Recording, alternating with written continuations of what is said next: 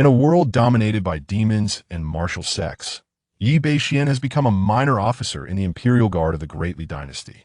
Fortunately, at this moment, he awakens the unparalleled martial arts system.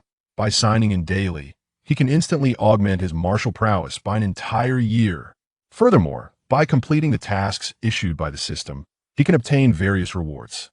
The demon Sex Emperor, can you withstand my 300 years of mastery in the dragon, subduing 18 palms? The Holy Land's master, dare to face my Hand 6 techniques, infused with a millennium of power? The Imperial Sovereign, with 3,000 years of energy condensed into the 3 parts returning to origin, I shall obliterate your nation in a nuclear explosion. Years later, when Bashen, possessing 100,000 years of power, cleaves open the gates of heaven, he proclaims, I ask the celestial beings above, who dares to descend upon this mortal realm? Chapter 1. The Unparalleled Martial Arts System, Dragon Subduing 18 Palms. In the Great Li dynasty, in the imperial capital of Jinling, at the tide-raising pavilion, it is now midnight, yet the brothel remains filled with laughter and merriment. Occasionally, suggestive sounds echo around the building, stirring the listeners' hearts. Hiss! In a room on the 3rd floor, Bashen suddenly opens his eyes from the bed. He rubs his head, feeling a twinge of pain. Damn, I must have drunk too much. I don't even remember when I fell asleep. Bashen is a freshly graduated university student who recently joined a sales company. Tonight, in order to entertain a major client, he consumed copious amounts of alcohol. Afterward, he was taken to a somewhat upscale venue arranged by the client, where it seems several stimulating performances were ordered. His memories cease at that point. Sir, you're awake. A delicate voice suddenly reaches his ears. Startled, Bashen turns towards the sound and discovers that he is lying on a bed he does not recall getting into. Beside him sits a young woman, seemingly in her early 20s. She is clad in traditional attire, her garments partially undone, revealing her smooth shoulders and a generous figure. Her exquisite oval face exudes an undeniable allure. 7 points, indeed. Though he anticipated an exciting evening, he did not expect it to escalate to this extent. Even role-playing has been incorporated. What time is it? Where are Mr. Wong and the others? Bashen inquires, glancing around at the decor. The atmosphere is rich with antiquity. Not only is the young woman dressed in ancient garb, but even the furniture is vintage. This place is quite charming. How did I not notice it before? I must return often, he muses. The young woman beside him appears puzzled, but soon leans closer, her voice sultry. What are you saying, sir? Did you not come here tonight on your own? I've been longing for you. As she speaks, her hand reaches towards his waist, but Bashen deftly evades. After all, he is here to accompany a significant client. His inebriation cannot interfere with his responsibilities. First, he must attend to the client. He rose from his bed. Hold off on the games for a moment. Put on some black stockings, preferably from Balenciaga, and grab a whip while you're at it. Money is no object. As he spoke, he rummaged through his clothing. Where are my trousers? Who replaced them with this robe? Though he found the situation perplexing, Bashen could not afford to ponder too deeply at that moment. He casually draped the robe over himself, concealing his assets, and hurried to the door, pushing it open with haste. What in the world? Bashen stood there in utter bewilderment, rubbing his eyes vigorously. Aloft, lanterns? Men and women in ancient garb? Had he merely intended to visit a club and ended up in a film set? Am I time traveling? He found himself momentarily dazed, the effects of the alcohol fading rapidly. At that moment, a sharp pain surged through his mind. He felt an influx of vivid images flooding his consciousness. It took several minutes for him to fully assimilate these memories. From the recollections of the original owner, Bashen gained a general understanding of this world. Unlike history, this realm was one where martial prowess was paramount. Powerful warriors could soar through the skies and traverse the void. The Great Li dynasty, vast in its expanse, was home to countless martial artists and malevolent entities. To maintain order, it fostered a society where martial practitioners dominated, from the elite Jinyu and Six Doors to the local officials and jailers across various counties. The original owner's adoptive father had been a member of the Jinyu, holding the rank of 100 households. However, after his adoptive father's demise, he had, in accordance with the traditions of the Great Li, gone to the town protector's office 3 days prior to inherit his father's position, becoming a minor officer within the Jinui. It had seemed promising at first. With a salary from the Jinui, he could have lived comfortably for the rest of his life. Yet, just before his shift today, the original owner received a case assigned by the town protector's office. The case involved a murder that had occurred within their jurisdiction. Upon discovery, the victim had been drained of all vital essence, suspected to be the work of a demon. Yi Beishuan's unit was ordered to solve the case within 3 days or face severe penalties. The original owner was but a failure, having been forced by his father to practice martial arts since childhood, yet only possessing the 3rd layer of body refinement. Facing such a demon was akin to courting death. Thus, he had sought solace in alcohol, contemplating that at least he would lose his virginity before his demise, only to find himself transported to another realm. Orphaned? Isn't that the quintessential protagonist's backstory? Yi Beishuan murmured to himself. Ding. Host identity adaptation complete, binding the martial arts Peerless System. A melodious notification echoed in Yi Beishuan's mind. A system? Indeed, I must be the chosen one. Beep. The strongest martial arts twin system has been successfully bound. Host, Yi Bashen. Idle points. 0 available for system idling. What capabilities do you possess, system? Yi Bashen inquired hastily. As his voice echoed, the system responded once more. To the host, this system is immensely powerful, capable of enhancing the host's martial prowess by an entire year each day.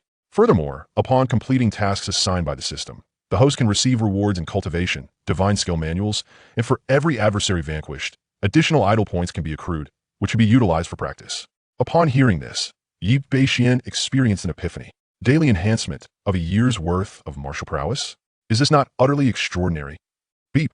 Initial binding of the system detected as a reward. A novice gift pack is granted. Initializing. Beep. Congratulations to the host for receiving the reward of 10 years of cultivation.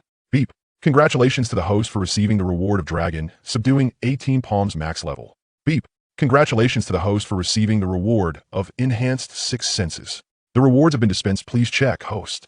The system's notification resonated. 10 years of cultivation, and the max level dragon, subduing 18 palms. Upon hearing this name, a glimmer of delight crossed Yi Beishuan's face. He was exceedingly familiar with this martial art. It is indeed one of the pinnacle palm techniques in the realm of martial arts. Boom! Within Yi Beishuan's body, a surge of formidable true energy erupted from his dantian. It coursed through his entire being, flowing through every limb and bone. A formless gale emanated from around Yi Beishuan. Simultaneously, memories of the dragon subduing 18 palms surged within his mind. The wrath of the dragon. The dragon soars in the sky. The dragon appears in the field. The hidden dragon does not move. The techniques and principles of the 18 palms rapidly flowed through him. In an instant, he attained a state of perfection. As a result, Yi Beishuan's cultivation level began to ascend continuously. 10 years of cultivation is already a formidable feat. At his age, only those who have practiced martial arts from a young age could achieve such prowess. The abundant, true energy relentlessly opened the acupoints within Beishuan's body. Ultimately, it directly unblocked his run and do meridians, connecting heaven and earth, and opened the spiritual bridge. As for the enhancement of the 6 senses, it serves as a supplementary reward. The 6 senses refer to the human faculties. While this reward may seem insignificant, it is in fact extraordinarily powerful.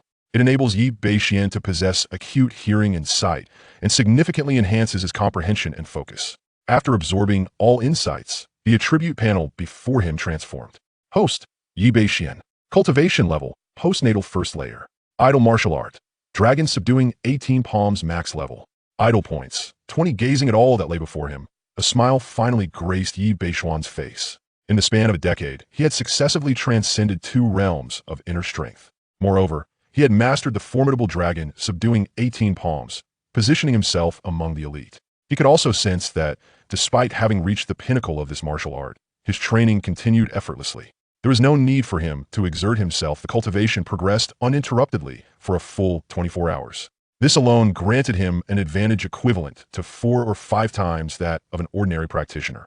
Even the most diligent genius, after accounting for the necessary routines of daily life, could only cultivate for 6 or 7 hours a day. Yet, he required no effort to maintain continuous training. Each day, he experienced a remarkable surge in his power, akin to a year's worth of progress. What a delight! Yi Bashen exhaled deeply. Young master, what are you daydreaming about?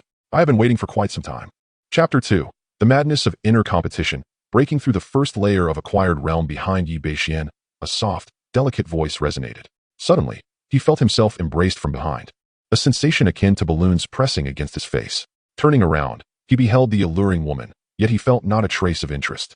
Previously, he had found her intriguing, but that was merely due to his lack of awareness. Now, having traversed into this realm and awakened such an extraordinary system, he realized that this flirtatious woman was merely a plaything, someone who had already been entertained by others. Wasn't he this a disgrace to all traversers? He pushed the woman away and, after rummaging through his belongings, tossed her a silver note. Ignoring her mournful gaze, he departed. Following the threads of memory, Bashen returned to a modest residence after a little more than half an hour. This was the inheritance left by his late father.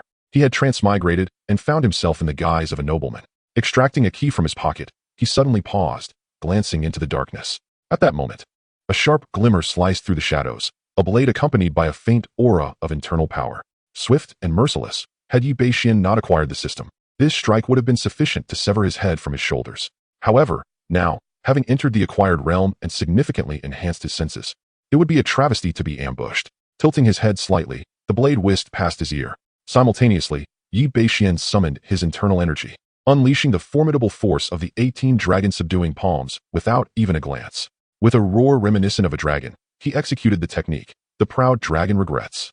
Confronted by this sudden attack, the assailant's pupils dilated in shock, yet he was far too late to react. The robust force struck his chest, obliterating his heart in an instant. Ding! Congratulations, host, you have gained 10 points. The system's notification echoed in Bashen's mind. He chose not to investigate further, instead casting his gaze upon another figure. This person, shrouded in black garments and a veil, was clearly there with the intent to assassinate him. At that moment, upon witnessing the demise of his companion, the cloaked figure's eyes nearly bulged from their sockets. Without a moment's hesitation, he turned to flee. Attempting to escape, Bashen observed the last black-clad figure making a hasty retreat. Though he was still grappling with the current circumstances, it was evident that this individual had been lying in wait to strike him down. To allow him to escape would be utterly foolish. Channeling his internal energy, he propelled himself forward, akin to a soaring eagle, covering several meters with a single stride. In the blink of an eye, he was upon the fleeing figure, seizing him by the throat. Move, and I shall snap your neck. Bashen's voice was frigid. He did not act immediately. Instead, he sought to ascertain the identity of his adversary. The cloaked figure, now captured by Bashen, displayed a countenance marked by palpable fear. Hero, spare me, he pleaded. Tell me, what enmity do we share? Why do you wish to take my life? Bashen's murderous intent surged forth. I assure you, we merely intended to play a jest. Do you believe that? With a swift motion, Bashen delivered a resounding slap, shattering several teeth of the cloaked man. He now discerned the face of this middle-aged man, scarred yet unmistakably terrified. Well then, the jest is concluded. Speak another word, and your head shall find a new abode. The man, stunned by the force of the blow, was utterly unprepared for Bashen's ferocity. I truly do not know, noble hero. There are those who paid us 50 taels of silver. It was they who commanded us to kill you. The man, now a quivering mess, wept profusely, his trousers dampened by fear. I swear, I have an elderly parent and young children to care for. Spare my wretched life. Bashen furrowed his brow, sensing through heightened perception that the man spoke no falsehood. This posed a troubling dilemma. Not only did the original owner of this body possess a lack of skill, but he had also attracted enemies so vile that they would hire assassins to end his life. And for a mere 50 taels, even a dog was worth more. Since you are unaware, ponder this in your next life, Bashen declared, his hand clenching with decisive force. With a resounding thud, the man was sent to his demise. Only after this grim task was complete did Bashen finally allow himself to relax, taking a few deep breaths. Had he truly taken a life? This first act of killing left him somewhat unsettled, yet he swiftly regained his composure. After all, it was merely an act of self-defense. However, the body required disposal. He rummaged through the belongings of the two men, extracting a total of 80 taels of silver. What a pitiful sum, he muttered, and, under the cover of night, he disposed of the corpse into a foul ditch. He then meticulously used his inner strength to erase any trace of his presence and the scene before returning home. His abode was modestly furnished, consisting of a few side rooms and a small courtyard. After taking a cold shower, Bashen reclined on his bed, delving into the study of his system. Now possessing the 18 dragon-subduing palms, his offensive capabilities were sufficient, yet he longed for a superior technique of movement. If only he could acquire an exceptional method of agility. Ding! Congratulations, host. You have triggered the system task. Solve the case of the Jinui murder. Task completion rewards. 10 years of cultivation, Lingbo Weibu. Task failure. No penalties. The system's notification echoed in Bashen's mind, filling him with satisfaction. Truly, his system was remarkable, providing exactly what he desired, Lingbo Weibu. This is indeed a remarkable skill and lightness. With such agility, one can take the initiative, advancing to attack or retreating to escape. Excellent. Tomorrow, I shall uncover which audacious creature dares to commit transgressions upon my territory. I wonder if the 18 dragon-subduing palms can vanquish the demons. Bashen is filled with anticipation. Alas, this era lacks sound devices. Otherwise, the might of the 18 dragon-subduing palms would be magnified. As for the identity of his would-be assassin, he did not delve deeply, as his memories were scant, offering no clues. Nonetheless, now endowed with strength, he fears not death. So let them come. Time to sleep. A night of silence passed. As dawn broke on the following day, Bashen, as was his custom, bent to rise from his slumber and freshen up. Do not inquire why he bent. Which young man does not possess a fiery spirit? Simultaneously, the prowess he had acquired over the year of sign-in surged within him. He refined this year's cultivation, enabling a breakthrough from the first layer of postnatal realm to the second layer. How delightful! Dressed in his official attire of a junior officer, adorned in a flying fish suit and equipped with the embroidered spring knife, Bashen stepped outside. In the mild spring of March, the air was suffused with the scent of osmanthus flowers, unpleasant yet familiar. He purchased a bowl of tofu pudding from the renowned widow Wang, known for her ancestral recipe. The taste of the pudding was average, yet one could not resist the allure of widow Wang's beauty, resulting in long queues daily.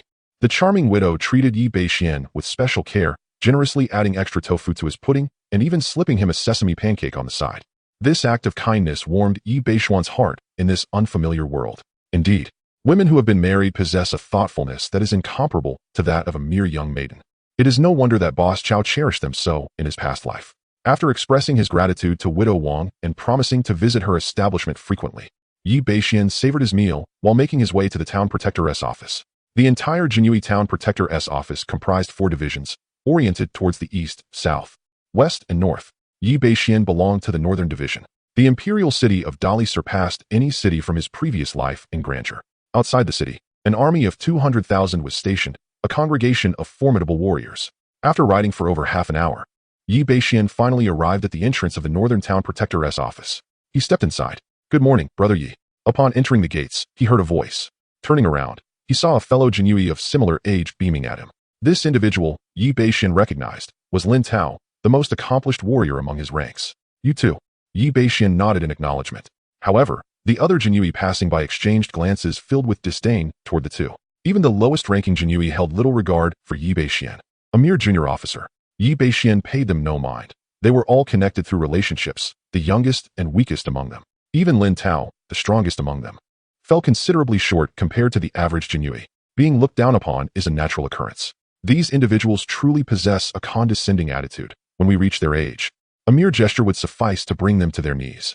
Lin Tao, still imbued with youthful vigor, felt a surge of indignation. His eyes sparkled upon noticing the unfinished bowl of tofu pudding in Bashen's hand. Brother Yi, have you indulged in widow Wang's tofu again today? Bashen swiftly delivered a playful slap to the back of his head, retorting, enough of your nonsense. Lin Tao grumbled, a man devoid of charm, reluctant to admit his fondness. Upon reaching the designated location of their banner, Bashen called out, assemble. In an instant, 10 members of the Jinui, including Lin Tao, stood in perfect alignment before him. These young guards, aware of their task to investigate a murder case, wore expressions of excitement. After all, in a world where martial arts thrive, their mental fortitude surpassed that of their counterparts from previous lives. The assignment was clear. The 100 households demanded a resolution within 3 days, and there was no time to waste. Let us proceed, Bashen stated decisively, for time was of the essence in solving the case. Yes, responded the Jinui, clasping their fists in respect. Leading the group, Bashen made his way to the scene of the incident from the previous day. On the way, they encountered Li Cheng, a former subordinate of Bashen's father, now serving as Bashen's immediate superior. Thanks to the favor of his late father, Li Cheng treated Bashen with kindness.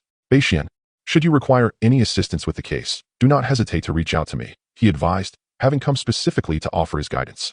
Bashen expressed his gratitude, and they soon arrived at the crime scene.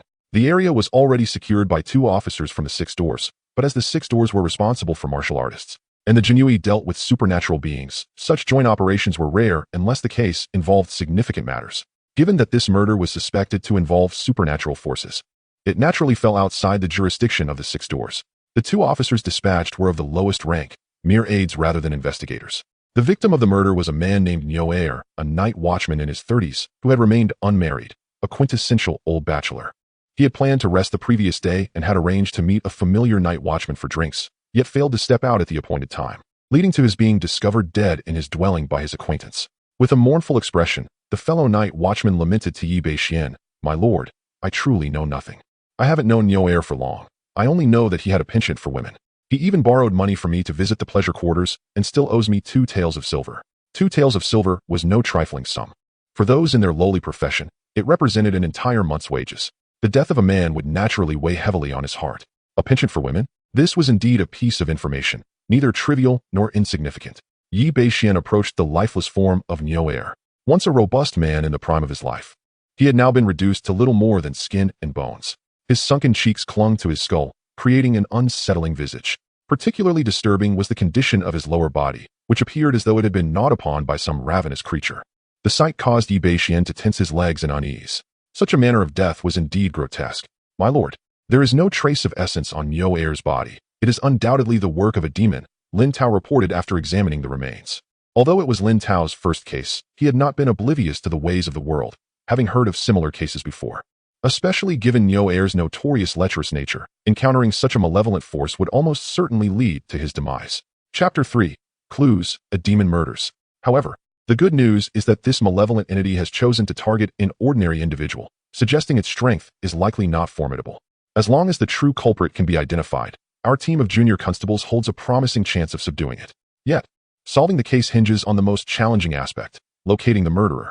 Yi Bashen gazed thoughtfully at the lifeless body of Nyo. His heightened senses, a result of his improved perception, had begun to yield significant insights. In his mind, he fervently reconstructed the events leading to Nyo's demise. Nyo had met his end within the confines of his home, with no signs of disturbance among his belongings. Approaching the stove, Yi Bashen reached out to touch it. Residual food remnants lingered in the pot, still fresh, indicating that Nyo had remained indoors until his untimely death. Given that he had not ventured out, yet a demon had approached him, it was highly probable that this fiend was familiar to Nyo, perhaps even residing in close proximity. With this realization, Yi Bashen turned to a constable clad in brocade, instructing, "Go find the head of this district. I have matters to discuss." The constable paused momentarily, yet without hesitation, responded, "Yes, my lord," before swiftly departing. "My lord, do you have a lead?" Lin Tao inquired, intrigued by Yi Bashen's sudden command. Yi Bashen nodded affirmatively. "Indeed, I have some leads." His words elicited a wave of excitement among the other constables. Initially, they had prepared for the most tedious scenario, a 3-day stakeout. This was their first case, and it was imperative they solve it. Otherwise, they risked being relegated to the ranks of mere errand boys. Their presence in the Jinui fading into obscurity. Concerns about inexperience and handling a first case were trivial. The Jinui did not harbor incompetence. Regardless of whether it was one's first case or not, failure to execute their duties resulted in dereliction. Moreover, this case was relatively straightforward, serving as a test of their capabilities. A few minutes later, the constable returned, escorting an elderly man of about 50. "My lord, I have brought the head of the district," he announced. The elder cast a glance at Yi Bashen and immediately broke into a servile smile. "I am Feng Laosan, at your service. How may I assist you, my lord?" Yi Bashen wasted no time. "Feng Laosan, are you well acquainted with the neighborhood?" "Indeed. I have lived here for nearly half a century. I could recount the happenings of this area with my eyes closed," Feng Laosan eagerly replied. "Has any young woman in the vicinity fallen ill and remained indoors recently?" Yi Bashen inquired. The surrounding individuals, including the 2 officers from the 6 doors, exchanged bewildered glances. Why was the investigation straying into inquiries about local women? Feng Laosan looked up in surprise at Yi Bashen's question before quickly averting his gaze. He pondered for a few moments, and suddenly, a spark of realization lit up his eyes. "Indeed, my lord, there is. The wife of the butcher, Madame Zhang, typically assists her husband in selling meat daily, yet she has been conspicuously absent these past few days. During my last visit to purchase meat, I inadvertently inquired after her." To which the butcher mentioned that his wife had caught a cold. As anticipated, Yi Bashen felt they were nearing the truth. "How far is the butcher's residence?" "Not far at all, merely a few hundred steps to the north." "The butcher?" At that moment, the usually silent night watchman, familiar with Nyo, suddenly recalled something. "My lord, I possess another piece of information that may be of use to you." "Oh, pray tell." A few days ago, while drinking with Nyo, he drunkenly confided that he had recently encountered a fortuitous event. He claimed a woman visited him nightly, seeking pleasure, and he even offered to introduce her to me, which I firmly declined. Moreover, during those days, a strong scent of slaughtered pigs and sheep lingered about him. "Yi Bashen, your connections are quite tangled. Nevertheless, the case has reached a stage where the truth is nearly illuminated. The identity of the ultimate perpetrator remains uncertain." Yi Bashen nodded in satisfaction. "Excellent. Once the case is resolved, Both of you may claim the reward. Of course, this reward is provided by the Jinui and has no bearing on you. This is a standard practice among the Jinui and the 6 doors. Anyone offering useful leads will be duly compensated. Thank you, my lord. Thank you, my lord. The two exclaimed joyously upon hearing this. Yi Bashen wasted no time and led the way to the butcher's home. Yes, following old third phone, Yi Bashen and his companions arrived at the butcher's meat stall. The display was ample, suggesting it was freshly slaughtered pork, with the heart, kidneys, and ribs meticulously arranged. It was evident he was skilled in butchery. Upon seeing Yi Bashen approach, the butcher's expression shifted dramatically, and he turned to flee. Moreover, he exhibited a fluctuation of energy, indicating he had reached the 4th or 5th level of body refinement. Where do you think you're going? Without needing a command from Yi Bashen, Lin Tao dashed forward like a wild dog. His cultivation level surpassed that of the butcher significantly. In just a few strides, he intercepted the butcher and seized him by the throat. With Lin Tao's prowess, subduing the butcher was effortless. In a single move, the butcher was apprehended. A robust man, yet your steps are so unsteady. It seems your wife has been quite demanding these days, doesn't it? Lin Tao taunted the butcher with a cold smile. The butcher cried out repeatedly, "My lord, spare me. I am an honest citizen. You have mistaken the wrong man." An honest citizen? You are indeed. No, let us omit that part. Yi Bashen chose to ignore him and directly passed by the meat stall, heading towards the backyard of the butcher's residence. The butcher possessed some wealth, as evidenced by the dozen plump pigs confined in the yard, the odor quite pungent. At the far end of the yard stood a 2-room house, its door firmly shut. The Jinui has encircled the house completely. Yi Bashuan's hand rested upon the embroidered spring knife at his waist as he forcefully kicked open the door. Zhang Qinshe, you are implicated in the case. Come with me to the Jinui. Yi Bashuan's tone was frigid. The room was modest in size, and at a glance, he discerned a woman seated upon the bed. She appeared to be in her 30s, possessing a certain allure. Unlike the burly butcher Zhang, she was somewhat slender, yet her bosom was remarkably pronounced, presenting a striking sight. Under ordinary circumstances, one might consider her a pleasant view. However, the scene within the room was utterly horrifying. The woman had blood smeared across her lips and face, viciously tearing into a live chicken. Feathers mixed with blood littered half the bed, causing Lin Tao and another accompanying Jinui officer to feel their throats constrict, as if they might retch. The woman, however, paid no heed to the commotion within the room, even as Yi Bashen entered. She continued her gruesome feast on the live chicken. My lord, I beseech you spare my wife. She did not wish to kill Nyoer. She is afflicted with madness. The butcher Zhang fell to his knees, desperately bowing his head before Yi Bashen, fully aware of his wife's horrific actions. Yi Bashen cast a fleeting glance at the butcher and replied coolly, your wife is not ill, were it not for your years of slaughtering pigs. Saturating yourself with the aura of death, do you truly believe you would still be alive? Chapter 4, Slaying the Yellow Demon, Revealing Strength. Upon hearing the words, Zhang the butcher was momentarily stunned, and Lin Tao appeared equally bewildered. My lord, what do you mean by that? Yi Bashen fell silent.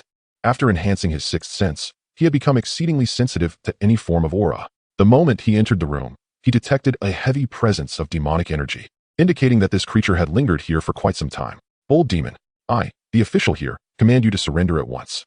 Yi Bashuan's true chi surged slightly as he directed his thunderous voice towards Zhang Chun, who lay on the bed. The sound resonated like a clap of thunder, prompting Lin Tao and the others to instinctively cover their ears.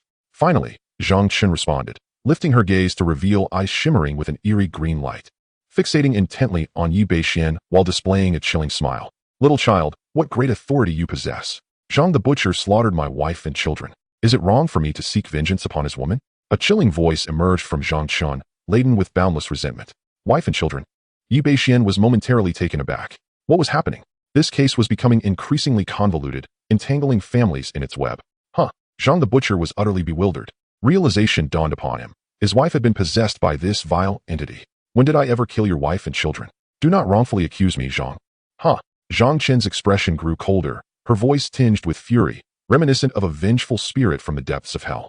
5 days ago, my wife and children merely indulged in a taste of your wine, and you had the audacity to chop them up and boil them. Was it not you who did this? Zhang the butcher's countenance shifted dramatically as he seemed to recall a troubling memory. After closing his stall that day, fatigued, he had asked his wife to prepare a few dishes, hoping to enjoy a hearty meal before retiring for the night. Yet, unbeknownst to him, he had consumed an entire jar of apricot blossom wine without feeling the slightest intoxication. This left him dissatisfied, for nothing was more pleasurable than drunkenly enjoying the company of his wife. Thus, he ventured to the nearby storeroom to fetch more wine. Upon entering, he discovered 2 yellow weasels sprawled at the door, beside a shattered wine jar. Clearly, they had overindulged. Normally, Zhang the butcher would not pay much mind to the weasels, given their malevolent nature.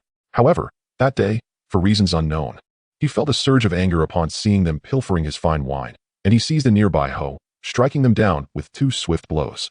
Afterward, he skinned them and savored a hearty meal, praising the flavor and texture of the meat, convinced it had been well marinated. Little did he know, retribution would come swiftly. You are the husband of those 2 yellow weasels. You are the yellow demon. Zhang the butcher stammered, trembling, uncertain whether it was fear or the unsettling realization of having been intimate with a yellow weasel that left him so shaken. Bashen silently gave a thumbs up. He had heard of sleeping ghosts, sleeping snakes, and sleeping foxes, but encountering a yellow weasel, especially a male one, was a first. This butcher was indeed ruthless and spoke little. It is I, your grandfather. I had intended to torment you for a few more days, but now you must pay with your life. As the yellow demon spoke, it manipulated Zhang Qin's body and lunged towards the butcher Zhang. Beast, do you dare to harm others? Bashen raised an eyebrow, striking down with the scabbard of his embroidered spring blade upon Zhang Qin. Although the yellow demon's methods appeared terrifying, Bashen could sense that it was merely a minor demon, recently in the late stage of the condensed veins. To him, it posed no real threat. The scabbard struck Zhang Qin heavily, eliciting a sound from him that was far from human as he was sent flying, crashing to the ground. Little child, you heard it. He killed my wife and child first, so I avenged them. Is there any fault in that? The yellow demon howled, struggling to rise. Bashen replied coldly, there is no fault in that, but you are a demon, and I am a human. Your act of killing the living is a capital offense. Surrender and accompany me to the Jin Yi prison, and perhaps you may find a chance for survival. Otherwise, do not blame me for being unkind. The issue of grievances was not for him to resolve. Justice would be served in due course. Moreover, it would be one thing if this demon harmed only the butcher. But Niuer had no enmity with him and was drained of his essence. Who would advocate for him? Dream on if you think you can use your yellow fairy grandfather. The butcher Zhang declared, I will return for you. The yellow demon realized with this strike that it was no match for Bashen. Remaining here would surely lead to its demise. Suddenly, a massive gash tore open Zhang Qin's chest, revealing that his internal organs had vanished, leaving only a large yellow weasel with a tuft of white fur inside. Its gaze was eerie, and it emitted a shrill scream. A thick smoke erupted from its rear, and it fled through the broken window. The 2 Jin Yi guards remained oblivious, merely watching as the yellow weasel attempted to escape. Inside the room, amidst the smoke, everyone was in tears, rushing towards the exit. The weasel's odor was undoubtedly its lethal weapon. Only Bashen, as the yellow weasel released its smoke, had already enveloped himself in a surge of true energy. At the acquired level of mastery, he could condense energy into form. There was no escape for it. True energy surged within him, pouring into his legs. As he stepped forward, he left a half-foot deep imprint in the ground, propelling his body like a cannonball in the direction the yellow weasel had fled. In the blink of an eye, he burst through the window, leaving only the weasel's retreating silhouette behind. Bashen drew his embroidered spring blade, forming a bow with his hand.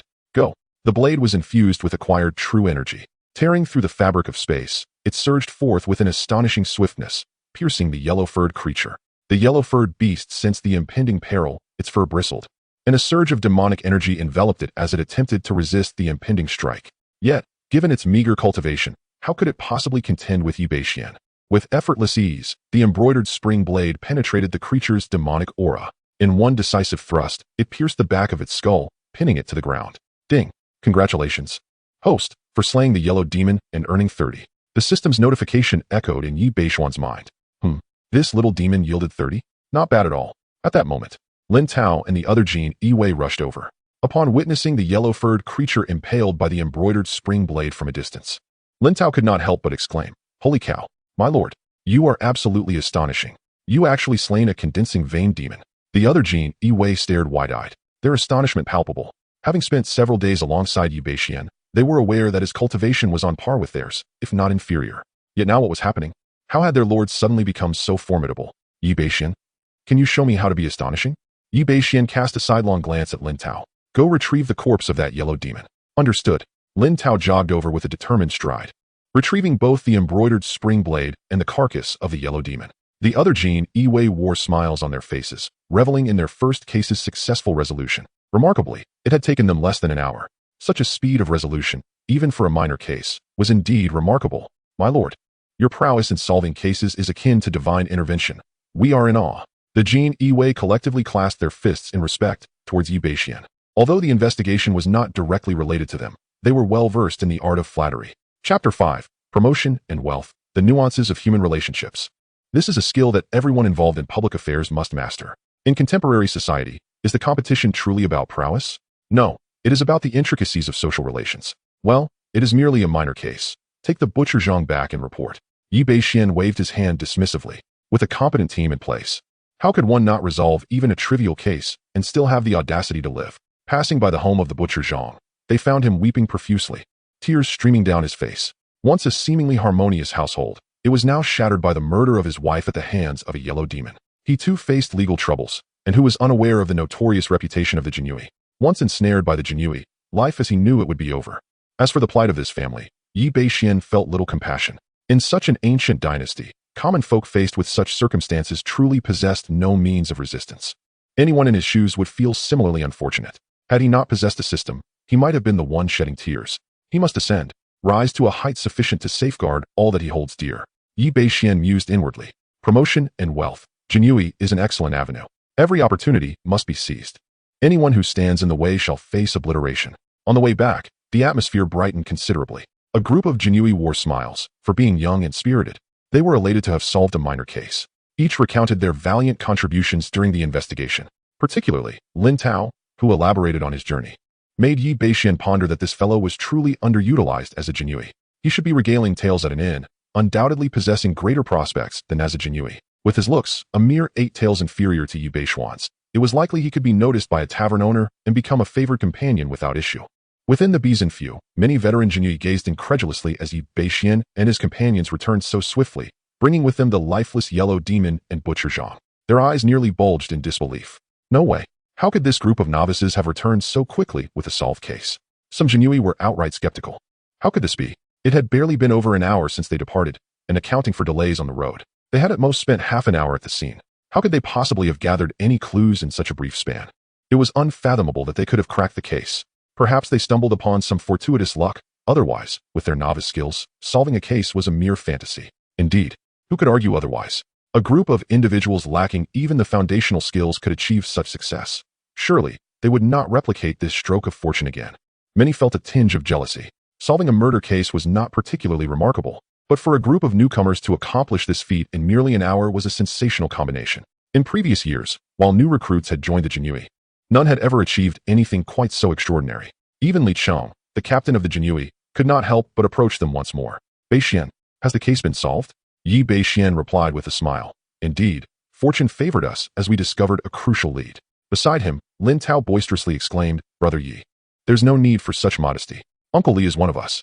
When not on duty, he always referred to Yi Bashen as Brother Yi. His father had shared a good relationship with Li Chong during his lifetime, and he was quite familiar with Li Chong, who held the position of a chief commander. You wouldn't believe it, Uncle Li. Brother Ye's investigative techniques are nothing short of miraculous. Initially, we had little useful information. Yet Brother Yi discerned the truth with just a glance. Moreover, he single-handedly vanquished a Huang Yao of the condensation vein level. I firmly believe Brother Yi is destined to become our esteemed golden armor guardian. Listening to Lin Tao's flattery, Yi Bashen felt a slight blush creeping to his cheeks. One might think he had cracked some monumental case. With this fellow around, it seemed he need not worry about gaining notoriety. Li Cheng was also taken aback. You single-handedly defeated a condensation vein? Bashen, have you reached that level? Yes, Yi Bashen admitted candidly. He had no intention of feigning humility, recognizing that in the golden armor guard, strength spoke volumes. The greater his strength, the more he would gain. Excellent. Yi, you've raised a fine son. Li Cheng patted Yi Bashuan's shoulder, expressing his satisfaction. Achieving condensation vein at 18 is already remarkable. With a few years of honing, he would be fully capable of serving as a junior commander, and his promotion to chief commander would be a certainty. If fortune smiled upon him, he might even contend for the position of 100 households. By the way, Bashen, the Huang Yao clan is known for their grudges. You should be cautious of their retaliation in the coming days, Li Cheng advised as he prepared to depart. Retaliation? Yi Bashen chuckled at the notion. He feared not their vengeance. Given the nature of his system, the more adversaries there were, the more he relished the challenge. Without lingering, Yi Bashen made his way to the 100 house, where he reported to Yang Shan. Yang Shan cast a surprised glance at Yi Bashen and his companions. But Yi Bashen suddenly sensed an icy undertone. Had it not been for his heightened sixth sense, he might have missed it entirely. What could this be about? He was certain he had not offended this 100 household's commander. He had only been on duty with the Golden Armor Guard for 3 days, so it was improbable he had made an enemy.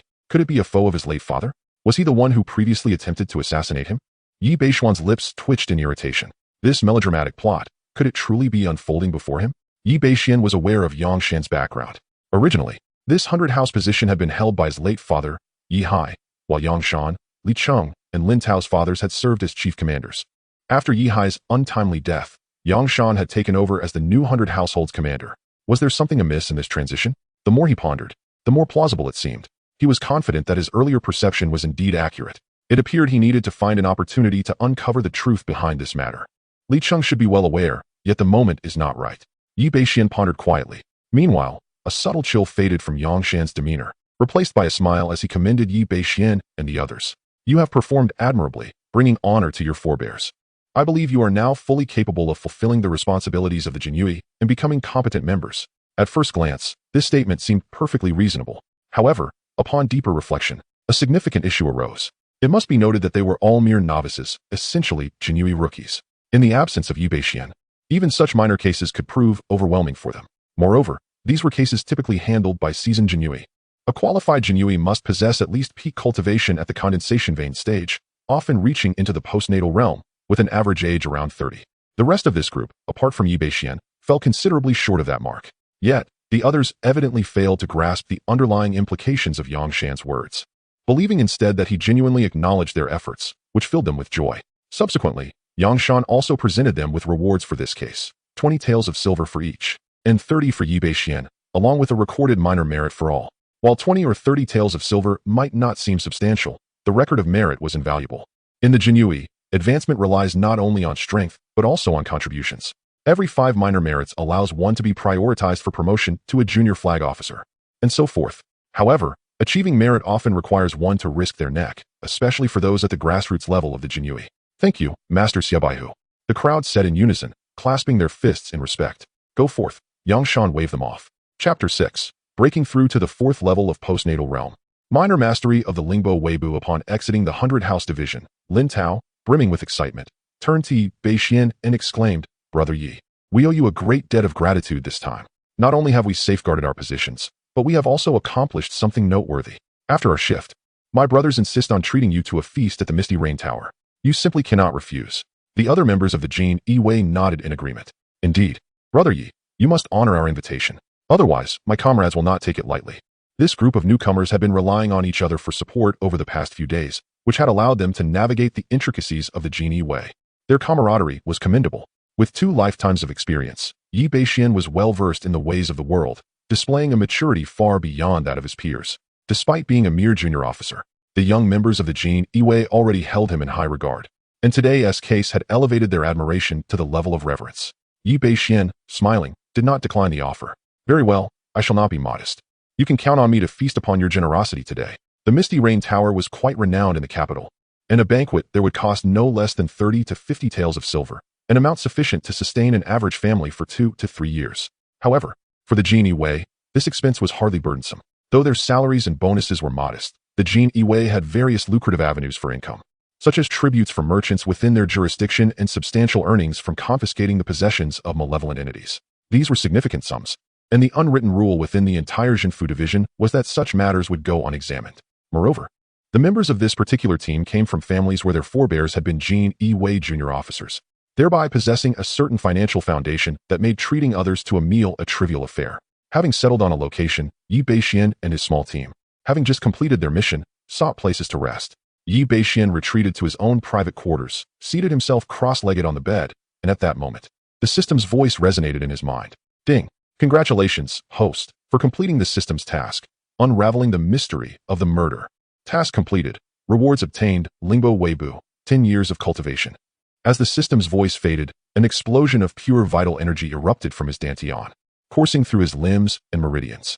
The 10 years of cultivation propelled his realm to new heights, advancing through the stages of the postnatal realm, mid-second level, third level, until finally, he reached the peak of the 4th level.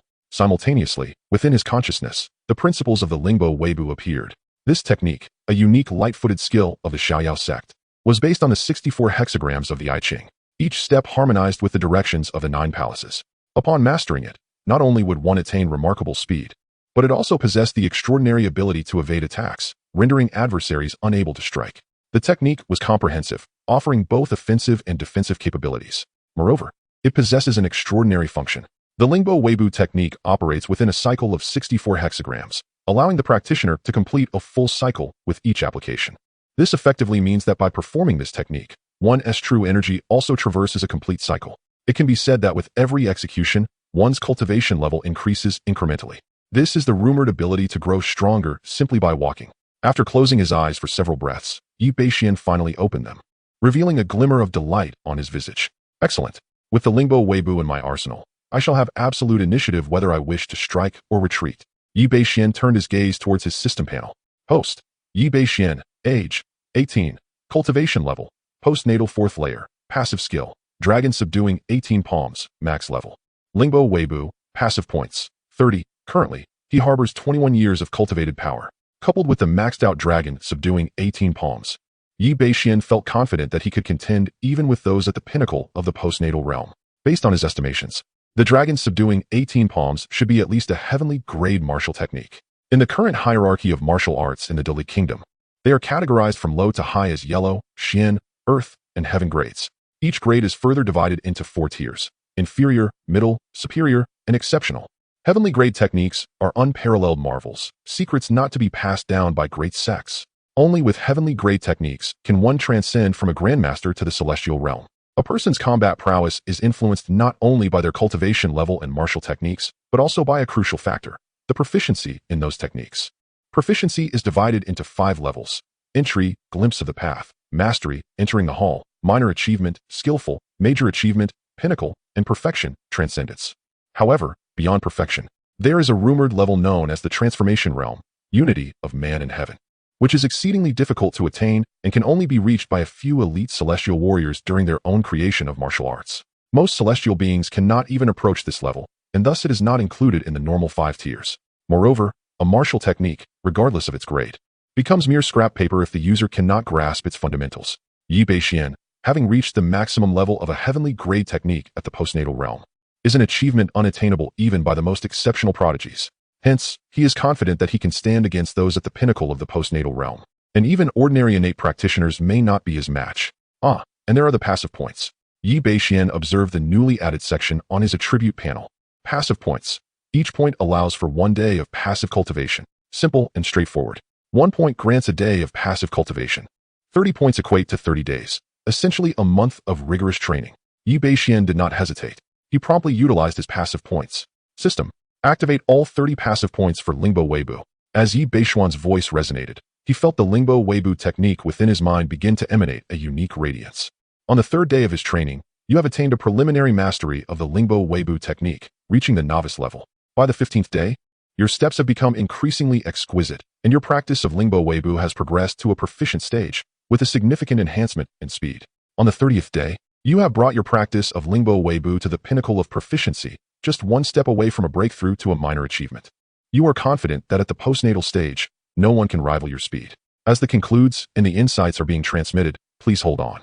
With the sound of the system prompt fading away, all comprehensions of Lingbo Weibo begin to flow into Bashen's mind, as if he had genuinely devoted 30 days to its rigorous practice. His application of this martial skill has reached an expert level. In merely a matter of minutes, he has absorbed and refined all the insights gained during this experience. The expert-level Lingbo Weibo has augmented his speed by at least several folds. It is truly remarkable. Indeed, the system's offerings are extraordinary. A hint of surprise graces Bashen's expression. The point functions like a universal remedy. As long as you accumulate enough points, you can effortlessly elevate any cultivation technique or manual to its maximum level with a mere click. It is utterly convenient. Chapter 7. The Yellow Demon Clan makes their entrance. Old fiends. Through this period of idling, Bashen has gleaned quite a bit of insight. The proficiency of a martial skill becomes increasingly elusive to enhance as one progresses. To fully master the Lingbo Weibo technique, one would need to idle for no less than several hundred days. There is no rush. This is merely the beginning. The appearance of a single yellow demon has already yielded 30 idling points, indicating that such points are not difficult to acquire. Ample opportunities await in the future. Bashen maintains an excellent mindset. Within the Jinui, there is no shortage of cases involving the extermination of demons. Remaining here is tantamount to having access to an abundant reservoir of tasks. Time flies swiftly. Before long, it is already time for the next shift. Lin Tao and the others can hardly contain their eagerness and pull Bashen towards the Yinyu building. The common folk along the way do not dare to meet their gaze, intimidated by the notorious reputation of the Jinui. known for their fierce reputation and the direct authority of the emperor, who has not shied away from acts of confiscation and extermination. After a brief period, Bashen finds himself before a 3-story building, adorned with intricate carvings and picturesque columns, quite a sight to behold. Prominently displayed at the center of the building are the characters Yin Yu Lu. It is mealtime, and the entrance buzzes with activity, bustling with not ordinary folk, but rather wealthy gentlemen clad in splendid attire. Upon entering the Yin Yu building, the main hall is already teeming with patrons. Upon their arrival, the proprietor, a portly man in his 40s with a prominent belly, personally greets them. While he does not shy away from the jinui as the commoners do, his demeanor is one of utmost respect, guiding Bashen and his companions to the finest private room. As the name suggests, the Yin Yu building must indeed possess the essence of mist and rain. This mist and rain refers to the Qin River across the way. The scenery along the Qin River is picturesque. On rainy days, ethereal mists rise, and swallows flit about in the rain, creating an atmosphere unlike any other. Yet, this is not its most alluring aspect. Merely having beautiful scenery does not draw in crowds. The true highlight of the Qin River is its famed pleasure boats. These boats, simply put, are brothels, but they do not engage solely in carnal dealings like ordinary establishments. They operate on a higher plane, primarily offering performances rather than physical intimacy, unless one is willing to pay a premium. Next time, when we receive our rewards, my brothers and I will take you to experience the delights of the Qin River's pleasure boats. Lin Tao, having indulged in several rounds of drinks, gazes longingly at the myriad lanterns rising above the Qin River and turns to Bashen. Such upscale venues, even for them, are a rare indulgence. Bashen casts a curious glance towards the Qin River, intrigued by this place. In a previous life, it was often said that the ancient pleasure houses were far more entertaining than modern establishments. The young ladies within were not only exceptionally talented, but also possessed charming conversational skills. Their skills were comprehensive. Any desired form of amusement was readily available, and the experiences were delightfully intricate, truly a sanctuary for those seeking liberation from malevolence. At that moment, he chuckled and remarked, "Prepare your funds. It seems we shall venture there within a few days." The revelry continued late into the night, concluding just before midnight. The Yin Yu Tower was also closing its doors. Yet, the Qin River remained lively, with the occasional sounds of merriment from couples echoing in the air. After bidding farewell to Lin Tao and the others, Bashen made his solitary way home. The curfew in the Dali was not particularly strict, allowing for a few pedestrians even at such an hour. His route home passed through an affluent district, inhabited by merchants. Even at midnight, the sounds of laughter resonated through the wealthy enclave. Those insufferable rich folks. Are they unaware of their disturbance to others? Bashen muttered under his breath, directing a stream of disdain toward a corner where the laughter was loudest. Just as he adjusted his trousers, he was startled to encounter a young gentleman in his 20s, appearing somewhat inebriated, leisurely walking 2 pets on leashes. Bashen shook his head, contemplating the carefree joy that wealth brings. The young man, taken aback by the sudden appearance of Bashen, seemed surprised to encounter anyone at such an hour.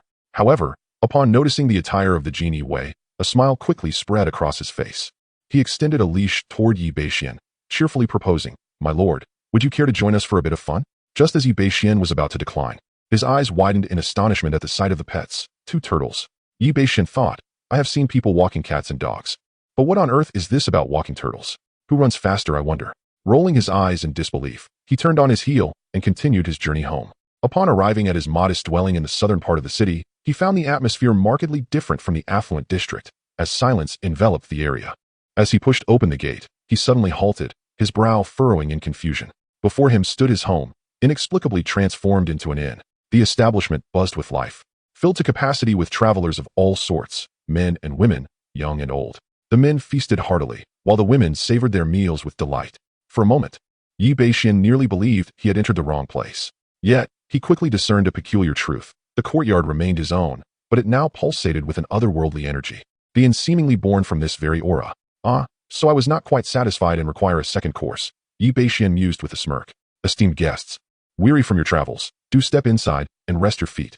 At the moment he pushed open the door, a rather sharp-featured attendant approached with a broad smile, welcoming him into the brightly lit, bustling interior, where laughter mingled with the stillness of the moon hanging high in the sky, as if one could hear a pin drop. Separated by a mere threshold, it felt as though 2 disparate worlds existed. Acknowledging with a nod, Bashen stepped forward, crossing the threshold. With his entrance, it was as if he had ventured into the maw of a colossal abyssal beast. The gate to the courtyard swung shut, completely severing the illumination within, as if nothing had ever transpired. Chapter 8. The Yellow Fairy Seeks Revenge. The 18 dragon-subduing palms emerge in might upon the entrance of Bashen. The patrons of the inn momentarily ceased their activities, turning their gazes towards him. Regardless of gender, their expressions were tinged with an indescribable malice. The atmosphere within the inn became palpably sinister, a sight that would surely terrify an ordinary person into silence. Bashen, sensing the hostility, found his previous inebriation evaporating entirely. "Oh, my son, you met a most tragic fate." At that very moment, a wail shattered the stillness. Bashen's eyes fell upon a weeping old woman draped in white, her sorrowful cries echoing with profound despair. Beneath her feet lay a brazier, continuously burning yellow paper, from which thick black smoke rose, carrying a peculiar scent. Beside the brazier was an image, a portrait of a man with sharp brows and bright eyes, strikingly handsome. It was none other than Bashen himself. Seemingly unfazed, Bashen, with his embroidered spring blade in hand, boldly took a seat at a central table. His gaze, sharp as lightning, swept across the figures within the inn. He spoke in a calm, yet commanding tone. "Your son has committed countless transgressions, taking innocent lives and breaching the laws of humanity. Thus, he deserves punishment. In consideration of your son's demise, I shall overlook this matter this time. Depart from here, lest you provoke my ire." As his words fell, the collective gaze of the inn's patrons fixed upon Bashen, their eyes gleaming with a predatory light, akin to bloodthirsty beasts. The old woman's cries ceased abruptly as she lifted her gaze. "You insolent youth, how brazen you are! You are but an 8th rank officer of the Jinui. Yet you dare to act so presumptuously towards the Huangxian clan. You shall bow and offer apologies for my son, and your family must honor his spirit with daily offerings. Otherwise, even if you are a Jinui, death shall be your fate." Her voice was hoarse, her face contorted with an unspeakable malice. "Bow and apologize?" Bashen's lips curled into a mocking smile as his hand rested firmly on the hilt of his embroidered spring blade. "You, a mere yellow-haired creature, desire my reverence? I believe you seek your own demise." With that proclamation, the blade was drawn with a swift clang. As the true energy surged within him, the blade's light flashed like a bolt of lightning, aimed directly at the old woman. She had clearly not anticipated such audacity from a Jinui, especially while surrounded. In that fleeting moment of surprise, the embroidered spring blade struck her. At the critical juncture, the old woman raised her hand to defend herself. Swish! The blade's gleam fell, severing her arm, which plummeted to the ground, transforming into a yellow weasel's claw. A piercing scream erupted from her lips as her aged visage rapidly morphed into that of a weasel. In the blink of an eye, the old woman vanished, replaced by a colossal white weasel, the size of a wolf dog, radiating an aura that nearly reached the pinnacle of postnatal cultivation. "Kill him, avenge my son." With a thunderous roar, the old yellow-skinned creature startled the men and women who had been enjoying their meal in the grand hall, causing their true forms to manifest. Massive weasels, as large as raccoons and exuding a sinister aura, lunged toward Bashen. Anticipating this, Bashen executed the Lingbo Weibo, his movements resembling a ghostly apparition as he deftly evaded the onslaught of these weasels. Simultaneously, he wielded his embroidered spring knife, striking down at the nearest of the beasts. These weasels were of comparable cultivation to the one he had encountered earlier, and thus posed no threat to him. With a single blow, 4 or 5 of the yellow-skinned creatures fell beneath his blade. Ding! Congratulations, host, for slaying a yellow demon, earning 30 experience points. Ding! Congratulations, host, for slaying a yellow demon, earning 30 experience points. Ding! Congratulations, host, for slaying a yellow demon, earning 30 experience points. The system's notifications echoed in Bashen's mind, yet he paid them no heed. Instead, he advanced towards the old crone, the leader of these yellow-skinned creatures. If he eliminated her, the remaining weasels would crumble like scattered sand, swiftly vanquished. The crone, sensing his approach, commanded her minions, release the smoke. At her command, the weasels emitted a noxious yellow mist from their posteriors. Seeking death, Bashen's expression turned frigid. Though the weasels' foul emissions posed no harm to him, they would render his home uninhabitable with such noxious fumes. Gripping his knife in one hand, he struck outward with the other. Flying dragon in the sky, a golden dragon, formed of concentrated chi, burst forth, its roar piercing the air. Dragon subduing 18 palms. Upon witnessing the golden dragon, the yellow demons recoiled in terror. Despite being merely a manifestation of chi, the dragon instilled a profound fear within them. With a thunderous explosion, the golden dragon's ethereal form detonated amidst the weasels, creating an immediate vacuum around them. Bashen leapt into the air, unleashing another palm strike. The fierce wind from his hand propelled the golden dragon directly through the crone's head. With a resounding bang, her body disintegrated into a mist of blood, vanishing into the air. Ding! Congratulations, host, for slaying a century-old yellow demon, acquiring the secret manual, golden bell shield, and iron cloth shirt, earning 50 experience points. Upon hearing the system's voice, Bashen's face lit up with joy. This old hag has truly benefited me. She died and yet bestowed upon me a manual.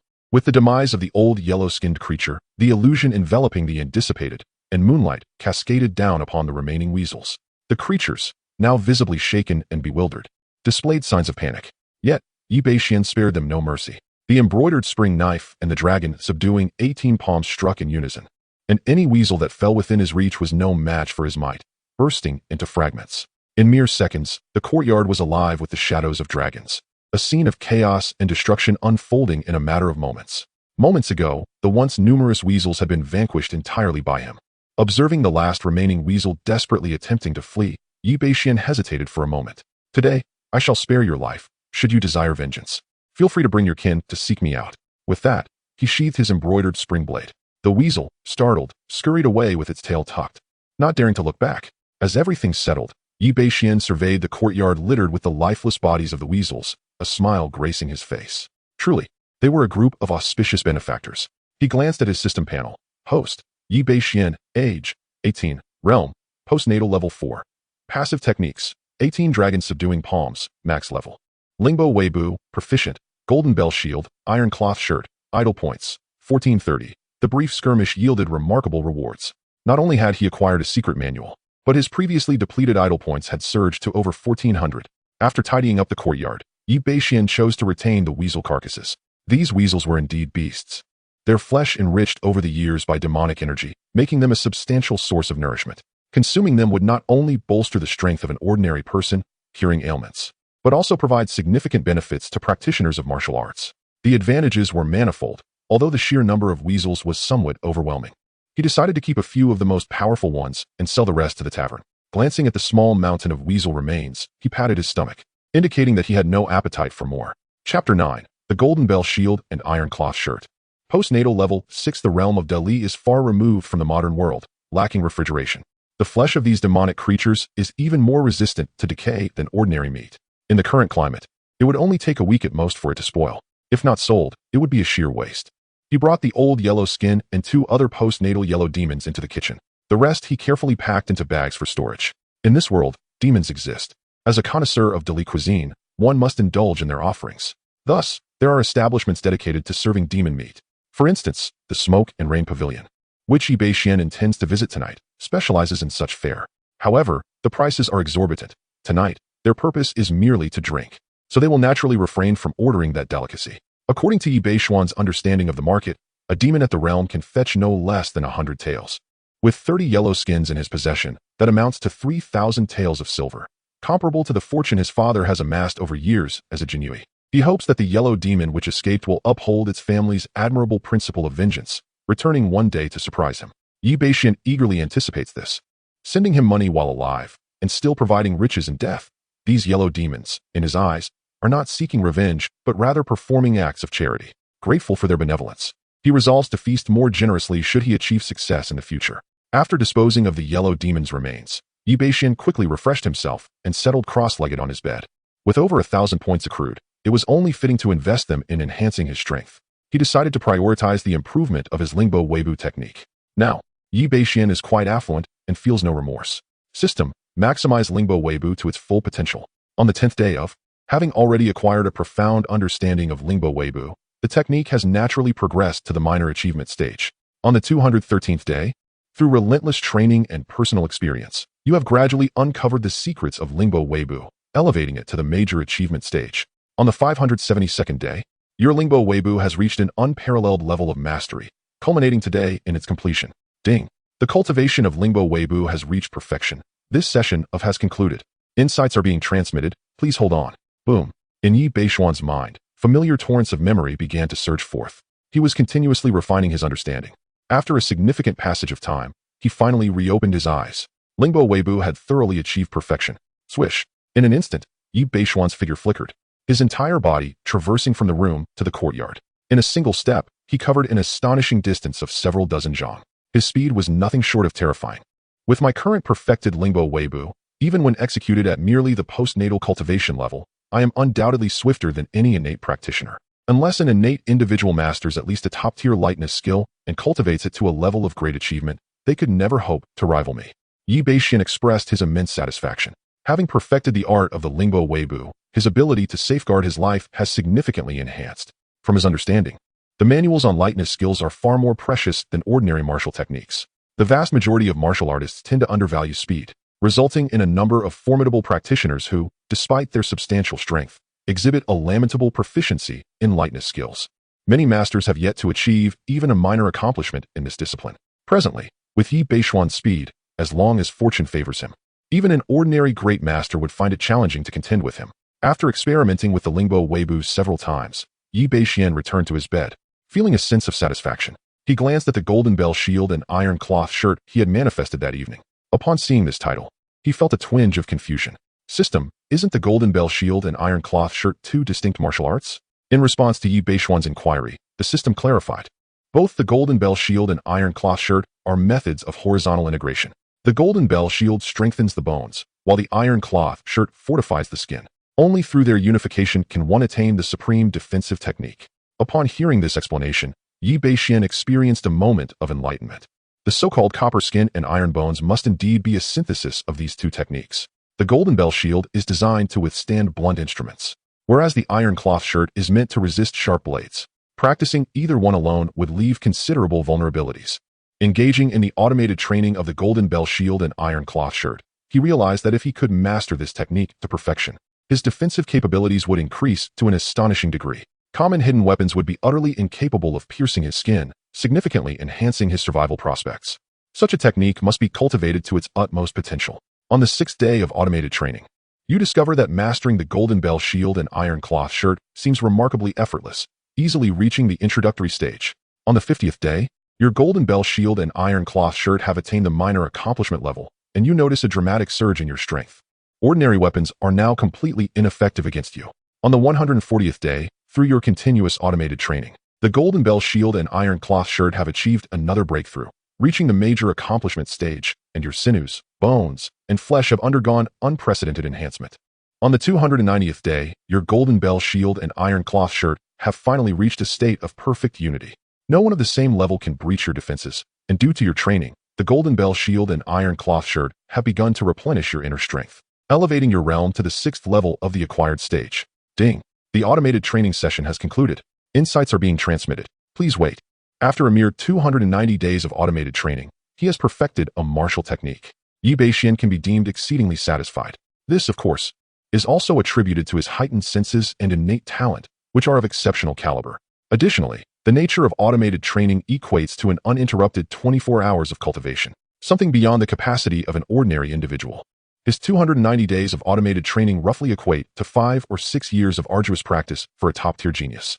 As the comprehension of the golden bell shield and iron cloth shirt surged within him, Yi Beishuan felt his entire being undergoing a transformation. The bones within his body began to crackle and pop, echoing with the sounds of profound change. The skin appeared as if it had endured countless trials and tribulations.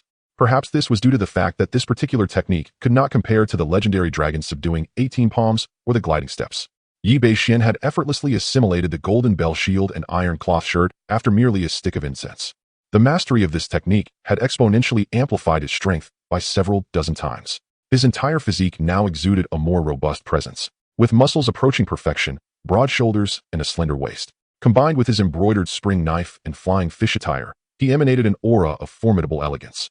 It became evident that once martial arts manuals were cultivated to perfection, they could yield further benefits. Merely mastering the golden bell shield and iron cloth shirt, a form of external training, allowed him to transcend a realm. Should he later uncover specialized inner strength manuals such as the 9 Yin and 9 Yang, the enhancement would surely be even greater. Yi Beishuan mused, having discovered yet another avenue for elevating his cultivation. He gazed at his attribute panel. Host, Yi Beishuan, age, 18, realm, postnatal 6th level, idle techniques, dragon subduing 18 palms, max level, gliding steps, max level. Golden bell shield and iron cloth shirt, max level. Idle points, 470, with 3 techniques at maximum proficiency and an elevation of 2 realms. His combat prowess had surged dramatically overnight. Both his speed and defense had undergone a qualitative transformation. In terms of overall strength, he could contend with warriors in the mid to late stages of the innate realm. After accomplishing all this, Yi Beishuan fell into a deep slumber. Chapter 10. A day in the life of Yi Beishuan, earning money. Upon awakening, it was already the early hours of the following day. The fruits of a year's cultivation had arrived promptly, filling him with delight. If he were to recline in idleness for a decade or so, Even without fulfilling the system's tasks, relying solely on his several millennia of cultivation, a casual strike would surely create a tremendous impact. Upon stepping outside, Bashen chose not to visit Widow Wang's stall for tofu, but rather, he casually severed a leg from an old yellow weasel and cooked it for breakfast. His culinary skills were quite decent, and the meat of the mystical creature was particularly robust. It was delightfully crunchy and surprisingly savory. After devouring the meal with great gusto, Bashen sensed a warm current emerging within his dantian. As the warmth gradually circulated throughout his body, he felt his physical strength slightly augment, and the chi within him became even more refined. Truly a remarkable benefit. Seated upon his horse, he picked at his teeth, savoring the aftertaste. Albeit with a tinge of regret, the yellow demon of the post-heaven realm would fetch no less than 1,000 taels if sold. Thus, his breakfast had cost him the equivalent of 100 taels of snow-white silver. Even the local gentry could hardly afford such indulgence. After reporting for duty at the town suppression office, there was scarcely any work to be done. Just as Bashen was preparing to take his subordinates on a patrol to find some tasks, Lin Tao and the others gazed at him with peculiar expressions, making Bashen wonder if something was amiss with his appearance. "What are you all staring at me for?" he thought, tightening his grip on the hilt of his sword. Should any of them utter a word suggestive of the lower body, he would promptly decide to dispatch them. After scrutinizing him several times, Lin Tao finally exclaimed, "Brother Yi, I once believed my handsomeness was unparalleled, yet you surpass me." Though Bashen had always been quite handsome, after cultivating the golden bell shield and iron cloth shirt, while his visage remained largely unchanged, his physique and aura had transformed significantly. This led them to suspect he had undergone some sort of surgery. Ignoring Lin Tao's flirtatious remarks, Bashen unsheathed his sword, ready to take on 10 foes. The Imperial Guards, aware of their disadvantage, scattered like frightened mice. A day passed in the blink of an eye. After the afternoon shift, he removed his flying fish uniform and donned civilian attire before arriving at the Misty Rain Tower. It was mealtime, and the establishment was bustling with patrons. Despite not wearing the Imperial Guard's attire, the waiter recognized Bashen immediately, approaching with a broad smile. "My lord, how many of you are there? I shall prepare a private room for you right away." Bashen was direct in his response. "I am not here to dine. Summon your manager." The moment the words left his lips, the waiter's complexion turned pale. "Not here to eat, and directly seeking the manager? Good heavens, is he about to cause a scene?" Observing the waiter's changing expression, Bashen surmised the situation, a slight twitch at the corner of his mouth revealing his understanding. The reputation of the Imperial Guards truly preceded them. In such tumultuous times, infamy can indeed alleviate considerable troubles. Rest assured, there are transactions to be discussed with your shopkeeper. Have him meet me. Upon hearing this, the young attendant finally breathed a sigh of relief, a smile returning to his face. "Very well, esteemed sir. Please rest here while I fetch the shopkeeper." Seated in a modest private room, it wasn't long before the rotund proprietor of the Smoke and Rain Pavilion hurried in. Upon catching sight of Bashen, the shopkeeper clasped his hands in greeting. "Master Yi, I have heard you wish to discuss business with our humble establishment." Bashen nodded slightly. "I possess a batch of yellow demon meat, all at the later stages of pulse condensation, and I wish to sell it to your Smoke and Rain Pavilion. Might the shopkeeper be interested?" At this, the shopkeeper's eyes brightened with excitement. "Demon meat? A whole batch? This is indeed a rare treasure. Demons are scarce in the capital, with most of the supply coming from the counties below. However, the majority of this demon meat is directly delivered to the kitchens of the esteemed officials and even the imperial household. Only a few pieces trickle into the market, leading to fierce competition among various restaurants. Despite Smoke and Rain Pavilion's decent reputation, they can only acquire 7 or 8 demon beasts worth of meat a month, rendering them perpetually in want. I am indeed interested. How many yellow demons does the master possess?" "Not more, not less, 30. The shopkeeper gasped in astonishment. 30. This amount would constitute a significant portion of his restaurant's supply for half a year. Although the yellow demons are not particularly large, they are exceedingly rare. The yellow demon clan is known for its vendettas. Slaying one is akin to incurring the wrath of an entire family. Thus, few dare to hunt them. The price for an entire yellow demon is not less than that of a wild boar or similar beast." His respect for Bashen deepened. 30. This esteemed gentleman must have wiped out an entire yellow demon household. Truly, the Genie Wei are adept at bloodshed. "Master, when shall we conduct the transaction?" "Now, you may bring your cart, and I shall lead you to my residence to collect the meat." "Very well, Master Yi, please wait a moment while I prepare." After half an hour, Bashen pushed open the door, feeling a tinge of disappointment as the anticipated golden yellow demons had not arrived. He retrieved the bag containing the yellow demons and tossed it forward, addressing the shopkeeper. "Please, inspect it." The rotund shopkeeper, along with his 2 attendants, promptly began to sort through the carcasses of the yellow demons. His excitement was palpable as he gazed upon the sizable yellow-skinned creatures. "Master Yi, precisely 30. I trust you are aware of the worth. Thus, I shall offer you 3,200 taels of silver." And I hope you will consider our smoke and rain pavilion first for your future hunts. 3,200 taels, Yi Bashen nodded. Agreed. After bidding farewell to the shopkeeper, Yi Bashen felt quite pleased as he looked at the silver notes in his hand. Were it not for the exorbitant prices in the capital, casually exchanging for a state capital, the wealth at hand would suffice for Yi Bashen to lead a life of opulence. The following 4 or 5 days passed without any significant events. It remained uncertain whether it was the formidable demons daring to commit crimes in the capital or merely a handful of them, as the cases that could reach their hands were exceedingly few. During these days, Yi Bashuan's life was rather unremarkable. He fulfilled his duties during the day and indulged in wine and meat at night. Yet, his cultivation did not wane in the slightest. With the aid of the auto-grinding system, he undoubtedly surpassed even the most diligent prodigies in terms of training time. In just a few short days, Yi Bashuan's cultivation advanced further, reaching the late stage of the postnatal 6th level. It would not be long before he broke through to the 7th level. This left Lin Tao and others, who mingled with Yi Bashen, utterly astonished. They insisted that he must be secretly cultivating at night. These young men, when they went out for drinks, resembled students cramming for exams, enjoying the moment but regretting it afterward, yet still unable to resist the allure. However, after experiencing a significant surge in cultivation through task completion, such increments no longer satisfied Yi Bashen.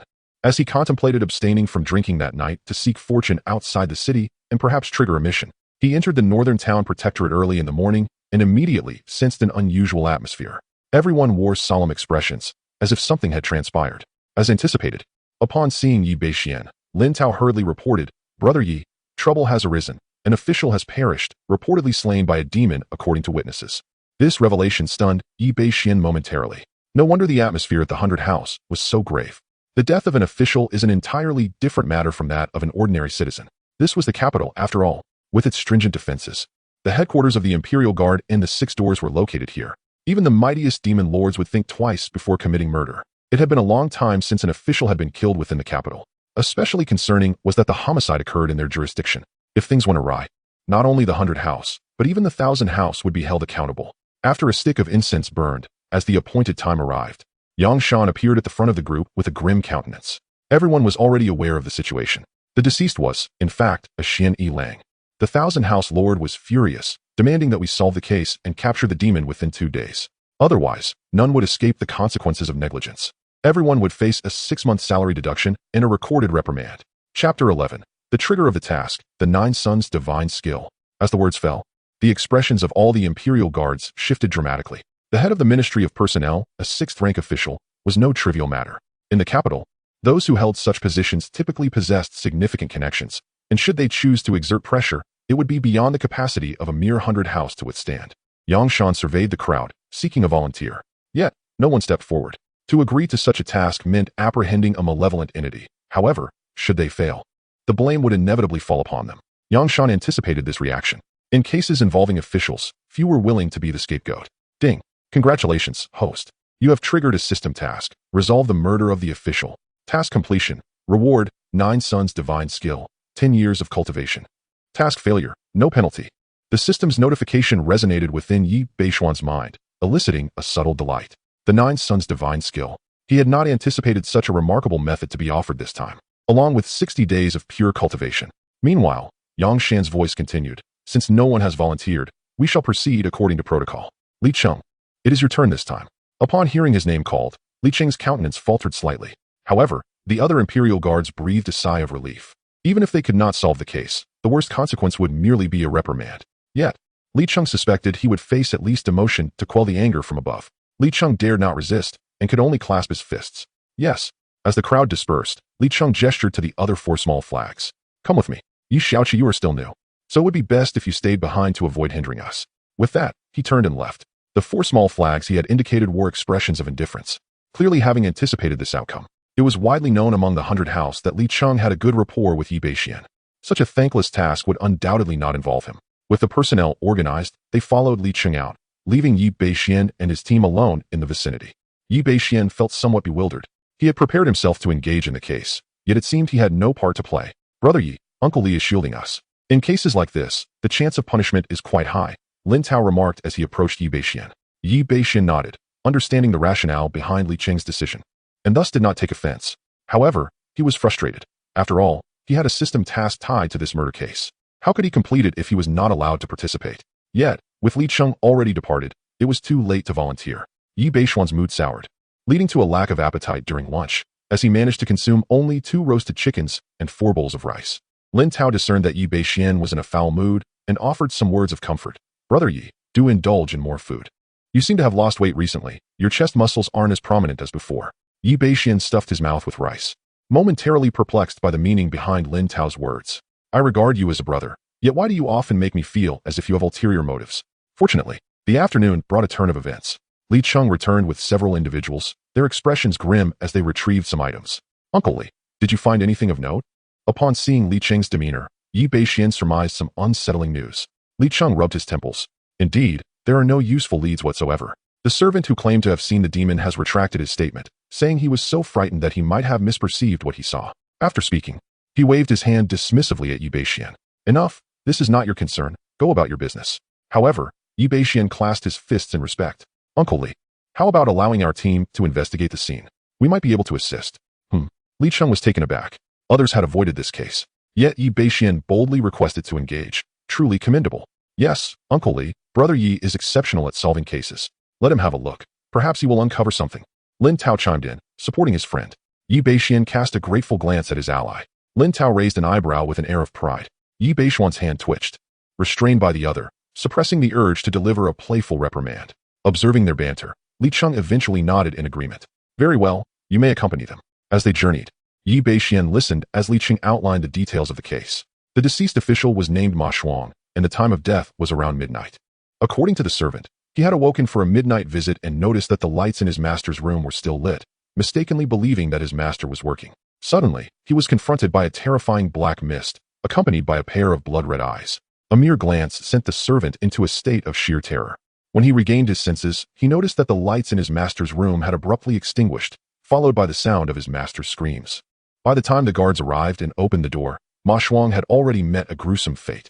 Upon entering the Ma residence, a junior officer promptly reported to Li Cheng, Sir, we have searched the vicinity thoroughly, yet we have found no clues. We suspect that the death of the manager Ma may not be the work of a demon, but rather an act of vengeance. Should we adjust our investigation towards his enemies?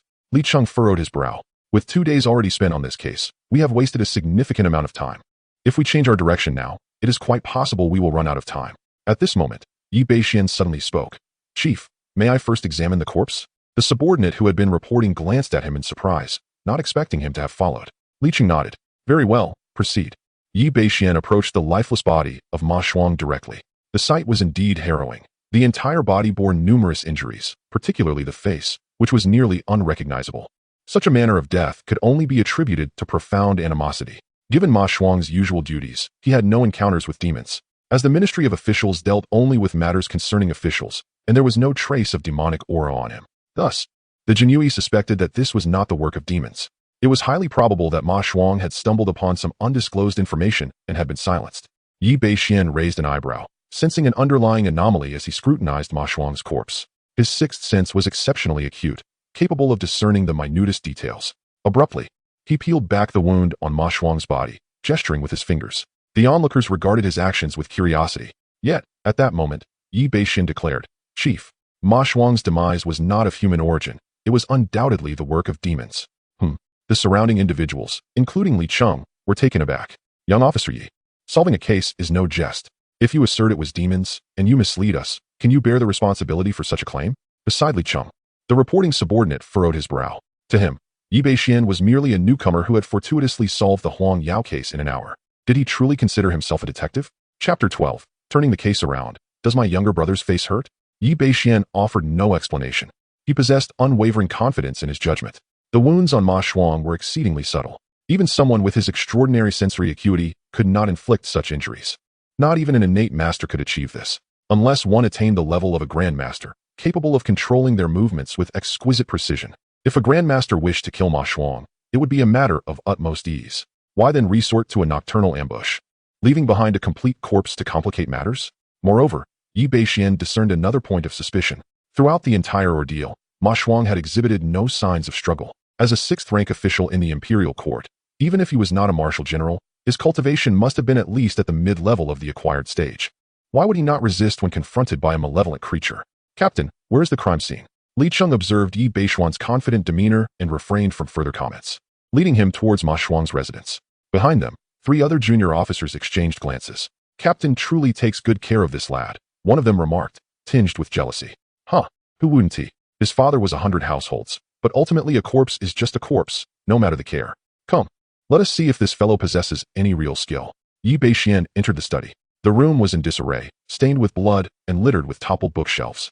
The scene had been thoroughly disturbed by the servants who arrived the previous night, and after the morning's investigation by the Jinui, it was nearly impossible to find any useful clues. Yi Bashuan's gaze was incessantly searching, his senses heightened to their maximum. In his mind, he continually simulated the circumstances surrounding Ma Shuang's demise, scouring every corner for potential evidence. Just as Yi Bashen continued his meticulous search, a junior officer of the Jinui was about to speak when suddenly, a cat's meow echoed from outside the window. This did not draw any attention, as the presence of common animals like cats and dogs was far too frequent. Yi Bashen glanced at the cat outside, a tabby with a notably large belly, clearly nursing young ones. Spring had arrived, and it seemed to have just completed its mating season. Aside from this, nothing else seemed out of the ordinary. As Yi Bashen prepared to resume his quest for clues, he suddenly froze, a smile curling on his lips as he looked back at the tabby. He had nearly overlooked it. With a swift motion, Yi Bashen executed the Lingbo Weibo, propelling himself like an arrow straight towards the tabby. The cat was completely unprepared for Yi Bashuan's approach, yet it reacted quickly, turning to flee. However, its speed was no match for his perfected skills. In the blink of an eye, Yi Bashen seized the cat by the scruff of its neck. What remarkable lightness of foot! The crowd felt a fleeting blur. And by the time Yi Bashen reappeared, he had already reached the window. Everyone couldn't help but gasp in astonishment. Even Li Cheng was momentarily taken aback. Among all present, he possessed the highest cultivation, having reached the first level of the innate realm. Yet, even he could not discern Yi Bashuan's movements. Lin Tao hurried over, asking, "Brother Yi, is there something amiss with this cat?" Yi Bashen nodded, his eyes suddenly gleaming with realization. He had found it. In the next moment, a strand of black fur leapt into his hand, slightly curled at the ends. He casually tossed the tabby cat aside, which, frightened, scurried away after a few leaps. Yi Bashen then handed the black fur to Li Cheng. "Captain, this should be the culprit that harmed the master. Examine this. What kind of creature does it belong to?" The Genie Wei and the 3 junior officers nearby were left astounded by the series of events. Goodness, is this really possible? They had initially thought Yi Bashen was merely an observer, but within mere minutes of his arrival, he had swiftly uncovered a lead. This was rather embarrassing for them. At that moment, Li Cheng seemed to grasp the situation, unable to suppress his admiration, exclaiming, "What a remarkable technique! Such keen observation. Cats are averse to malevolent energy, especially pregnant ones. Given our blood-drenched presence, even minor demons would shy away, yet this creature dared to sit on the windowsill. There must be something unusual at play. I neglected to notice such an obvious flaw." He had not anticipated Yi Bashuan's profound insight, capable of uncovering clues from the most minute details. Although he had invited Yi Bashen to gain experience, he never expected him to assist in such a manner. While Yi Bashen had previously solved the case, it paled in comparison to the complexities of this one involving officials. Yet, Yi Bashen effortlessly advanced the investigation from a state of utter confusion to the final conclusion. The expressions of the other 3 junior officers shifted as well. It seemed as though luck favored Yi Bashen, but they were not foolish. The rapid resolution of 2 cases already demonstrated that his investigative prowess far surpassed theirs. Lin Tao, seizing the opportunity, directed his remarks towards the 3 Gene Wei junior officers. "Hey, who is it that claimed this case was not the work of demons? Speak up, Blackie." The junior officer who had made that assertion was now not only embarrassed, but also deeply pained by the situation. Coldly huffing, he struggled to respond. Li Cheng examined the black fur closely and quickly concluded, "This is indeed the fur of a cat demon. Quickly, bring Madame Ma here and inquire whether there are any black cats in the residence." Li Cheng summoned someone directly. At that moment, a chilling cat cry pierced the air, followed by a woman's startled exclamation. Li Cheng's expression shifted dramatically. This was not good. The cat demon had seized control of the tabby cat and had detected our movements, likely posing a threat to Madame Ma. We must protect her. In an instant, he darted toward Madame Ma's location. Meanwhile, in Madame Ma's courtyard, the Imperial Guards were already engaged in combat with the cat demon. In the courtyard, a colossal cat, the size of a water buffalo, was enveloped in a shroud of black mist, its demonic energy surging. Its claws relentlessly slashed at the surrounding guards, each of whom was at least at the pinnacle of the blood condensation stage. Under the onslaught of this cat demon, they found themselves utterly powerless to retaliate. Only those at the innate level could achieve such prowess. "You vile creature, how dare you harm others in the capital? Surrender at once." Li Cheng bellowed, drawing his embroidered spring knife from his waist. His innate true essence surged forth, enveloping the blade as he swung it toward the cat demon. The demon sensed the terrifying force of the strike, abandoning its assault on the others to confront Li Cheng directly. With a resounding crash, the two forces clashed. Li Cheng's expression changed as he realized the knife's brilliance had been completely subdued. After just one collision, he found himself staggering backwards several steps before he could regain his footing. The disparity in strength was unmistakable. Chapter 13. The innate cat demon and the embroidered spring blade. Li Cheng furrowed his brow, genuinely taken aback by the formidable prowess of the cat demon. The ability to force him back with a single strike indicated that its cultivation was at least at the second level of the innate realm. Beast, you are not a creature that devours flesh and blood. Now that you possess sentience, why must you kill Ma Shuang? There are two distinct categories of demons. One type cultivates autonomously. Upon reaching the innate level, they can attain spiritual awareness and articulate human speech, exhibiting intellect comparable to that of living beings. Some, upon reaching masterhood, can even transform into human forms, much like the yellow weasels that Yi Bashen encountered previously. The other type, however, survives by consuming flesh and blood, completely forsaking the awakening of spiritual awareness, adhering strictly to their beastly instincts.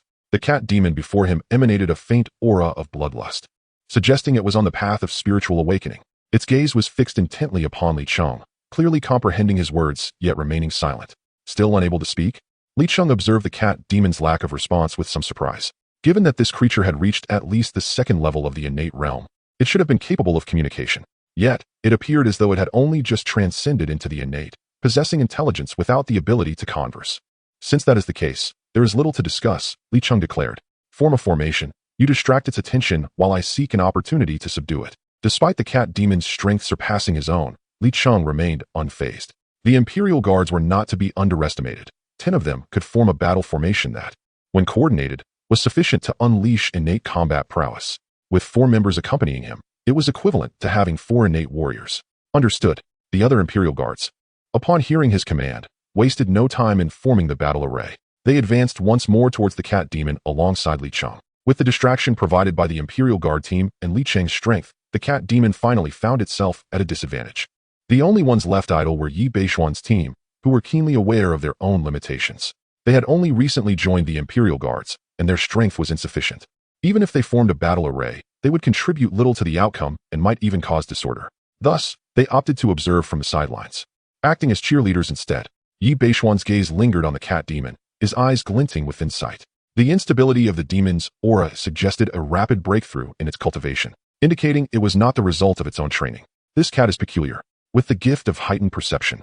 Yi Bashen could discern things that were imperceptible to ordinary individuals.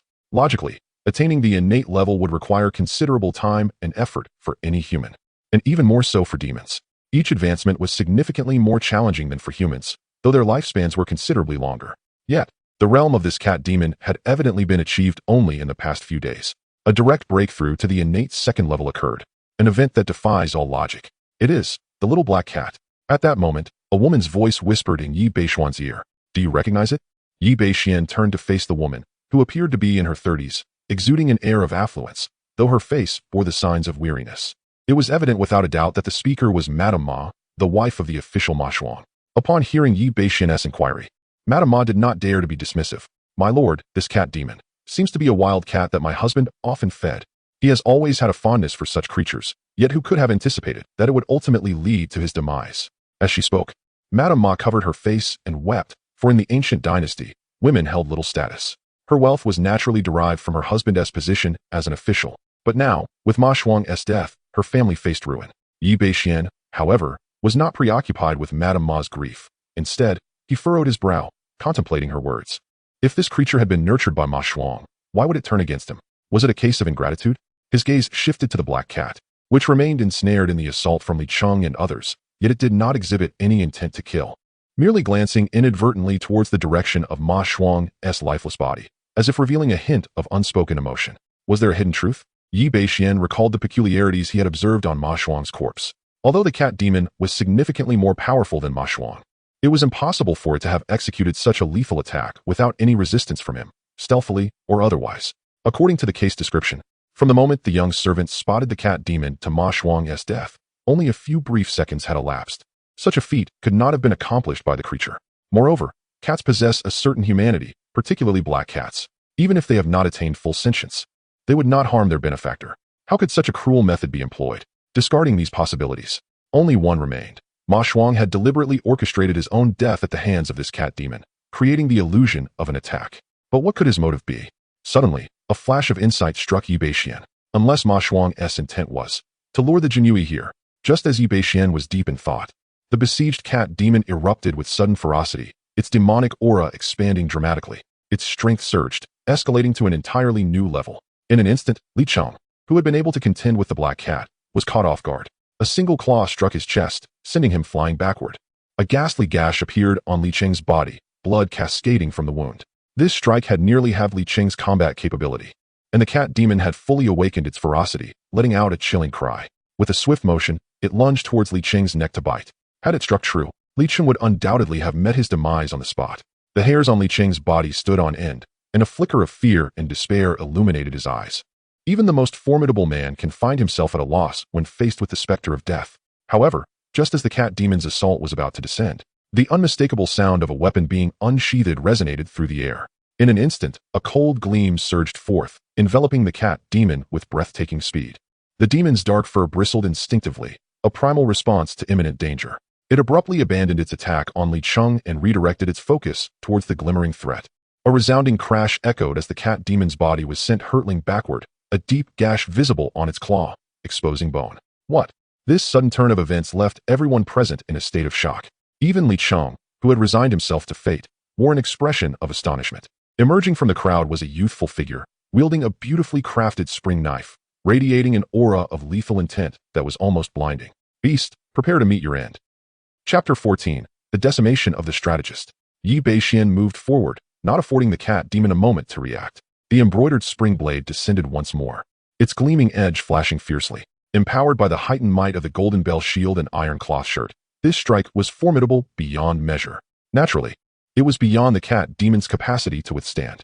In an instant, the dark mist that enveloped the cat demon was cleaved apart, sending it hurtling away. A fresh wound erupted from its abdomen, and the cat demon emitted a heart-wrenching wail, its crimson eyes now reflecting a hint of fear as they turned toward Yi Bashen.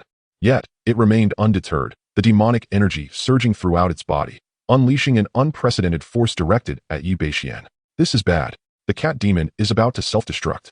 Upon seeing the cat demon's posture, Li Cheng's expression changed abruptly, and the other Imperial guards were equally aghast. Protect Madame Ma. Bashen, retreat quickly. With these urgent commands issued in succession, the guards, though flustered, remained composed, swiftly retreating in all directions. Yet Yi Bashen showed no inclination to evade. Self-detonation? He was unfazed. With his mastery of the golden bell shield and iron cloth shirt at its pinnacle, not even this minor cat demon, let alone a mid-stage innate being, could harm him. However, Yi Bashen was certainly not going to allow the cat demon to self-destruct. After all, it was an innate creature. Defeating it would yield a considerable number of experience points. Gathering his vital energy into his palm, he struck out with great force.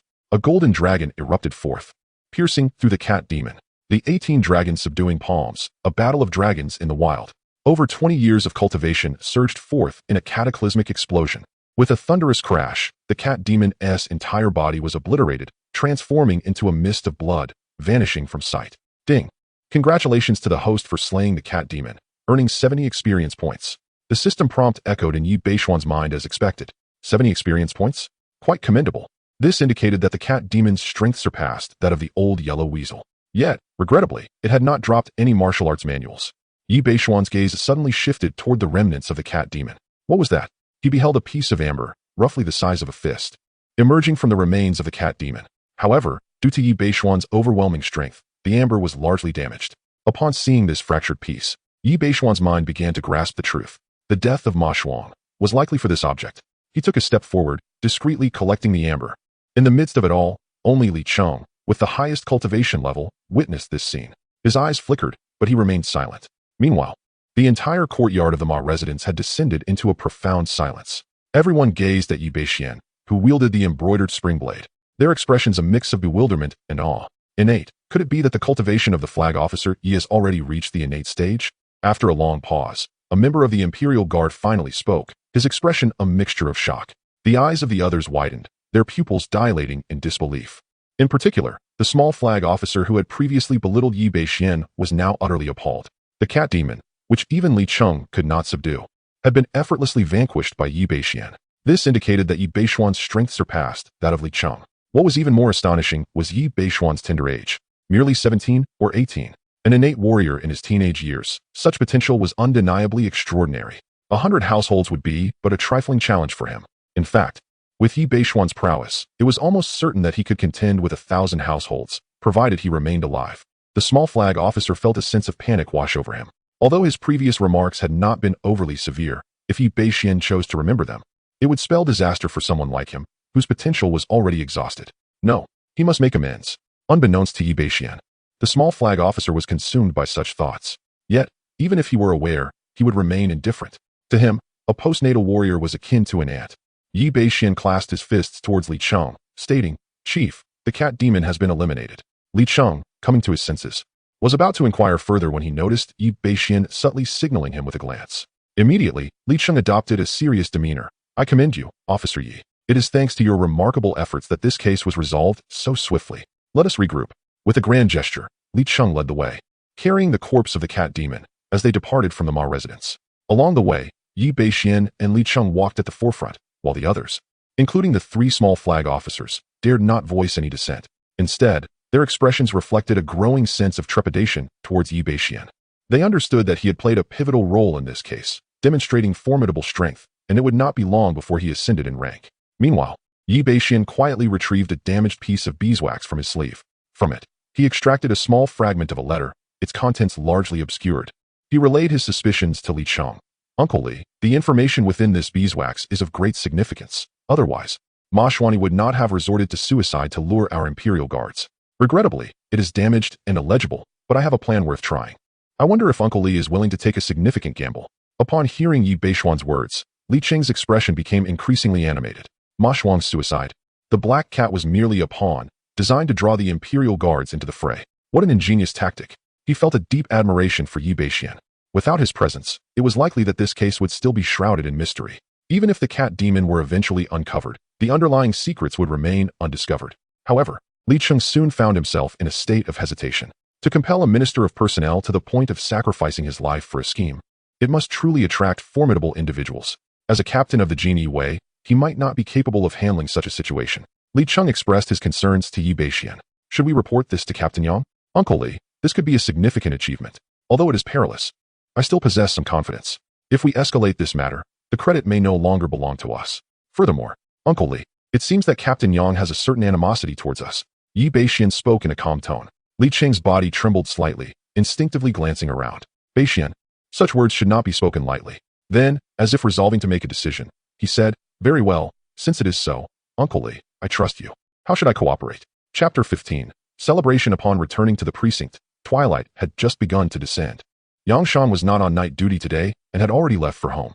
Soon after, news of Li Cheng's successful resolution of the Ma family murder case spread swiftly within the local administration, leaving many in utter astonishment.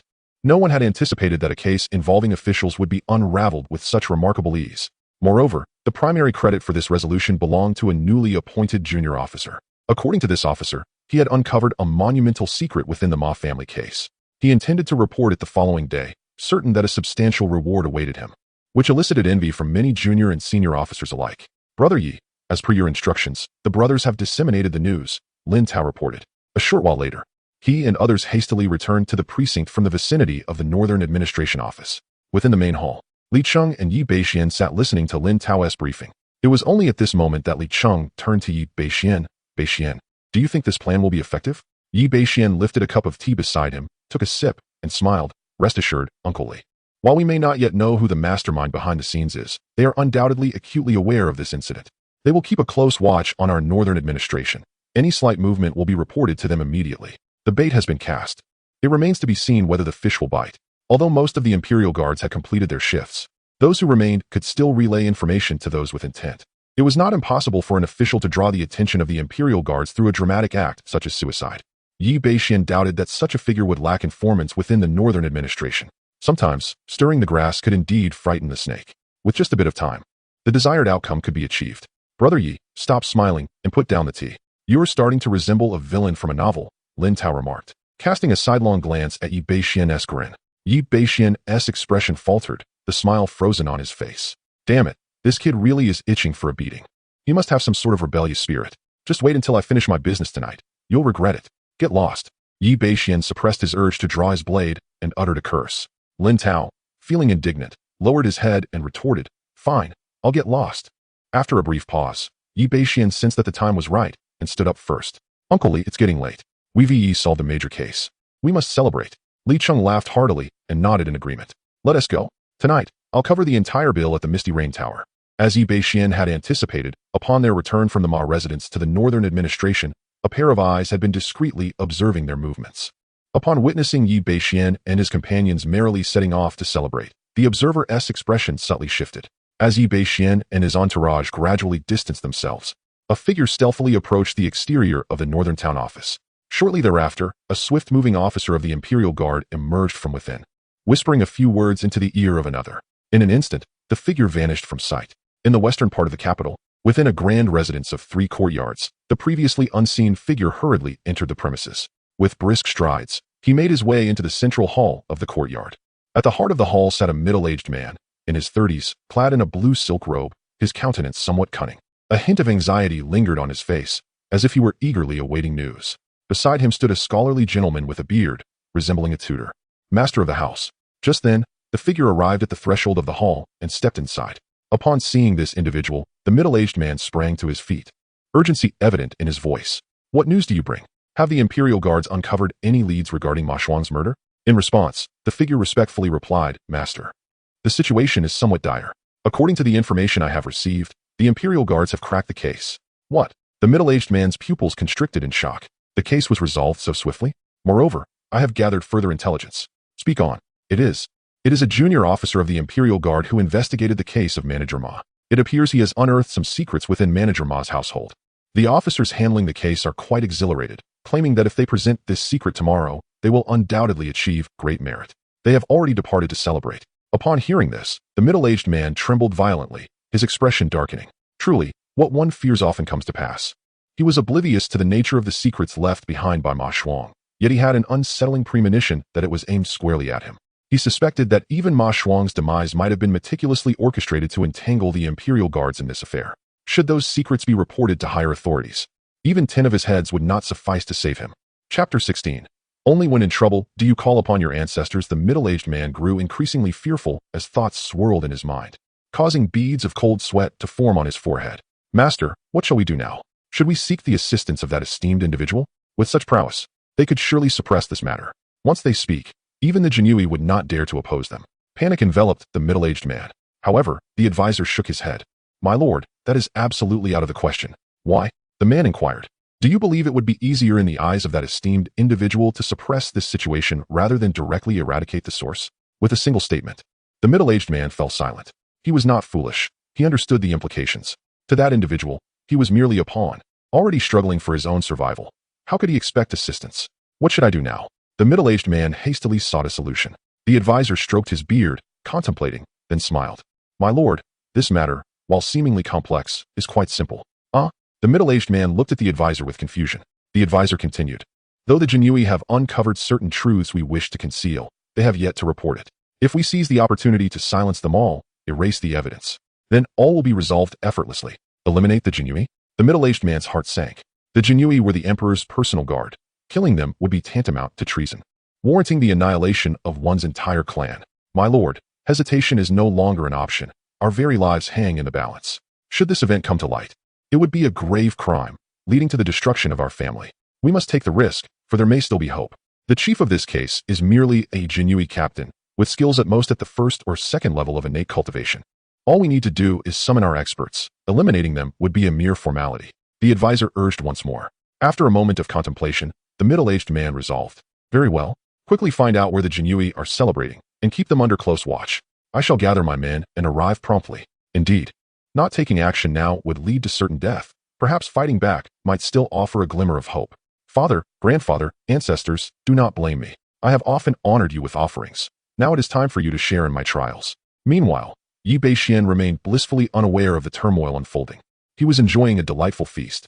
Lin Tao, at the outset, had been persistently urging him to drink, though he himself was quite inexperienced. Yi Bashen had barely made an effort before the young man reached his limit. Before 8 cold dishes could even be served, he had retreated to the courtyard to indulge in the night fragrance barrel alone. The celebratory banquet lasted a full 2 hours. Both Li Cheng and Yi Bashen were aware of their capacities and had not overindulged. As the clock approached midnight, Li Cheng turned to Yi Bashen and said, Bashen, the time is nearly upon us, is it not? Yi Bashen felt it was indeed time to cast his net. After such a lengthy interval, if there were any fish to catch, they should be fully prepared by now. He nodded slightly and called out, Waiter, the bill, please. The weather tonight was rather uninviting. Dark clouds loomed overhead, and a gentle rain began to fall. April in the capital was indeed the rainy season, so this was nothing out of the ordinary. After leaving the misty rain tower, Yi Bashen and his companions parted ways. He staggered slightly as he made his way home alone. The night breeze, laden with moisture, brushed against his face, mingling with the fragrant scents of flowers and grass, which was quite pleasant. The air of ancient times was truly delightful. Yi Bashen inhaled deeply, nodding in approval. Suddenly, his eyes brightened, as if he had sensed something. However, he made no other movements and simply meandered into a narrow alleyway. The alley was not wide, merely 2 meters across, with cobblestones seamlessly connecting from end to end. On either side lay abandoned courtyards, from which the occasional cries of wild cats could be heard. Yi Bashen's intrusion went unnoticed. Raindrops continued to patter against the cobblestones, creating a rhythmic sound. After walking a short distance, Yi Bashen halted, stretching lazily. On such a dark and windy night, it truly is an opportune time for murder. As he spoke, 2 figures appeared at either end of the alley, seemingly materializing from thin air. All 4 were clad in black robes and wore masks resembling ghostly faces, effectively sealing off his escape route. Yi Bashen showed no surprise upon seeing them. He had anticipated this. After casting a glance, he scoffed. 3 and 8 third-tier experts. Quite an impressive display. So eager to silence me. The death of Master Ma is indeed linked to you. One of the figures stepped forward, fixing his gaze on Yi Bashen. Yi Shaoqi, you are a clever man. Hand over the secret of Ma Shuang, and I shall reward you with 1,000 taels of gold, guaranteeing that I will not trouble you further. 1,000 taels of gold? Now that was quite a tempting offer. In the current realm of Dali, the ratio of gold to silver stood at 1 to 100. 1,000 taels of gold equated to a staggering 100,000 taels of silver. Moreover, while exchanging gold for silver was relatively straightforward, the reverse was not, often requiring an additional 10% to achieve. Nevertheless, Yi Bashen retorted with disdain, do you even believe your own words? With that, he declared, then let me send you to meet Ma Shuang. Attack! At the black-clad man's command, the other 3 sprang into action almost simultaneously, surrounding Yi Bashen in a coordinated assault. Their combined strength was formidable, rivaling that of a typical mid-tier innate warrior. With a clash, Yi Bashen wasted no time in drawing his embroidered spring blade from his waist. Simultaneously, his skin and bones surged with energy as the golden bell shield and iron cloth shirt were fully activated. He did not dodge or evade. Instead, he met the 2 attackers from behind with a swift downward strike. This attack was executed without any defense. His aim was to resolve the conflict as rapidly as possible. The defense of the golden bell shield would easily withstand a single blow. He sought to catch them off guard.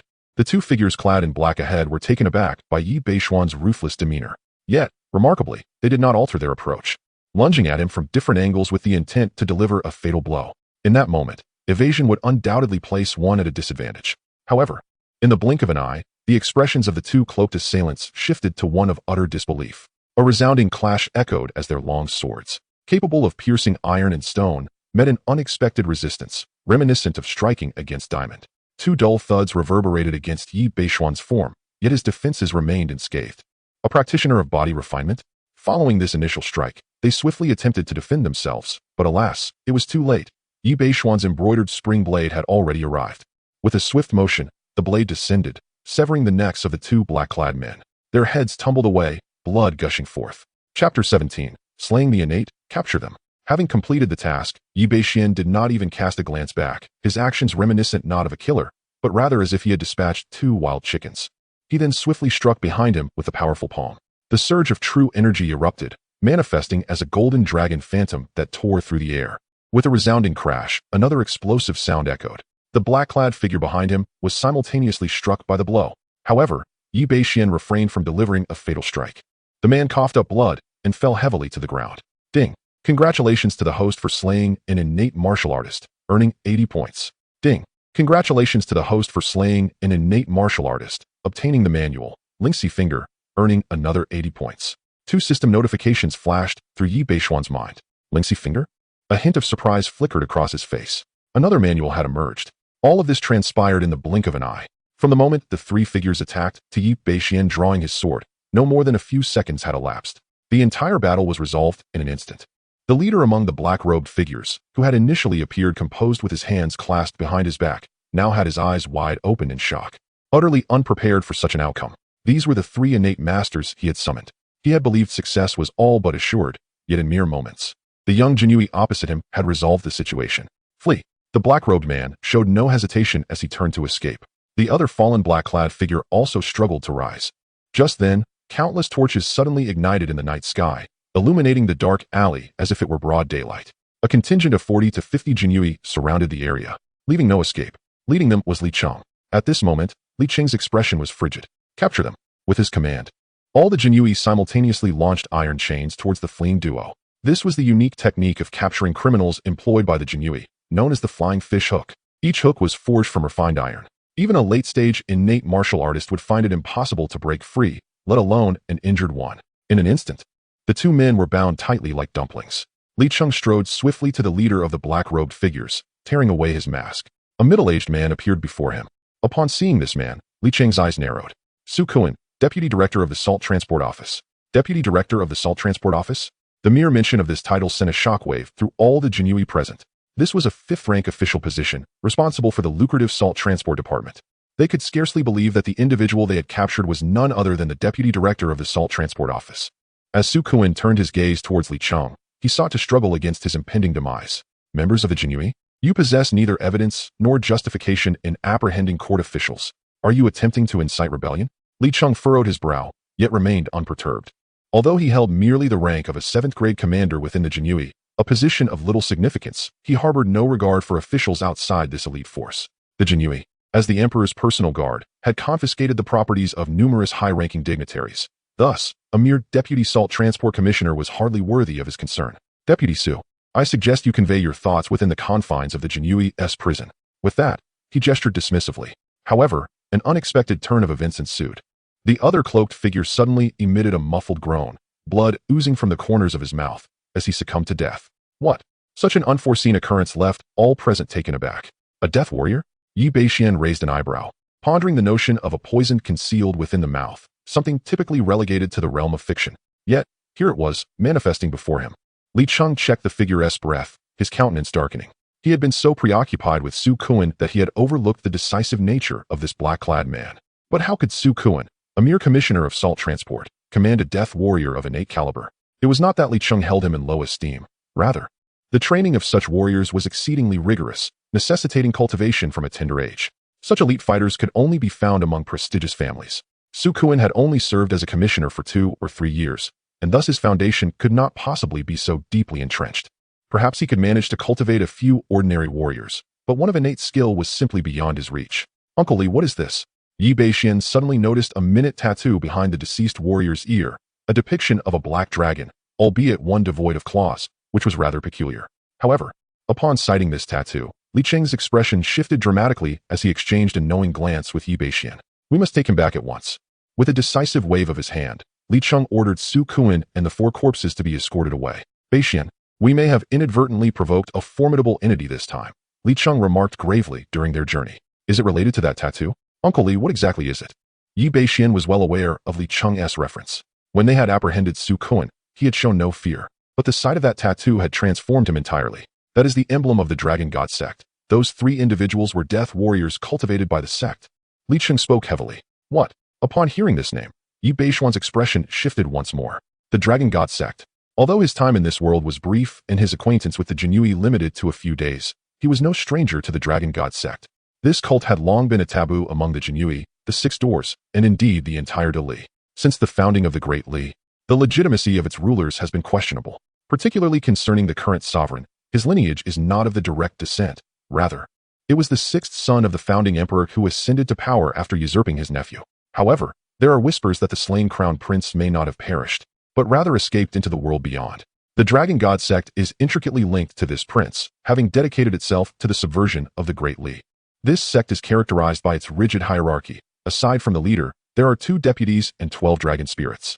Beneath them lie 36 hall masters and 108 guardians, a congregation of formidable talents, including multiple celestial ancestors. Over the past 2 centuries, they have stirred turmoil within the Great Li on numerous occasions, posing a significant threat. The Dragon God sect remains shrouded in mystery, with the location of its headquarters known to none. It was not until 30 years ago that the sect supported a prince in a rebellion, which ultimately led to its downfall at the hands of the Great Li. For decades, It has remained silent, and yet here it reemerges.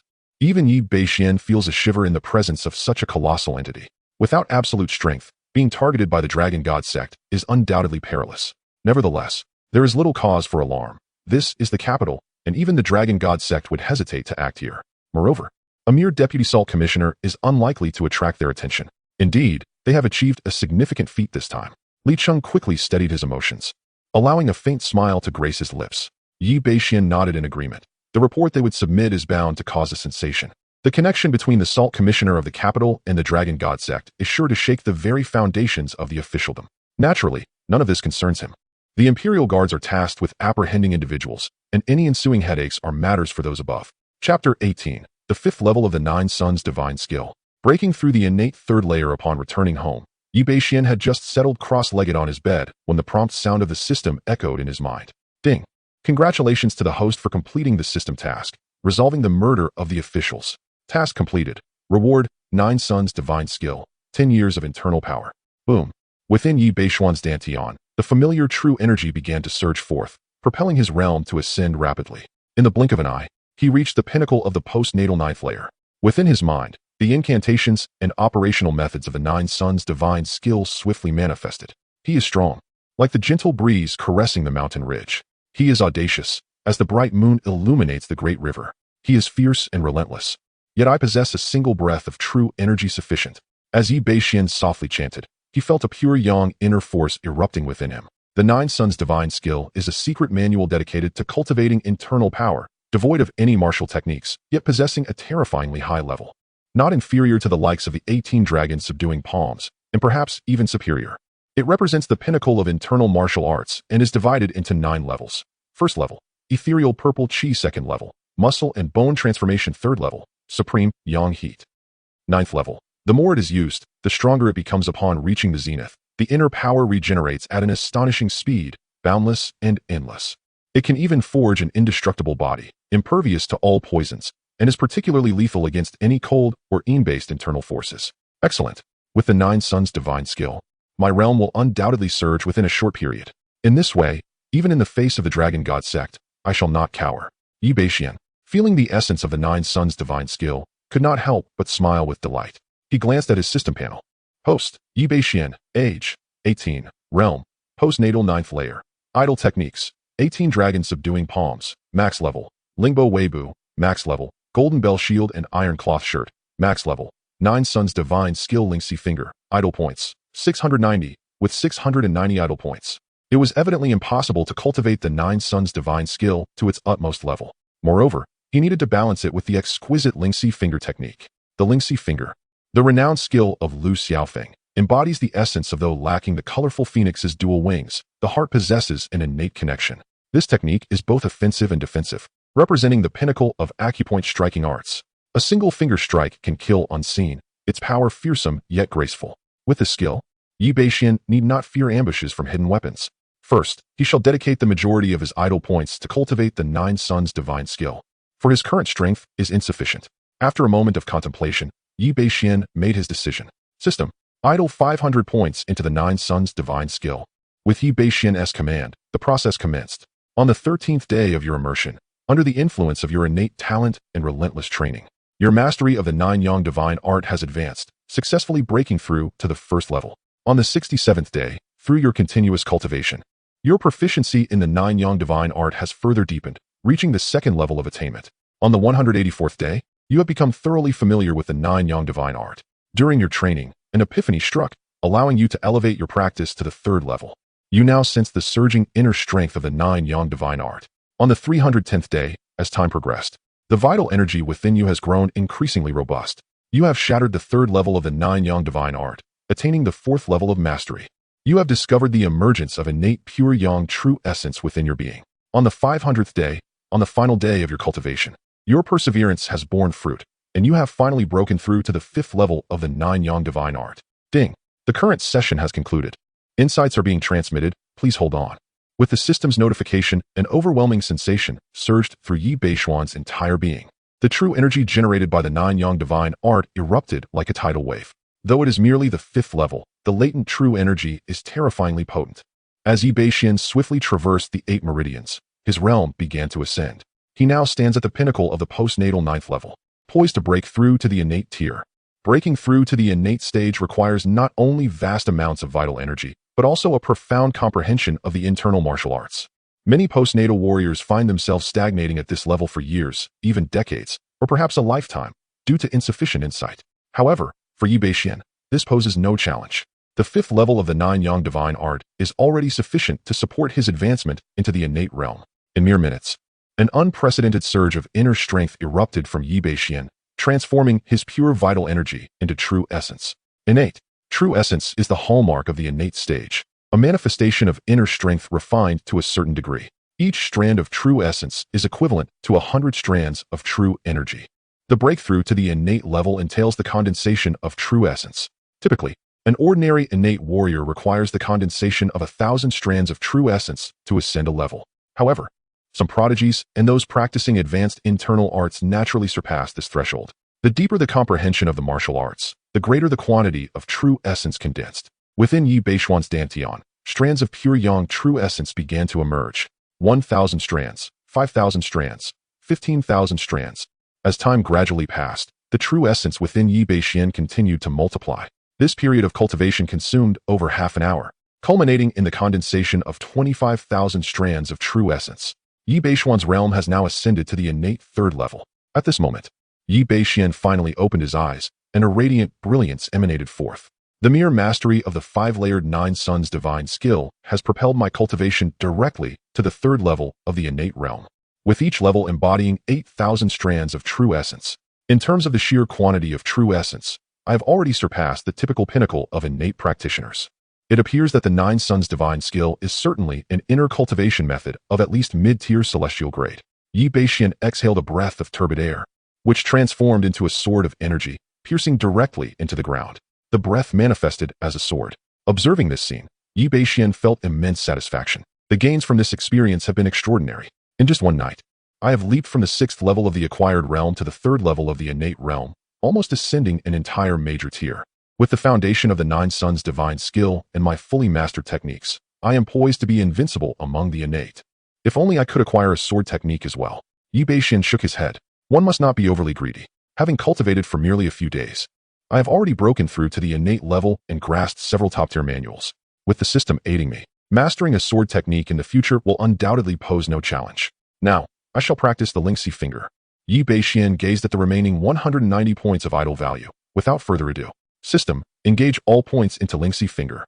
On the 10th day of idleness, through your continuous practice and comprehension, the Lingxi finger has successfully reached the introductory level. On the 62nd day, your mastery of the Lingxi finger has steadily increased. And on this day, it has broken through to proficiency. On the 170th day, during your cultivation journey, you discovered the secrets of the Lingxi finger and have utilized it with exceptional skill. Your Lingxi finger has advanced to minor completion. On the 190th day, although the Lingxi finger has made further progress during these days, it remains at the mid-level of minor completion. Ding! The idleness has concluded, and insights are being transmitted. Please wait. 190 days of idleness have elevated the Lingxi finger to the stage of minor completion, which was to be expected by Yi Bashen.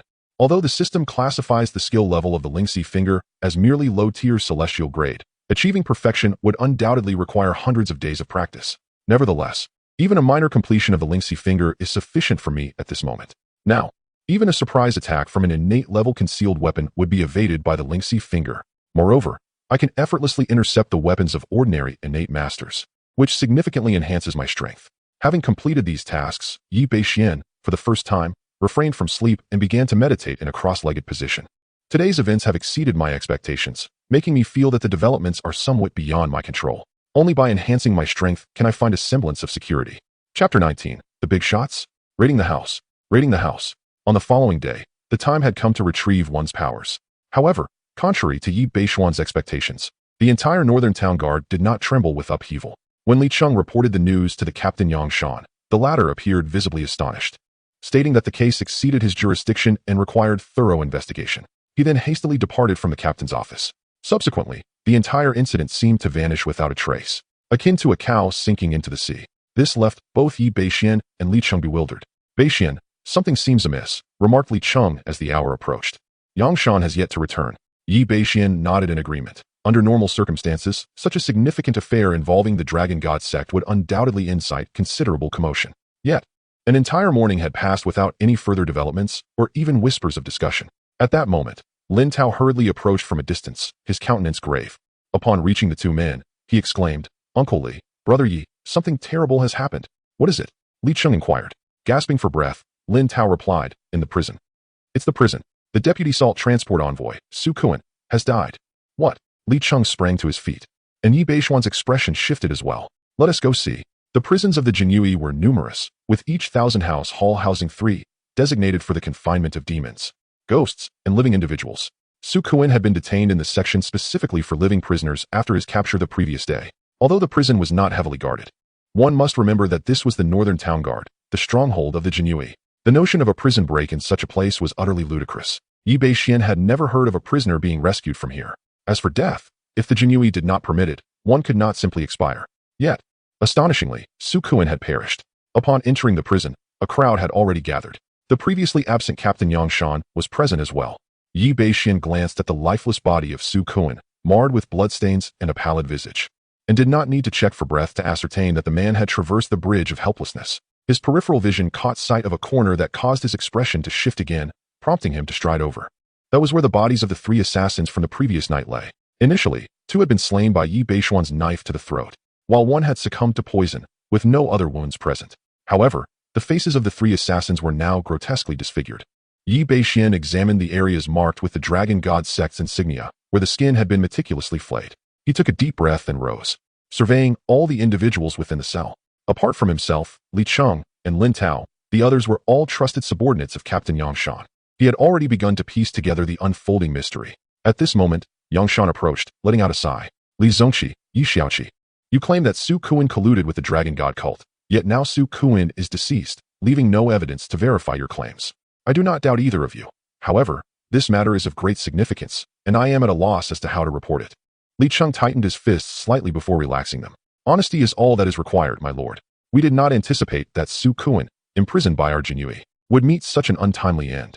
Yang Shan chuckled lightly. "Indeed, the whims of fate are unpredictable. However, as a rebel who attacked the Jinyui last night, he deserves the severest punishment. I shall report this immediately to Qindu. Such scum must face eradication." "We appreciate your efforts, my lord," replied Li Cheng. He, along with Yi Beishian, exited the cell. As they stepped outside, Lin Tao spat in frustration. "Bah, are they treating us like fools? Su Kuan's death is undoubtedly linked to Yang Shan." Li Cheng patted his shoulder, signaling him to calm down, then turned to Yi Beishian. "Beishian, did you see? This is the nature of the bureaucratic world. Those in power dictate the narrative, and we must abide by Yang Shan's words." Yi Beishian, for the first time, gained a clearer understanding of the ancient dynasties. Previously, he had been overly idealistic, believing that capturing the murderer would resolve everything.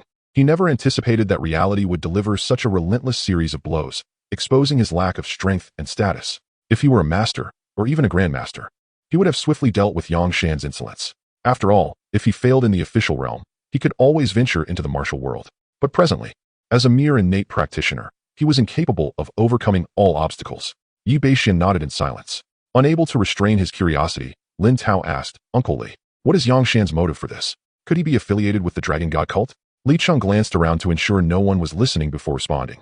"Do not speak carelessly. This is not our concern. Regardless of his affiliations, remember this. In the Jinyui, the less you know, the longer you survive." However, despite saying this, Li Cheng felt a twinge of frustration.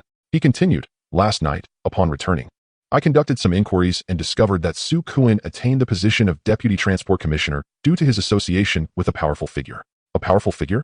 Who?" Lin Tao inquired, intrigued. Li Cheng's expression grew complicated. "If I am not mistaken, it should be the son of the Pingnan Marquis." "The son of the Pingnan Marquis?" Yi Beishian was momentarily taken aback upon hearing the name. He was aware of the Pingnan Marquis, one of the 36 marquises of the Great Li. This title had been passed down since the founding of the dynasty, and now, it was in its 6th generation, with the family thriving immensely. Their eldest daughter had entered the palace at a young age and was now bestowed the title of noble consort. The family's influence in Jinling was unparalleled, boasting an abundance of skilled individuals within their estate. One could say that he belongs to the upper echelons of the grand aristocracy. The Duke of Pingnan has 3 sons, all of whom hold significant positions of power. The eldest, Xiao Mingzhi, has even ascended to the esteemed rank of Deputy Minister of the Ministry of Revenue, a second-grade official. The Salt Transport Office falls under the jurisdiction of this ministry. In an instant, Yi Beixian comprehended the situation. Su Kuan is an associate of Xiao Mingzhi. Considering that they apprehended Su Kuan last night, it is likely that Xiao Mingzhi received intelligence almost immediately. Such a person can easily orchestrate a death within the confines of the Jinyue prison merely by uttering a few words. It is possible that while Yi and his companions were reporting the information to Yangshan, one of the deputy minister's subordinates was lurking nearby, eavesdropping. As for Wei Su Kuan, a subordinate of the deputy minister, colluded with the Dragon God sect and was even able to command its assassins. Whether this was sanctioned by the deputy minister remains unknown. However, this is evidently of no concern to Yi Beixian. Even if Xiao Mingzhi were aligned with the Dragon God sect, should it be eradicated tomorrow, he would merely transition to serve the new emperor. His life would not be at stake. Thus, he harbors no worries. He seeks only to achieve merit to elevate his status, indifferent to the corruption that engulfs the court. Chapter 20. Yi Beixian, I generally do not strike women, unless having just finished their midday meal. Yi Beixian and Li Cheng suddenly received a decree relayed from Lu Fengping, the district chief. The imperial edict proclaimed that Su Kuan had committed an unforgivable crime by launching a nocturnal assault on the Jinyue. The two were commanded to proceed to the Su residence and apprehend all members of the Su family, awaiting further instructions. For an official of Su Kuan's rank, a mere verbal transmission sufficed, as only those of the 4th rank or higher warranted an imperial edict during home raids. Upon hearing this, Yi Beixian and Li Cheng cheerfully set out with their men to execute the order. Along the way, numerous citizens observed the formidable Jinyue marching in unison and quickly deduced the nature of their mission. Indeed, the mere movement of the Jinyue heralded doom. Speculations swirled among the populace regarding the official's alleged transgressions, whether he was truly guilty or a victim of false accusations. Li Cheng and his companions paid no heed to the murmurs of the crowd, for they had long been embroiled in countless such undertakings. Throughout the ancient dynasty, many officials had faced similar fates. It was a common occurrence for officials, both high and low, to be targeted annually, all executed by the Jinyue. Su Kuan's audacity was notable. Even if the charges of colluding with the Dragon God sect were suppressed, his brazen assassination of Jinyue officers, coupled with his capture, constituted a grave act of treason. To apprehend his family members was merely the beginning. It was likely that his entire lineage would soon face annihilation. Upon arriving at the gates of the Su residence, it appeared that the family remained unaware of Su Kuan's arrest. 2 household guards stood sentinel at the entrance. Upon witnessing the approach of the Jinyue, their complexions drained of color, they trembled as they inquired, What is your business? Do you not know this is the residence of the Vice Minister of the Salt Transport Office? Ignoring their pleas, Li Cheng cast a disdainful glance at the imposing gates of the estate and muttered, Damn it, this old fool deserves his fate. He has undoubtedly amassed a fortune over the years. For a mere 5th-rank official, his home rivals that of many 4th-rank dignitaries. Lin Tao stepped forward, declaring, My lord, I shall break down the door. With that, he unsheathed his dagger and bellowed at the guards. By the Emperor's decree, we are here to search the Su residence. Those who resist shall face death. With a surge of energy, he cleaved the grand door open. Li Cheng then commanded, Surround the Su residence. Not a single fly is to escape. Yes, the eager Jinyue drew their blades and surged into the Su household. The servants and guards within had already heard the commotion as Lin Tao breached the door. Having never witnessed such a display, they collapsed in terror, offering no resistance. Li Cheng and Yi Beixian strolled leisurely through the Su estate. However, as they entered the courtyard, they encountered an obstruction. A corpulent woman, resplendently garbed and weighing at least 200 pounds, was being supported by 2 maidservants as she strode majestically from the inner quarters, followed by a throng of Su household staff. A corpulent woman, hands on her hips, pointed at the imperial guards with fury as she berated them. You wretched lot. Do you even know who my husband is? How dare you act so brazenly in my Su residence? It must be a mistake from His Majesty. Just wait until my husband returns. You shall not escape unscathed. The imperial guards momentarily found themselves at a loss, for they were mere foot soldiers of the lower echelon. While they could handle the household servants without hesitation, this fat woman was likely the wife of Su Kuan, and they dared not act without orders to harm her. Yi Beixian and Li Cheng, upon hearing the commotion, hastened over. The stout woman, emboldened by her elevated status, noticed that her words had rendered the guards immobile. She then turned her ire towards Yi Beixian and Li Cheng, shouting, Are you two the ringleaders of these scoundrels? Get out of my Su residence at once. Yi Beixian and Li Cheng exchanged glances and chuckled. Beixian, shall I take the lead? Yi Beixian waved his hand dismissively. Uncle Li, you know I generally do not strike women. Li Cheng nodded and approached the corpulent woman. Unaware of their exchange, she attempted to voice her indignation once more, only to be swiftly silenced by a swift blow from Li Cheng, who easily dispatched her with a single strike. Her substantial weight was but a jest in his presence. Her face was shattered, teeth scattered, as she fell to the ground, wailing in agony. Li Cheng nonchalantly gestured, Take her away. Yes, immediately. Several imperial guards stepped forward to escort the woman out. The other servants, witnessing the scene, hastily knelt and pleaded for mercy. Li Cheng, however, showed them no malice, merely instructing that they be taken back to the imperial guards. Being mere servants, they faced no mortal peril after a government official's assets were seized. With the corpulent woman no longer obstructing them, the imperial guards swiftly surged into the courtyard. The raid lasted over half an hour, yet the outcome proved unsatisfactory. A few guards, their expressions grim, reported to Li Cheng, "Captain, we have nearly completed our search of the Su residence, but we have only uncovered 300 taels of gold and 13,000 taels of silver, alongside merely a handful of antiquities and paintings." Upon hearing this, Li Cheng furrowed his brow.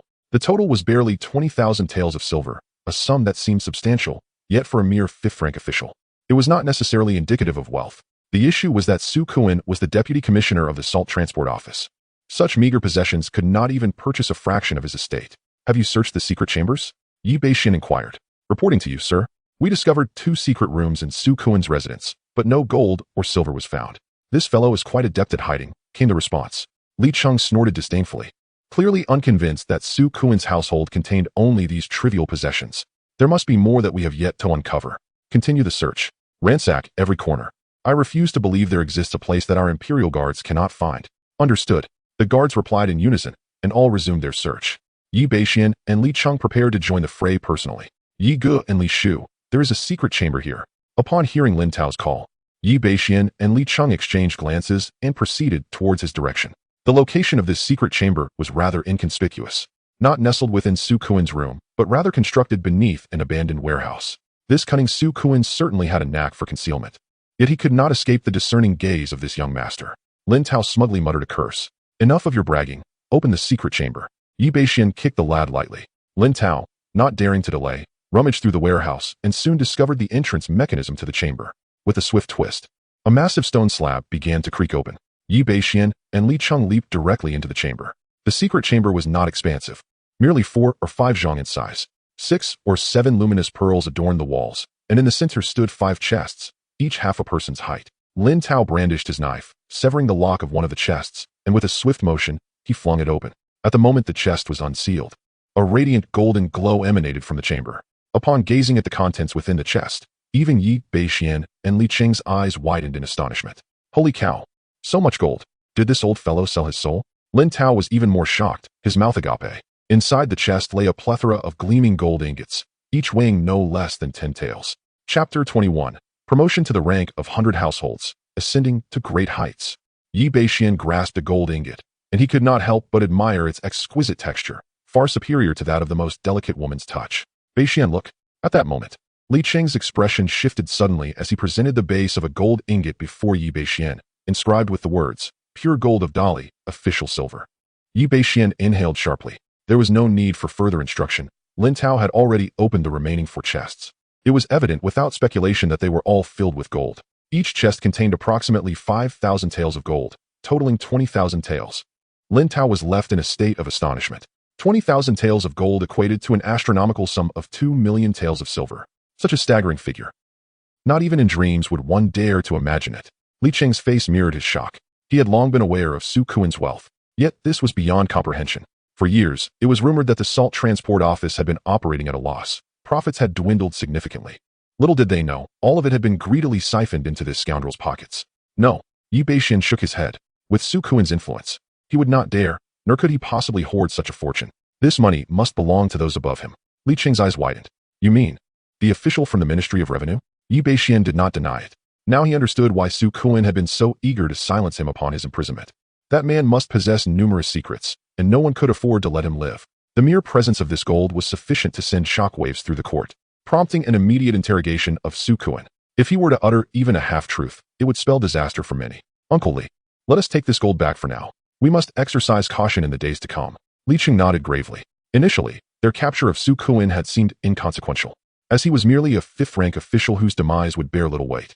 Yet, they had not anticipated the discovery of such immense wealth. It underscored Su Kuan's significance to those in power, far beyond their initial assumptions. Naturally, by severing the financial ties of those individuals, they had placed themselves in a precarious position. It was highly likely that retribution awaited them. "What are you two discussing?" Lin Tao, the only one still bewildered, interjected. With such a bounty of gold, shouldn't they be celebrating? Why did their expressions remain grim? Yi Bashen replied, "Nothing of consequence. We were merely praising your outstanding achievement." "Really?" Lin Tao exclaimed with delight. "Indeed." Li Cheng affirmed with a nod.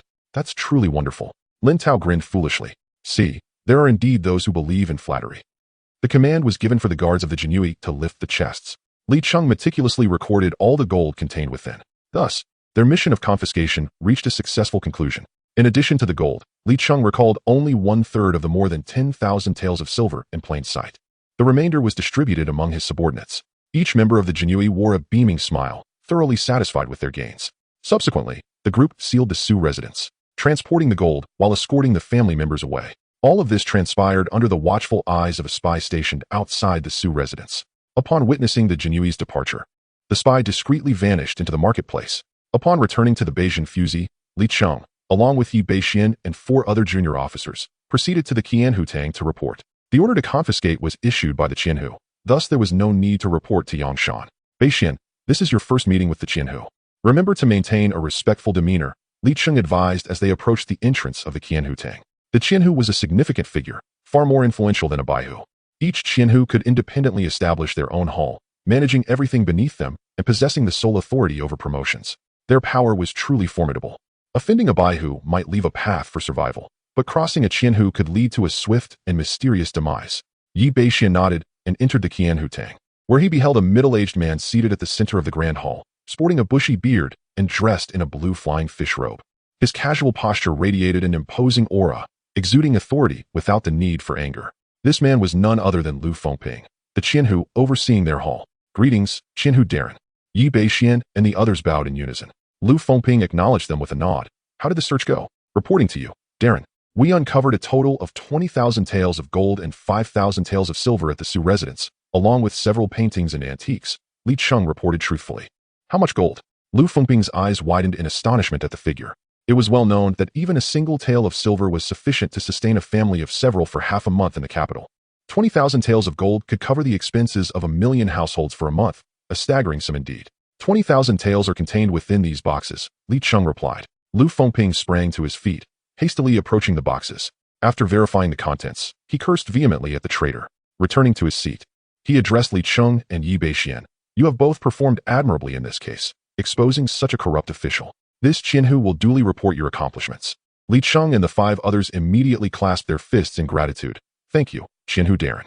Lu Fengping nodded slightly, and once the official matters were concluded, his expression softened as his gaze fell upon Yi Bashen. A hint of a smile appeared on his face. "You must be the son of Yi Hai. Your father is a long-serving subordinate of mine, having contributed greatly over the years. Though he has passed away, you have not brought him shame. You are indeed a commendable man. It is said that you have achieved remarkable success this time, even slaying a cat demon of the 2nd level of innate strength." Yi Bashen replied with humility, "Yes, my lord." "Excellent. To possess such strength at your age is truly impressive. Your talent is noteworthy. Dedicate yourself to your training, for I, the captain, hold great expectations for you." "Thank you, my lord. Now be on your way." After finishing his words, Lu Fengping waved his hand towards the crowd. "I take my leave." Upon exiting the captain's hall, the 4 minor officers gazed at Yi Bashen with envy in their eyes. They understood that, from this moment forth, Yi Bashen would surely ascend to greatness, and they would no longer be on the same path. We extend our early congratulations to Lord Yi for his great achievement. Although the rewards have yet to be issued, given this significant accomplishment and Yi Bashuan's cultivation, it will not be long before he is promoted to chief officer. In fact, this merit may already be sufficient. Calling him my lord serves to foster a closer rapport. Yi Bashen smiled lightly. "You are all too kind. Well then, Lord Yi, you may converse with Chief Officer Li. We shall take our leave first." The 4 individuals were astute. Having offered their congratulations, they promptly departed. Chapter 22. Acquiring the Blade Techniques. Renowned in the Northern Jinfu Division as the silhouettes of the 4 junior flag officers faded from view, Li Cheng turned his gaze towards Yi Bashen. It appears that the matter concerning the Dragon God sect has eluded the notice of Lord Qianhu. It must have been concealed by Yangshan. Yi Bashen was not at all surprised by this revelation. Although Lord Qianhu wielded considerable power, he oversaw numerous 100 officers, and thus would hardly concern himself with the actions of a mere 5th-rank official. Moreover, their previous apprehension of individuals had not been accompanied by any public declaration of the assassins' true identities. If Yangshan wished to keep it under wraps, it would not pose a challenge. Regardless, the case has been resolved. Let us return, Uncle Li. As the shift drew to a close, the rewards for Yi Bashen and Li Cheng were personally delivered by the 100 officer, Yangshan. Li Cheng was promoted to Trial 100 Officer with a reward of 500 taels of silver, while Yi Beixian received a similar promotion with 300 taels and was granted a low-grade Earth-level technique, free to retrieve it from the treasury. The other junior flags received 100 taels each, recorded 3 minor achievements, and the Jinui were awarded 50 taels for 2 minor contributions. With the bestowal of rewards, there was universal joy among the ranks. Yi Beixian had not anticipated that he would leap 2 ranks in succession to become a Trial 100 Officer. "Congratulations to both of you," Yangshan said, bowing slightly after conveying the orders. While Li Cheng had reached the limit of his potential and could expect no more than a promotion to 100 Officer, Yangshan's expression toward Yi Beixian was notably complex. Amid this complexity, Yi Beixian sensed an undercurrent of distinct emotions. "Thank you, Lord 100 Officer," Yi Beixian replied. Yangshan grunted in acknowledgement before turning to depart. Yet, unbeknownst to anyone, a glimmer of malice flickered in his eyes. "I truly underestimated this young man. However, you have offended those you ought not to have. It is time to meet your late father." With Yangshan's figure disappearing, 2 other Jinui flag officers, Zheng Zibu and Yi Liang, swiftly approached. "Lord Li, Lord Yi, congratulations." The two had previously had little interaction with Yi Beixian, yet this time they appeared unusually respectful, even obsequious. Li Cheng chuckled heartily. "There is no need for such formality. I owe this achievement to Bashen." Thus, he proposed, "Tonight, I shall host a banquet for our brothers. Everyone must attend." Yi Beixian nodded in agreement. Upon seeing his consent, the 2 flag officers immediately expressed their approval. For them, it mattered little. After all, they were merely a half rank above, with Yangshan looming above them. But for Yi Beixian, it was different. His ascension to 100 Officer would undoubtedly come swiftly, and a future as Qianhu was nearly assured. Establishing a connection with him was indeed a coveted opportunity. After arranging a time, Yi Beixian and Li Cheng proceeded to the designated area to collect their garments, receiving a set of Trial 100 Officers' Feiyu attire and a decorated spring blade. The quality was certainly superior to that of the junior flags. Donning the new attire and acquiring their waste tokens, Yi Beixian made his way to the treasury, filled with curiosity about its contents. This place is one of the few within the entire Northtown Protectorate that is entirely closed to the public. Aside from those with over 1,000 households, others wishing to enter this treasury must possess a special commendation. The treasury comprises 13 floors, standing as the highest edifice of the Protectorate.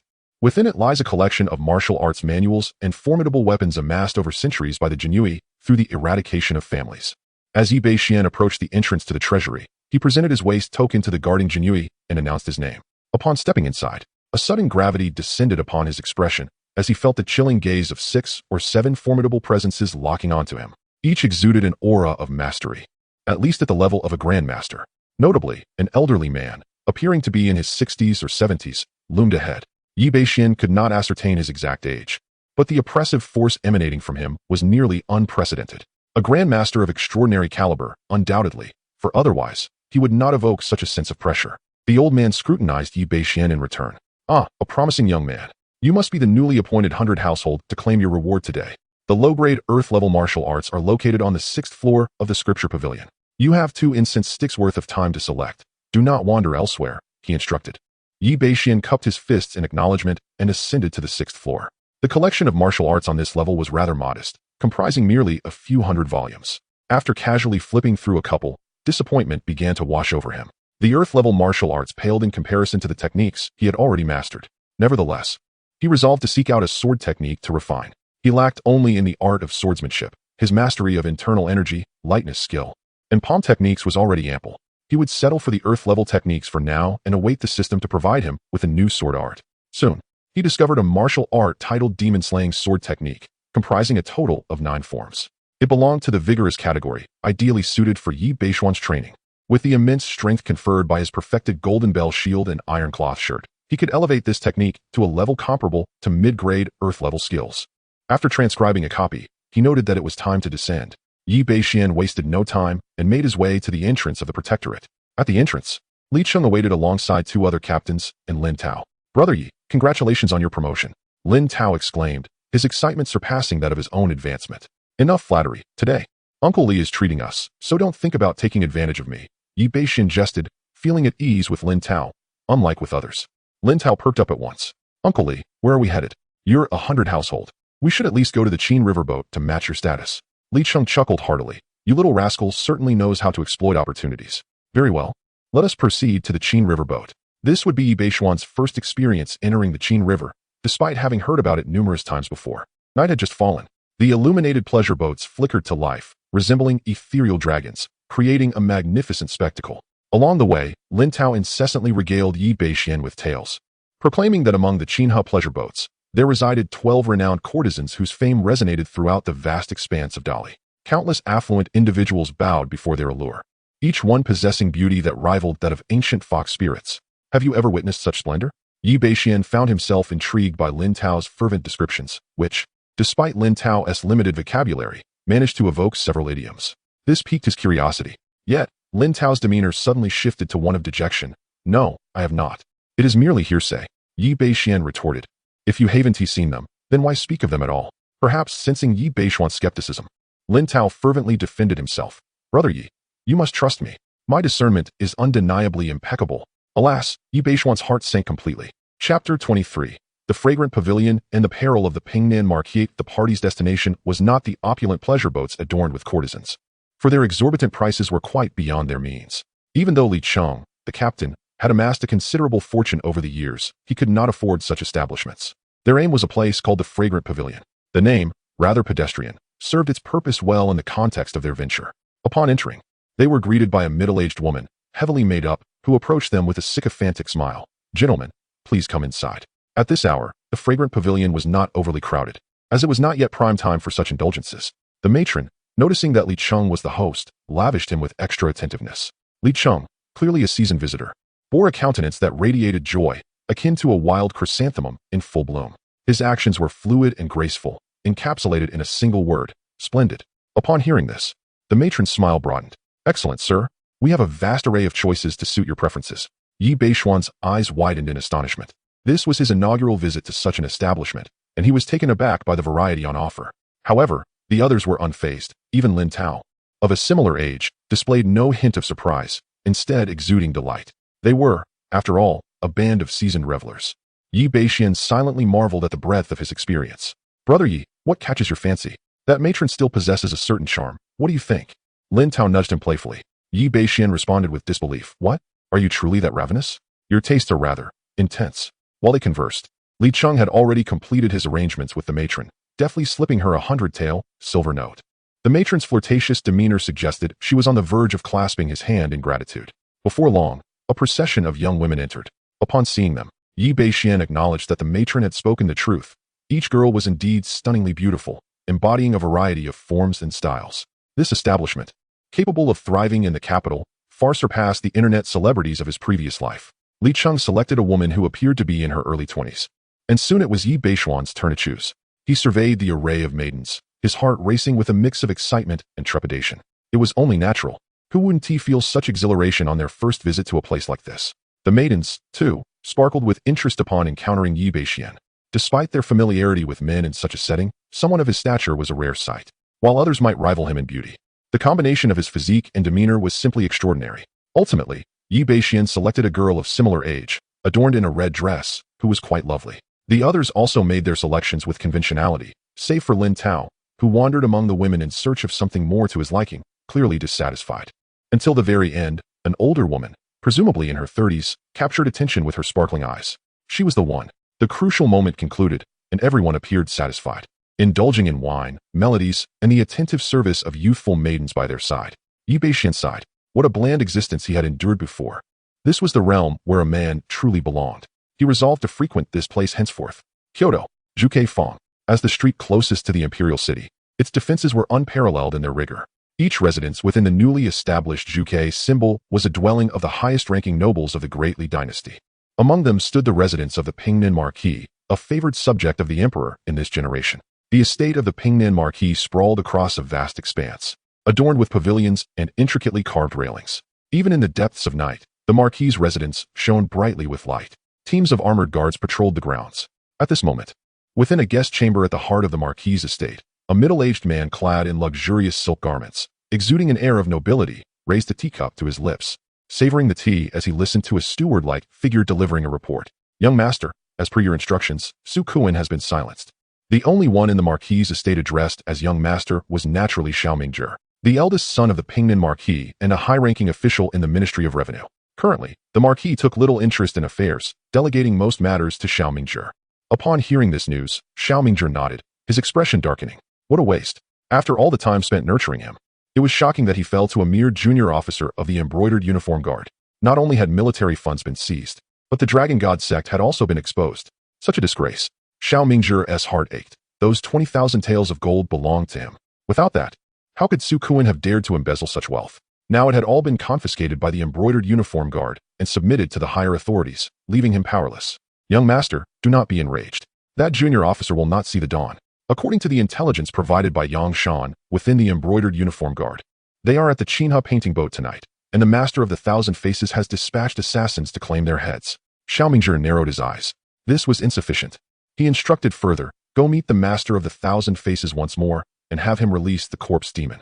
Ensure that Yang Shan of the embroidered uniform guard, along with all his men, are exterminated. We must guarantee that everyone present at that time meets their end. Our plans must not be revealed. The steward nodded. Understood. Chapter 24. Midnight Assassination, Supreme Innate. On the Qin River houseboat, a banquet stretched from dusk until the moon reached its zenith. Li Shan and his companions had indulged to the point of inebriation, their tempers flaring, prompting them to seek relief. Even that rascal Lin Tao followed suit, not forgetting to cast a challenging glance at Yi Bashen, insinuating that his marksmanship had reached remarkable heights and inviting a contest of skills. In response to Lin Tao's provocation, Yi Bashen merely offered a gesture of international camaraderie, urging him to depart hastily. Soon, the private room was left with Yi Bashen as its sole occupant. My lord, the night has grown late. Perhaps we should retire, urged the young lady in the crimson dress, who had been attending to Yi Bashen. Her peers envied her for being chosen by him, an extraordinary young gentleman she had never encountered before. She settled beside him, yet upon hearing her plea, Yi Bashen displayed little interest. Although the young woman was delightful enough for a night of revelry, he preferred solitude over companionship. No need, I am rather indisposed today, he stated resolutely before rising to depart, leaving behind the forlorn maiden in red. Indisposed? Are you also dealing with relatives? Exiting the houseboat. The hour had advanced past 3 o'clock. The lights of the vessel had dimmed. Leaning against the railing at the bow, Yi Bashen gazed at the moonlight shimmering on the water's surface, the gentle waves dancing in the breeze. Large, plump fish swirled around the houseboat, and in the distance, the sound of a lute wafted through the air. Suddenly, Yi Bashen's brow furrowed. Whoosh! A sound sliced through the air. Without a moment's hesitation, his finger moved, executing a precise technique. In the next instant, a glimmering arrow materialized between his fingers. His expression turned cold. Seeking death, with a swift motion, he launched the arrow back towards its origin with terrifying speed, striking a corner of the houseboat. In that shadowy recess, a figure let out a muffled grunt and turned to flee. It was evident that an ambush was afoot. Yet, Yi Bashen, emboldened by his recent breakthrough into the realm of the innate, relished the opportunity to test his prowess. With his current abilities, he feared no one unless they were of masterly caliber. Even against a master, he was confident in his ability to escape unscathed. Employing his lightness skill, Yi Bashen pursued the cloaked figure to a thicket by the banks of the Qin River. Upon arrival, he accelerated dramatically, closing the distance to the black-clad figure in a flash, and with a precise movement, he touched the figure's head with a single finger. The figure clad in black, possessing merely the cultivation of the early stage of innate ability, could not withstand the strike of the spirit finger. His head exploded instantaneously, succumbing to death beyond any possibility of revival. A chime resonated, announcing the acquisition of 80 points. Yi Bashen paid no heed, instead surveying his surroundings. The night breeze stirred the leaves, creating a rustling sound, while a chilling aura swept through the air. Come forth, Yi Bashen proclaimed. In an instant, 3 silhouettes materialized, forming a triangular formation that encircled Yi Bashen. Among them, one emanated an unmistakable aura of innate energy, an indication of late-stage prowess. Yi Bashen regarded the trio, noting the presence of 1 late-stage and 2 mid-stage innate practitioners. Are you members of the Dragon God sect? He inquired. The leader, a late-stage innate powerhouse, replied coldly. Your perception is commendable, but alas, you shall soon become a corpse. With a swift motion of his hand, the 2 mid-stage black-clad figures lunged forward. They executed a refined combination of blade techniques, displaying remarkable precision and lethality, capable of intimidating even the average late-stage innate practitioner. Yet, Yi Bashen neither dodged nor evaded. Instead, he invoked the 9 Yang divine art, channeling the spirit finger, unleashing a surge of pure Yang energy. The clashing of metal echoed as the blades of the 2 black-robed assailants struck mere inches from Yi Bashen's chest. Regardless of their exertion, their long knives could not penetrate, as Yi Bashen's slender fingers firmly grasped the blades. Their strength was insufficient. With a slight motion of his fingers, a resounding crack reverberated as the 2 finely forged swords shattered. Realizing the dire situation, the 2 black-robed figures attempted to retreat, but it was too late. Yi Bashen seized the broken blades and flung them forth like thunder. The two assailants reacted swiftly, attempting to block the incoming blades with their remaining weapons. However, the force behind Yi Bashen's strike was beyond their capacity to withstand. A sharp sound pierced the air as the blades pierced their chests, creating gaping wounds. They let out anguished cries before collapsing to the ground. A chime sounded again, congratulating the host for acquiring 90 points. Another followed suit, announcing an additional 90 points.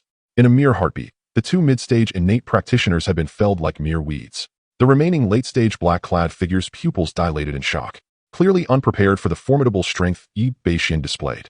In just one strike, he discerned that Yi Bashen's prowess surpassed that of the late stage of innate cultivation, positioning him as superior. A mere 18-year-old with innate ability was already a prodigy. The thought of one at the late stage of innate ability at such a tender age was beyond his imagination. Flee. I must return to report to the master. I have greatly underestimated this young man. Possessing such strength at such a tender age, he must be eliminated at all costs. Otherwise, should he grow stronger, he will undoubtedly become a grave threat to our holy sect. As the cloaked assassin contemplated this, he swiftly prepared to flee. Attempting to escape, a cold smile graced Yi Bashen's lips. Though he was unarmed, his greatest strength lay in his mastery of palm techniques.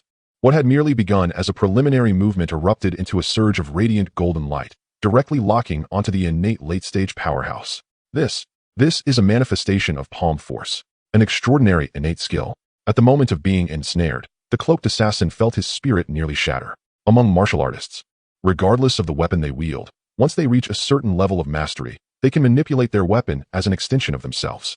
To progress further involves achieving fine control, allowing one to unleash the full might of their cultivated weapon. Upon reaching this fine control, the next step is the unity of man and weapon. However, attaining this state is incredibly challenging, even for ordinary masters. For instance, if two individuals wielding blades possess similar techniques, yet one has achieved unity while the other has only reached fine control, the outcome of their battle is inevitable.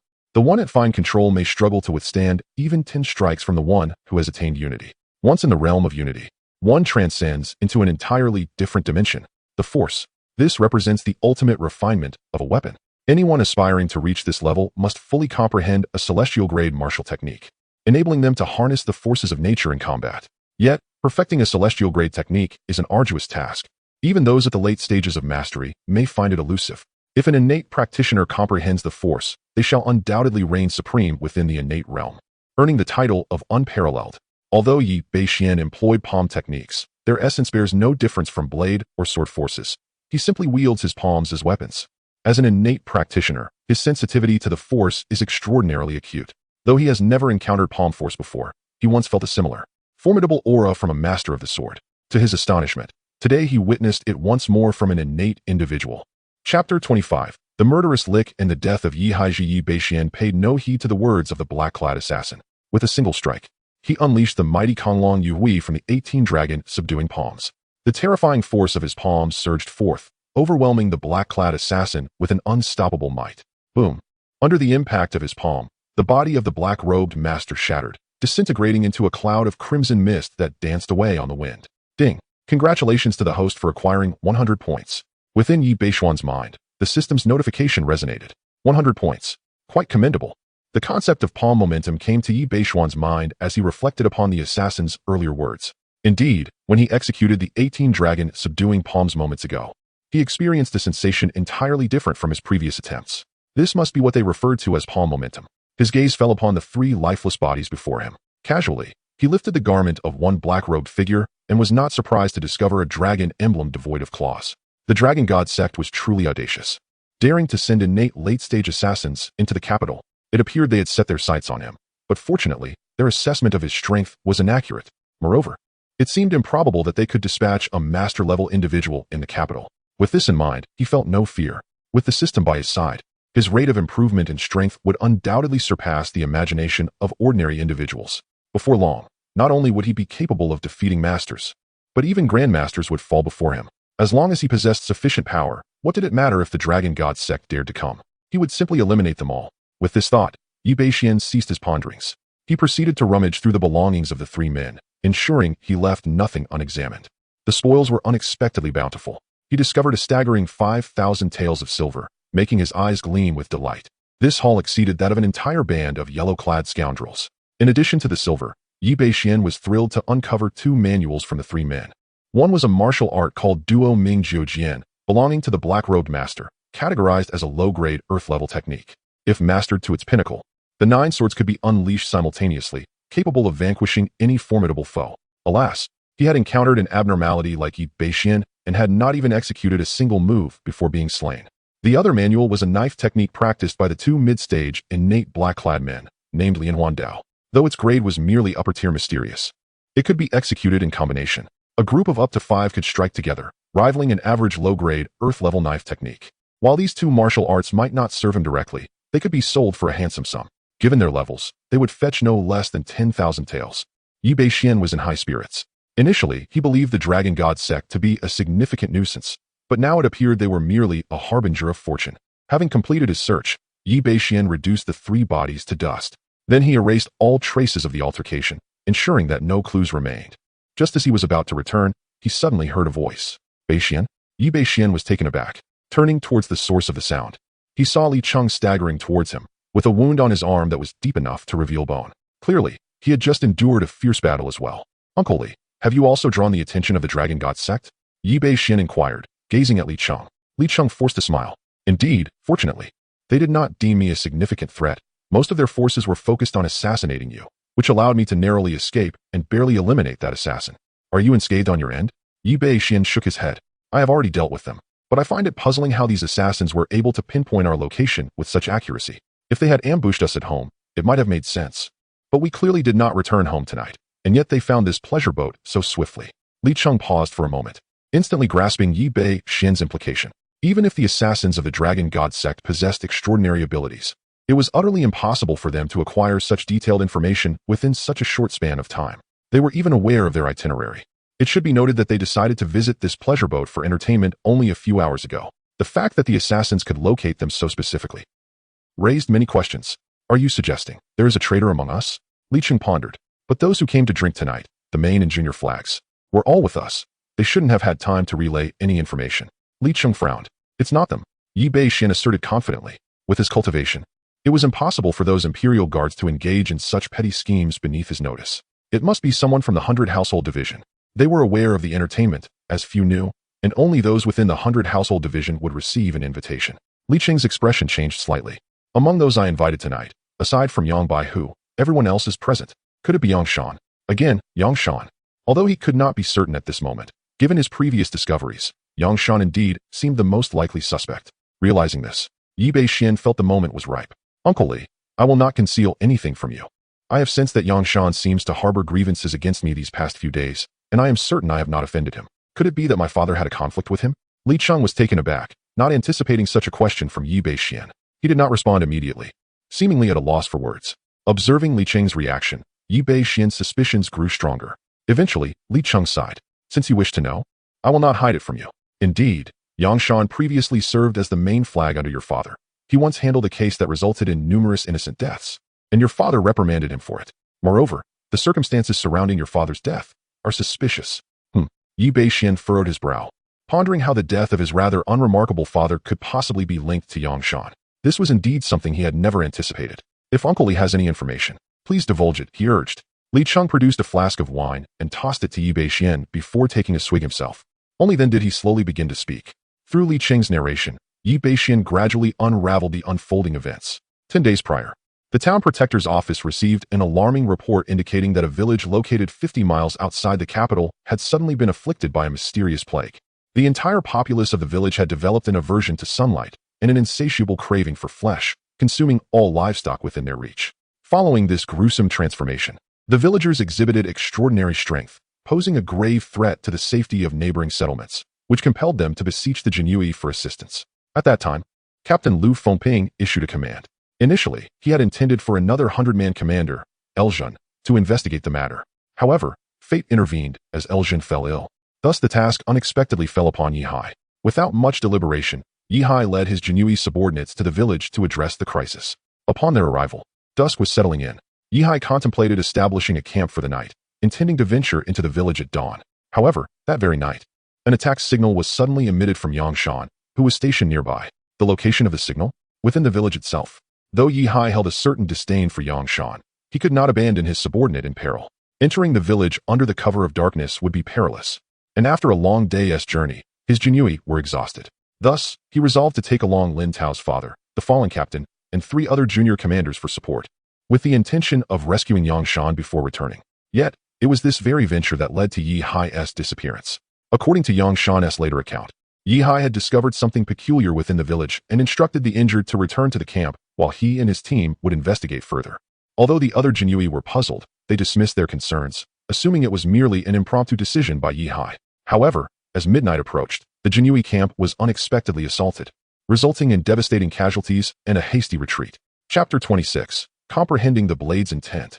The art of slaying demons achieves perfection. At this point, Li Qing couldn't help but sigh. Such is the fate of the Jinui. Unless one possesses extraordinary strength, the deaths and injuries among the lower ranks are all too commonplace. Subsequently, the town protector's office was infuriated, and Lu Qianhu personally led a team to besiege the village, annihilating it entirely. Yet, they never discovered your father's remains. Nor did they find the instigator of the calamity. Only the corpses of those afflicted by disease remained.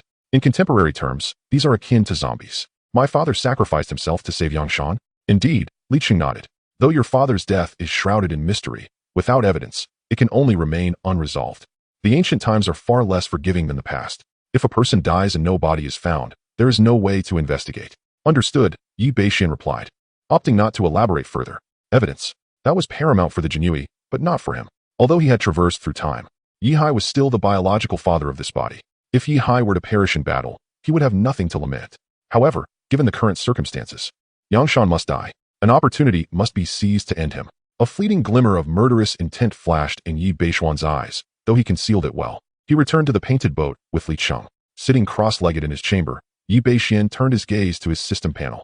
Host, Yi Bashen, age, 18, realm, innate 3rd layer, idle skills, 18 dragon subduing palms, max level, Lingbo Weibu, max level, golden bell shield and iron cloth shirt, max level, 9 yang divine skill, 5th layer, Lingxi finger, minor accomplishment, demon slaying blade technique. Idle points, 300 originally depleted, his idle points had now increased by 300. Although insufficient for training and other skills, he decided to upgrade the demon-slaying blade technique to perfection first. After a brief contemplation, he resolved firmly. System. Initiate idle training for the demon-slaying blade technique. On the 3rd day of idle training, your innate talent makes mastering the demon-slaying blade technique exceedingly effortless in merely 3 days. You've entered its initial stage. On the 31st day of idle training, through your relentless practice, your proficiency with the demon-slaying blade technique has grown ever more adept, successfully breaking through to the proficient level. On the 78th day of idle training, by a stroke of serendipity during your practice, you attained enlightenment, awakening to find that your demon-slaying blade technique had leaped past the minor accomplishment stage and entered the major accomplishment phase. On the 145th day of idle training, through your daily diligence, the demon-slaying blade technique has indeed lived up to expectations, reaching perfection. Upon hearing this announcement, a smile graced Yi Bashuan's face. After unblocking the run and do meridians, his innate talent was formidable enough. In just over 140 days, he had perfected a martial skill of earthly grade. However, this sudden enlightenment is indeed intriguing, as it allows him to bypass the minor achievements and save considerable effort. Just as Yi Bashen was about to terminate his idle state, suddenly, the idle page once again displayed a notification. On the 280th day of idleness, after your continuous practice of the perfected demon-slaying blade technique, you suddenly realize that the technique seems capable of further breakthroughs. However, your time is insufficient. You have noted this insight and await your next period of idle cultivation. Ding! This session of idleness has concluded, and insights are being transmitted. Please wait. Boom! In Yi Bashuan's mind, a torrent of memories and realizations surged forth like a tidal wave. His comprehension of the demon-slaying blade technique continually ascended. Sitting cross-legged on his bed, he absorbed and refined the insights for a full half-hour before completely assimilating all the realizations. Yi Bashen grasped the embroidered spring knife beside him, and in a flash, he leapt out of the room. With the graceful steps of the lingbo, he landed upon a bamboo pole, drawing forth the spring knife. Merely by gripping it, an innate aura surged forth, enveloping the surroundings. As he wielded the long knife, Yi Bashuan's figure shifted and transformed continuously. The perfected demon-slaying blade technique was unfurled time and again. Almost. Just a fraction more. With each swing of the blade, Yi Bashen felt that something essential was missing from the knife in his hand. He pondered relentlessly as the surrounding water waves were cleaved apart, then cascaded down. Observing the gathering and dispersing of the waves, Yi Bashuan's eyes suddenly sparkled with realization. This is the sensation. His hand moved faster. He became entirely immersed in the demon-slaying blade technique. losing count of how many times he had swung the blade. Crack! It seemed as if a barrier within his heart had been shattered. In that instant, clang! The entire world resonated with the sound of a blade's cry. It was as if an extraordinary treasure blade had been unsheathed. An invisible blade aura pierced through the heavens, coalescing into a shadow of a pitch-black blade. Fierce and awe-inspiring. The blade intent pierced the sky. Just a glance felt like a piercing pain in the eyes. At the North Town Guard's treasury, the elder guarding the door during the day was reclining within the pavilion, a wine gourd levitating beside him, pouring liquid into his mouth. The elder's face bore the signs of inebriation, and he appeared to be relishing the experience. Yet at that moment, he seemed to sense something, his expression slightly shifting. In the next instant, his figure vanished into thin air, directly arriving at the top floor of the treasury. Beneath the vast starry sky, the elder gazed in a particular direction, revealing a hint of astonishment on his face. Such potent blade aura. Which master has comprehended such blade intent? It seems the capital has gained another top-tier master. At the Six Doors headquarters, a middle-aged man was conversing with 4 young constables not far from him. At the moment the dark long blade appeared, the man raised an eyebrow. The essence of the sword? The 4 constables, upon hearing this, were momentarily taken aback, then astonished. Master, are you saying someone has comprehended the essence of the sword? The man nodded slightly. Indeed, however, such a level of existence is not for you to concern yourselves with. You are the new generation of elite constables from the Six Doors, and you must strive to rank among the top in the Tianjiao list. Currently, there are 3 individuals from the Jinhui listed. Our 6 doors must not be surpassed. Yes, Master. That night, many factions within the capital turned their gazes towards the heavens. Some were astonished, others apprehensive, while some remained indifferent. As for everything outside, Yi Bashen remained oblivious. Ding. Congratulations, host, for breaking through the exorcism blade technique. Ding. Congratulations, host, for comprehending the essence of the sword from the exorcism blade technique. These 2 system notifications echoed in his mind, awakening Yi Bashen from his cultivation. Upon opening his eyes, he was astonished to find everything transformed. He could distinctly sense an aura emanating from him, sharp to an extreme degree. Breakthrough? Essence of the sword? I have transcended. Chapter 27. A new case. Divine protection? Yi Bashuan's countenance brightened with joy. The realm of transformation, commonly referred to as the unity of heaven and man, is a pinnacle that one can only aspire to reach through the insights of exceptional prodigies or ancient beings who might serendipitously craft an innovative martial technique. Otherwise, it is nearly impossible for any martial art to be perfected to such an extent. To his astonishment, after his recent retreat, he had reaped such a profound reward, directly leading him to comprehend the essence of sword intent. This sword intent is indeed more challenging to grasp than the perfected sword techniques, signifying the mastery of a weapon to its utmost limit. This opportunity arose from a fortuitous moment during his retreat, where he experienced a sudden enlightenment. Moreover, he derived new insights from the perfected demon-slaying sword technique. Upon the conclusion of his retreat, these revelations flooded into his mind, allowing Yi Bashen to seize the moment and achieve a qualitative breakthrough in his swordsmanship. With the understanding of sword intent, any sword technique he employs will wield tenfold greater power. Yi Bashuan's spirit sword. With the sword intent, his strength surged dramatically. It would not be an exaggeration to refer to him as a master of the sword path. Previously, he was merely invincible among the innate, but now he was capable of slaying ordinary masters. Excellent. In a few days, I shall claim Yangshan's head to test my blade. A flicker of murderous intent danced in Yi Bashuan's eyes. Vengeance cannot wait until the morrow. Even in the absence of irrefutable evidence, Yangshan must die. Better to wrongfully kill than to let a culprit escape. The following day, in the early morning, the group gathered, their understanding unspoken.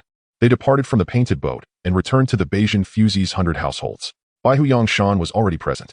Upon witnessing Yi Bashen and Li Cheng enter, engaged in cheerful banter, Yangshan's demeanor stiffened. Unable to restrain his gaze, he scrutinized Yi Bashen and Li Cheng with notable intensity.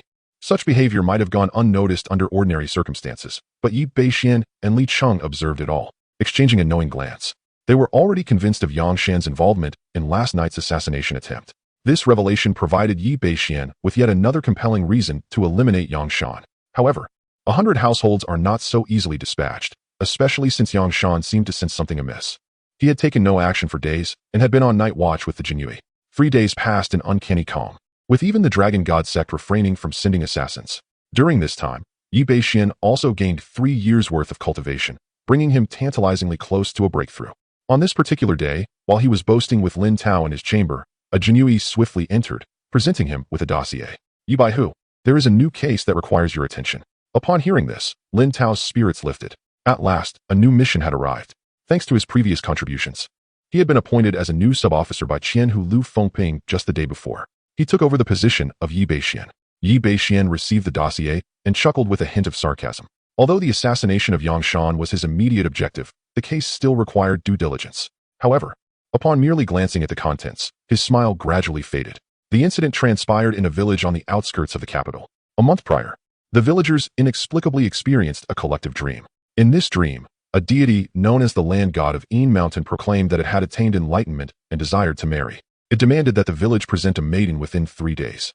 The family that offered their daughter would not only receive 20 taels of gold, but would also enjoy the protection of the land god, ensuring favorable weather henceforth. Upon waking, the villagers, rather than resisting, harbored a mix of skepticism and belief, ultimately delivering a young girl from one household. That very night, the girl was taken away by a procession of celebrants, complete with drums and gongs. Moreover, within the girl's home, they indeed found the promised 20 taels of gold. Witnessing this, the villagers were driven to madness. 20 taels of gold. Such an astronomical sum. Families with daughters regretted not having offered their own. Even more absurdly, the villagers began to fervently pray, expressing their willingness to sacrifice additional daughters, beseeching the land god for favor. On the following day, their wish was granted. In a dream, the married girl appeared adorned in gold and silver, beaming with joy, stating that the land god had bestowed blessings and agreed to their request, allowing them to marry off a girl every 3 days to the temple to receive blessings. Upon hearing this, the villagers eagerly rushed to offer their daughters. This continued for over a month, resulting in the sacrifice of 8 maidens. The families were enriched with gold, and everyone was elated. However, the fates of the sacrificed maidens were of no concern to anyone, though they all understood the grim reality. They had likely perished. Just 2 days ago, it was again time to offer another maiden. Originally, this was to be a heart-wrenching separation. Ironically, the selected family had sought this opportunity for their daughter. Yet, the girl's mother was resolute in her refusal to comply. Ultimately, she fled the village, only to meet her demise on the way to the capital to report the incident. The woman's body was discovered by an officer, and the matter was subsequently reported to the Jinhui. After perusing the dossier, Yi Beishuan's expression turned chillingly grim. As a modern individual, he had never imagined such a superstitious village could exist, sacrificing a living being for the sake of divine indulgence. This was indeed an eye-opener.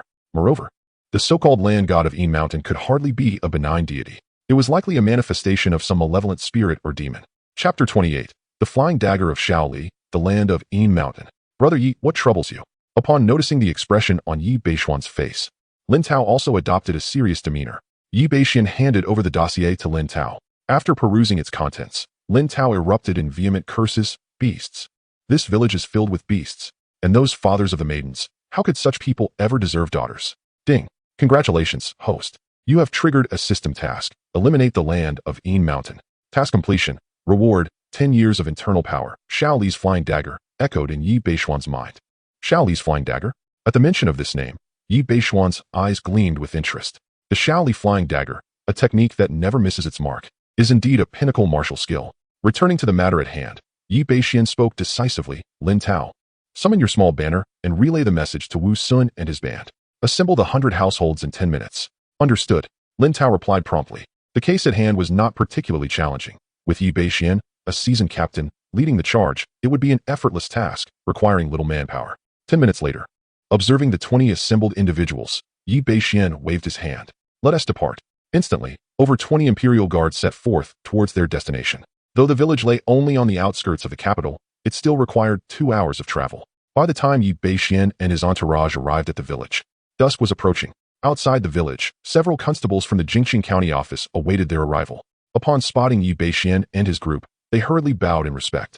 We salute you, Captain Yi. Yi Mingxian waved his hand dismissively. No need for excessive formalities. Lead me into the village.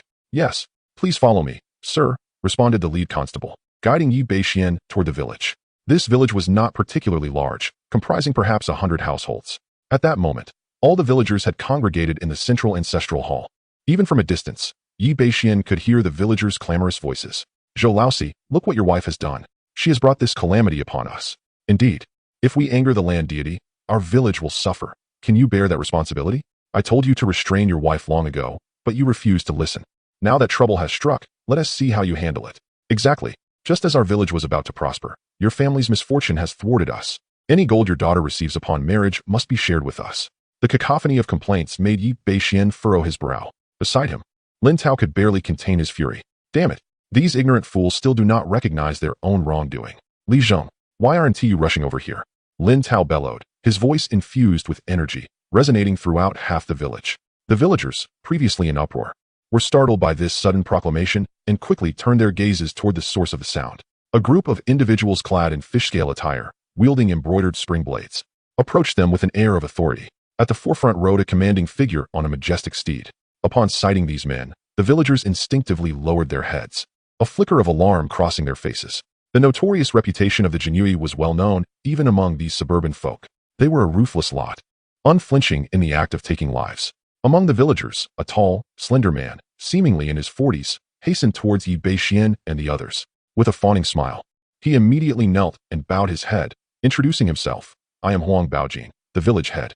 It is an honor to meet the esteemed Jinui officials. Yi Bashen nodded slightly, gesturing for him to rise. Speak. Yes, my lord, Huang Baojin replied, standing up, whose wife has met her demise. Upon hearing Yi Bashuan's inquiry, Huang Baojin beckoned to the villagers behind him, altering his tone. Zhou Laosi, come forth, the lord summons you. Soon after, a disheveled man approached and bowed deeply. My lord, lead me to the body of your wife. My lord, my wife. Zhou Laosi hesitated. Beside him, Huang Baojin chuckled nervously, adding, my lord, given your esteemed status, it would be unworthy of your gaze to witness a mere corpse. Yi Bashen, observing their demeanor, felt a surge of anger. These individuals seemed utterly devoid of common sense. It was merely a matter of a malevolent spirit causing havoc. Had they reported it directly, no lives would have been lost, and those young girls would still be alive. Yet, these greedy souls, far from resisting, had seized the opportunity for profit, leading to this tragic outcome. Even now, they sought to delay and evade responsibility. Lead the way and refrain from further prattle. One more word, and I shall not hesitate to execute you. Yi Bashuan's voice was icy, his gaze radiating a murderous intent. This pronouncement sent a shiver through Huang Baojin and the villagers, rendering them speechless. My lord, please calm your fury. Follow me. Under Huang Baojin's guidance, Yi Bashen and his companions arrived at Zhou Laoxi's humble abode. The conditions were exceedingly modest, merely 2 shabby rooms and a small courtyard. In the yard lay a body covered by a white cloth. Dismounting his horse, Yi Bashen strode into the courtyard and lifted the cloth with the hilt of his sword. Beneath it, he beheld a woman of striking beauty. Her eyes wide open in horror, her body marred with fresh wounds. This was Zhou Laoxi's wife, the very woman who had perished en route to the capital to report the incident. As a Jinui, Yi Bashen discerned at a glance that the injuries were inflicted by a whip. This indicated that a significant part of the cause of her death stemmed from these wounds. Who did this? Yi Bashen inquired, his tone unwavering. The villagers fell silent, their voices caught in their throats, desperate to defend themselves, yet paralyzed by Yi Bashuan's formidable presence. They dared not utter a word. Zhou Laosi, seeking assistance, cast a glance at Huang Jinbao, who turned his head away. It was then that he spoke, to the esteemed lord. It is my wife. She does not obey, and I struck her. Oh, you struck her? Yi Bashen chuckled lightly, yet his expression shifted instantaneously. To inflict punishment upon your own, you possess quite the audacity? Thud. Zhou Laosi collapsed to his knees once more, fervently pleading for mercy. Esteemed lord, I dare not. It is my wife who adamantly refuses to allow our daughter to wed the earth god, defying the divine will, which compelled my hand to act. Observing the man's demeanor, Lin Tao could no longer contain himself and delivered a kick that sent him tumbling. You foolish wretch, cannot you engage your wretched mind? Which deity would demand the sacrifice of a daughter? To Lin Tao's surprise, his words incited discontent among the villagers, who had previously refrained from resistance. My lord, should your words reach the ears of the deity, retribution may follow. Indeed, my lord, you must not defame the divine. We are offering our daughter a life of prosperity, not a sacrifice. Silence. Yi Bashen interjected, his brow furrowed and voice resonating with an intensity that rang painfully in their ears. At that moment, a sound suddenly emanated from Zhou Laoxi's dwelling. Chapter 29, Lin Tao's Scheme, a cross-dressing master? Upon hearing that voice, the expressions of Zhou Laoxi and the villagers shifted noticeably. Without needing any prompting from Yi Bashen, Lin Tao, accompanied by 2 imperial guards, rushed forward, forcefully kicking open the door. After a brief moment of astonishment, he exclaimed, My lord, there is someone inside. At these words, Yi Bashen stepped into the room. The instant he crossed the threshold, he understood the reason for Lin Tao's bewilderment. Before him stood a young girl, bound and helpless, a strikingly beautiful maiden, despite being restrained. Even though Yi Bashen had spent the past few days amidst courtesans, none could compare to the girl before him. Unadorned by makeup, she still rivaled any beauty. Yet now she wept like a pear blossom in the rain, tears streaming down her cheeks. Yi Bashen approached and unsheathed his sword, severing the ropes that confined her. The girl darted from the room, and upon spotting the corpse lying in the courtyard, she collapsed to her knees. Mother, she cried out in torment. her tears flowing like a torrent as she desperately caressed the woman's face.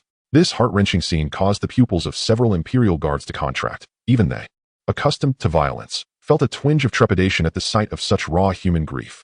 Zhou Laosi attempted to rise and assist the girl, but Lin Tao's mere glance halted him. "My lord, we also discovered this in the room," an Imperial guard announced as he hurriedly emerged, cradling 2 gold ingots. The villager's eyes gleamed with greed at the sight of the gold, and Zhou Laosi, disregarding everything else, exclaimed, "My lord, that is my gold." To him, gold clearly outweighed all else, far surpassing the value of his deceased wife and daughter. The 2 ingots promised a life of comfort and the possibility of new companions, rendering his lost family seemingly insignificant in comparison. "Gold? Who told you this was gold?" Yi Beixian retorted with a cold laugh. The moment he beheld the ingots, he sensed a sinister aura emanating from them, an enchantment that captivated the eyes of ordinary folk, yet could not deceive him. At his words, the villagers stood in stunned silence, particularly 8 households whose expressions transformed dramatically. "My lord, please do not jest. Though we are mere commoners, we can recognize gold." One household protested, unable to contain themselves. Yi Beixian chose not to elaborate further. With 2 slender fingers, he reached out and pressed down on one of the ingots. With a forceful squeeze, the ingot shattered into 2 pieces, revealing within it nothing but stone, the exterior merely coated in a thin layer of gold leaf. Witnessing this, the villagers were left in a state of shock, nearly frozen in disbelief. Zhou Laosi, in a fit of desperation, threw himself beside the split ingot, shaking his head vehemently. "No, it cannot be. This is my gold. This is my gold." "Zhou Laosi, do you comprehend the repercussions of hoarding counterfeit currency? According to the laws of our great Li dynasty, what punishment befits such a crime? Seize him." Without heeding Zhou Laosi's protests, Yi Beixian merely waved his hand. In an instant, a member of the Imperial Guard sent Zhou Laosi tumbling to the ground, firmly subduing him. Zhou Laosi, however, appeared deranged, oblivious to everything else. Clutching the gold tightly to his chest, Yi Beixian found this scene rather amusing. A corrupt official casually embezzles 20,000 taels of gold, while these common folk sell their own flesh and blood for a mere fraction of that. This world is filled with no good souls. Yi Beixian cast a glance at the villagers. "You are unable to discern right from wrong, consumed by insatiable greed. You are fully aware that the land is an embodiment of malevolence, yet you care not, offering your own daughters to nourish the demons, thereby condemning 9 lives. Even a tiger would not harm its own cubs. Are you not even as noble as beasts?" One by one, the villagers bowed their heads. Did they truly believe that the land was a deity? They knew full well, yet they remained indifferent. As long as there is money, what does it matter to sacrifice a daughter? A daughter can be replaced, but gold, once lost, is irretrievable. "Brother Yi, how shall we deal with these villagers?" Lin Tao inquired softly in Yi Beixian's ear. The question left Yi Beixian momentarily stunned. How to handle them? Given Yi Beixian's temperament, he would have preferred to execute these wretches without hesitation. But he could not, for the laws of the Li dynasty do not allow for collective punishment. This principle holds true in any era. Take away the 8 families that offered their daughters, along with the village head. They shall be punished once the demon is dealt with. Ultimately, Yi Beixian issued his command. He could not punish them all, but he still had the authority to apprehend these individuals. Merely the crime of harboring counterfeit currency was sufficient for execution. The villagers erupted into chaos. Yet none dared to resist. Engaging with the Imperial Guard would be tantamount to treason, a crime punishable by death without recourse for argument. Yi Beixian chose to disregard their fate. His true purpose here was to eliminate the so-called land deity. However, that elusive creature's whereabouts remained unknown. Aimless searching was not a viable strategy. If he startled the beast into fleeing, that was not Yi Beixian's intention. "Brother Yi, I have a plan," Lin Tao suddenly exclaimed. "Oh?" Yi Beixian glanced skeptically at Lin Tao. "This fellow is capable of strategy? Do tell." Lin Tao confidently declared, "The land deity is to be wed tonight. Why not engage in a ruse, allowing the girl to play the bride? And then we can follow the wedding procession directly to the creature's lair and capture it in one fell swoop." With a triumphant grin, he added, "What do you think, Brother Yi, of my plan?" Yi Beixian gazed at the young woman not far away. Although she had ceased her sobbing, she appeared dazed, her body frail. If this girl were to be further afflicted by the demon's aura, it was highly likely that she would perish. He pondered for a moment, deciding that it need not be so complicated. "Therefore, since the strategy was proposed by you, tonight you shall masquerade as the bride." "Me?" The smile on Lin Tao's face gradually faded. "Yi Ge." Lin Tao still wished to say something. Yi Beixian patted his shoulder and declared, "It is settled then. You shall receive credit for this." Upon hearing the mention of credit, Lin Tao's spirits lifted once more. "It's a promise. If I do not venture into the tiger's den, who will? Today, I, Lin Tao, shall don the guise of a woman." Yi Beixian thought to himself, "Good heavens, this fellow is easily swayed. But from whom did he learn such nonsensical analogies? What grievance do you have against tigers?" With the plan finalized, Yi Bashen immediately dispatched someone to prepare a bridal gown and arrange the room accordingly. He then approached the young girl, producing 10 taels of silver and offering it to her. Use this to bury your mother. The girl lifted her gaze to Yi Bashen, her frail appearance evoking sympathy. Wordlessly, she accepted the silver and swiftly departed. Yi Bashen refrained from further involvement. He was no saint, and having provided her with silver was sufficient to appease his conscience. Time swiftly passed, and before long, midnight arrived. The imperial guards concealed themselves in the surroundings, leaving only Yi Bashen and Lin Tao in the courtyard. Lin Tao, adorned in a vibrant red bridal gown, was admiring himself in a mirror with evident delight. Yigo, do I not possess a unique charm in women's attire? Yi Bashen felt a wave of nausea, but suppressed it. He could hardly comprehend how this robust man had transformed into such a preening figure. Could it be that a twist of fate had unveiled this young man as peculiar inclination? Yet, envisioning Lin Tao in women's clothing while serving in the local magistrate's office was too jarring for Yi Bashen, prompting him to shake his head in dismay. Such an image was undeniably discomforting. Chapter 30. The Wild Boar Demon. You have committed a crime. In the brief exchange between the two, a chilling wind swept through the courtyard from a distance. It has arrived. Yi Bashen's gaze sharpened as he turned his attention to the horizon. He noticed that the once clear night sky was now veiled by a thin mist that had mysteriously gathered. Within this fog, a group of figures emerged. Clad in matching crimson attire, they beat drums and gongs, slowly approaching while carrying a sedan chair. As they drew nearer, it became evident that the pallid faces of these figures revealed their true nature, undoubtedly not the living. The auspicious hour has arrived. We invite the bride of the Zhou family to enter. A woman who appeared to be in her 40s, dressed as a matchmaker, called out in a sharp voice from outside the courtyard. Yi Bashen supported Lin Tao and stepped outside. The matchmaker regarded the two of them with a hint of confusion. Where are the others? With a smile, Yi Bashen replied, the other villagers indulged in a few too many drinks during their banquet and have returned home to rest. The matchmaker nodded, yet soon questioned, but wait, I have seen the Zhou bride, and she does not appear like this, does she? Her doubt was palpable. Following her gaze, Yi Bashen looked at Lin Tao, who was indeed quite striking. Yi Bashen felt compelled to explain, my sister previously did not wear makeup, but she has adorned herself now. Besides, does the earth god not appreciate such beauty? Upon hearing this, the matchmaker pondered for a moment before responding with a flirtatious smile, you have a point. Let us proceed. Yi Bashen assisted Lin Tao into the sedan chair and addressed the matchmaker, esteemed lady, as I have but this one sister. May I accompany her on her journey and request a drink from the earth god? To this request, the matchmaker did not refuse. Rather, she scrutinized Yi Bashen with a covetous gaze akin to that of a serpent. A chill ran down his spine, and he thought, surely, this old hag cannot be taking an interest in me. When this is over, I shall deal with her. Once the matchmaker had thoroughly appraised him, she nodded in satisfaction. Since you wish to accompany her, then come along. The sedan was lifted, and Yi Bashen followed it out of the village, heading northwest. Before long, they entered a dense thicket. The air was thick with demonic energy. Yi Bashen raised an eyebrow, glancing around without a hint of fear. After walking for several more minutes, the sedan finally halted beside an ancient residence. This dilapidated dwelling was alive with figures, laughter, and festivity. Bright red lanterns adorned the structure, creating an air of celebration. Yet, these were mere illusions, incapable of deceiving Yi Bashen's keen perception. To him, it resembled a graveyard. And those figures were nothing more than the transformed spirits of the forest's demons. The ancient residence was, in truth, a crumbling temple.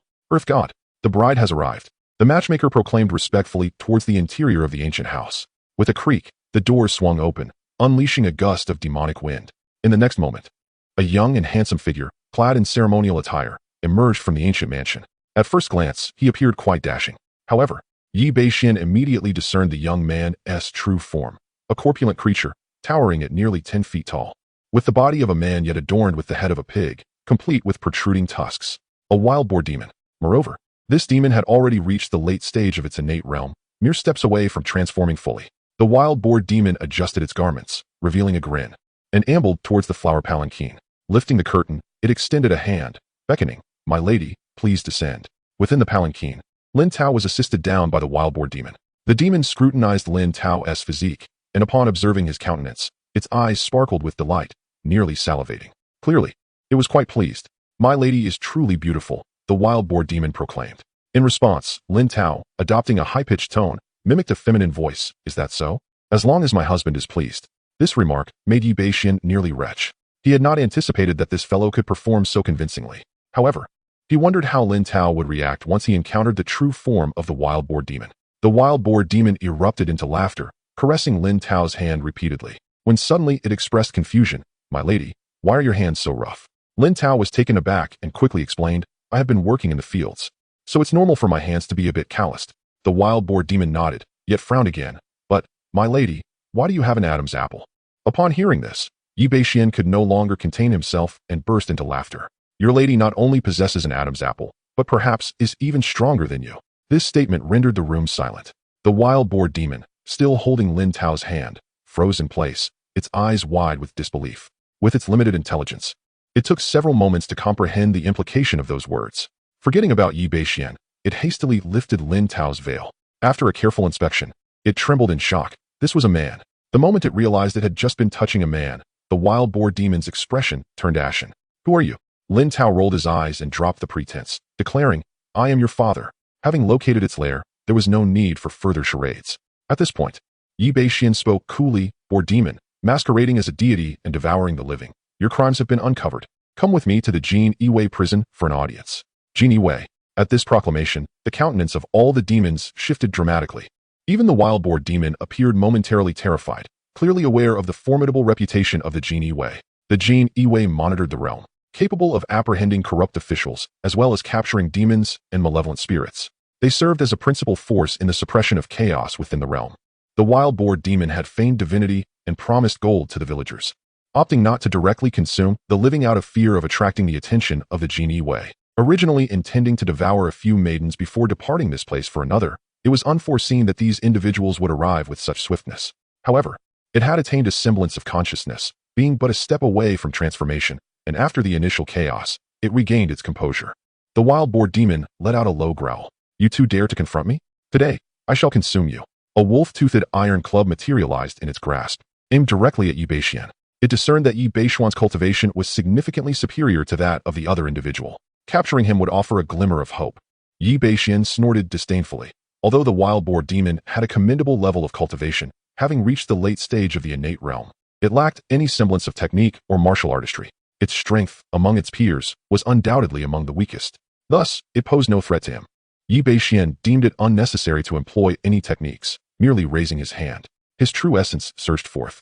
Upon the collision between the wolf-toothed club and Bashen's palm, the surrounding ground trembled, splitting open a vast chasm. Yet, no matter how fiercely the wild boar demon exerted its strength, Bashen remained immovable, effortlessly grasping the wolf-toothed club with a single hand. Chapter 31. Frenzied Slaughter. Fugitives meet their demise. Upon witnessing the scene before him, the wild boar demon was filled with dread. It was well aware of its own strength, yet this human effortlessly thwarted its advances. Kill. A loud command resonated from the outskirts of the graveyard. The Imperial Guards had arrived. Bashen gazed at the wild boar demon and declared, I shall no longer indulge you. Since you refuse to surrender, I shall sever your head instead. With that, he exerted force from his palm, activating the golden bell shield and iron cloth shirt. Gripping the wolf-toothed club tightly, he yanked the wild boar demon closer. With his other hand, he summoned his inner energy, executing the 18 dragon-subduing palms. With a thunderous clap, the wild boar demon was sent hurtling through the air, crashing down onto the ground, revealing its true form, a massive wild boar, several feet in size. Fear glimmered in the creature's eyes. Bashen's power far surpassed its own, rendering it utterly powerless. Flee. In an instant, the wild boar demon made its choice, bolting away on its stout hooves. Remarkably resilient, it remains unscathed? Bashen mused, momentarily astonished. His earlier strike, if delivered to a living being, would have obliterated them. Yet, this wild boar demon merely reverted to its original form. Nevertheless, Bashen had no intention of allowing it to escape. Employing the lightness skill, he swiftly drew his embroidered spring knife from his waist and appeared behind the wild boar demon in the blink of an eye. Demon-slaying blade technique, extermination style. Whoosh. With both hands gripping the knife, Bashen delivered a powerful strike to the demon's head. The blade cut through the air, radiating a chilling light as boundless sword energy surged forth, cleaving through the demonic aura that enveloped the wild boar demon in an instant. The demon's pupils constricted in terror. Spare. Uffed. Before it could finish its plea, its head tumbled from its body, followed by its colossal form crashing to the ground, raising a cloud of dust. Ding. Congratulations, host. You have gained 100 experience points. The system's voice echoed in Bashen's mind. He did not sheath his knife, but instead charged toward the remaining minions of the wild boar demon. These small demons were no match for the Imperial Guards, having already been decimated. Now, with their leader slain, they were stripped of any will to resist, regretting their lack of speed. However, in Bashen's eyes, their swiftness was utterly insignificant. With swift strokes of his blade, he cleaved each small demon in two, There were roe deer, hedgehogs, and among them, the matchmaker was a sizable speckled python. For this elder creature, Yi Bashen delivered several extra strikes. The slaughter continued for the duration of a stick of incense. And nearly all the demons were slain on the spot, with only 1 or 2 small demons fleeing to unknown destinations. The ancient residence, stripped of its demonic illusions, reverted to its usual dilapidated temple appearance. However, within the temple lay the remains of 8 young women, unmistakably the brides who had come here before. Lord Baihu, all the corpses of the monsters have been gathered, and we suffered no casualties in this battle. Only 5 were slightly wounded. A few minutes later, Lin Tao and another junior officer, Wu Sun, approached swiftly to report to Yi Bashen. Yi Bashen was quite pleased with this. A case had been resolved. Well done. I shall report this tomorrow, and your contributions will not go unrecognized. Although this case may not be significant, even the smallest of victories is worth celebrating. Thank you, my lord. Let us return to the village, detain those 8 households, and then head back to the town office. With the monster threat eradicated, there was no need to linger. As Yi Bashen waved his hand, some individuals lifted the corpse of the wild boar demon, and everyone hurriedly departed. Upon arriving at the village, the villagers emerged, anxiously awaiting the outcome. When they saw Yi Bashen and his companions carrying back the massive wild boar, their expressions were a tapestry of emotions, uncertain whether to rejoice or mourn. Yi Bashen paid little mind to the villagers' thoughts. They were a greedy lot, and had it not been for the law, he would have eliminated them long ago. With the households in custody, along with the village head, Yi Bashen and his party exited the village directly. The bright moon illuminated all beneath its glow. Just as they reached the village's edge, Yi Bashen halted his horse, his sharp brows raising as he gazed down the road. In the moonlight, a slender figure of a young girl knelt in the middle of the path, her eyes glistening with tears. "Thank you, my lord, for avenging my mother," she said, and bowed 3 times to Yi Bashen, each thud resonating in the stillness. This girl was none other than Huang Laoxi's daughter. Throughout the encounter, she did not cast a single glance at her father. Yi Bashen sighed and retrieved 10 taels of silver from his pocket, tossing it to the girl. "I cannot offer you much, but I hope you find a worthy husband in the future." The girl appeared to be around 16 or 17, akin to a high school student in a previous life. Yet now, with her mother dead and her father facing imprisonment, she was destined to live a solitary life. Though the Dali dynasty was not in chaos, the feudal society made survival difficult for a woman. However, the girl cradled the silver in her hands and shook her head. "Yaoer does not want the silver. My lord has avenged my mother, and I am willing to serve you as a maid in return." Yi Bashen. Her words left him utterly bewildered. "Serve me as a maid? How intriguing. Yet, I have no need for such help. My household has no fields to tend." Frowning, Yi Bashen was about to decline when Lin Tao whispered beside him, "Brother Yi, just accept the girl. After all, you are alone at home. Having a maid to prepare your meals wouldn't be amiss, or else, she may not survive the night." Even Lin Tao could perceive the girl as despair. How could Yi Bashen remain oblivious? He had always been accustomed to solitude, never once contemplating the notion of taking in a maidservant. However, upon Lin Tao's suggestion, Yi Bashen hesitated momentarily. Given his current status as a 6th-rank official, it seemed rather unreasonable to have no servants at home. He nodded in agreement. "If that is the case, then you may accompany me." The girl could no longer contain her emotions, tears streaming down her face as she bowed deeply before Yi Bashen 3 times, exclaiming, "Thank you, my lord. Thank you, my lord." Yi Bashen chose not to say anything further. He rode his horse to the girl, extending his hand. "Mount, I shall take you home." Without a moment's hesitation, she grasped his hand and leaped onto the horse's back. Thus, their journey commenced. Chapter 32, Breaking Through the 6th Layer of Innate Power. Strength surge. Upon returning to the North Town Prefecture, Yi Bashen completed all subsequent matters. It was already deep into the night. He and Lin Tao bid farewell to one another and, once again, mounted their horses, accompanied by their newly acquired maidservants, heading homeward. The gentle night breeze caressed the slender girl's hair, releasing a faint yet delightful fragrance. "Your name is Huang Yao?" Yi Bashen found himself in close proximity to a woman outside the brothel for the first time, feeling somewhat awkward. Upon hearing his words, the girl responded with a timid yet resolute voice. "I will no longer bear the surname Huang. I am saved by the gentleman. You may call me whatever you wish." "Quite the spirited one. Then I shall call you Yaoer. And please refrain from addressing me as gentleman. Just call me Gongzi. After all, this is how it is portrayed in dramas." "Yes, Gongzi." Yaoer was obedient, her voice pleasant to the ear. Spending 10 taels of silver for a maidservant seemed quite a worthy trade. Arriving home, Yi Bashen pushed open the door. With Yaoer's assistance, he enjoyed a foot bath, then comfortably retired to bed. "Yaoer, you need not busy yourself any further. Go rest. I have duties with the Jinui, and I won't be home for lunch. Here, take this silver. Go to the market tomorrow and buy some beast meat to nourish yourself." Yi Bashen generously handed her 300 tael banknotes. Yaoer stared at the notes, momentarily taken aback. "Gongzi, This is too much. Are you not afraid I might run away with the money? Yi Beixian couldn't help but chuckle at Yao's reaction. Indeed, for her, those 300 taels could provide for several lifetimes, whereas for him, it was merely the cost of a few rounds of drinks, a stark representation of wealth disparity. Running away might be prudent, but if you choose to stay, do ensure that you grow plump. I prefer my companions not to be too thin. Yao earnestly accepted the silver. What time do you finish your duties each day? So I may prepare dinner? That depends on when I finish my evening engagements. He had been residing in the painting boat for several days, far from home. After a moment's thought, he replied, you need not worry about me. Just ensure you are well fed. We have no such strict rules in our household. Yao keenly sensed something peculiar about the gentleman, though she could not pinpoint the oddity. Nevertheless, since Yi Beixian had spoken, she could only comply. Very well, Gongzi. I shall take my leave now. Go on. Yi Beixian waved his hand, and Yao dutifully exited the room, closing the door behind her. Watching the departing girl, Yi Beixian exhaled softly. Ding. Congratulations to the host for completing this system task. Eliminate the land of Yingshan. Task completed. Reward, Little Leaf Flying Dagger, 10 years of skill. In Yi Beixian's mind, the system's notification resonated. The essence of 10 years of pure cultivation surged forth within him. The Jiuyang divine skill immediately activated, refining the newly acquired strength. In a breath's time, all of the internal energy transformed into true qi, entering Yi Beixian's dantian. His realm has advanced, directly breaking through to the mid-stage of the innate 4th level. The memory of the Little Leaf Flying Dagger also surfaced in Yi Beixian's mind. With the dagger in hand, he could vanquish any formidable foe. Yi Beixian cast his gaze upon his system panel. Host, Yi Beixian, age, 18, realm, innate 4th level, mid-stage, blade intent, 1st level, idle skills, dragon subduing 18 palms, max level, wave walking steps, max level, golden bell shield and iron cloth shirt, max level, 9 yang divine art, 5th layer, spiritual insight finger, minor accomplishment, demon slaying blade technique, transcendence, Little Leaf Flying Dagger, idle points. 590. The idle points increased to 590 after the encounter with the wild boar demon. While this seemed substantial, it was far from sufficient for Yi Beixian. His 9 yang divine art, spiritual insight finger, and the newly acquired Little Leaf Flying Dagger were not yet perfected. To fully master these 3 techniques, he would require at least several thousand idle points.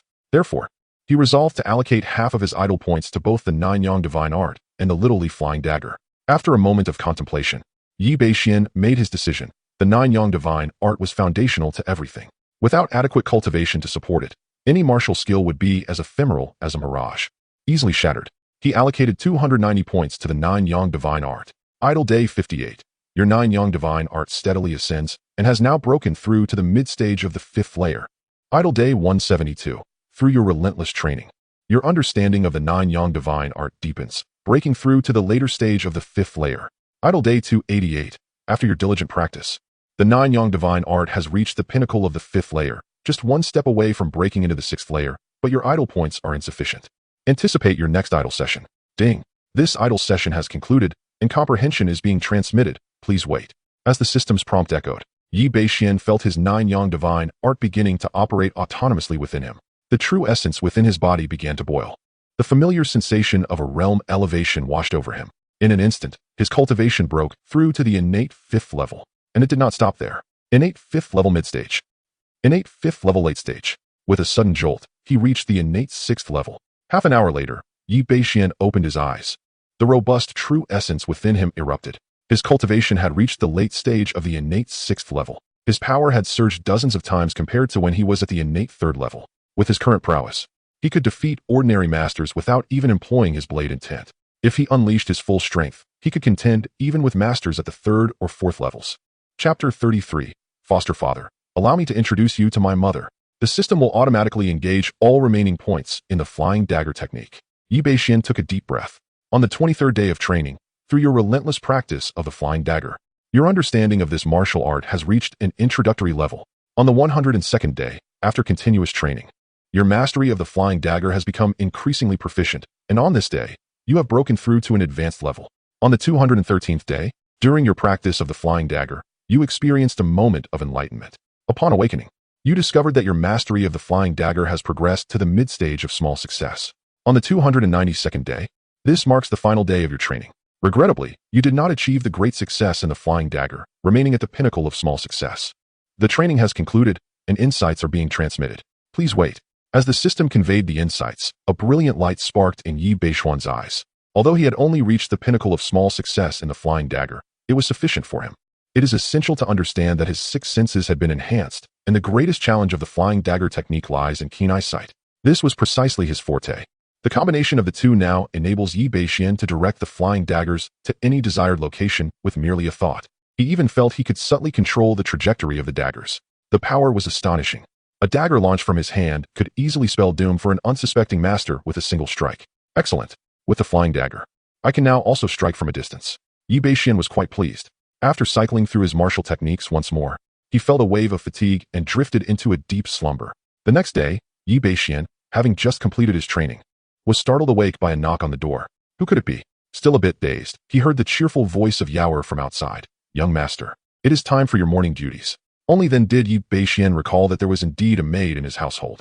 Glancing at the time, he realized it was indeed nearly time. At that moment, Yaoer entered, carrying a basin of freshly drawn water.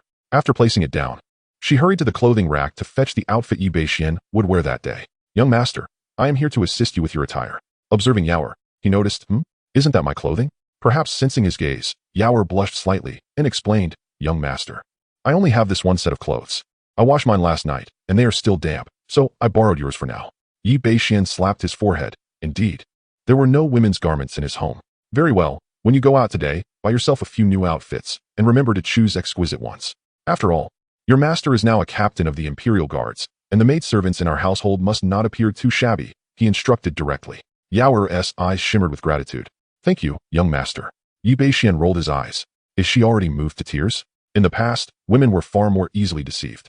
Presenting a lifetime of those little fairies, even if you buy them clothes, they may not even glance at them. Under the attentive care of Yaoer, Bashen savored a bowl of meat porridge before making his way to the Northern Jinfu office. After the morning assembly, he reported the wild boar demon's severed head to Yangshan.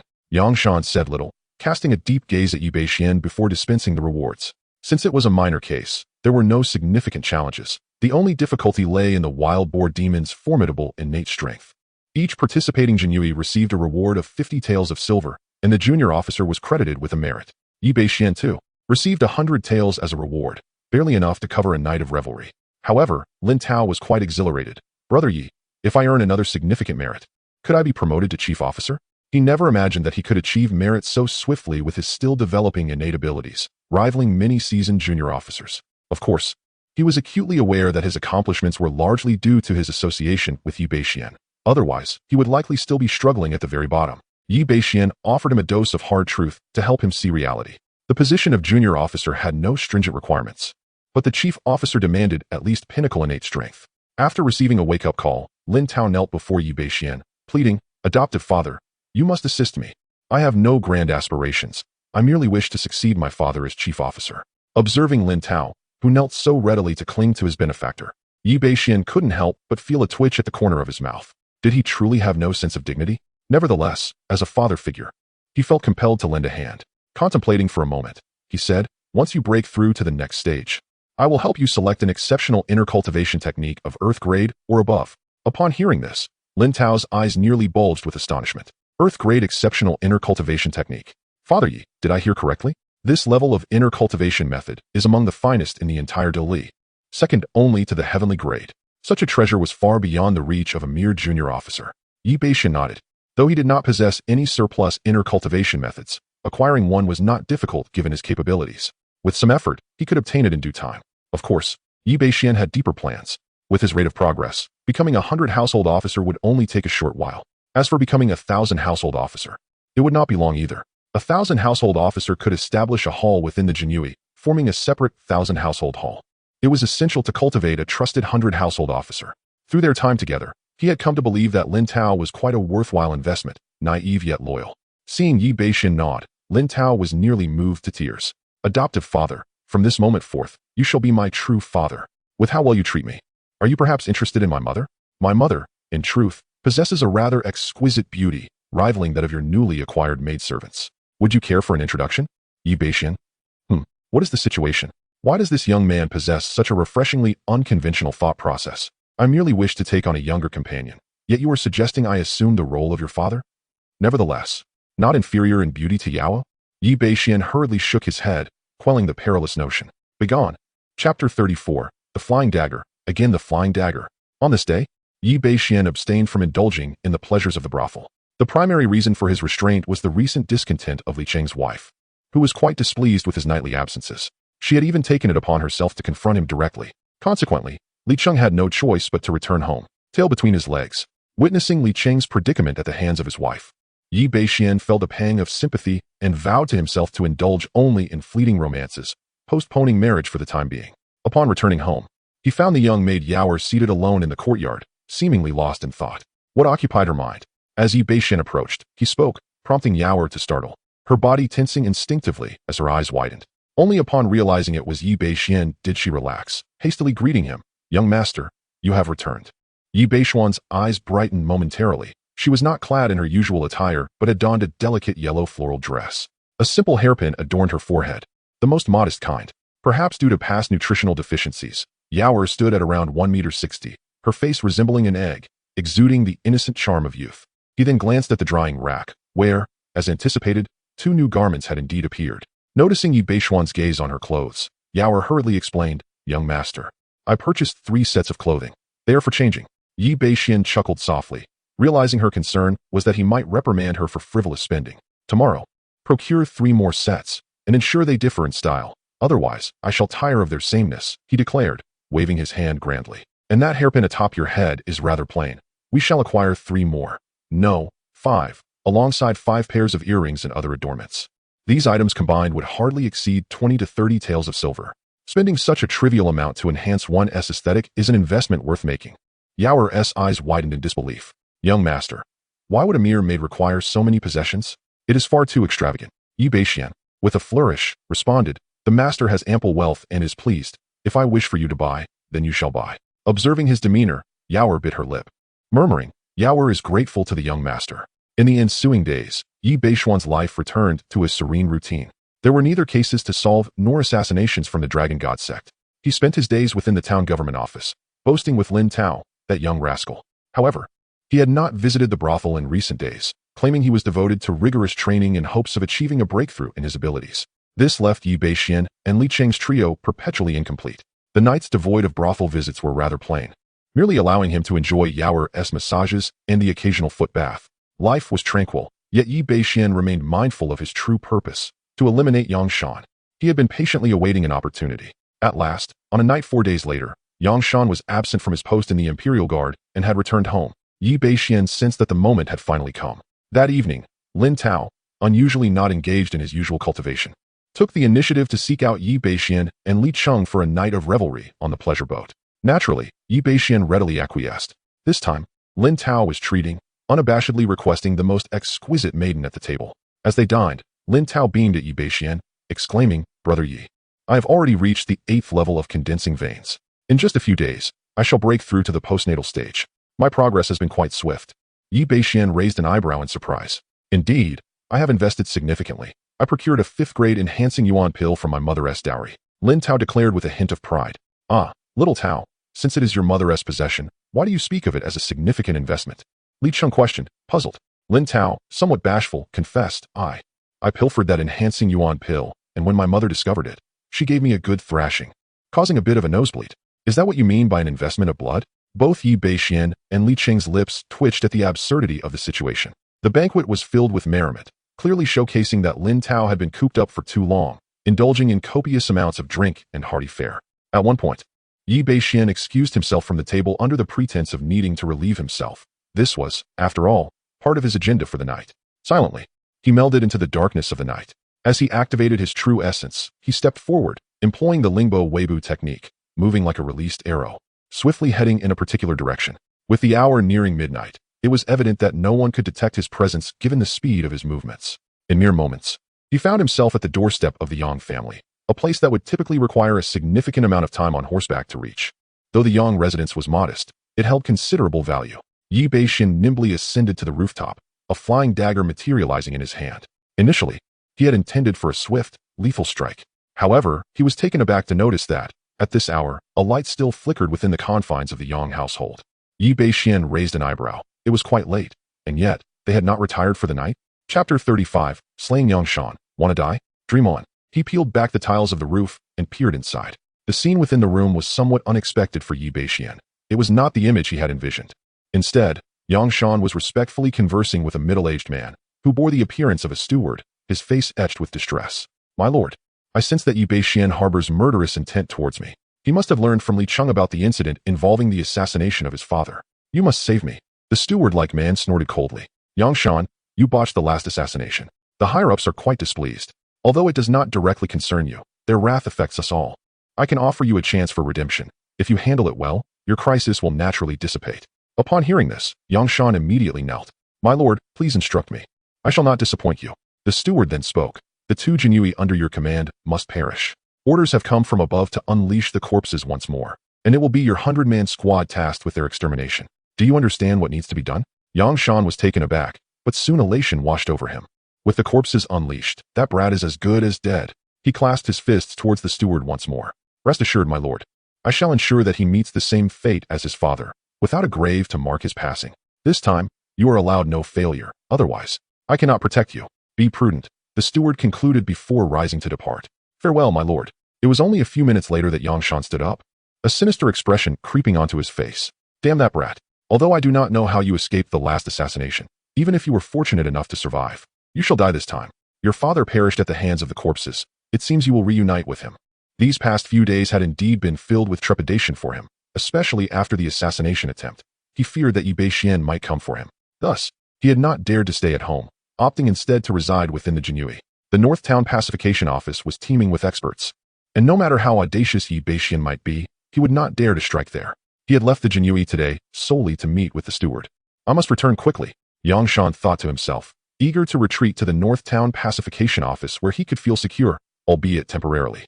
Once the task involving the corpses was underway and Yi Bashen was eliminated, he could finally rest easy. However, at that moment, whoosh, a faint sound of slicing air reverberated through the room. Upon hearing this sound, Yang Shan's expression shifted dramatically. As a 100-man captain of the Jinui, he had an instinctive response to danger. Out of the corner of his eye, he spotted a small flying dagger hurtling towards him at an alarming speed. He attempted to evade, only to discover with horror that he was utterly unable to escape. The blade was astonishingly swift. As the flying dagger struck unerringly into Yang Shan's chest, instead of blood gushing forth, a sound akin to metal colliding resonated. The dagger ricocheted off, yet the immense force it carried propelled Yang Shan bodily, crashing him heavily to the ground. He coughed painfully, lowering his gaze to inspect his chest. His outer garment lay torn, but beneath it, a layer of treasure armor remained intact. This artifact was his most treasured possession, a piece of low-grade mystic armor. Had it not been for this protective gear, that blow would have surely pierced his heart. "Who goes there?" Yang Shan, disregarding the pain, instantly became alert. "Yang Shan, as a member of the Imperial Guard, conspiring with the Dragon God sect to betray your comrades shows your audacity." A faint voice echoed. A shiver coursed through Yang Shan's body. "Who is it?" In the next moment, a figure flickered into view before him. Upon recognizing this silhouette, Yang Shan's eyes widened in shock. "Yi Bashen? It seems that what one fears most comes to pass. This brat has managed to find my home so swiftly." However, he quickly regained his composure, his expression darkening. "You by who? To invade my residence at such an hour and assault me is a capital offense." Hearing this, Yi Bashen couldn't suppress a derisive laugh. "Yang Shan, spare me your pretense. I heard your conversation quite clearly. Do you truly believe you have any hope of survival?" With the stakes laid bare, Yang Shan was not foolish. He realized he could not escape this calamity tonight. His countenance turned frigid, a cold smile forming upon his lips. "So what if you heard? Your foolish father is not worth lamenting. But you, daring to come alone to my estate.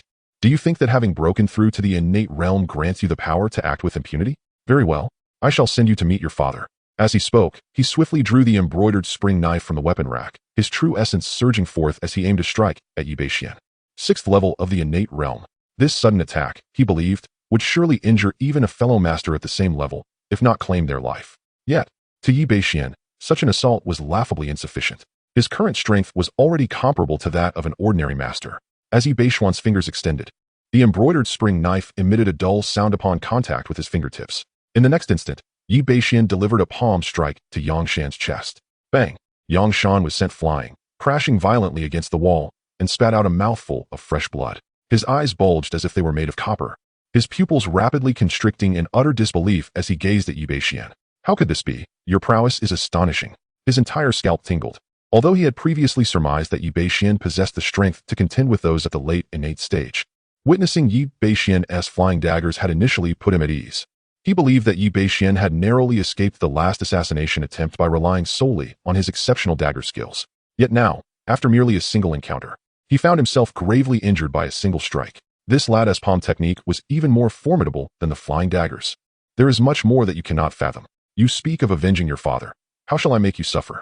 Yi Bashen slowly advanced towards Yangshan, each step seemingly treading upon the very core of Yangshan's heart, instilling an overwhelming fear within him. Simultaneously, he unleashed his true essence, sealing the room entirely. In an instant, the space transformed into an unparalleled chamber of secrecy, where no sound could escape. Yangshan was utterly panicked.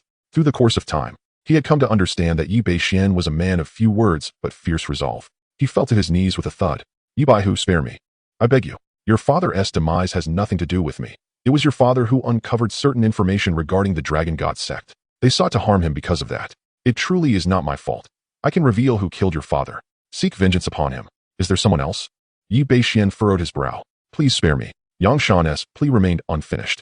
Yi Bashen, with his fingers poised like a sword, directly struck Yangshan at the center of his chest, targeting the Qihai and Guanyuan acupoints. Chapter 36. Yao's thoughts, leaving no survivors. The acupoint sealing technique of Lingxi is unlike any ordinary skill. It allows one to freely control the flow of inner energy into the body of the afflicted. A surge of formidable true essence instantaneously penetrated Yangshan's form, colliding violently within him. Agonizing pain engulfed him. His complexion altered drastically, and the veins on his forehead throbbed violently. Cold sweat streamed down like a cascading waterfall, and his cries of torment reverberated throughout the room.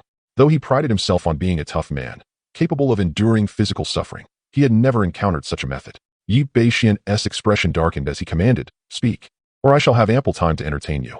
Yangshan, nearly in the throes of despair, grit his teeth against the excruciating pain and replied hastily, It's Lu Zhen. Lu Zhen is a member of the Dragon God sect. Not just him, but nearly every subordinate of the Thousand Household has a spy from the Dragon God sect. Yi Bashen was taken aback. He had underestimated the Dragon God sect far too much. It was no wonder they could openly oppose the Dali court and endure for hundreds of years. Even the Jinyui had their agents among them. It was alarming that every Thousand Household had such infiltration. If this information were to leak, even the Jinyui would likely find it hard to believe. The recruitment channels for the Jinyui were either hereditary or required candidates to be of exemplary lineage for generations. With such stringent hiring practices, the infiltration was indeed severe. The corruption within the Dali bureaucracy was bound to be even more extensive. Even the Pingnan Marquis could possibly be one of them. Do you know the names of those individuals? No, I do not. I merely overheard Lu Zhen mention it. I am just an outer observer for the Dragon God sect, and I truly do not know more. Useless. Yi Bashen waited for him to finish before denying him any further opportunity to speak. With a single palm strike, he sent Yangshan to the afterlife. Ding. Congratulations to the host for acquiring 80 points. The system's notification echoed in Yi Bashen's mind. He obliterated Yangshan's corpse and turned to leave. The death of 100 household was serious, yet without a body, there was no avenue for investigation. Moreover, with a witness at hand, he would naturally evade suspicion. Lu Zhen, Dragon God sect? Yi Bashen muttered these two names. Initially, he had no intention of provoking the Dragon God sect. However, circumstances had now changed entirely. Upon returning to the pleasure boat, Yi Bashen feigned a state of inebriation and rejoined the drinking table. Lin Tao and Li Cheng harbored no doubts whatsoever. Though it seemed a considerable time had passed, it had only been a little over half an hour, and they had already consumed a fair amount of liquor. Their awareness of time was dulled. Besides, both were wholly absorbed in their own thoughts. Had it not been for Yi Bashen's absence, they might have already succumbed to slumber. After indulging in another round of revelry for a while longer, Li Cheng and Lin Tao could no longer restrain themselves. Yi Bashen, too, did not linger on the boat and rose to depart. At this hour, the pleasure boat is at its most vibrant. The lights shimmer, and the atmosphere is filled with joyous song and dance. Elegantly dressed individuals pass by, evoking a sense of prosperity. Yet, this is merely superficial. Yi Bashen does not deliberately employ his internal energy to dispel the scent of alcohol, nor does he hasten home. Instead, he leisurely wanders a few laps around the streets adjacent to the boat. As he passes a stall brimming with jewelry, he gazes at the dazzling array of jade hairpins and earrings, feeling a slight stir in his heart. The last time he had asked the little maid Yao to purchase more jewelry, she had opted for the cheapest items, much to his dissatisfaction. As his personal maid, how could she adorn herself with inferior goods? It would tarnish his reputation. However, having grown accustomed to poverty, she hesitated to buy anything of quality, even when he offered her money. This time, since he encountered the opportunity himself, he resolved to buy her a couple of pairs. For although the jewelry may rest upon her, the joy it brings is ultimately his. Young master, are you purchasing jade hairpins for your beloved? I have the latest styles that are all the rage in the capital, guaranteed to delight the young lady. The stall owner, a beautiful woman in her 30s, remarked. Most vendors around here are former beauties from the pleasure boats, now striving for independence as they age. Yi Bashen casually glanced around and said, "Please bring me 2 pairs of your best-selling hairpins and earrings." He may not possess a discerning eye when it comes to women's adornments, but the owner surely does, and her taste would not disappoint. Upon hearing Yi Bashen's lack of inquiry regarding the price, the stall owner recognized him as a significant customer, her smile broadening. "Very well, young master," she replied, promptly packaging the items. The total came to 30 taels of silver. Yi Bashen did not haggle, paying the sum directly and taking his purchase as he departed. The stall owner, delighted, watched the silver in her hands, then cast a glance at Yi Bashen's retreating figure. Her expression tinged with admiration and envy. He possessed both looks and wealth, and she wondered which fortunate young lady would be lucky enough to find such a commendable suitor. Strolling back home, Yi Bashen pushed the door open, expecting his little maid to be fast asleep in the house. To his surprise, he found Yaoer reclining in the pavilion of the courtyard. She had likely just bathed, adorned in a fitted skirt. Perhaps having heard a sound, Yaoer stirred awake, and, upon seeing Yi Bashen, her face lit up with joy. "Young master, you're back. Have you eaten? There's still food in the kitchen. Let me fetch it for you." She began to head towards the kitchen. "There's no need to rush. I've already eaten," Yi Bashen replied with a smile, playfully pinching her cheek. Through their interactions over the past few days, their relationship had evolved beyond the initial awkwardness. Now, aside from the absence of overly familiar contact, they had grown quite comfortable with each other. Yaoer did not resist, and compared to when she first arrived, her face had gained a bit more flesh, which pleased Yi Bashen greatly. He then took the jewelry he had just purchased from his pocket and handed it to Yaoer. "Do you like it?" Yaoer was momentarily taken aback. Upon unveiling the silk cloth and beholding the hairpin and earrings nestled within, her entire delicate form trembled slightly. "Young master, is this for me?" Yaoer's eyes widened in astonishment.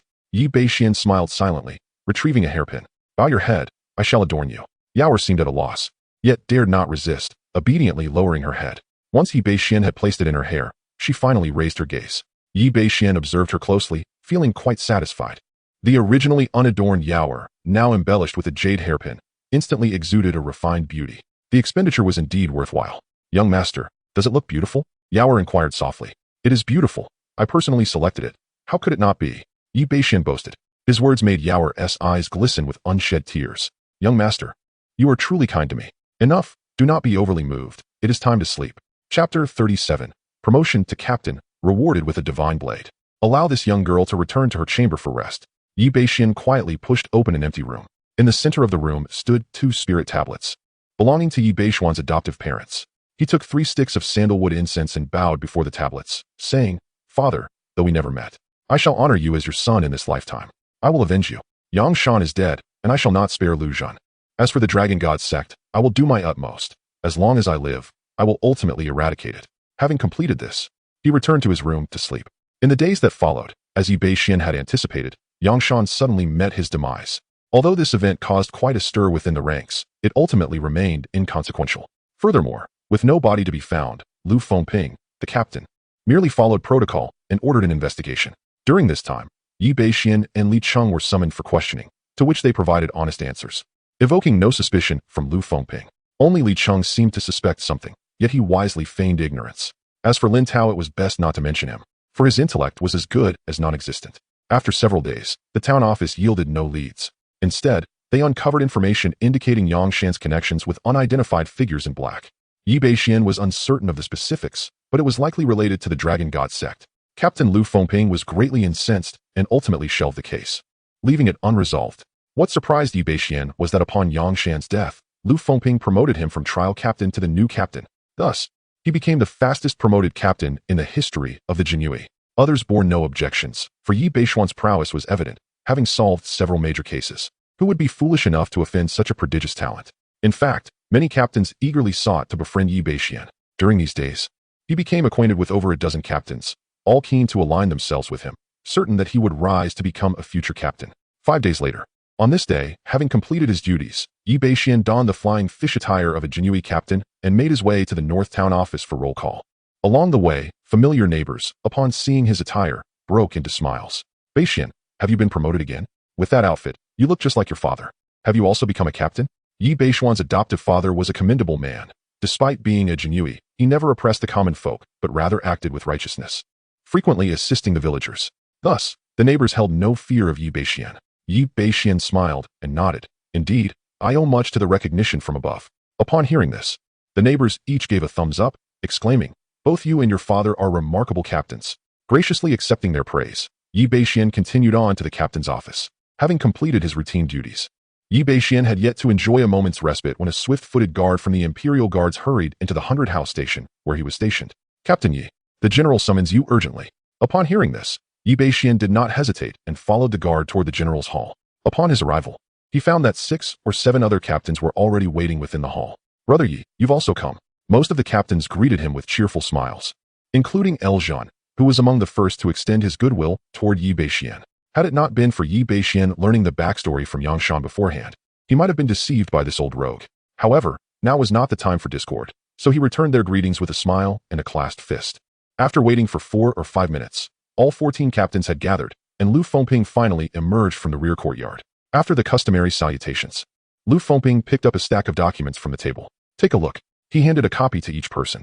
The moment Yi Bashen laid eyes on the documents, his heart jolted, and his gaze flickered. It had finally arrived. The contents detailed a village under the jurisdiction of Pingan County, located 100 miles from the capital, which had succumbed to a sudden outbreak of plague 7 days prior.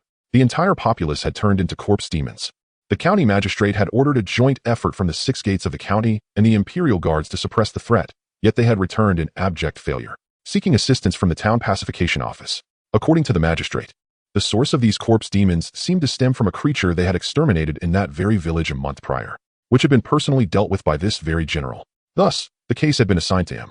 Lu Fengping's voice was cold, tinged with anger. "This demon has slain one of our Imperial Guards and numerous brothers. It must be brought to justice. Is there anyone willing to volunteer?"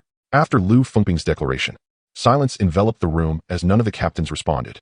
The last expedition against the corpse demons had encountered little resistance, as they were merely low-level creatures. Yet, the source of the plague had remained elusive. That entity had claimed the life of an Imperial Guards captain. Its power was undoubtedly formidable, posing a grave risk to anyone who dared confront it. Moreover, the captains discreetly glanced at Yi Bashen, all too aware that the fallen captain was Yi Bashuan's father. This task was one that Captain Yi would undoubtedly undertake. Ding. "Congratulations, host, you have triggered the system task. Exterminate the corpse demons. Task completion. Reward, Divine Blade Slash. 10 years of cultivation. Task failure. No penalties." The system's notification echoed in Yi Bashuan's mind. Divine Blade Slash? Upon hearing this name, Yi Bashen felt a surge of joy. This was indeed an elite technique. Since the task had been triggered, there was no room for hesitation. Yi Bashen took a step forward. "Master Qinhu, your subordinate is willing to go." Lu Fengping, upon hearing this, expressed no surprise. However, at that moment, Eljan unexpectedly volunteered as well. "My lord, the last time the case of the corpse demon was under the charge of my subordinate, Bai Hu, it resulted in brother Yi losing his life. This time, I am also willing to accompany Bai Hu Yi as a deputy, to completely eradicate this malevolent spirit." He spoke with a profound sense of righteousness, yet Yi Bashen could not help but smirk inwardly. "Do you truly wish to eliminate the corpse demon? Or are you merely eager to eliminate me?" Nevertheless, it was fortuitous. Since this fellow was willing to accompany him, it presented the perfect opportunity to take action. Lu Fengping glanced at the two and slowly nodded. "Very well, this time you two shall lead your subordinates to Pingan County, where the magistrate will assist you in eradicating the malevolent spirit." Yes. Without further delay, the group exited the Qinhu Hall. Outside, Eljan smiled at Yi Bashen and said, "Brother Yi, let us collaborate effectively this time, and ensure we slay all the corpse demons." Yi Bashen politely replied, "Indeed." Chapter 38. Crisis. This time, eliminate Yi Bashen. Upon returning to the 100 household office, Li Cheng and Lin Tao approached Yi Bashen with concern. "Is something amiss, Bashen?" Yi Bashen recounted the task concerning the corpse demon. After listening, Li Cheng furrowed his brow and remarked, "This case seems rather targeted at you."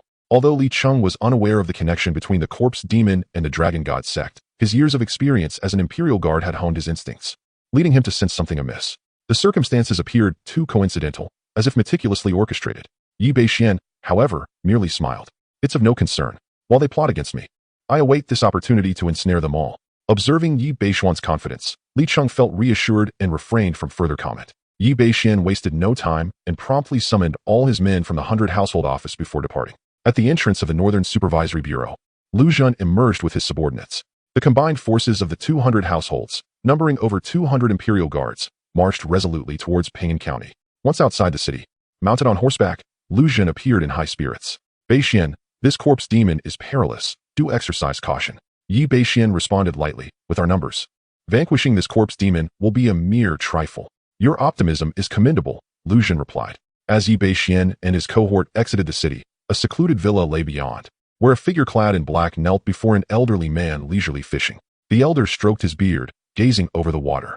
A bite, he exclaimed with a gentle smile, swiftly lifting the fishing rod, revealing a large, plump carp. Only after the elder had unhooked the fish did the kneeling figure speak. Report to the hall master.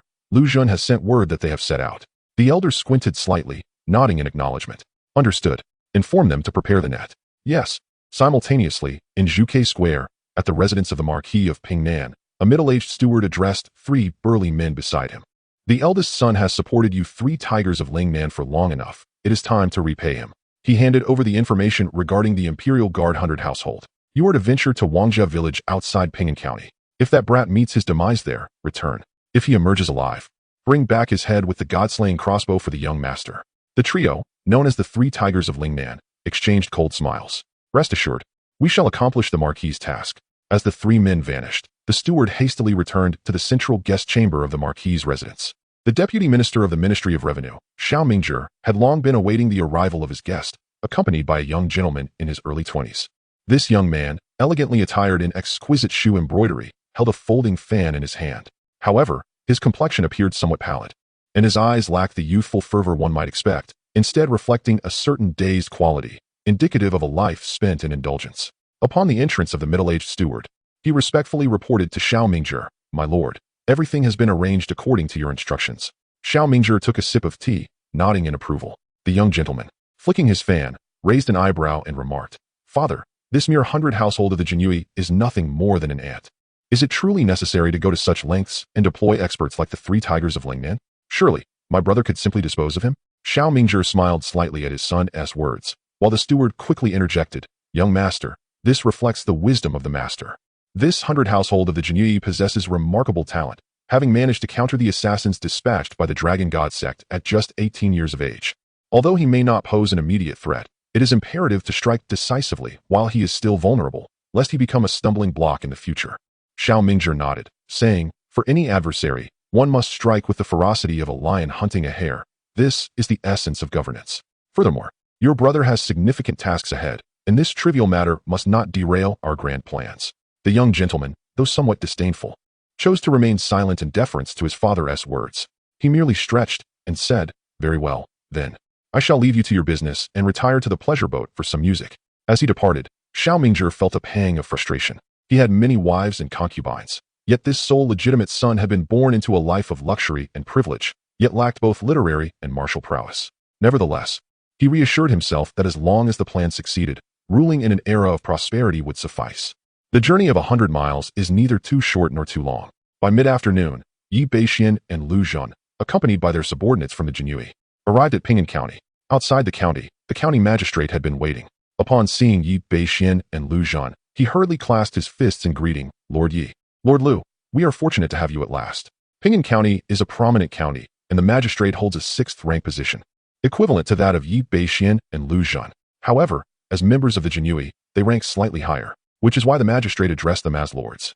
Yi Bashen nodded and inquired, "Magistrate Zhou, what is the current situation regarding the corpse demon?"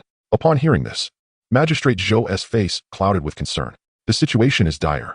The disturbances caused by the corpse demon are far worse than anticipated.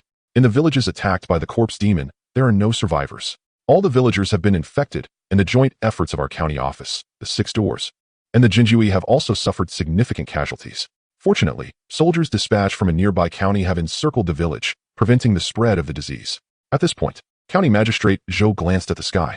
"Esteemed gentlemen, it is getting late. I propose that you rest at the county office for the night, and I shall personally guide you tomorrow." However, Yi Bashen immediately shook his head.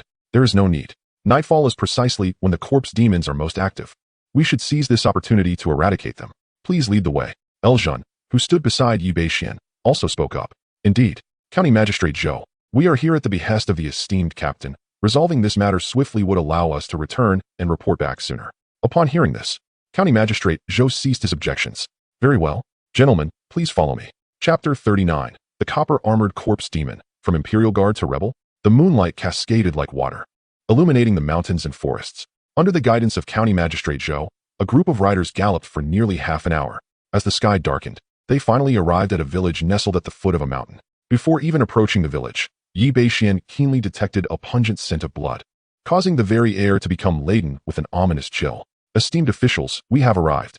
As the camp came into view, County Magistrate Zhou announced to Bashen and Lu Zhan, "Dismount." Bashen raised his hand, and instantly, all the Imperial Guards leaped down. "County Magistrate, you may return now.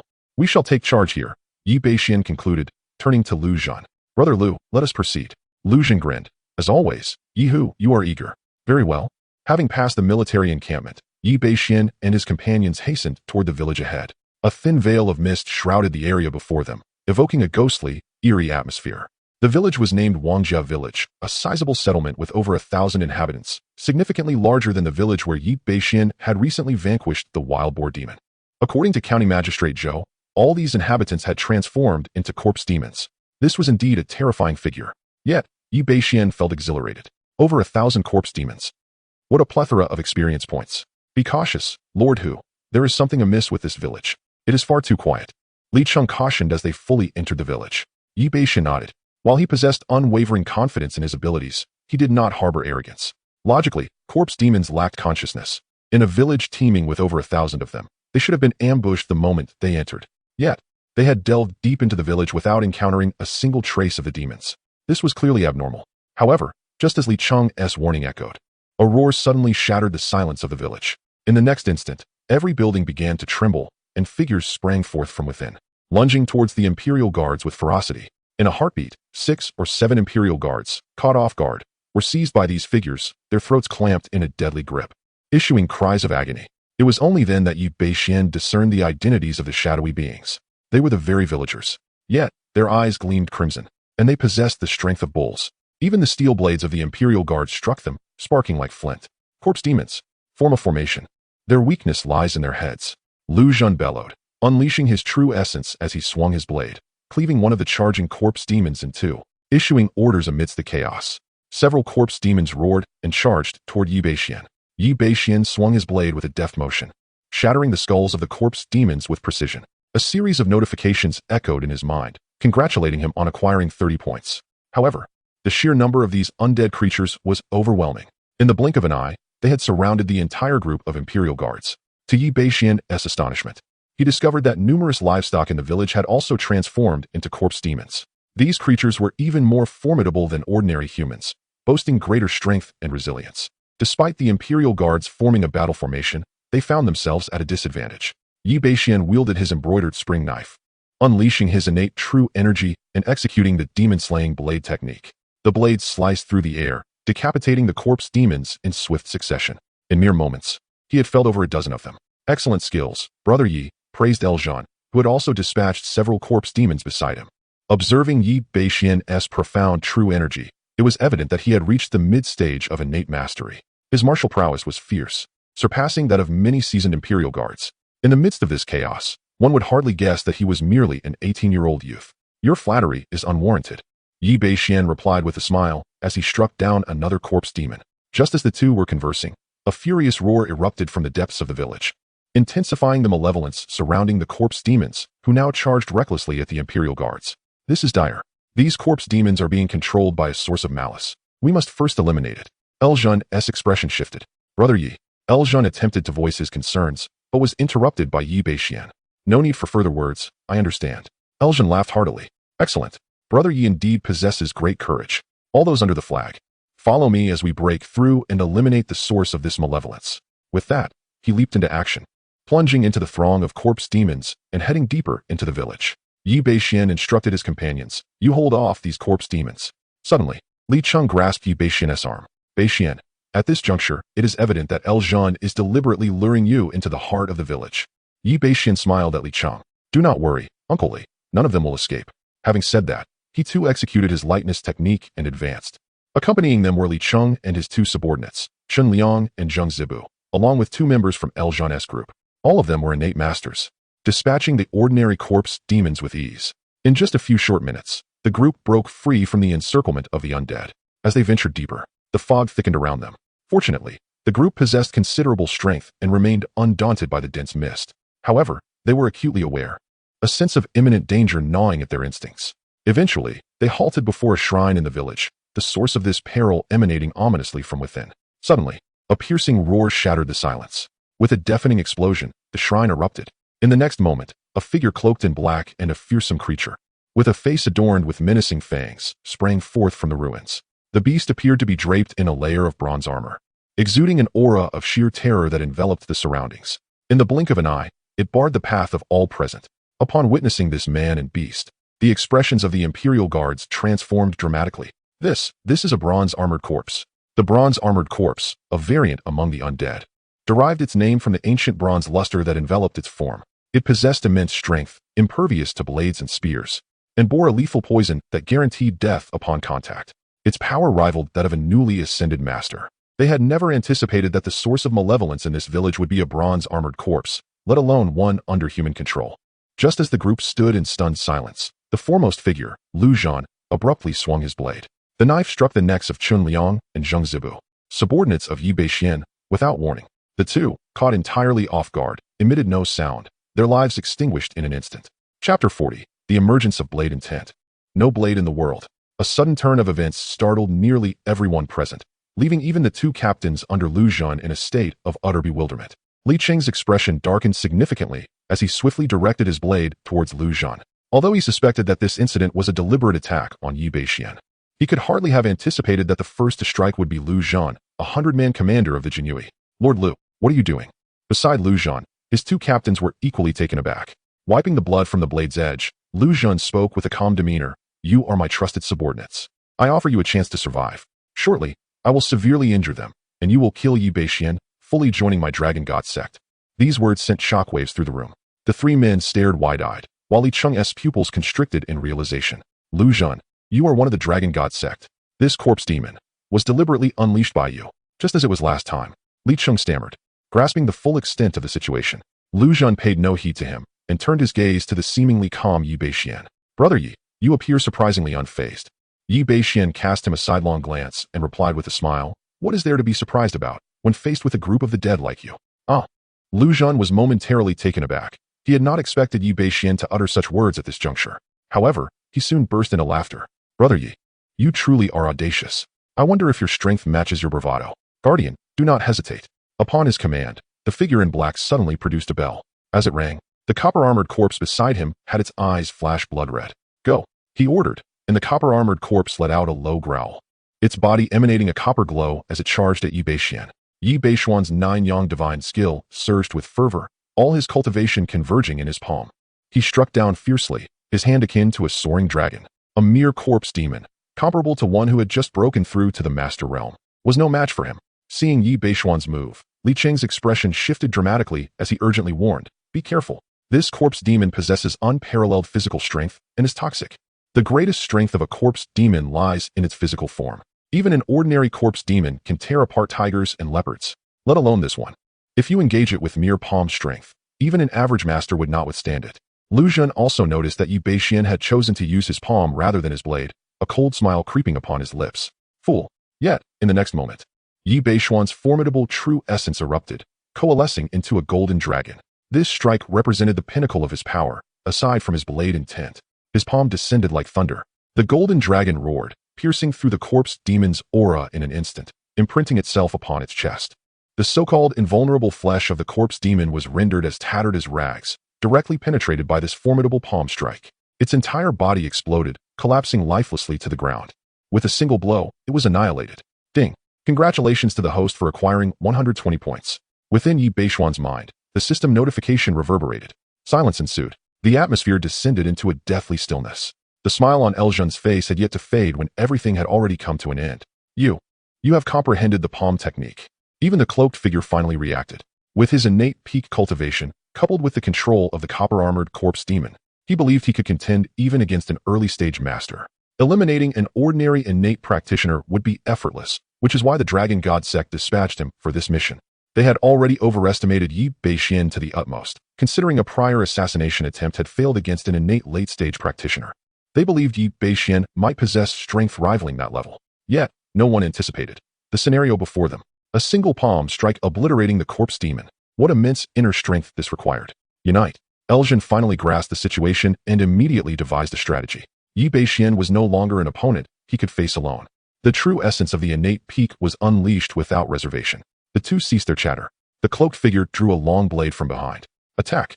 They shouted in unison, charging toward Yi Bashen. The blades intertwined like an impenetrable net, intent on shattering Yi Bashen within. In that moment, Yi Bashen too unsheathed his Xiuquan knife. Whoosh! With a single stroke, a thunderous explosion resonated between the three. Eljan and the cloaked figure felt their hands tremble violently. In the wake of that collision, they sensed an unimaginable force surging toward them, causing them to struggle to maintain their grip on their blades. Utilize your ultimate techniques. Both Eljan and his companion were seasoned innate practitioners, rich in combat experience, not akin to mere assassins who would flee upon a single failure. Very well, the cloaked figure nodded. In the next instant, they sprang into action once more. The knife cleaved through mountains and rivers. Eljan roared, unleashing a terrifying blade aura directed at Yi Bashen through the Xiuquan knife. The other cloaked figure similarly resorted to his most formidable techniques. "Before me, you are unworthy to wield a blade." Yi Bashen regarded their assault with calm composure. The Xiuquan knife in his hand finally moved. In but an instant, a chilling radiance emerged. The heavens and the earth seemed to resonate with the sound of a knife's cry. As Eljan and the cloaked figure perceived this terrifying aura, their long blades began to tremble slightly, as though they were on the verge of submission. The originally formidable technique of the sword suddenly diminished in power by more than 50%. The essence of the blade manifested. There is no sword in the world. What? What is happening? The two individuals were utterly bewildered, their eyes filled with tremors, even their vision stinging as if pierced by the gleam of the blade. Yi Bashen made his move. With a simple horizontal thrust, he effortlessly shattered the attacks of Eljan and the man in the black cloak. Then, in a flash, his figure darted forth, the long blades sweeping through the air. With a soft whoosh, two crimson lines appeared on the necks of Eljan and the cloaked figure. Countless strands of sword intent engulfed their vitality. As they beheld Yi Bashen, who had come to a halt, Eljan's gaze turned vacant, and he slowly uttered, "Such swiftness in the sword." Upon finishing his words, their heads fell, their bodies collapsing to the ground, devoid of any trace of life. Ding! Congratulations to the host for acquiring 100 points. Ding! Congratulations to the host for acquiring 100 points. The two clear notification sounds resounded, startling the remaining few.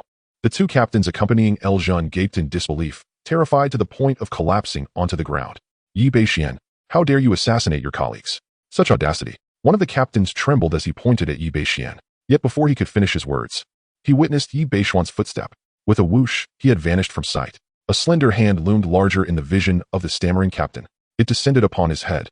This seemingly unremarkable hand, upon contact with his cranium, unleashed an unimaginable force. Bang! The captain's head exploded. Blood rained down from the sky, and the vast surge of true essence shattered his entire being into a mist of blood.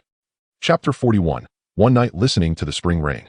A frenzied breakthrough, "Kill this man," Yi Bashen commanded, clapping his hands. Eljan was a spy for the Dragon God sect, colluding with them, and his crimes were unforgivable. In a brief span of time, Eljan's identity was exposed, followed swiftly by Yi Bashen's decisive strike that ended his life, and then he eliminated another commanding officer. The series of unexpected turns left Li Cheng utterly astonished. However, clarity soon dawned upon him. Without a moment's hesitation, he drew his blade and pierced through the last commanding officer under Eljan. To slay a fellow comrade was a death sentence. Yet it necessitated the evidence from the Jinui. As a seasoned member of the Jinui, he understood the nuances of human relationships. His trust in Yi Bashen was unwavering. Since Yi Bashen had chosen to take a life, he too would follow suit. Otherwise, remaining idle would create an insurmountable rift between them. Such was the reality. True camaraderie meant sharing burdens of guilt. Moreover, Yi Bashen had even imparted the nine-yang divine skill, an extraordinary internal technique. To him, was this not a testament to their bond? With swift efficiency, Yi Bashen resolved the matter, extracting several thousand taels of silver from their bodies. He handed half of it to Li Cheng. Having committed the act together, it was only right they shared the spoils. Li Cheng smiled faintly, accepting the silver. "Bashen, your prowess truly astonishes me." From the moment Yi Bashen joined the Jinui as a junior officer, Li Cheng's support had stemmed largely from his respect for Yi Bashen's father. As they collaborated on cases and faced dangers together, their bond deepened. Now, with Yi Bashen having risen to the rank of 100 households, Li Cheng felt he had firmly attached himself to Yi Bashen's fortunes. Naturally, as Yi Bashen grew stronger, the benefits for Li Cheng multiplied. Yi Bashen shrugged. "There's no choice. It's this group of scoundrels that forces my hand. If I don't practice diligently, I fear I might be the one who falls. Uncle Li, let us proceed to eradicate these corpses thoroughly and return to report." With the source of the corpse plague eliminated, the ordinary undead posed no threat to the Jinui. They were merely a disorganized rabble.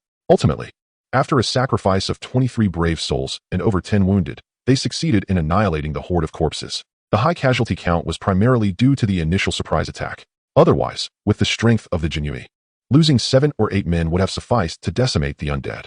Subsequently, Bashen discarded the corpses of Eljan, the source of the plague, and the black-clad minions of the Dragon God sect. He addressed the Jinui under Eljan's command, stating, Eljan, the traitor, was a spy for the Dragon God sect. These recent incidents involving the undead were orchestrated by this traitor and the sect. They have now been vanquished by me. Upon witnessing Eljan's lifeless body, all members of the Jinui were taken aback, yet they harbored no doubts regarding Bashen's words. After all, he bore no grudge against Eljan. How could he have killed him without cause? Moreover, the matter concerning the Dragon God sect is not to be trifled with. In light of the undeniable evidence, they harbor no other intentions. After respectfully attending to the remains of their fallen comrade, the group, now enveloped in the cloak of night, decided to set up camp right where they stood, preparing for their journey back to the capital the following day. After a simple dinner with Li Chonglin and Tang, Bashen retreated to his tent. Just as he settled into a meditative posture, the system's notification chimed. Ding. Congratulations, host, on completing the system task. Extermination of the corpse demon. Task completed. Rewards granted. 1 style divine blade slash. 10 years of cultivation. In Bashen's Dantian, the energy from 10 years of cultivation began to surge forth. However, as Bashen's realm ascended, the amount of cultivation required became immense. In his mind, the comprehensive outline of the divine blade slash technique materialized. In a small building, one listens to the spring rain all night when the divine blade emerges. The world is awestruck. Though the divine blade slash comprises but a single move, the variations and might of this technique defy the imagination of any mortal. This strike encapsulates all the transformations and essence of swordplay.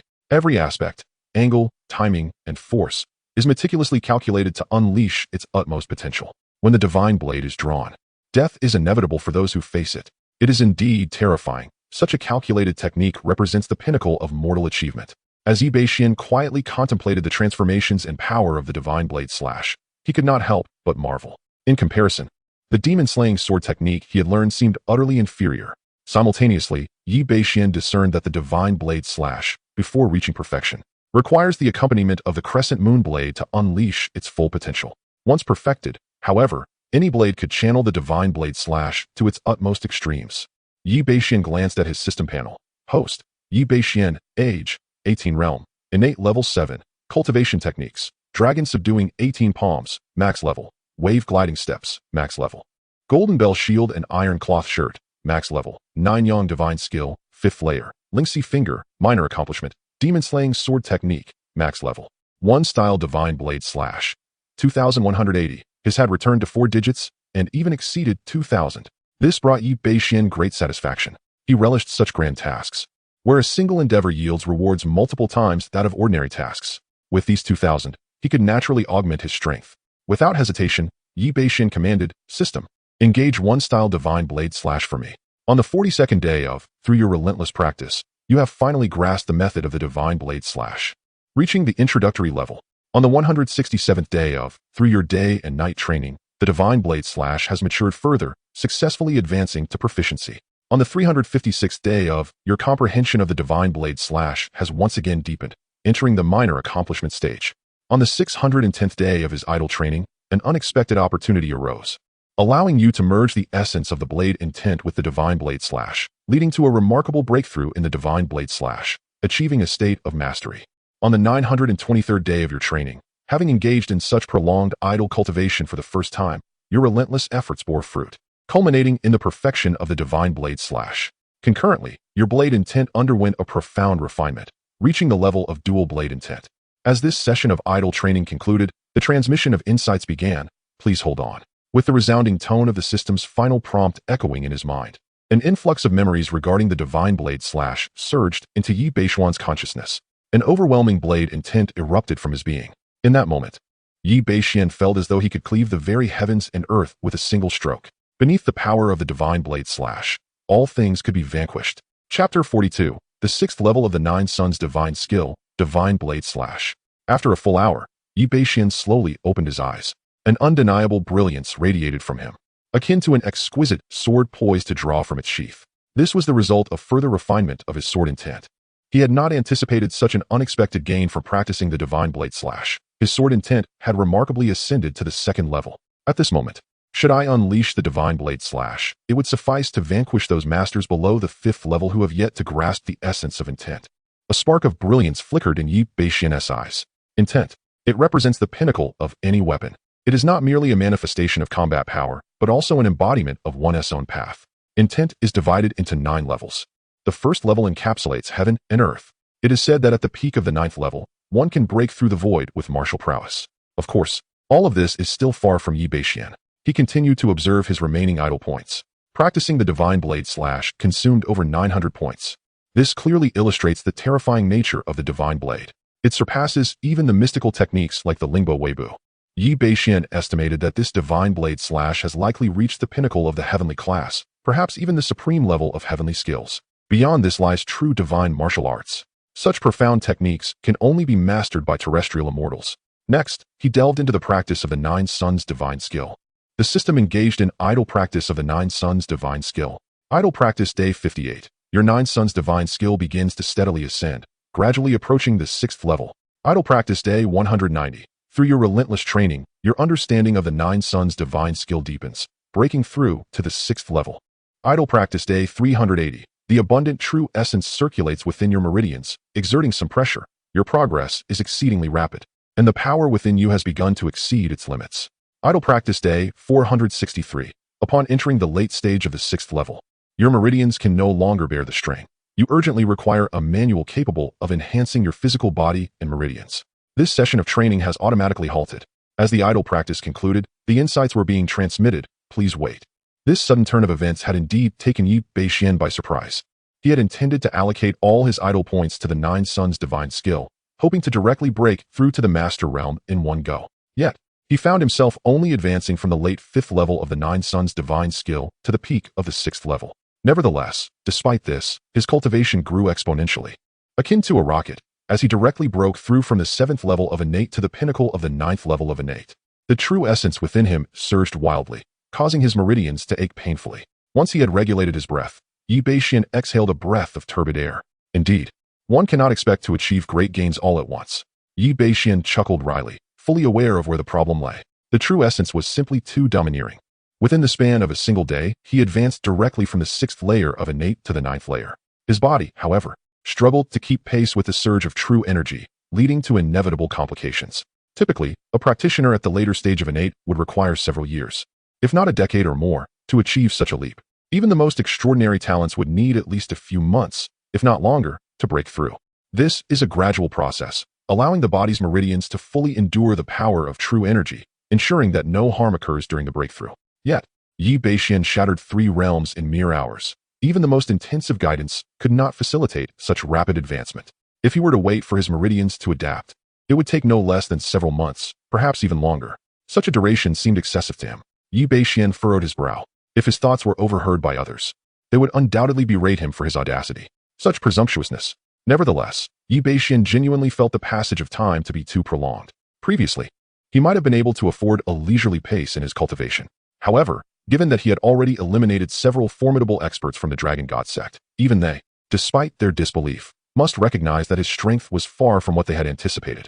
With the enmity forged between them, the Dragon God sect would undoubtedly seek to stifle his growth, regarding it as a threat that must be extinguished. At his current level of cultivation, he faced no pressure against opponents at the 6th or 7th layer of mastery. Yet, should he encounter a peak master, or even a grand master, the danger would be substantial.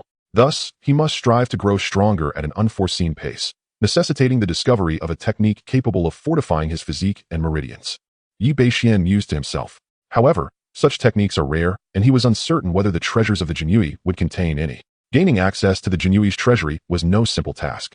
Perhaps he would inquire with Uncle Li tomorrow. The seasoned veteran might know of a place to procure such manuals. As he contemplated this, preparing to practice other martial skills, a sudden chill overtook Yi Bashen's expression. Damn it, is this never-ending? In that fleeting moment, he keenly sensed a thread of murderous intent swiftly approaching him. With a tearing sound, the entire tent was ripped apart, awakening all the Jinui in an instant. What is happening? Everyone turned in unison towards the central military tent where Yi Bashen resided, only to witness him wielding a blade. In the air above him, an enormous crossbow bolt, resembling a colossal pillar and imbued with the force to shatter mountains, hurtled through the night sky, aimed directly at Yi Bashen. It is the God-slaying crossbow. Upon witnessing the bolt, the faces of Li Cheng and Lin Tao paled dramatically. What? This is the God-slaying crossbow. The other Jinyui, upon hearing its name, also felt their pupils constrict in alarm. In this world where martial prowess transcends the ordinary, conventional arrows hold little significance for warriors. Consequently, the bows and arrows issued within the military far surpassed the ancient dynasties known to Yi Bashen, possessing a force potent enough to rival that of large-caliber bullets. Among these, the God-slaying crossbow stands out, renowned for its lethal capability to vanquish deities. It is the pinnacle of weaponry in the Great Li army. Typically, it is reserved for siege warfare, with each bolt crafted from the bones of extraordinary beasts and requiring innate talent to wield. A single strike from this crossbow can severely injure even a late-stage grandmaster. As Yi Bashen overheard the commotion surrounding the God-slaying crossbow, a cold smile graced his lips. An aura of blade intent surged through him, and he unsheathed his embroidered spring blade. With a resounding clash, the long knife in his hand erupted with unparalleled blade energy, divine blade slash. This strike sealed off all the energies emanating from the God-slaying crossbow, a manifestation of perfect precision.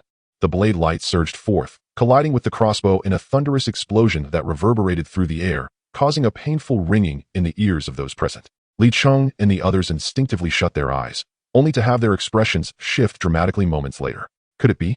Yi Bashen had the audacity to confront the God-slaying crossbow head-on? The power of that crossbow was sufficient to severely wound a typical mid-stage grandmaster. Yet, before they could fully comprehend the situation, they witnessed Yi Bashen transform into a streak of light, hurtling towards the direction of the crossbow, while the arrow, claimed to possess the might to slay gods, was cleaved in two, falling helplessly from the sky. Chapter 43. The Three Fiends of Lingnan, a Fatal Strike. What manner of swordsmanship is this? Below, Li Cheng and his companions stood in stunned silence. The blade cleaved through the god-slaying crossbow with such prowess. Such strength is beyond even that of an average master. Li Cheng's throat moved slightly as he swallowed hard. He needed to calm the troops. This event must not be divulged. He would inform those beneath him that they had merely misjudged. Lin Tao quickly nodded in agreement, understanding that if this were to leak, the consequences would be dire. A mere 100 households possessing the power to confront the god-slaying crossbow directly. This was no longer astonishment. It was terror. On the northern hillside of Yi Bashuan's encampment, 3 men in black robes beheld the god-slaying crossbow strike its target, and smiles crept upon their faces. I must say, the Lord is overly cautious. With our strength, it would be effortless to eliminate this mere 100 households of the Jinyui. Why must we even employ the god-slaying crossbow? This fellow, under its onslaught, would surely be reduced to nothing but bones. The 3 were utterly relaxed, hardly sparing a glance further, preparing to gather their belongings and return to report. In their minds, once struck by the god-slaying crossbow, even if Yi Bashen possessed 10 lives, it would not suffice to survive. However, at that moment, the expressions of the 3 men abruptly changed. They felt an exceptionally fierce aura approaching them. This is bad. The trio hastily retreated. Before they could even see their assailant, a blade was thrust directly towards them. Crash! The sword energy surged forth, creating a massive crater in the earth surrounding them. Before the 3 middle-aged men could regain their senses, a strikingly handsome youth clad in the Jinyui's flying fish attire appeared before their eyes. Upon recognizing the 3 men, Yi Bashuan's voice turned icy. I was wondering who it might be. It turns out to be the 3 wanted criminals known as the Fiends of Lingnan. These 3 have committed numerous heinous acts in Lingnan, killing over 100 innocent citizens in the span of 6 months, alongside dozens of cases of assault. They arrogantly dubbed themselves the 3 Tigers of Lingnan, also referred to as the 3 Fiends of Lingnan. Following the murder of the governor's daughter, they were pursued relentlessly by the Jinyui and the 6 doors, vanishing without a trace thereafter. Their names still grace the wanted list of the Jinyui. Who would have thought to encounter them here? Why you were struck by the god-slaying crossbow? How could you possibly survive? The 3 Tigers of Lingnan were now more astonished than Yi Bashen himself. They blinked desperately, incredulity etched upon their faces as they gazed at Yi Bashen. Who sent you here? Yi Bashen offered no reply, merely casting a cold glance over the trio. They were evidently not affiliated with the Dragon God sect.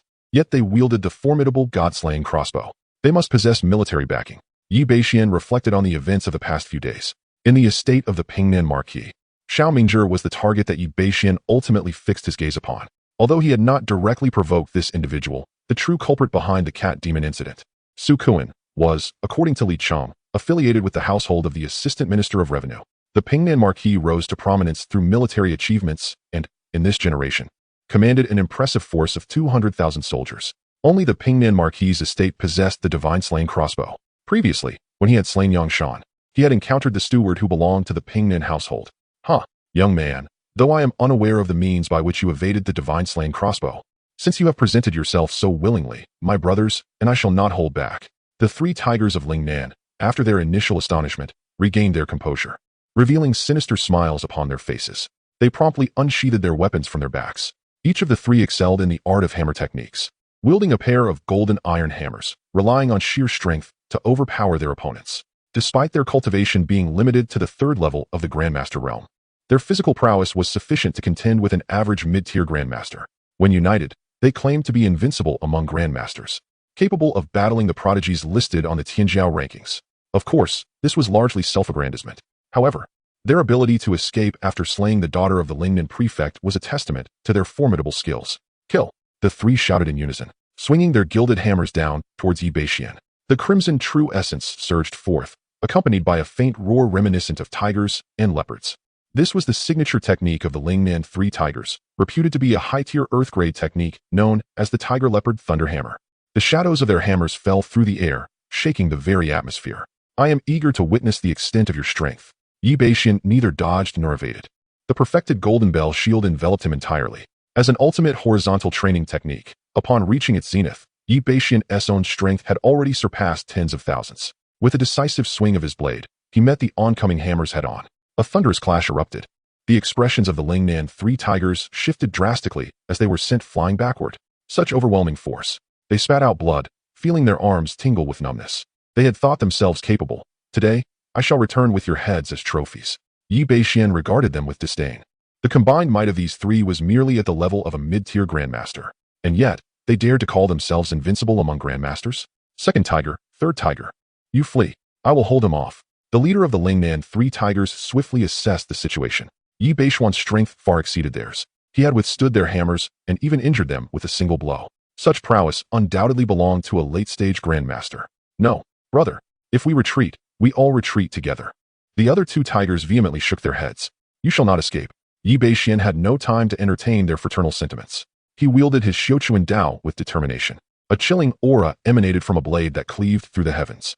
With but a single move, it seemed as though countless blade shadows overlapped, summoning an overwhelming coldness. The essence of the blade. The intent of the blade. Run. The three tigers of Lingnan, upon sensing the power of the embroidered spring blade, were nearly paralyzed with fear. However, their speed was no match for Yi Bashen's swift strike. In an instant, with a flick of his toes, Yi Bashen had already appeared behind the trio. Whoosh! The blade light severed the darkness. In that fleeting moment, the figures of the Lingnan Three Tigers froze in place, blood gushing from their necks. Ding! Congratulations, host. You have acquired 140 points. Ding! Congratulations, host. You have acquired 140 points. Ding! Congratulations, host. You have acquired 140 points. Yi Bashen sheathed his blade, and the three men collapsed to the ground.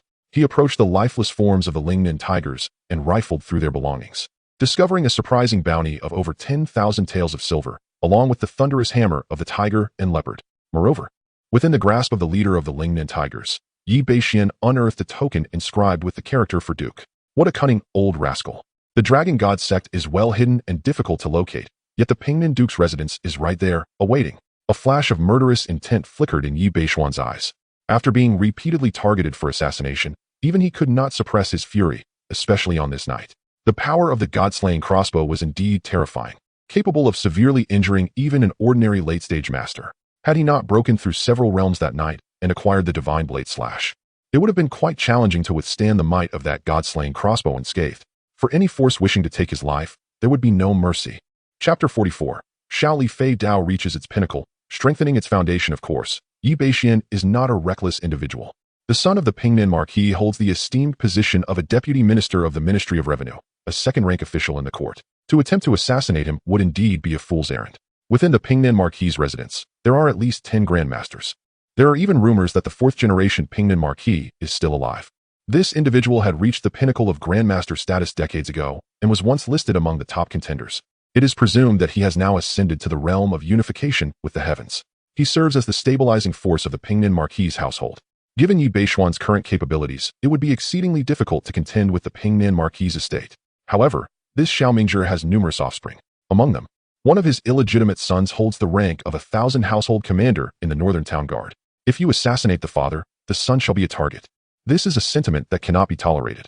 Yi Bashen severed the heads of the 3 tigers of Lingnan and turned to leave, returning to the newly erected tent. He dismissed the crowd, leaving only Li Cheng and Lin Tao behind. Yi Bashen cast the severed heads of the 3 tigers onto the ground. These are the 3 demons of Lingnan. Upon seeing the heads, Lin Tao gasped in astonishment. Li Cheng's pupils constricted as he inquired, Bashen, did you truly kill these 3? Yi Bashen nodded affirmatively. Indeed, the treacherous god-slaying crossbow that had been used in the ambush was unleashed by those 3. Hearing this, Li Cheng inhaled sharply. The 3 tigers of Lingnan were renowned masters, and they wielded the god-slaying crossbow. How could they have been so easily slain by Yi Bashen? Do you know who sought to assassinate you? Was it the Dragon God sect? Li Cheng asked. I am not certain, Yi Bashen replied, deliberately withholding the truth. Primarily to avoid alarming them. The Dragon God sect, no matter how formidable, would not openly challenge him. However, the deputy minister from the Pingnan Marquis household was a different story. With such status and lineage, that official could easily crush ordinary Jinui like them with the greatest of ease. Very well, Uncle Li, you should return and rest, Yi Bashen instructed. Li Cheng and Lin Tao nodded, refraining from further discussion. Alone in the military tent, Yi Bashen's expression darkened. The arrival of 2 waves of enemies in one night had once again tightened his previously relaxed demeanor, which had grown complacent due to the acquisition of the system. The Dragon God sect was manageable. After all, this organization was not particularly prominent, and even with their strength, they could not dispatch top-tier experts to the capital. Yet, the situation with the Pingnan Marquis official was vastly different. In terms of official rank and family background, that deputy minister undoubtedly occupied the upper echelons of the Great Li dynasty. Initially, while investigating the cat demon case, Yi Bashen had been wary of this deputy minister. However, after several days of inactivity, he had nearly been lulled into a false sense of security, mistakenly believing that the minister would merely employ the Dragon God sect's power against him and would not personally intervene. To his astonishment, when the minister finally acted, it was with ruthless intent. Strength. I require greater strength. Yi Bashen harbored no fear. Having established enmity, he resolved to confront it head-on. System. Engage in autoplay for the Little Li Flying Dagger. He effortlessly dispatched 3 masters, accruing over 400 points in autoplay value, which he promptly utilized. On the 31st day of autoplay, driven by an insatiable thirst for power, your diligent training allowed the Little Li Flying Dagger to achieve a significant breakthrough. On the 158th day of autoplay, through your relentless practice, your mastery of the Little Li Flying Dagger grew increasingly refined, culminating in a late-stage breakthrough. On the 314th day of autoplay, on this day, you finally comprehended the essence of the Little Li Flying Dagger's ultimate technique, perfecting its mastery. As the autoplay concluded, the transmission of insights began. Yi Bashen had at last perfected the Little Li Flying Dagger. The proficiency attained at this pinnacle level far surpassed his previous accomplishments. Now, when he unleashed his dagger, he estimated that even the formidable masters of the Lingnan 3 tigers would find it impossible to withstand. Regrettably, the daggers Yi Bashen wielded were merely a few rudimentary blades crafted by a local blacksmith, far from being divine weapons. Although the Little Li Flying Dagger technique did not impose stringent requirements on the dagger's material, the disparity between an exceptional dagger and an ordinary one was substantial. For instance, during his previous ambush on Yangshan, Yi Bashen's throw was potent enough to pierce through, yet the impact was mitigated by Yangshan's protective armor. With a superior dagger in hand, he would be far more capable of overcoming both a martial artist's protective true essence and any armor. I must acquire a few more formidable daggers, Yi Bashen mused as he turned his attention to his last martial skill, yet to reach its zenith. System. Initiate another autoplay session for the Lingxi finger. This confidence stemmed from his ample resources. Utilizing autoplay points to enhance his prowess would be folly otherwise. On the 19th day of autoplay, your Lingxi finger, through persistent cultivation, achieved a breakthrough into the late stage of minor accomplishment. On the 105th day of autoplay, during your practice of the Lingxi finger, you experienced a moment of enlightenment, successfully pinching 36 leaves, thus breaking through to a major accomplishment. On the 462nd day of autoplay, your application of the Lingxi finger approached instinctual mastery. Under its influence, no concealed weapon could inflict harm upon you, and you finally perfected the Lingxi finger. As this round of autoplay concluded, a flood of memories surged into Yi Bashen's mind, inducing a transformation in his state of being. It felt as though he could discern everything around him without the need to open his eyes, a manifestation of the Lingxi finger's perfection. In his prime, Lu Xiaofeng traversed the martial world with this extraordinary skill, able to contend against any divine weapon. Now, Yi Bashen's prowess was scarcely inferior to Lu Xiaofeng's. It could be asserted that any blade or sword within the reach of his fingers posed no threat to him whatsoever. Naturally, one could dismiss formidable weapons like the hammer, as even fingers, no matter how skillfully spread, cannot contain them. It remains uncertain whether my little leaf-flying dagger or the lynxy finger is superior. Yi Bashen suddenly recalled the characteristics of these two martial arts. The little leaf-flying dagger is renowned for its unerring accuracy, while the lynxy finger has the ability to grasp any weapon in existence. If one were to unleash the little leaf-flying dagger upon the lynxy finger, it is uncertain which would prevail. Alas, he alone possesses the extraordinary ability to master both techniques. He has elevated his martial prowess to its utmost limits. Although this has not significantly enhanced his combat power, it has rendered his skills more comprehensive. Regardless of the circumstances, he now possesses more formidable means of both offense and self-preservation. Collectively, this has substantially augmented his foundational strength. Having completed these reflections, Yi Bashen did not linger any longer. He retired for the night. Chapter 45. Lu Fengping in shock. Achieving great merit the following day, around noon, Yi Bashen returned to the Northern Town Pacification Office with his team. Brother Yi, back so soon? Upon arriving at the Qianhu Hall, a familiar Baihu spotted them and greeted them with astonishment. The task to eradicate the corpse demons had only been assigned the previous day, yet by noon the next day, Yi Bashen had already returned with his men. The expressions of his subordinate Jinui indicated that they had undoubtedly completed the mission successfully. Yes, Yi Bashen replied with a smile. By the way, where's Brother L? Wasn't he with you when you left the city? A Baihu noticed something amiss. Among the team, only Yi Bashen and Li Cheng were familiar faces. All the others, including Baihu and higher-ranking officers, had seemingly vanished. With a sigh, Yi Bashen recounted, El Jun, that villain, is a spy for the Dragon God sect.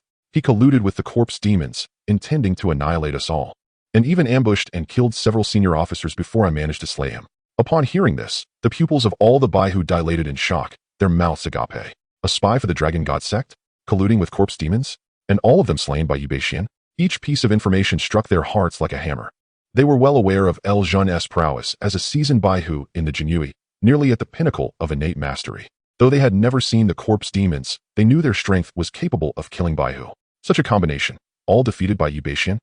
The group of Baihu found themselves at a loss for words. When Yi Bashen had become a Baihu, they merely regarded him as a figure of great potential. However, in terms of strength, he surely could not rival them. Yet, how little time had passed. Yi Bashen had evolved to this extent. After bidding farewell to the Baihu, Yi Bashen stepped into the Qianhu Hall. Qianhu Lu Fengping had long been awaiting his return. Sir, the mission to eradicate the corpse demons has been accomplished. I am here to report. A total of 1,134 ordinary corpse demons were slain. Along with one bronze-armored corpse demon and 2 traitors from the Dragon God sect, Yi Bashen reported succinctly. Lu Fengping appeared to have already received some information. Nodding with a smile, he remarked, Well done, Baihu Yi. You have achieved great merit once again, managing to kill both the bronze-armored corpse demon and that traitor El Jun. It seems your strength has advanced considerably of late. While Lu Fengping praised Yi Bashen's prowess, he seemed unconcerned about El Jun's affiliation with the Dragon God sect. This was to be expected, for Lu Fengping ranked among the elite in the Qianhu, his cultivation reaching the level of a Grand Master. A minor figure like El Jun from the Dragon God sect hardly warranted his attention, perhaps even less so than Su Kuan had previously managed to astonish him. Your praise is excessive, sir. During my return, I also made an unexpected discovery. Yi Bashen spoke once more. Oh, Lu Fengping replied, intrigued. What discovery? Yi Bashen promptly retrieved a package from behind him. In an instant, 3 severed heads came into view before everyone. The infamous trio of the Lingnan region. Upon seeing these gruesome trophies, Lu Fengping's expression for the first time revealed a sense of astonishment. He rose from his seat and approached. After confirming the identities of the heads, Lu Fengping cast a complex gaze at Yi Bashen. Did you slay these men? Yi Bashen replied honestly, indeed.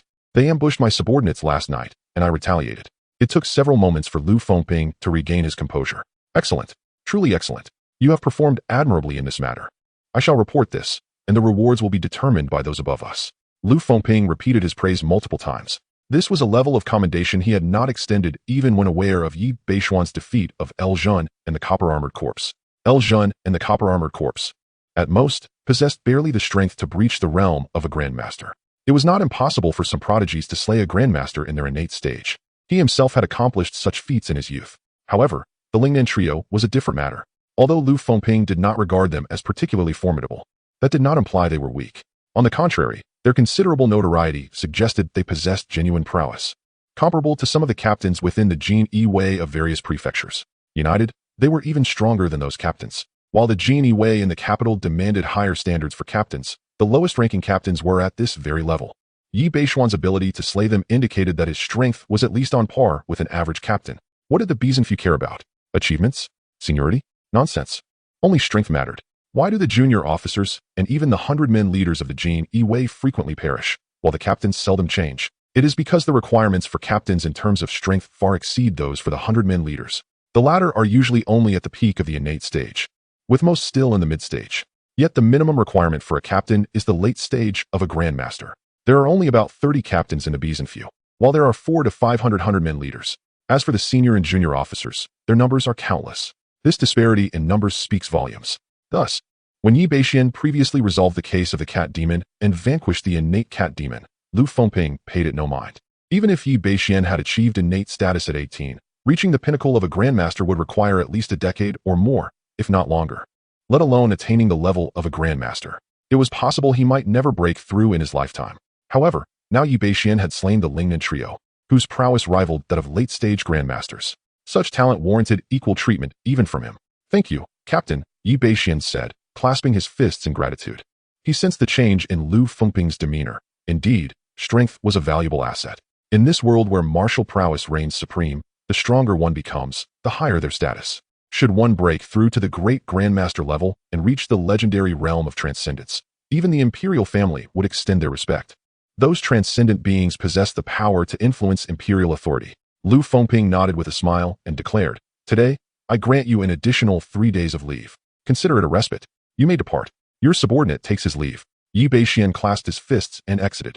Upon witnessing Yi Bashen's departure, Lu Fengping swiftly made his way out of the Qianhutang, heading towards the true epicenter of the Bashen, the Zhengfu Yamen. The entire Bashen spans a considerable area, comparable to some small towns from a previous era. Typically, each Qianhutang is stationed at various locations within the Bashen. Aside from significant cases, interactions among the Qianhutang are infrequent.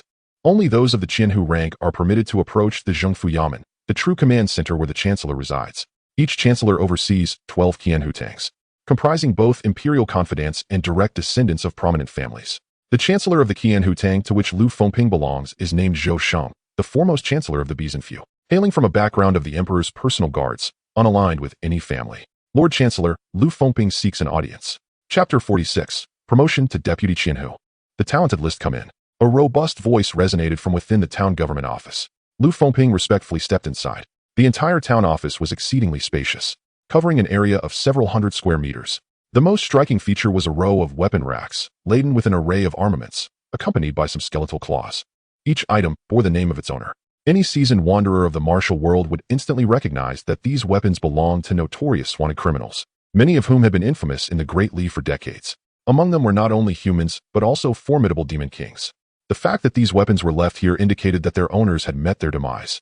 At the center of the office sat a middle-aged man in his 40s, sporting a beard and clad in an opulent purple feathered robe. Upon seeing him, Lu Fengping hastily clasped his fists in greeting. "I have met with the town protector. Fengping, why are you not at your Qianhu Hall? Why have you come to my office?" Zhou Sheng inquired, pausing his official duties and smiling at him. Their relationship was quite familiar. Lu Fengping was someone Zhou Sheng had personally promoted and thus regarded as a trusted confidant. Lu Fengping did not conceal his reason for visiting. "Sir, one of the 100 households in my hall has resolved a case involving a corpse demon. This case is related to the Dragon God sect." Upon hearing this, Zhou Sheng's brow furrowed slightly, and he coldly muttered, "The Dragon God sect, yet another foul pest from the gutters." However, he chose not to elaborate further. For ordinary individuals, the Dragon God sect was a taboo, yet for someone of his rank, it was of little concern. Although the sect had long since vanished from the eyes of the common populace, as the town protector of the Brocade Guard, he still occasionally received information about the sect. However, its high-ranking members had long since gone into hiding, with even the leaders not seen for many years. Only minor figures emerged, hardly worthy of his attention. If there were beings above the leaders, perhaps they would warrant his notice. "What else do you have?" Zhou Sheng was aware that Lu Fengping had not come to him merely for this trivial matter. The 100 household is on his way back and encountered an assassination attempt by the 3 demons of Lingnan, which he successfully thwarted. The 3 demons of Lingnan. For a 100 household to slay them is indeed impressive, Zhou Sheng remarked with a slight nod. Lu Fengping continued, "Sir, that 100 household is merely 18 years old." As these words fell from his lips, Zhou Sheng, who had been indifferent, suddenly widened his eyes in astonishment, mirrored by the surrounding guards. 18. Lu Fengping, are you certain? Zhou Sheng's tone grew grave. While he was unconcerned about the slaying of the Lingnan 3 demons, the age at which this was accomplished left even him startled. "Esteemed sir, how could I possibly deceive you? This individual, known as Yi Bashen, is the son of Yi Hai, an esteemed subordinate of mine, and also a 100 householder. Following this, Lu Fengping presented Yi Beishuan's credentials in detail. Upon concluding the report, Zhou Sheng revealed a smile. Indeed, this is splendid. A clean background. It appears that my duty in guarding the Yamen has been graced with a true prodigy. Given his extraordinary talents, it won't be long before he ascends to the ranks of the illustrious. He shall become the fourth young prodigy in our Jinui. This is indeed a moment of joy for our esteemed organization. Those from the six doors will no longer dare to claim that Jinui lacks successors. Lu Fengping concurred. Indeed, the six doors have long boasted of their four prodigies overshadowing us. Once Yi Bashen enters the illustrious ranks, they shall have little to say. He paused before continuing. However, my lord, those prodigies all have esteemed lineages, some even being direct disciples of celestial beings. Yi Bashen has remained relatively unknown until now. His sudden rise, could it be attributed to some fortuitous opportunity? Before he could finish, Zhou Sheng interjected, I understand your concerns. Indeed, there must be some fortunate circumstance involved. Nevertheless, as long as he is not an agent of the Dragon God sect, we need not delve too deeply. Yes, Lu Fengping promptly nodded. What shall be his reward then? Zhou Sheng pondered briefly. Let us first promote him to Deputy Thousand Householder. When he makes a name for himself upon the illustrious list, we shall elevate him to Thousand Householder. Lu Fengping was taken aback. Isn't this a bit swift? He has only been with the Jinui for little over a month. Ordinary members of the Jinui find it exceedingly difficult to ascend. Even the lowest ranks of banner officers are not easily attained. The leap from 100 Householder to 1000 Householder is a significant threshold. Many 100 householders spend their entire lives without promotion unless they are sent to the provinces as 1000 householders. However, provincial 1000 householders cannot compare to those in the capital. Thus, it is rare for anyone to pursue that path. Yet Yi Bashen has joined the Jinui for merely a month and is poised to leap directly to Deputy 1000 Householder. This rate of advancement seems overly extravagant. Zhou Sheng chuckled. That is of little consequence. Can prodigies be compared to ordinary individuals? The illustrious list encompasses the finest young talents from across the human realms. With only 300 spots available, our esteemed Dali court has managed to place but a mere 20 individuals on this list, which is rather insufficient, and the emperor is quite displeased. Thus, granting a 1000 householder position to a prodigy is not excessive. Lu Fengping nodded in agreement. Indeed, I comprehend now. I shall distribute the rewards shortly. After completing his duties, Yi Bashen returned to his 100 household quarters. Li Cheng and Lin Tao approached him briskly. Li Cheng inquired, Bashen, how did it go? Yi Bashen replied with a smile. I have already submitted everything, but the 1000 householder wishes to consult with higher authorities regarding the rewards. This accomplishment is significant, and all shall share in it. At the mention of higher authorities, Li Cheng's expression brightened considerably. The rewards that even the esteemed captain cannot ascertain must undoubtedly exceed his jurisdiction. Behold, Bashen, perhaps this time you shall advance further, and in the future, establish your own court and become the new captain of our Jinui Wei. My goodness, brother Yi, your promotion is astonishingly swift. Lin Tao exclaimed, his mouth agape with palpable excitement. In the Jinui Wei, the rank of captain truly represents the upper echelons. Only a captain possesses the authority to convene a court and maintain a dedicated venue for case proceedings. Furthermore, he can appoint subordinate 100 captains and chief flags, with even the local magistrate refraining from interference. The disparity in treatment compared to a 100 captain is vast. Should Yi Bashen ascend to the position of captain, it would undoubtedly be a tremendous fortune for the two of them. Henceforth, any aspirations for advancement would hinge solely on Yi Bashen's decree, who would not rejoice at the prospect of promotion and wealth. Yi Bashen waved his hand and chuckled. It is still too early to speak of such matters. However, the captain has granted us a 3-day reprieve. Tonight, I shall host a gathering, for I have yet to visit the renowned 12 courtesans' boat. Let us indulge our eyes this evening. With a grand gesture, Yi Bashen declared that having achieved great merit, it was only fitting to partake in a delightful feast. Chapter 47. The Valley of Secrets, observing the rise and fall of dynasties in the brief span of a single day. The news of Yi Beishuan's slaying of the 3 tigers of Lingnan spread throughout the entire Northern Pacification Office. Everyone was in awe of this young captain who had recently captured the limelight. By afternoon, Lu Fengping appeared in person outside the captain's office, holding an official decree. Yi Bashen and his companions welcomed him with respect. By the order of the Pacification Commissioner, Captain Yi had successfully eradicated the corpse demons and slain the 3 fiends of Lingnan. He was promoted to Deputy 1000 Household, awarded a monetary reward of 1,000 taels, and upon gaining fame on the talented person list, he would ascend to the rank of 1000 Household. The others received various rewards as well. The flag captains received 500 taels for 2 major contributions, while the small flag captains were awarded 300 taels for 1 major contribution, and the Jinui received 100 taels for 3 minor contributions. Thank you, esteemed Commissioner. Thank you, esteemed 1000 Household. Yi Bashen expressed his gratitude with a cupped fist. Lu Fengping, with a smile, patted Yi Bashen on the shoulder, saying, Congratulations, Captain Yi. The Pacification Commissioner holds you in high regard. Dedicate yourself to your training, and soon enter the talented person list to bring glory to the Jinui. Once Lu Fengping departed, the other captains in the 1,000 household hall gathered, their eyes filled with envy. Congratulations, Captain Yi, on your elevation. From now on, you must take care of us. They exclaimed. Although he was merely a deputy 1,000 household, the title itself did not carry the word deputy. For attaining such a position meant that promotion to 1,000 household was an inevitable future. Even Lu Fengping directly addressed Yi Bashen as 1,000 household. Indeed, I have heard that you are still single, Captain Yi. My daughter, though only 13, is indeed a beauty, and I wonder if she might have the fortune to become your bride. One person shamelessly flattered. Upon hearing this, others seemed to awaken, their eyes sparkling with excitement. Yes, how could we forget? Our esteemed 1,000 household is only 18, the perfect age for marriage.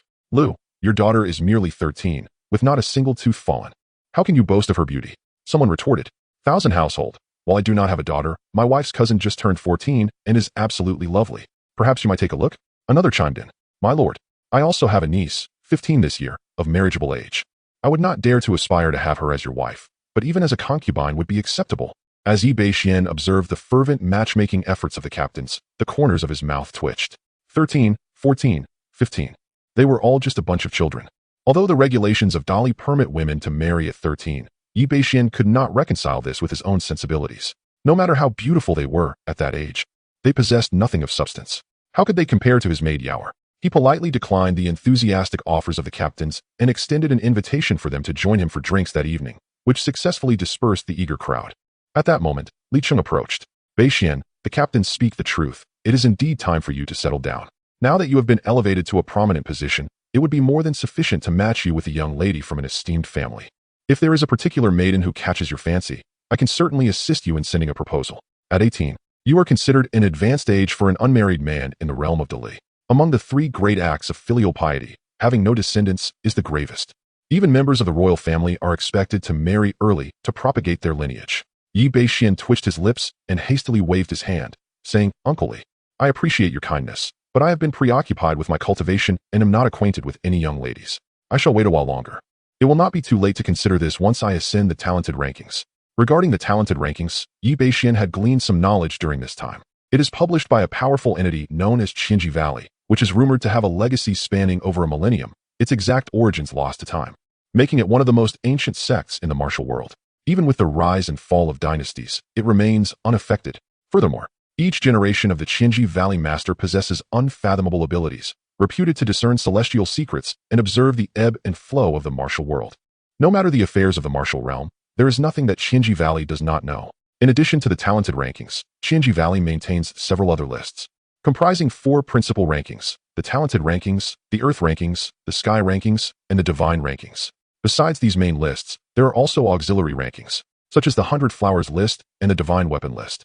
The talented rankings include the top 300 young prodigies under the age of 30 from all human clans, including Dali. The Earth rankings recognize Grandmasters, while the Sky rankings denote those who surpass Grandmasters. As for the Divine rankings, Yi Bashen was uncertain of their particulars, as it is said that the Divine rankings only manifest in golden light at the time of their announcement, shrouded in mystery. Moreover, these rankings possess the remarkable ability to connect with the unseen currents of fate. Anyone who makes it onto the list enhances their faction's fortune. Currently, in Dali's official roster, only 27 individuals are listed in the talented rankings, marking the lowest tally since the establishment of the Dali dynasty, which has incited considerable ire from the current emperor. This has prompted the Jinui, the 6 Doors, the Eastern Depot, and various local governments to exhaust their efforts in nurturing emerging talents, all to ensure more names grace the talented rankings and bolster the dynasty's fortune. The young prodigy holding the last position on the talented rankings has achieved a draw against an ordinary Grandmaster. For Yi Bashen, this is not particularly daunting. Given some time, he too could accomplish such a feat, and that time would surely not be long. Seeing Yi Bashen's resolve, Li Cheng ceased his persuasion. Indeed, the talented rankings are of great significance. Once Yi Bashen secures a place on them, his status will undoubtedly soar once more. As a martial artist, who could resist the allure of fame that echoes throughout the world? In the face of accolades, matters of the heart seem trivial. By the way, Uncle Li, do you know if there are any places in the capital where one can purchase martial arts manuals? Yi Bashen suddenly inquired. What he urgently needed was a technique capable of enhancing his meridians and physique. With such a method, he could continue to advance his Juyang divine skill. Manuals? Li Cheng looked at Yi Bashen with surprise. Though he was unaware of the specific purpose behind Yi Beishuan's quest for secrets, he pondered briefly before responding. In the capital, if one sought common martial arts manuals, they could be procured from Tianbao Pavilion. However, the tomes available there were merely mediocre, consisting of yellow and profound grade texts. Should one desire manuals of earth grade or higher, the only place in the entire city to find such treasures was within the Eastern Ghost Market. The Ghost Market? Yi Beishian had little knowledge of this locale. After inquiring further with Li Cheng, he remained unhurried, for he had a 3-day holiday ahead of him. Having amassed over 10,000 taels of silver from Lu Zhen and the 3 tigers of Lingnan, he decided to indulge himself tonight. Wealth must be spent. Chapter 48. The Art of Pretense and Retaliation, a Familiar Process, Zhuke Square. The residence of the Pingnan Marquis. The countenance of Xiao Mingjie, the deputy minister of the Ministry of Revenue, was ominously dark. The news of Yi Beishuan's return to the city had not been shrouded in secrecy. He received the intelligence promptly. Beside him, a middle-aged steward knelt upon the ground, trembling in fear. My lord, the 3 inept devils of Lingnan failed to eliminate even a mere 100 household of the brocade-clad guards. It is the servant's dereliction of duty, and I implore you to forgive me. The steward's face bore a hint of terror. Although this esteemed young master usually appeared cultured and gentle, he was acutely aware of the ruthlessness that lay beneath. It was not solely through familial connections that he had risen to the position of deputy minister at the age of 40. He had truly fought his way up through the ranks of the bureaucracy. The current emperor, though aged and seldom present at court, possessed an unparalleled ability to discern talent. The fact that Xiao Mingjie held such a significant position attested to his capabilities. Xiao Mingjie tightened his grip on a jade teacup, his knuckles reddening. Yet he soon set it down gently. With a calm demeanor, he addressed the middle-aged steward. Rise. This matter was orchestrated by me. You were merely the messenger. Their failure is my responsibility. I underestimated that 100 household. Who would have thought that such a minor figure could turn the tide against those 3 fools? It indeed took me by surprise. Only then did the steward dare to rise, standing respectfully at the side. My lord, what shall we do next? Should we dispatch a grandmaster-level expert to eliminate him? Though grandmasters were scarce, their household possessed a few. With the right incentives, they could be summoned. He could hardly believe that Yi Beishian, a mere 100 household, could withstand a grandmaster. However, Xiao Mingjie shook his head. No, in 10 days. It will be the Empress's birthday. The city is under strict martial law, and grandmaster-level experts must not be mobilized. It would be too easy for them to be caught in the act. Currently, all focus is on the palace. A mere brocade-clad guard is not worth the risk. Since we have failed to eliminate him this time, we shall wait for the next opportunity. He is inconsequential. Understood, the middle-aged steward nodded. As Xiao Mingjie spoke, he seemed to recall something and continued. You should pay a visit to the Master of the Thousand Faces. Inform him that the envoy from the Yushan Kingdom is soon to arrive. He must take action. This time, success is the only option. Failure is not permissible. At your command. As night descended, Yi Beishian, along with Li Chenglin and a group of 100 households, made their way to the Qinhe boat. They were now familiar patrons, well acquainted with numerous madams and courtesans of the establishment. Along the way, they encountered several familiar madams who greeted Yi Beishian and his companions, yet they did not linger. Instead, heading directly to the heart of the Qinhe, there exists an unprecedentedly grand pleasure boat named the 4 Fragrance Pavilion. Among the 12 courtesans, this establishment boasts 4, thus earning its illustrious title. It is indeed the unrivaled champion of brothels. To my astonishment, I, Lin Tao, finally have the opportunity to visit the 4 Fragrance Pavilion. I have long heard that any lady drawn from this place would surpass the courtesans of other establishments. Lin Tao could hardly contain his excitement. However, upon entering the 4 Fragrance Pavilion, Yi Beishian conceded that Lin Tao had spoken a modicum of truth. The ladies here are truly exquisite. Previously, he believed the courtesans at other pleasure boats were remarkable, yet in comparison, they appear as mere shadows. Li Cheng and the others gazed in awe, their eyes wide with admiration. Yi Beishian nodded in agreement. No wonder the 4 Fragrance Pavilion attracts countless young lords and dignitaries. These affluent individuals truly indulge in the finest experiences. In an era devoid of streaming hosts, the quality of the ladies reigns supreme. As the group marveled, a mature matron, still possessing charm in her 30s, approached. Gentlemen, I presume this is your first visit? Please, allow me to escort you inside. Unlike the previous establishments, this matron exhibited warmth without servility, clearly accustomed to grand affairs. Yi Beishian, exuding confidence, declared, let us take the best seats. Holding a sum of 30,000 taels of silver, which he had amassed, he felt no reluctance in spending. Very well. Follow me, the matron replied, her demeanor brightening at the prospect of generous patronage. Sir, this seems rather extravagant. We would be content with ordinary seating, remarked one of the others, astonished by Yi Beishuan's lavishness. The premium seats at the 4 Fragrance Pavilion cost no less than 1,000 taels for a single evening, tenfold the expense of typical pleasure boats. Even though they were all men of considerable wealth, they hesitated to indulge so freely. No matter, Yi Beixian waved his hand dismissively. Since we are to enjoy ourselves, we shall have only the finest. Just as they were about to turn and depart, a voice rang out. Mother Rome, please arrange a premium seat for our young lord. The matron swiftly turned, spotting a group ascending from the lower level of the boat. Leading them was a young gentleman in his 20s, flanked by a sycophant.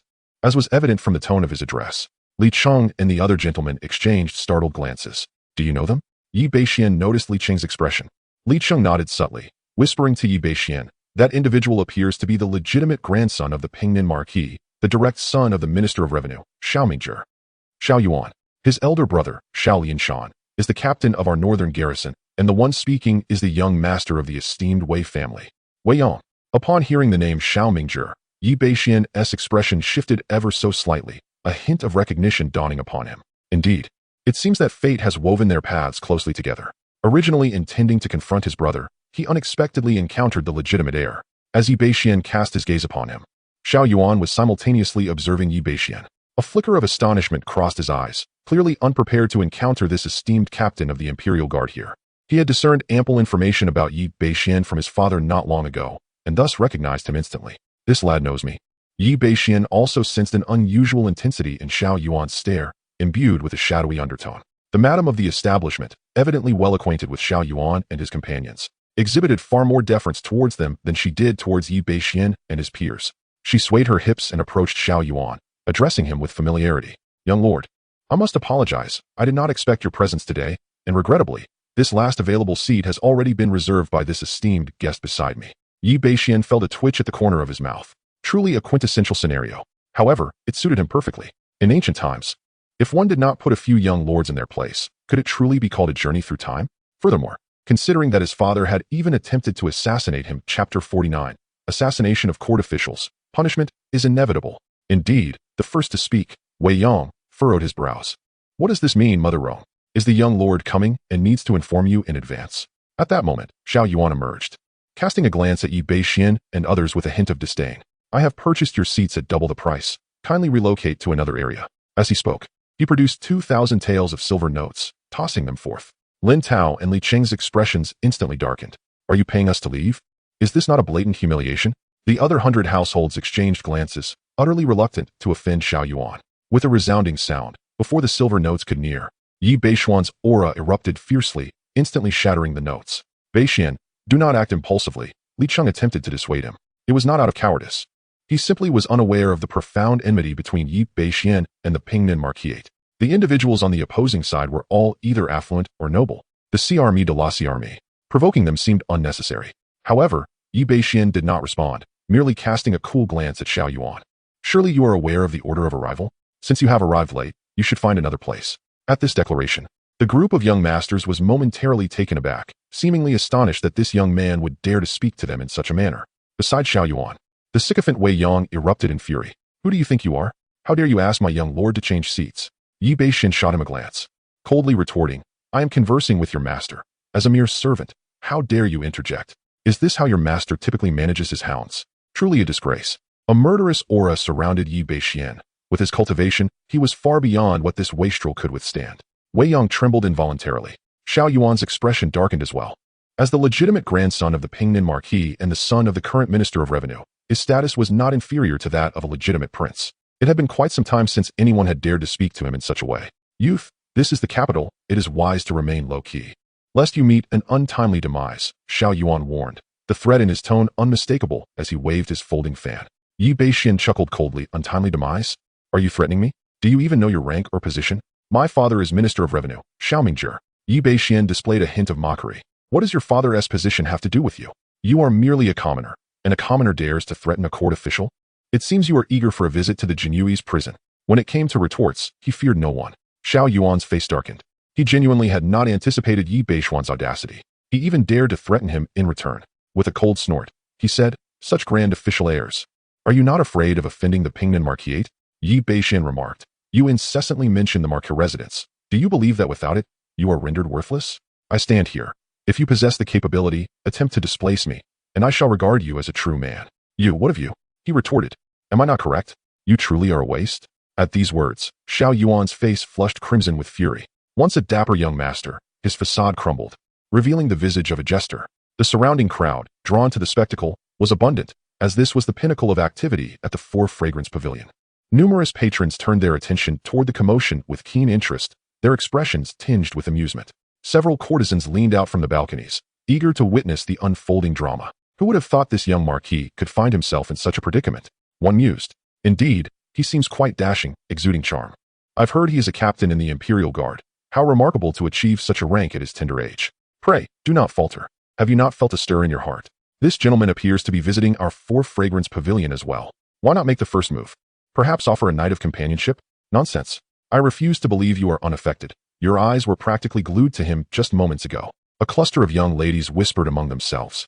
Though their voices were hushed, the gathering consisted predominantly of martial practitioners. Xiao Yuan, despite his debauchery, possessed innate prowess and could easily overhear their remarks, which only served to further enrage him. You seek death. Bring him to ruin. Though Xiao Yuan was seething with rage, a sliver of rationality remained. His innate cultivation was achieved through the use of elixirs, and he recognized that he could not possibly match Yi Beishuan's strength. From behind Xiao Yuan, a burly man surged forward, exuding a formidable aura as he drew his blade, aiming a strike at Yi Beishian. A master. Many in the crowd felt their breath catch as they beheld the imposing figure of the master-level warrior. Such strength commanded respect and could secure a high-ranking position in the military. Yet here he was, reduced to a mere bodyguard, truly a testament to the vast power of the Pingnin Marquis household. Yi Beishian, however, felt a twinge of regret. The young man displayed a modicum of intelligence by refraining from engaging directly. To assault a government official would incur severe consequences. With no hesitation, Yi Beishian acted with lightning speed, delivering a palm strike imbued with an almost ethereal force, resonating with the roar of a dragon. Dragon subduing 18 palms. With a resounding clash, the blade shattered under the force of his strike, sending the master-level guard reeling backward, blood gushing from his mouth and nose. His chest concaved, a clear indication of broken ribs. He crashed into the throng of onlookers, cries of anguish echoing through the air. In an instant, the atmosphere fell into a profound silence, as many gasped in disbelief. A master-level warrior had been grievously injured by this young man with but a single strike. What then could be the true strength of this youth? The scions beside Xiao Yuan widened their eyes in astonishment, and Xiao Yuan himself felt his pupils constrict in disbelief. This protector was reputed to be the strongest among his subordinates, boasting a mastery equivalent to the 5th tier of a grandmaster. How could he be so easily vanquished? Yi Beishian cast another glance at Xiao Yuan, advancing step by step. Xiao Yuan trembled, stammering, What? What do you intend to do? Yi Beishian replied with an air of calm, Do not be afraid, young lord. I merely wish to remind you that if you lack other capable subordinates, you ought to leave. Upon hearing this, Xiao Yuan's complexion fluctuated between pale and green. The surrounding scions fell into a hushed silence. Fully aware that Yi Beishuan's earlier display had left them all in a state of terror, they understood that should a confrontation arise, they would undoubtedly be outmatched. Ultimately, Xiao Yuan flicked his sleeve and declared, Let us depart. Chapter 50. The courtesan Lu Qingguo, a master of retribution. At this moment, Yi Beishian had returned to his usual demeanor. He beckoned to the matron. Rongma, are you not going to lead the way? The matron, not one to be trifled with, immediately donned a smile. Please, enter, young master. The influence of the Ho family was formidable, capable of conducting such substantial business in the capital. Naturally, the Four Fragrance Pavilion had significant figures backing it, rendering the outcome of any contest irrelevant. Once everyone had departed, the onlookers began to murmur quietly. This young captain's prowess was impressive. Initially, one might have thought he ascended to his rank solely due to his lineage. But it was evident that he possessed genuine skill. Indeed, this captain might soon become a renowned figure in the capital, perhaps even earning a place on the list of the most distinguished youths. However, many were skeptical. Although this captain was indeed formidable, he had just offended the young lord of the Pingnin Marquis to such an extent that, given the young lord's temperament, this matter would surely not be resolved lightly. The future appeared bleak for this captain. Damn that Yi Beishian. Outside the pleasure boat, within an opulent carriage, Xiao Yuan's expression twisted in fury as he could no longer contain his anger, roaring aloud. He had suffered a tremendous humiliation, publicly disgraced by a mere captain of the Genie Wei, leaving in utter shame. He estimated that by the next day, his disgrace would echo throughout the entire capital. Henceforth, within the circle of young gentlemen, he would struggle to hold his head high. As a scion of the Pingnin Marquis, he could hardly endure such indignity. Young lord, is not brother Lianshan serving as a captain in the Northtown Pacification Office? That Yi Beishian is merely a deputy captain. One of Xiao Yuan's companions, Wei Yang, gritted his teeth and spoke. They were all part of a close-knit circle, and with Xiao Yuan's humiliation, their faces were stained as well. Another sycophant hastily chimed in. Indeed, Young lord, brother Lianshan is utterly devoted to you. Simply give the order, and he will undoubtedly heed your command. His cultivation has reached the pinnacle of a grandmaster, and he practices the Marquisite's supreme earth-level secret techniques, far beyond what this Yi Bashen can contend with. Xiao Yuan's expression darkened, his mood shifting like the weather. Very well. Tomorrow, I shall seek out Xiao Lianshan. Although Xiao Lianshan was his elder, he was merely a bastard son, easily commanded by Xiao Yuan. My lord, I just recalled an urgent matter at home, and fear I cannot accompany you further. I humbly ask for your forgiveness.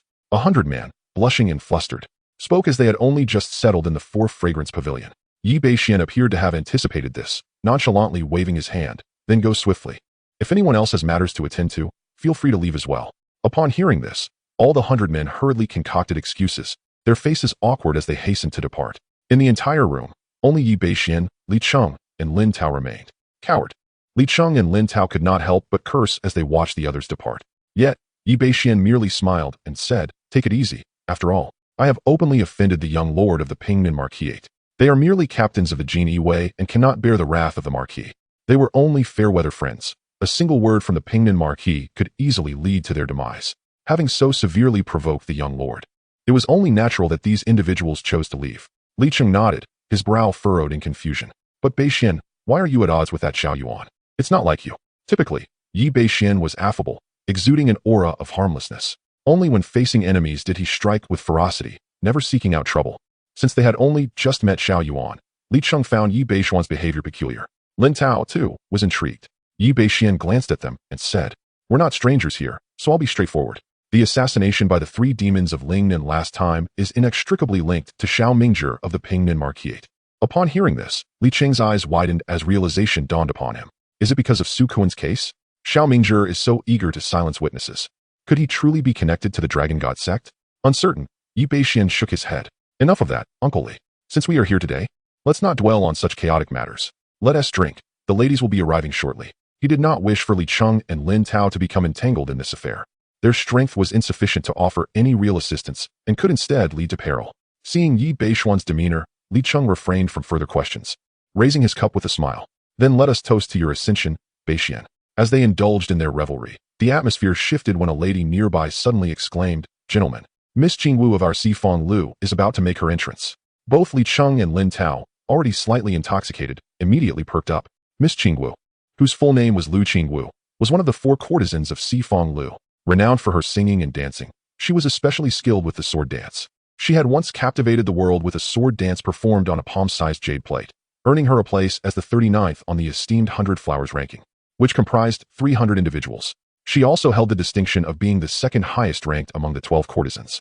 Yi Bashen, too, felt a surge of interest. After all, one visits such establishments to behold the courtesans. Suddenly, all the lights in the boat extinguished. Moments later, lanterns appeared on the central stage, and before anyone could react, a woman clad in flowing celestial garments descended gracefully from above. Her long, flowing hair cascaded like a celestial being. It must be said, this courtesan was extraordinarily beautiful. Even Yi Bashen, having encountered many courtesans, found himself utterly captivated. Indeed, she was breathtaking. A face exquisitely shaped like an egg, veiled by a delicate curtain of gauze. Her eyes seemed to harbor a pool of crystal-clear water, vibrant and lucid. Particularly noteworthy was her figure, reminiscent of tender willows swaying gracefully in the breeze, soft and ethereal. Since Yi Bashen's arrival in this realm, only his own maid could be likened to the enchanting Lu Qingwu. However, while Yaoer was not lacking in beauty, she appeared far too youthful. Lu Qingwu, on the other hand, exuded the undeniable aura of a mature woman. Regrettably, the courtesan chose not to wield a sword today, opting instead for a simple dance. Upon Lu Qingwu's appearance, the atmosphere within the painted boat reached a crescendo, with many voices calling her name. Yi Bashen, observing the lively scene, couldn't help but shake his head, reminiscent of a past life where a fairy fervently pursued stardom. If only her figure could perform a dance of pure bliss for him. As he admired her, he mused on how even a man like him, accustomed to various beauties in his previous existence, could be so captivated. It was needless to say how this would affect those in antiquity, who, despite enjoying fine meals, lacked experience.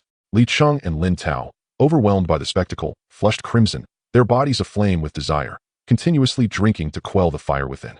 However, their efforts proved futile. As the more they drank, the hotter they became. Yi Bashen surmised that within a matter of minutes, these two would seek refuge in the adjacent room to cool off.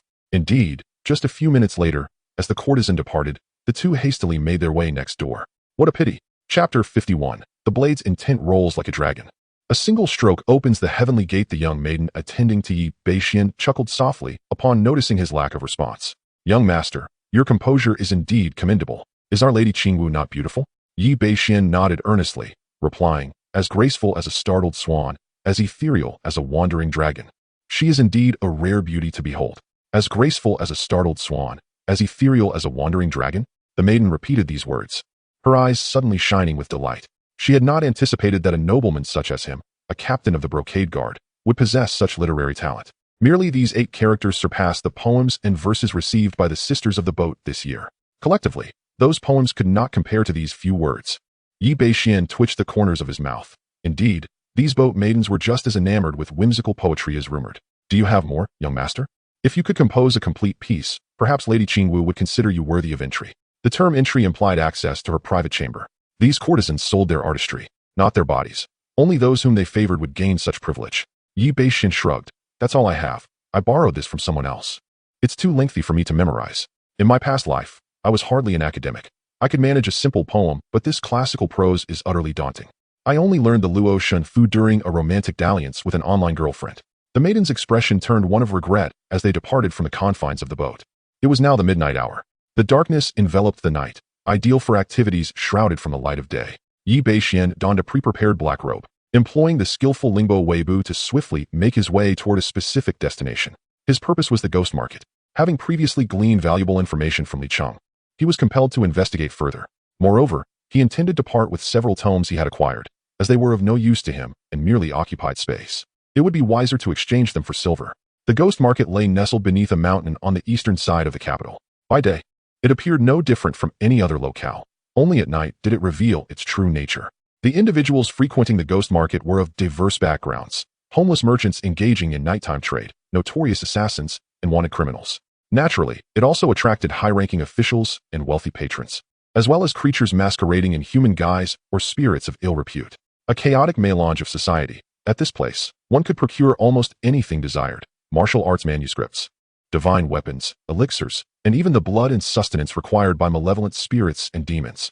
As long as one could afford the price, anything was attainable. The ghost market operated devoid of laws or regulations, governed solely by power and wealth. After half an hour of travel, Yi Bashen spotted a mist-shrouded peak from a distance. This was the location of the ghost market, marked by a designated entrance. To gain access here, one either needed the guidance of an elder or stumbled upon it by chance, resembling a peculiar array of mystical gates. Yi Bashen stepped into the mist. Despite his peak innate cultivation, he felt as though his senses were somewhat muted. This was his first visit to the ghost market, and without an elder to guide him, he was utterly unaware of where the entrance lay, leaving him at a disadvantage. Wandering aimlessly within the fog for a good 4 to 5 minutes, he had yet to catch sight of any other figures. Am I trapped? Yi Bashen furrowed his brow, halting in place and scanning his surroundings. Aside from the swirling mist, there was nothing else. At this moment, finding the entrance to the ghost market was nearly impossible. Even escaping seemed a daunting task. Unless he waited for daylight when the fog dispersed and the formation vanished, he could not discern the way forward. Yi Bashen let out a cold laugh. I refuse to believe that this mere outer mystical formation can impede me. With a resounding boom, an unprecedented blade intent erupted from within him. Without a weapon in hand, he utilized his own hand as a blade. Flash! As he uttered this command, boundless blade intent exploded forth, cleaving through the mist as if the Milky Way itself were inverted. The tumultuous waves of fog sliced apart by his strike. This spectacle startled many figures making their way through the mist towards the ghost market. Numerous onlookers murmured in awe at the descending blade light. Such formidable blade intent. Could a top-tier grandmaster be present? At that moment, Yi Bashen fixed his gaze in a particular direction. There, as the blade intent parted the dense fog, he discerned the area from which the mist surged forth. Surely, that must be the entrance to the ghost market. Indeed, after traversing several hundred meters, Yi Bashen spotted some silhouettes within the fog. Upon noticing these individuals, it became apparent that they, too, had seen him. Initially, as they ventured towards the ghost market, there was an unspoken understanding to avoid disturbance. Even if they did see one another, they would quickly avert their gaze. After all, this was no reputable place. Everyone was cloaked in black, engaging in dealings that were best kept hidden. To glance around indiscriminately would only invite trouble. However, upon seeing Yi Bashen, nearly everyone momentarily froze, their gazes lingering on him far longer than on others. Yi Bashen felt as though he had sprouted flowers upon his face. As he attempted to return their gaze, the owners of those stairs hastily averted their eyes, as if fearing his notice. What is happening? I used my blade intent without being detected, or so I believe. Yi Bashen pondered, perplexed. Chapter 52. The Ghost Market Princess? Yi Bashen was certain that there had been no one else around him moments before. Yet, the individuals heading toward the ghost market seemed to possess an uncanny awareness of his presence. Hey, old Liu, didn't you say that everyone coming to the ghost market must possess a token? How is it that that person does not? Suddenly, a delicate feminine voice reached Yi Bashuan's ears. Following the sound, he turned his gaze and noticed two figures cloaked in black, walking in tandem slightly behind him. One of them, like himself, bore no token, while the other had shifted half a step aside.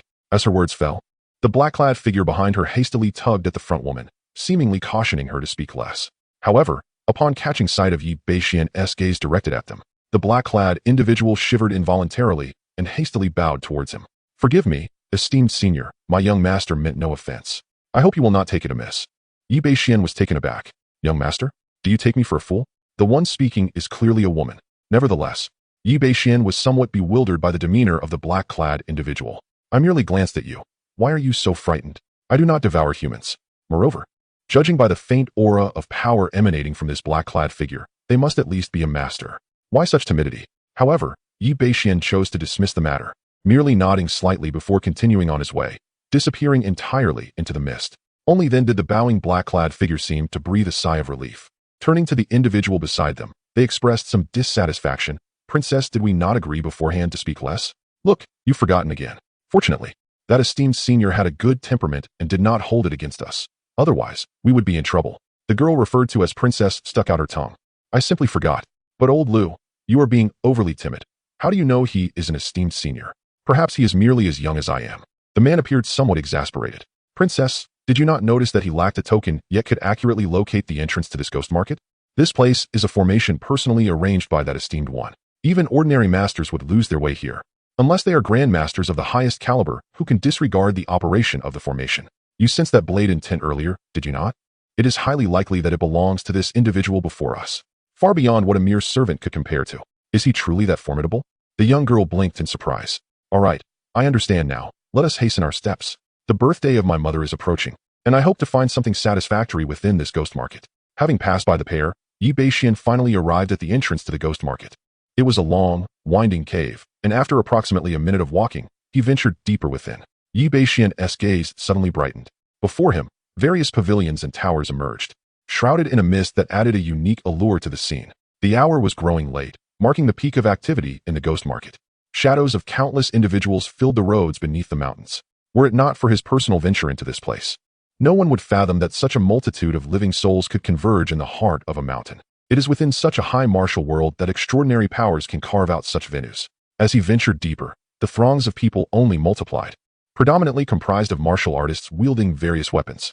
However, Yi Bashian also sensed some distinctly different presences, unmistakably emanating from specters and malevolent beings. Within the ghost market, there exists an unwritten rule: no one may engage in violence. The origin of this decree eludes Yi Bashian, yet its efficacy is undeniable. With a desire to broaden his horizons, Yi Bashian refrained from hastily peddling his secrets, instead choosing to meander through the market. After spending over half an hour, he grasped the general layout of the ghost market. It is essentially divided into 3 zones. The largest area is occupied by the pavilions and towers, each representing a shop and embodying the most formidable powers within the ghost market, none daring to provoke them. This is hardly surprising. For those who can afford to operate shops here possess influence beyond the imagination of ordinary wanderers. Their businesses are highly lucrative, dealing in martial arts manuals, divine weapons, and elixirs. As long as you possess the means, negotiations can ensue. The second wave of influence resides at the fringes of the ghost market, frequented by the fewest visitors. Yet, Yi Bashian acutely sensed a profound aura of hostility emanating from this area, likely home to the necessary underworld factions of every ghost market. These factions primarily engage in intelligence trading, as well as illicit dealings involving theft and assassination, if one can afford the price. Even the assassination of officials is within their reach. Lastly, there are the independent traders, the most numerous yet occupying the smallest area, offering a diverse array of goods. Upon discerning the distribution of the ghost market, Yi Bashian stepped into the first zone. His footsteps eventually halted at a grand 3-story pavilion in the center of this area. The structure exuded an air of magnificence, its expansive facade adorned with a plaque inscribed with 2 elegantly flowing characters. Martial Pavilion, named for martial prowess. It was evident that this shop possessed considerable confidence. Inside the martial pavilion, the crowd was sparse. Those conducting business here were undoubtedly individuals of exceptional wealth. Greetings, esteemed guest. I am a humble attendant of the martial pavilion. May I inquire your name? Yang Shan, Yi Bashen casually replied. Ah, it is Master Yang. A pleasure to finally meet you. Might I inquire whether you are here to buy or sell? The demeanor of the young attendant was both humble and warm, yet devoid of any obsequiousness. From this alone, one could discern the profound heritage of the Wu Pavilion. I possess several ancient tomes that I wish to part with. Ancient tomes? The attendant's eyes sparkled with intrigue. What level of tomes are we discussing? Such items are undoubtedly versatile treasures. Any tome of a certain caliber commands a hefty price, coupled with substantial profit margins. Xian level and D level. Upon hearing this, the attendant's pupils dilated in surprise. While Xian level tomes are not particularly remarkable, D level tomes are indeed priceless treasures. A single D level martial art is sufficient to serve as the prized possession of any mid-tier sect. Even many wandering masters may not possess martial arts of such esteemed level. If they do, they tend to keep them closely guarded. Who would have imagined that someone would be willing to part with such a rarity? Such transactions are seldom encountered, even within the Wu Pavilion over the course of a month. Mr. Yang, please accompany me to the third floor. Treasures of this caliber require the scrutiny of our esteemed manager. The attendant gestured invitingly. Chapter 53, The Yin-Yang Body Refining Technique. The courtesan's devotion. The second floor was considerably smaller than the first, and the patrons within were few and far between. However, to Yi Bashuan's surprise, he encountered a familiar face, the master and servant he had previously met at the entrance of the ghost market. With the mist no longer obscuring his view, Yi Bashen was captivated by a pair of strikingly beautiful eyes that rivaled those of Lu Qingwu. The young woman also noticed Yi Bashen and, momentarily taken aback, they soon passed each other. Ascending the staircase to the third floor, Yi Bashen found the space devoid of any furnishings, consisting solely of individual private rooms. The attendant led him into one such room, where two enchanting maidens, whose figures rivaled those of distinguished young ladies, promptly served him tea. Please wait a moment, Boss Yang. I shall fetch our manager, the attendant said before exiting the room. After savoring the tea for a few minutes, Yi Bashen was greeted by a jovial, portly middle-aged man who entered with a courteous bow. I am Wang Yukai, the proprietor of this establishment. It is a pleasure to meet you, esteemed guest. Yi Bashen returned the gesture, and after some pleasantries, Wang Yukai got straight to the point. I have heard that Boss Yang intends to sell some secret manuals? Yi Bashen nodded and produced his recent acquisitions, 3 manuals in total. One was the Tiger Leopard Thunder Hammer technique from the 3 demons of Lingnan, and the other 2 were the deadly 9 swords and the linked blades, used by the assassin he had encountered on the pleasure boat. Wang Yukai took the manuals, and, upon merely glancing at them, his eyes widened in astonishment. The Tiger Leopard Thunder Hammer? This is the hammer technique practiced by the 3 tigers of Lingnan. His recognition affirmed his extensive knowledge, as it was evident that few in the capital could rival his discernment. Yi Bashen raised an eyebrow and remarked, "What is this? Do we need to delve into the origins of these manuals to conduct business at your esteemed establishment? Are you buying or not, manager?" Wang Yukai, realizing his lapse in decorum, quickly responded, "Of course, we are buying. It is the rule of the ghost market. Once a transaction is made, we do not question the source. Whether it is acquired through theft or found by the roadside, we only assess the goods, not the individual." After perusing the 3 manuals, Wang Yukai took a deep breath. 1 high-grade earth-level hammer technique, 1 low-grade earth-level sword technique, and 1 high-grade mysterious-level combined blade technique. Each is a rare treasure. For these 3, the shop can offer 80,000 taels for the hammer technique, 30,000 for the sword technique, and 10,000 for the blade technique, a total of 120,000 taels. What say you, Boss Yang? Yi Bashen smiled softly, and, picking up the manuals, turned to leave. "Please, stay a moment," Wang Yukai exclaimed, hastily blocking Yi Bashen's path. "Manager Wang, your offer seems rather insincere," Yi Bashen remarked with a sidelong glance. Although he was uncertain of the exact value of these manuals, he was well aware of the tactics employed in commerce. The initial price quoted was nothing short of absurd. Wang Yukai, though not embarrassed, wore a pained expression. "As for you, Boss Yang, it is simply that the techniques of this hammering art are not widely practiced, making them somewhat difficult to procure," he remarked.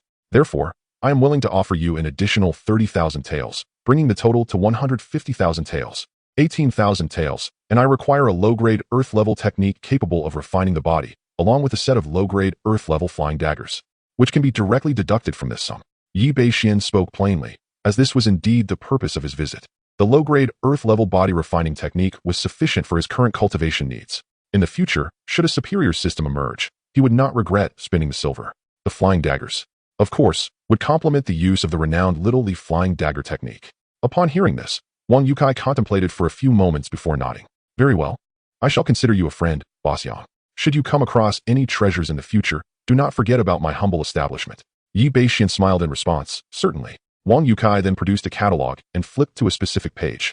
Boss Yang, our martial pavilion boasts a total of 19 low-grade, earth-level body refining techniques. Here, take a look.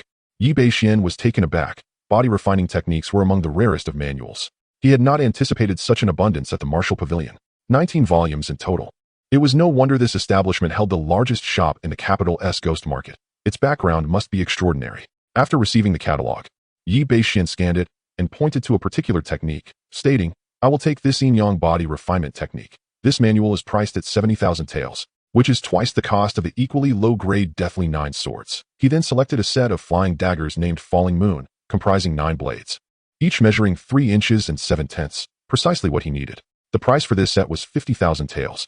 After some negotiation, the combined total for the manual and the daggers was settled at 100,000 taels.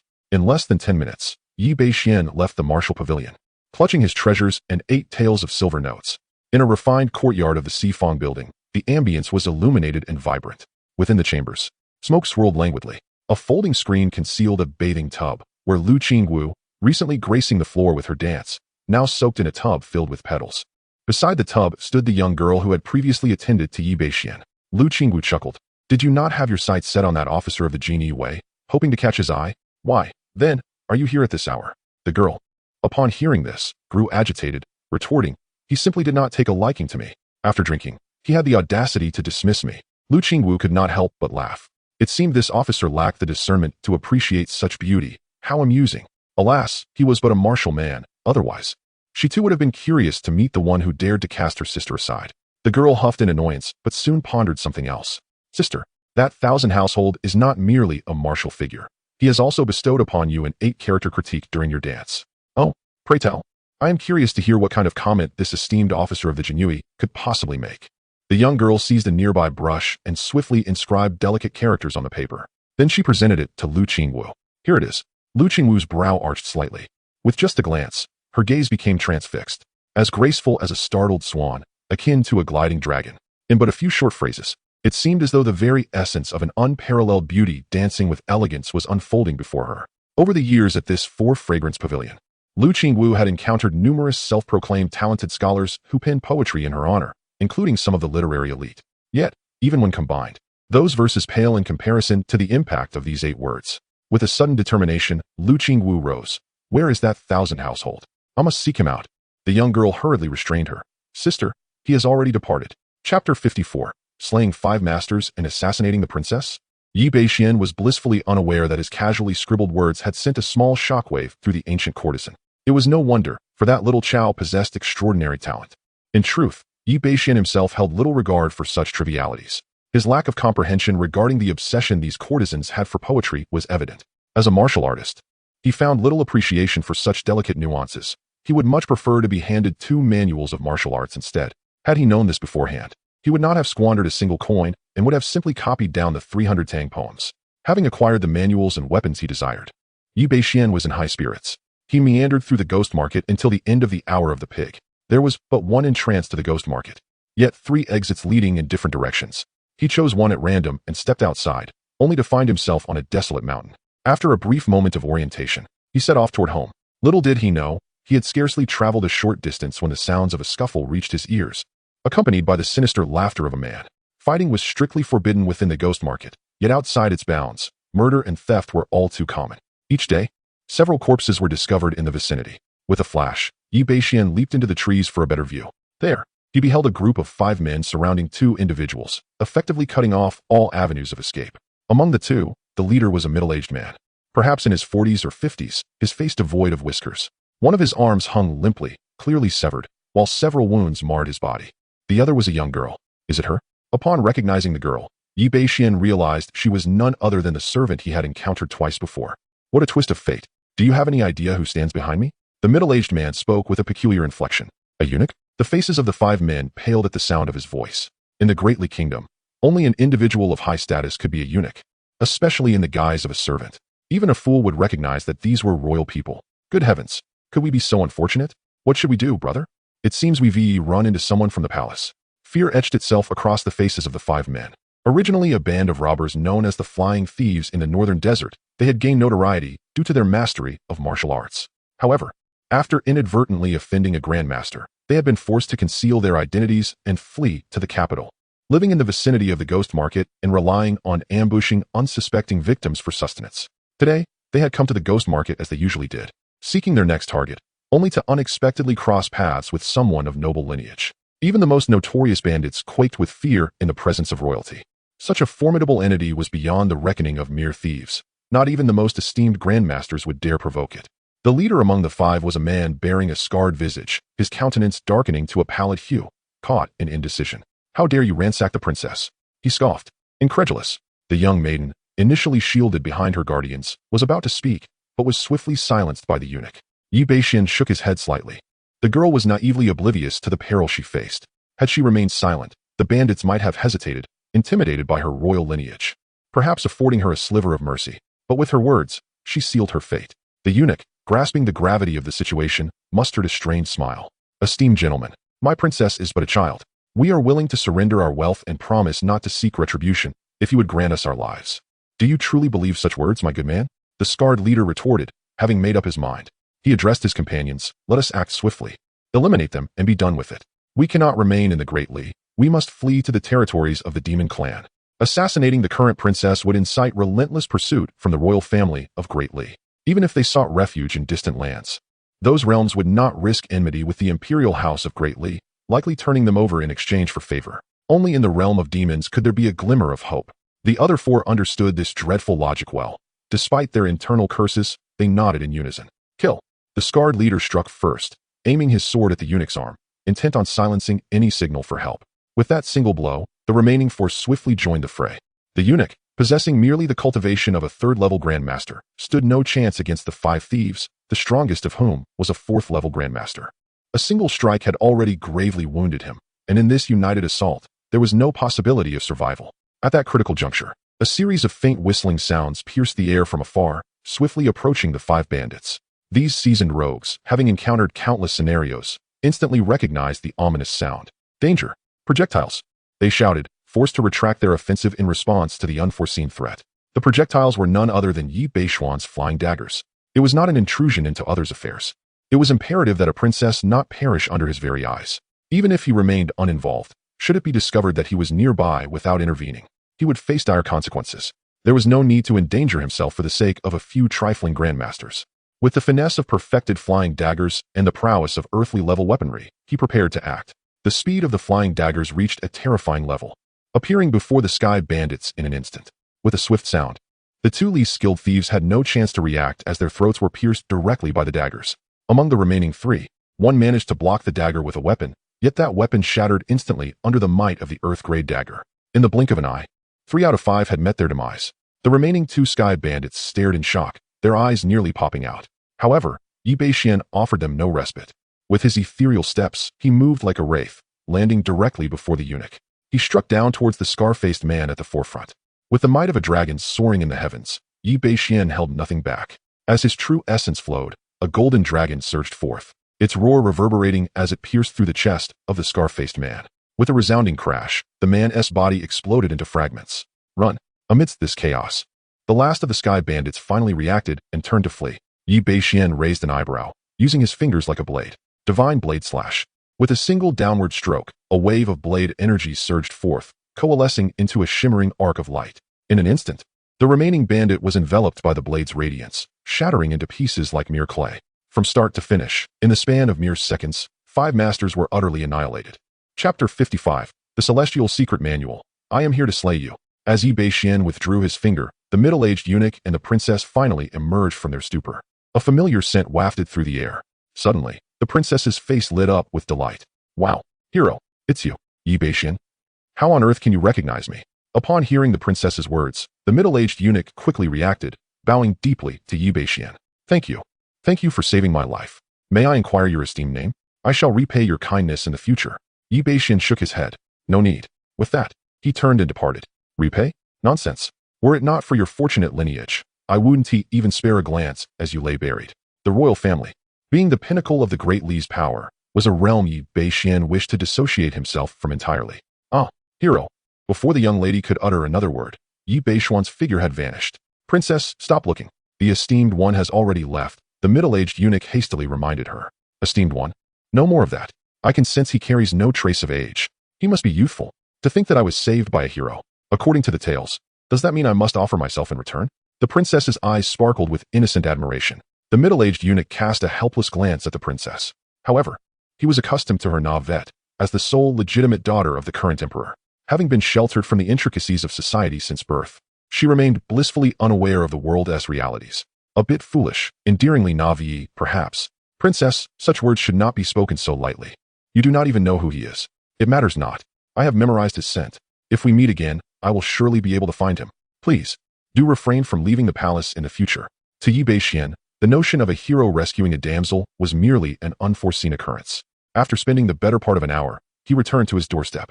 Just as he halted, he noticed the gate of his courtyard ajar. Yi Beishuan's expression shifted dramatically. "No way." He forcefully pushed the courtyard gate open. The yard lay desolate and empty. However, he breathed a sigh of relief, as there was no scent of blood nor any sign of Yao's corpse, suggesting she had not encountered any peril. Standing in the center of the courtyard, Yi Beishian coldly commanded, "Show yourself." As his voice reverberated, a figure clad in a black robe and adorned with a bronze mask materialized before him. Yi Beishian regarded this individual with a hint of confusion. "What is this? Is it just you this time? Are you affiliated with the Dragon God sect or the Pingnan Marquis?" This time, those individuals did not adhere to their usual tactics. Instead of launching an immediate assassination attempt, they boldly revealed themselves. The figure in the black robe inclined his head slightly towards Yi Beishian and remarked, "I hope you can forgive my intrusion at this late hour." "Captain Yi."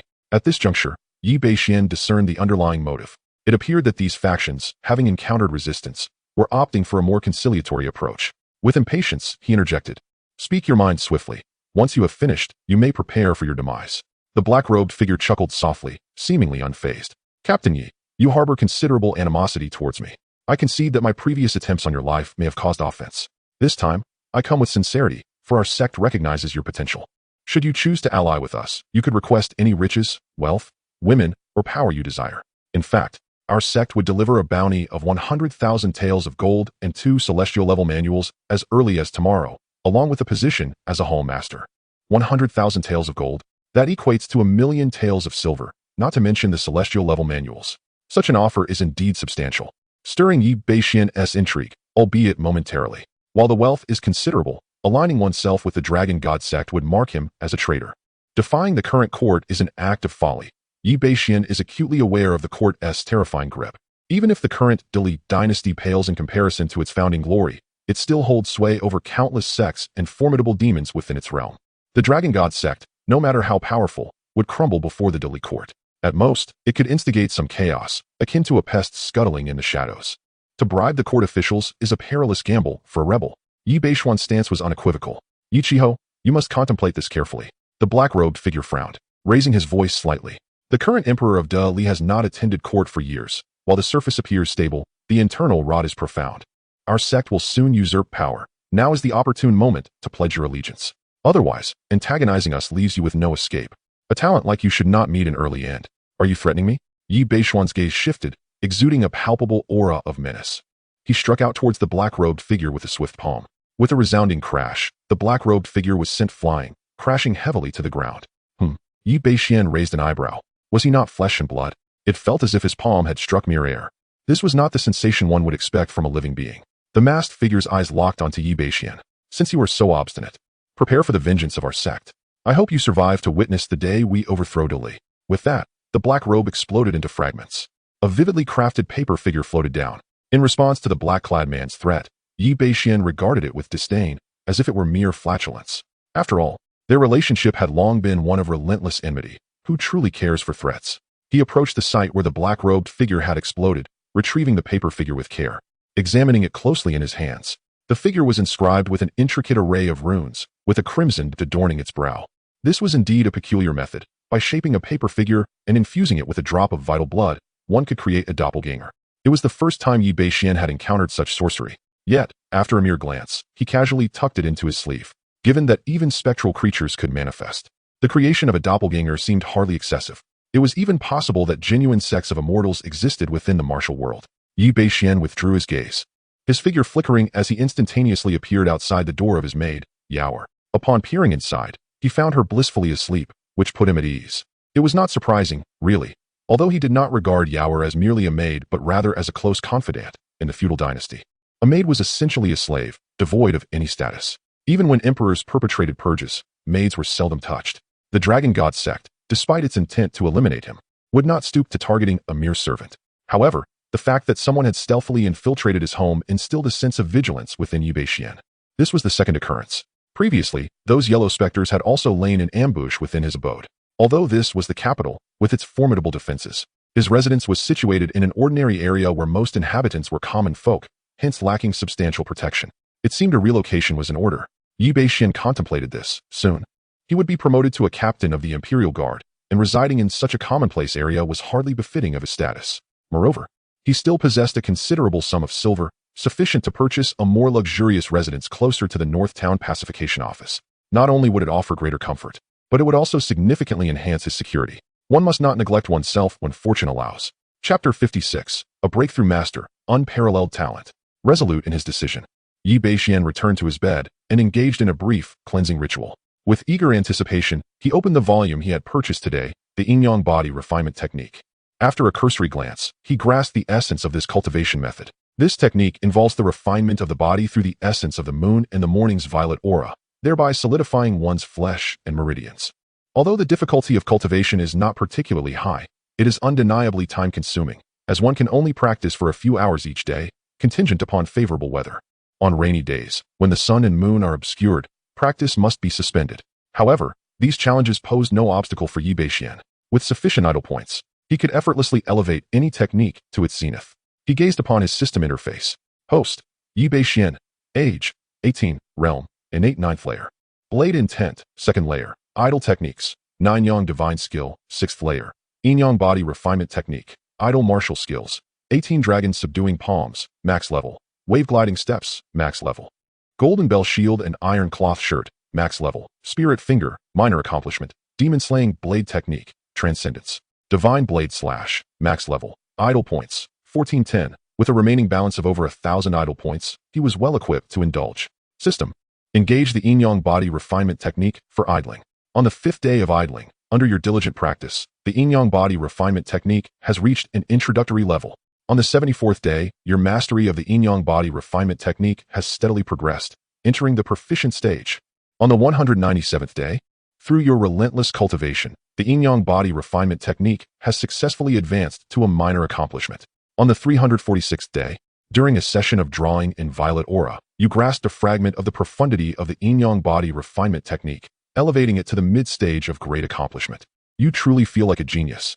On the 480th day, leveraging your previous insight, you experienced a smooth and rapid advancement in your cultivation, successfully attaining the utmost level of the Yin-Yang Body Refinement Technique. In Bashen's mind, the system's notification echoed repeatedly. He contemplated the remaining idle points, pondering whether to continue idling and directly elevate the Yin-Yang Body Refinement Technique to the realm of transcendence. The previous volume, the Demon Slaying Blade Technique, had brought him unexpected joy, becoming his first transcendent text. The rewards had been astonishing, granting him immediate insight into Blade Intent. If he were to cultivate the Yin-Yang Body Refinement Technique to transcendence, perhaps it too would yield unforeseen benefits. With this thought in mind, Bashen spoke decisively. System, idle the Yin-Yang Body Refinement Technique to transcendence. As his command resonated, the technique, which had been poised to cease idling, resumed its dynamic display. On the 630th day of your cultivation, after perfecting the Yin-Yang Body Refinement Technique, you sought to transcend this perfection, continually delving into the profound mysteries of the technique. As time flowed onward, even without intense practice, you advanced to the latter stages of this mastery. On the 712th day, through relentless cultivation, the Yin-Yang Body Refinement Technique reached its zenith. However, after several days of stagnation, you began to contemplate a higher echelon of this art. On the 758th day, after routinely absorbing the morning's auspicious aura, you suddenly fell into deep contemplation. In your mind, the transformations of the Yin-Yang Body Refinement Technique swirled, as if you had grasped a crucial insight. On the 800th day, you finally broke through to the transformation realm of the Yin-Yang Body Refinement Technique. As this session concluded, insights were transmitted. Requiring a moment's pause after 800 days of diligent practice, Bashen's Yin-Yang Body Refinement Technique successfully transcended into the realm of transformation. In his mind, an influx of realizations regarding the technique surged forth. At that moment, his understanding reached the caliber of a master who could create such an extraordinary art. Although the yin-yang body refinement technique is merely a terrestrial-level skill, its creator undoubtedly possessed mastery beyond the grandmaster tier. His physical meridians underwent a frenetic metamorphosis, receiving unprecedented augmentation. Every inch of flesh and bone transformed. After an hour of this profound change, Bashen finally opened his eyes, having absorbed all insights. He felt as if his entire body had transformed. His form seemed to radiate a luminous glow. He gently clenched his fist, and with a resounding crack, the air around him erupted with a sonic boom. Crushing the air with his bare hands was a testament to the pinnacle of his physical enhancement. Previously, the golden bell shield and iron cloth shirt had merely honed his defensive capabilities to their utmost. However, this yin-yang body refinement technique had fortified his entire being, meridians, strength, flesh, beyond all precedent. His might surged, at least multiplying several dozen times. Now, he could shatter any innate-level martial artist with sheer physical prowess, approaching an invincible state. After a moment's reflection, Bashen extended his finger and lightly grazed his arm, creating a cut. Before blood could even seep forth, he sensed an itch emanating from the wound. In mere moments, the injury vanished without a trace. Bashen felt immense satisfaction with this transformation. Although the breakthrough to the transformation realm did not significantly enhance his combat prowess, his survival capabilities and foundational strength had vastly improved. His realm remained at the 9th level of innate mastery. Yet the true essence within him swelled to a staggering 100,000 strands, an increase of 18,000 strands compared to his previous state. Do not underestimate this seemingly modest enhancement of 18,000 strands. This signifies that Bashen has entirely reached the zenith of the innate level. Each layer is woven with myriad strands of true essence, cycling endlessly, perpetually thriving. With such a terrifying regenerative capability alone, he could undoubtedly outlast the previous 3 or 4 versions of himself, progressing step by step, becoming increasingly formidable. A solid foundation is essential to truly attain invincibility among peers. Now, with 610 remaining idle points, there is naturally no need to hold back. He can sense that the previous obstacles in cultivating the 9 Suns' divine art have completely vanished. The breakthrough to the master level is imminent. System. Activate all idle points for the 9 Suns' divine art. On the 37th day of idling, through your relentless efforts, the 9 Suns' divine art has successfully advanced to the 7th layer, and a trace of pure yang energy begins to manifest within you. On the 340th day, as you continue your training, your 9 Suns' divine art has reached the mid-stage of the 7th layer. As you delve deeper into your cultivation, you also perceive that the difficulty of enhancing the 9 Suns' divine art escalates. On the 599th day, your comprehension of the 9 Suns' divine art has significantly deepened, propelling it to the later stage of the 7th layer. Ding! The remaining idle points can no longer elevate the 9 Suns' divine art. This session of idling has concluded. Insights are being transmitted. Please wait. With 269 idle points expended, the 9 Suns' divine art has successfully transitioned from the peak of the 6th layer to the later stage of the 7th layer. In this moment, Bashen's cultivation begins to surge. The true essence within him compresses violently, transforming into pure yang winds. Innately refining true essence, masters cultivate the vital energy. When the vital energy is unleashed, it can slay in silence. Bashen's expression turns solemn as he proclaims, "With my unparalleled talent and unmatched brilliance, master break." The quality of the results depends on everyone's continued reading. I humbly beseech all the handsome readers not to neglect the book. Please offer a daily read, a comment, and a nudge for updates. As long as the number of readers is sufficient, there will be daily updates. I kneel in gratitude. Chapter 57. Upon entering the realm of masters, the world is astounded, a colossus of the blade in an instant. Bashen's dantian erupted with a tremendous surge of vital energy. Above his head, a vortex of spiritual energy materialized, stirring the heavens and the earth, gradually taking the shape of a long blade. This phenomenon could only be achieved by those who had attained an innate comprehension of the essence, allowing them to crystallize the celestial vision at the moment of breakthrough. Only such beings, upon advancing to the master realm, could rightfully bear the name of their chosen weapon, such as sword masters, spear masters, and, of course, Bashen as the blade master. Simultaneously, in the capital city of Dali, atop the Star Observation Pavilion within the Star Observation Bureau, a woman shrouded in white silk suddenly opened her eyes. Within those enchanting orbs lay the brilliance of a full moon. Her gaze pierced through the pavilion, fixating on a certain direction. In her hand, a celestial star disk materialized, upon which a form resembling a long blade slowly crystallized. A new blade master has emerged in the capital? No. The density of the blade intent emanating from the star disk suggests this is a master who has at least achieved the breakthrough of the 2nd level of blade intent. The woman's once tranquil eyes now rippled with the depths of autumn waters. Who could this concealed prodigy of the blade be? Having comprehended the second level of blade intent at such an early stage, it seems a true colossus of the blade is destined to rise in the future. Outside Dali, in an unknown tranquil valley, shrouded in mist, with flowing waters and the melodies of birds, it resembled a celestial paradise. Nestled within the secluded part of the valley were several exquisite pavilions, akin to heavenly abodes. In the center of these pavilions, within a room bearing the plaque "Where to seek the heavenly mechanism lies in my grasp," an elderly man in a green robe was meticulously manipulating a jade abacus. Suddenly, he paused, casting a puzzled glance at the jade beads of the abacus. How strange, the fortunes of Dali have waned, yet there is still a martial pulse being birthed. Could it be that an extraordinary figure has emerged from the Dali court? Unbeknownst to all this, Bashen was immersed in his own world. An inexhaustible stream of vital energy flowed through him, and the 100,000 true essence within his dantian began to rapidly condense. It coalesced into a series of vital energies within his dantian. Generally, a newly ascended master could condense at most 1,000 strands of vital energy. However, Bashen, during his innate phase, had accumulated tenfold the amount typical for an innate master. Thus, when transforming true essence into vital energy, he far surpassed ordinary masters. In the blink of an eye, thousands of strands of vital energy had already manifested. The vital energies within Bashen continuously multiplied. He refined 35,000 strands in one breath before halting. Bashen's realm subsequently ascended to the third level of mastery. He was but a step away from breaking into the mid-master stage. Bashen gazed at his status panel. Host, Bashen, age, 18 realm, master level 3. Blade intent, level 2. Passive cultivation technique, 9 yang divine skill, late stage of 7th layer. Yin yang body refinement technique, transcendence.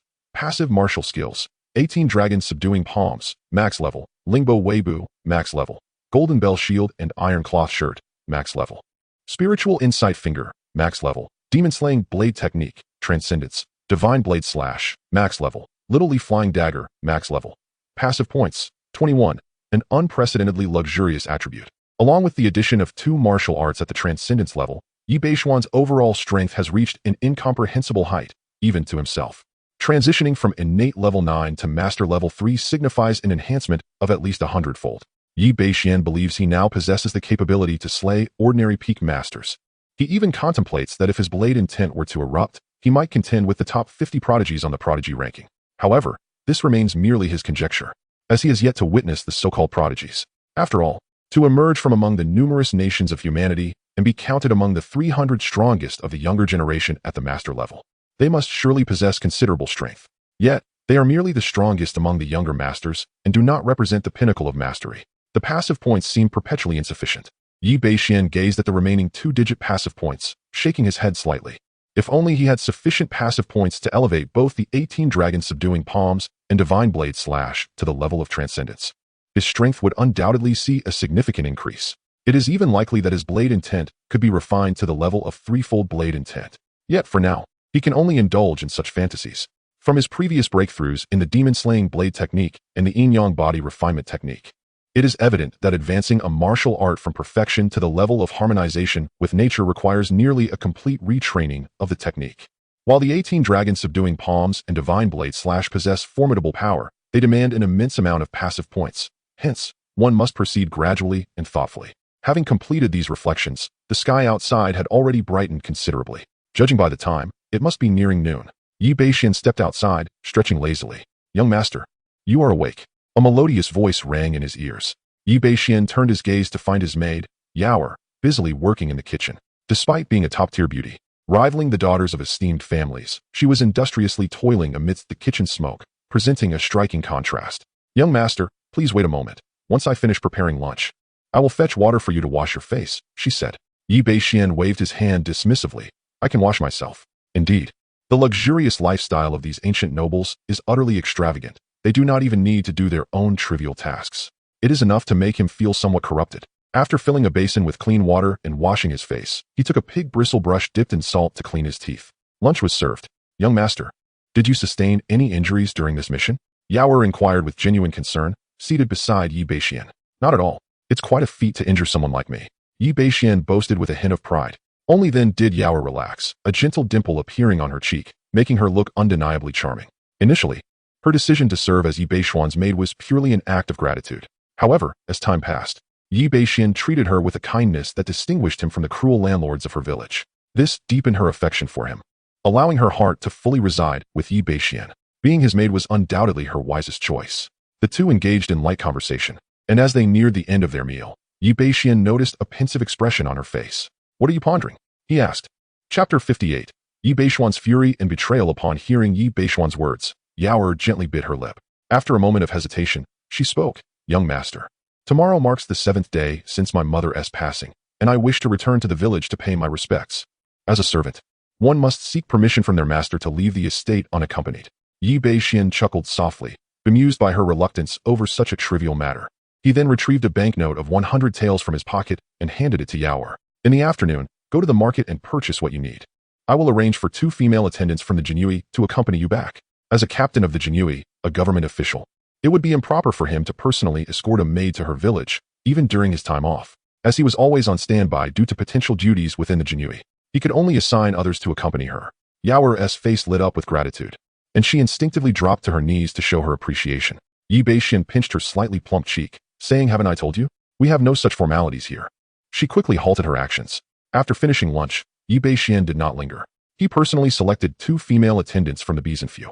These women were of the same rank as the elite guards of the Jinui, and Yi Bashen had the authority to summon them. By the afternoon, Yaoer departed the capital with the 2 attendants. As Yi Bashen gazed at the empty courtyard, a sense of boredom washed over him, prompting him to decide to join Li Cheng and Lin Tao for an evening outing to the pleasure quarters. Just as this thought crossed his mind, a series of urgent knocks resounded at the door, accompanied by a stream of muttered curses, though the words were barely audible. Had it not been for Yi Bashuan's heightened senses, he would not have caught the words at all. "Li Cheng, you scoundrel. You've been absent every night these past few days. I've suspected you for ages. You must be consorting with some vixen at the brothel. If that young rascal Bashen doesn't vouch for you today, I swear I'll have your head." Yi Bashen was taken aback.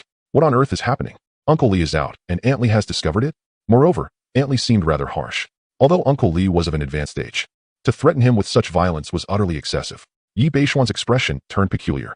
Yet, as a member of the trio that frequented the pleasure houses, he felt compelled to assist. In the outside world, more allies meant more paths to choose. "Who is it?" Yi Bashen called out. Instantly, the cursing ceased.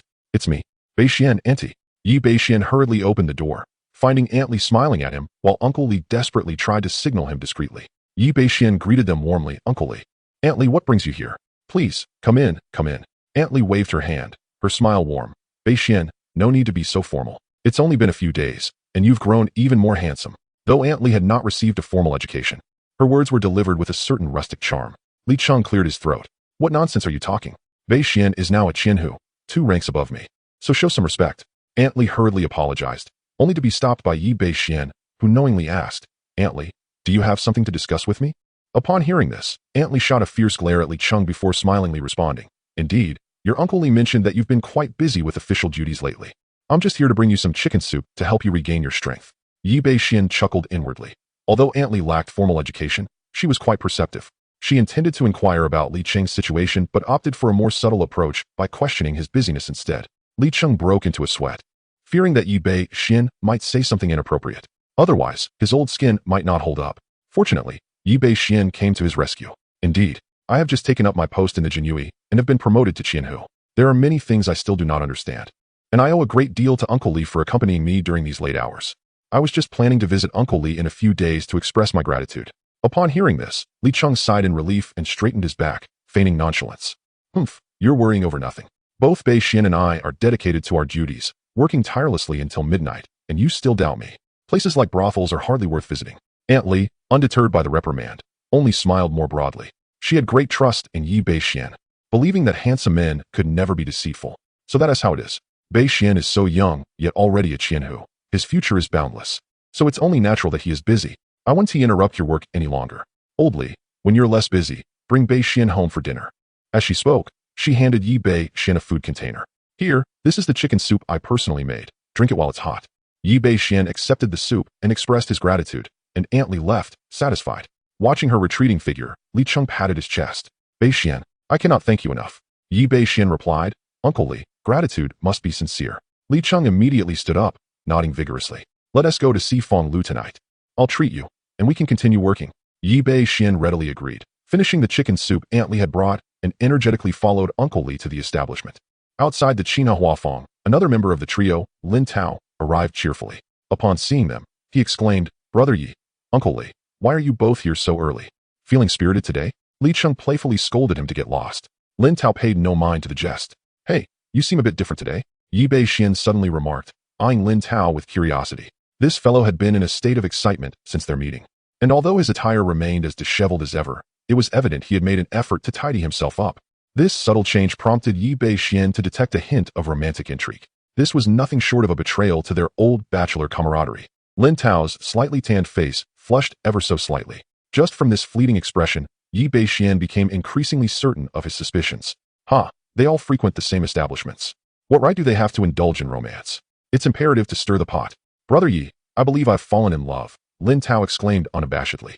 Yi Bashen responded with a cold smile. "Have you perhaps imbibed too much last night and lost your senses?" "Brother Yi, I speak with sincerity. I had an extensive conversation with Xiao Xiao last night, and I feel that she truly understands me." "Understand how?" Lin Tao's face lit up with a shy smile at a thought, but he quickly shook his head. "Brother Yi, could you refrain from such mundane perspectives? Our love is genuine. Xiao Xiao said that upon first meeting me, she felt I was extraordinary, destined to be her Prince Charming. She even expressed her desire for us to be together forever, stating that she would only accept my company. Tea. This is truly tea. It seems that such old-fashioned green tea has existed since ancient times." Chapter 59, Back to Gotham. "Do you believe Batman when he says he won't hit you?" Yi Bashen previously thought that Lin Tao was merely lacking in intelligence, but it seems he was mistaken. He evidently lacks that quality entirely. "Of course I believe it," Lin Tao confidently declared, patting his chest. "Brother Yi, I have decided that in the future, I will only pursue Xiao Xiao. No other women will capture my eye." At that moment, Li Cheng suddenly pointed to a street beside the boat. "Tao, look over there. Could that be your Xiao Xiao?" Upon hearing this, Lin Tao turned in that direction and indeed spotted a young woman in a purple dress, joyfully strolling with a dandy. Her lips seemed sweetened with honey, delighting the young man. If one listened closely, they could hear her voice. "My dear, once I earn some more money, I will support you in your studies. When you succeed, you must take me home as your bride." The young man nodded vigorously. "Rest assured, Xiao Xiao, this year I will surely achieve top honors." "Lin Tao?" The pure-hearted warrior collapsed in disbelief. Yi Bashen nearly burst into laughter, wiping away tears as he consoled. "Brother, return to Gotham. Batman promises not to strike you anymore." Lin Tao, in a daze, was further amused by Yi Bashen's mirth. They then made their way to Sifeng Lu. Upon arriving at the familiar boat, the madam greeted the trio with a beaming smile, recognizing them as esteemed patrons. "Young masters, would you like the same ladies as last night?" Yi Bashen immediately shook his head. "No, let us have a fresh selection. Repeating visits to a brothel is merely a waste of gold. Money must be spent wisely, while enjoying the melodies and the attentions of lovely companions." Yi Bashen felt particularly elated. With over 100,000 taels of silver in hand, he contemplated whether to seek out a courtesan to address his needs. In the back courtyard of Sifeng Lu, in Lu Qingwu's chamber, the girl from the previous day hurried in, breathless. "Sister Lu, the 1,000 household you favored yesterday has returned today?" Lu Qingwu smiled radiantly, adjusting her appearance as if she had been expecting him. She languidly stretched her slender waist, resembling a lazy orange cat. "Go tell Mama Rome that I shall perform a sword dance tonight." The girl paused in surprise before her face blossomed with excitement. A sword dance? That is Lu Qingwu's signature skill. How fortunate that 1,000 household is. I shall inform her at once. A moment later, delighted voices echoed throughout Sifeng Lu. "Have you heard? Tonight, courtesan Lu will perform a sword dance. This is truly worth the visit. To witness courtesan Lu's swordplay is a rare privilege, even among nobility. Indeed, since being crowned as the courtesan, Lu Qingwu has performed the sword dance only twice, and those were during grand festivities. Who would have thought she would do so again today?" A group of seasoned patrons engaged in animated conversation, their faces betraying an unmistakable thrill. In times past, witnessing the sword dance of the renowned Lu Huaiqi would have necessitated a sum exceeding 1,000 taels for a mere ordinary seat within the esteemed Sifeng Lu, with prime seats fetching as much as 10,000 taels. Now, however, one could indulge in this spectacle for merely a fraction of that cost, leading to palpable delight among the attendees. Seated in a private chamber, Yi Bashen overheard their discourse. The sword dance? He found the notion intriguing. The previous evening, the courtesan's grace had already been nothing short of extraordinary, and now it seemed she possessed even greater prowess. Indeed, those who could ascend to the rank of courtesan were far from ordinary. Beside Yi Bashen, Li Cheng and Lin Tao's eyes sparkled with anticipation. This outing proved to be fortuitous. To behold the courtesan's renowned skill was a rare opportunity. The young women accompanying them at Sifeng Lu stifled their laughter, remarking, "Gentlemen, It is not only you who are fortunate. Even we seldom witness the graceful dance of the light-footed maiden. I've heard that she seems to have taken a liking to a certain young gentleman, and today a sword dance is performed in his honor. Upon hearing this, Li Cheng and Lin Tao were rendered speechless with envy. As the conversation continued, a sudden exclamation pierced the air. Lu Huaiqi is coming out. Instantly, all eyes were drawn to the stage, including Yi Bashen. A figure emerged from the shadows, barefoot, adorned in a flowing red gown, wielding a 3-foot-long jade-green sword.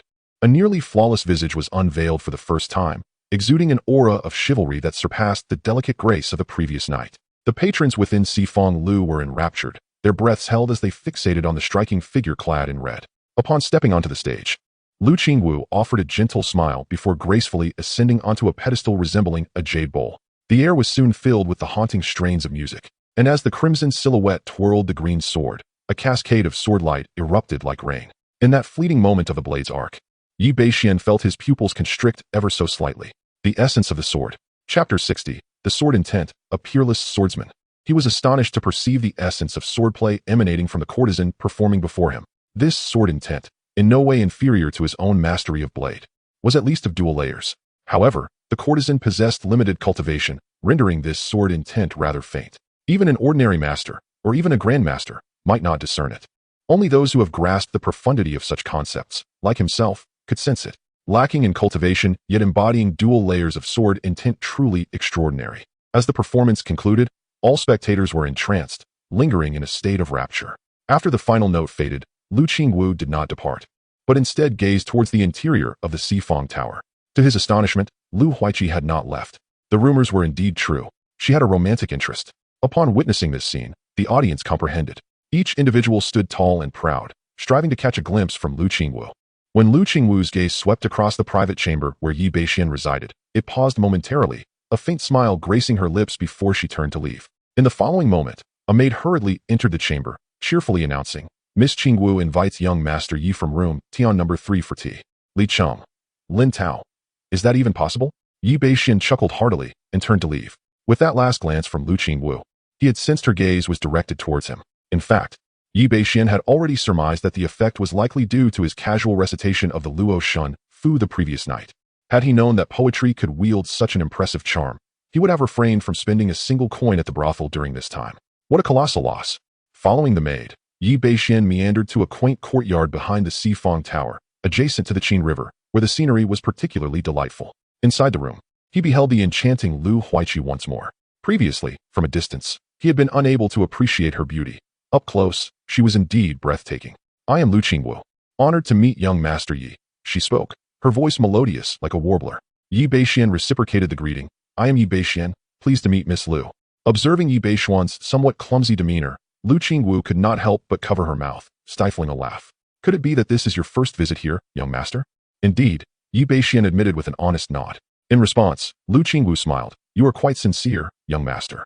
The two engaged in light conversation, discussing various topics. Lu Huaiqi, as expected of a courtesan, possessed remarkable talents and knowledge, perhaps even surpassing that of some educated individuals. For 3 consecutive days, Yi Bashen found himself indulging in revelry at the Sifong Tower. On the morning of the 3rd day, upon rising, he felt an unusual weariness, a rarity since he had devoted so much time to martial training. "For the first time, I encountered such a situation. Indeed, this place is one I shall never return to. My lord, will you come again tomorrow?" Not far away, Lu Qingwu inquired of Yi Bashen. Moreover, through these past few days of interaction, this courtesan had genuinely developed an affection for Yi Bashen. In terms of both appearance and talent, Yi Bashen undoubtedly belonged to the highest echelon. Upon hearing Lu Qingwu's question, Yi Bashen cast aside his earlier thoughts and nodded resolutely. "Yes." Lu Qingwu then expressed her satisfaction. "I shall wait here for you, my lord." Upon hearing this, Yi Bashen felt invigorated. "It is settled." Chapter 61. A life and death battle. Seeking death to fulfill you. Upon returning to the town protectorate, after the morning roll call and receiving a year's worth of martial achievements, the day unfolded with nothing to occupy the mind. All subordinates had departed on patrol, leaving only Yi Bashen, Li Cheng, and Lin Tao huddled together, indulging in idle chatter. Lin Tao, observing the vibrant energy radiating from Yi Bashen, could not resist jesting. "Brother Yi, you've been quite fortunate lately." Yi Bashen casually waved his hand, dismissing the comment. "Oh, it's merely a trivial matter, just a slight exertion." Lin Tao smirked. "Ah, the ways of men. It has been several nights since we last saw Brother Lin. Shall we continue our revelries at the Sifong Tower tonight? Yi Beixian declined the invitation. Not this time. Qingwu is waiting for my return. At this revelation, Lin Tao was taken aback. Brother Yi, you cannot be so foolish. Are you truly forsaking your beloved boat of paintings? A man should not hang his fate on a single tree. While Lu Huaiqi is exceptional, one must experience diverse landscapes. Yi Beixian pondered, finding a hint of wisdom in Lin Tao's words. Very well, let us finish our drinks, and then I shall seek out Qingwu. Suddenly, a chilling voice interrupted their conversation. What a strange state you find yourself in, a deputy commander of the Jinyui, thinking of indulging in flower wine during your duty. Do you truly think such a person is worthy of serving in the Jinyui? Turning to face the source of the voice, Yi Beixian beheld a young commander, approximately 24 or 25 years of age, adorned in the ceremonial attire of a Jinyui commander, striding towards him with an air of arrogance. Behind him trailed several hundred commanders. The young commander's gaze was laced with mockery and disdain as he regarded Yi Beixian. Li Cheng furrowed his brow. Beixian, trouble has arrived. This is Xiao Lianshan from the Pingnan Marquise. Upon recognizing him, Yi Beixian felt a surge of vigor. Previously, he had contemplated creating difficulties for this young man. However, as a commander of the Jinyui, his status was distinct from that of the 100 commanders. An unprovoked confrontation could certainly stir unrest within the ranks. Furthermore, being the son of a minister, albeit an illegitimate one, would undoubtedly attract the attention of someone of the commander's caliber. After much deliberation, Yi Beixian resolved to bide his time before striking. However, he did not anticipate that, instead of him seeking trouble, it would be this man who sought him out. There was no need for speculation. It was evident that this was a consequence of the humiliation he had inflicted upon the minister's legitimate son outside the Sifong Tower. Xiao Lianshan indeed possessed some prowess. As Yi Beixian understood, he had already attained the 8th level of the Grandmaster realm at a young age, boasting formidable abilities, and was reputed to be only slightly inferior to the talents ranked at the bottom of the Tianjiao list. Thus, despite being a secondary son, he garnered significant favor from the Pingnan Marquise. He often carried himself with supreme arrogance, dismissing anyone who did not rank among the Tianjiao. Is it that merely engaging in conversation with my brothers renders me unworthy of the Jinyui? If you abandon your post to wander to another commander's hall, should you not be directly summoned to the imperial prison? Yi Beixian spoke with an air of indifference, devoid of any trepidation. Had this been during his tenure as a mere 100-man, he might have been compelled to address the Lord Qinhu with deference. Yet now, as a vice Qinhu himself, he regarded the title with indifference. Whether respected or not, it mattered little to him. In their shared rank, even as a subordinate, the dynamics of hierarchy dissolved in the face of true prowess. Upon witnessing Yi Beixian audaciously challenge him in public, Xiao Lianshan's countenance darkened ominously. You, a fortunate upstart, have barely graced the Jinyui for a month, and you presume that your newfound status as Vice Qinhu grants you the audacity to act insolently? Before me, you ought to show respect. How did Lu Fengping raise such a disrespectful wretch? Yi Beixian, arms crossed, responded with a nonchalant air. Then let your subordinates pay their respects to me first. If you wish to put on airs before me, then demonstrate your strength. Very well. Xiao Lianshan seemed to have anticipated this retort.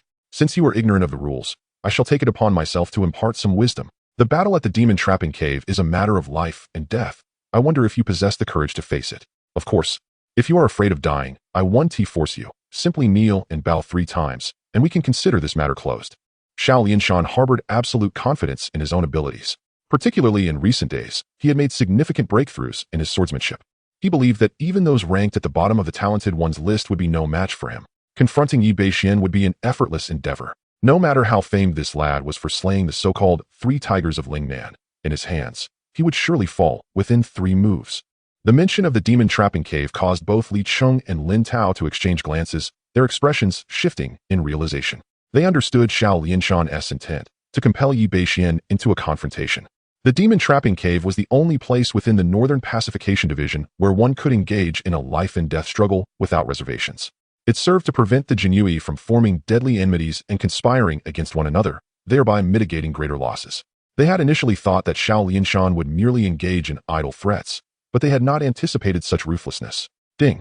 Congratulations to the host for triggering a system task. Revenge should not be delayed. Eliminate Xiao Lianshan.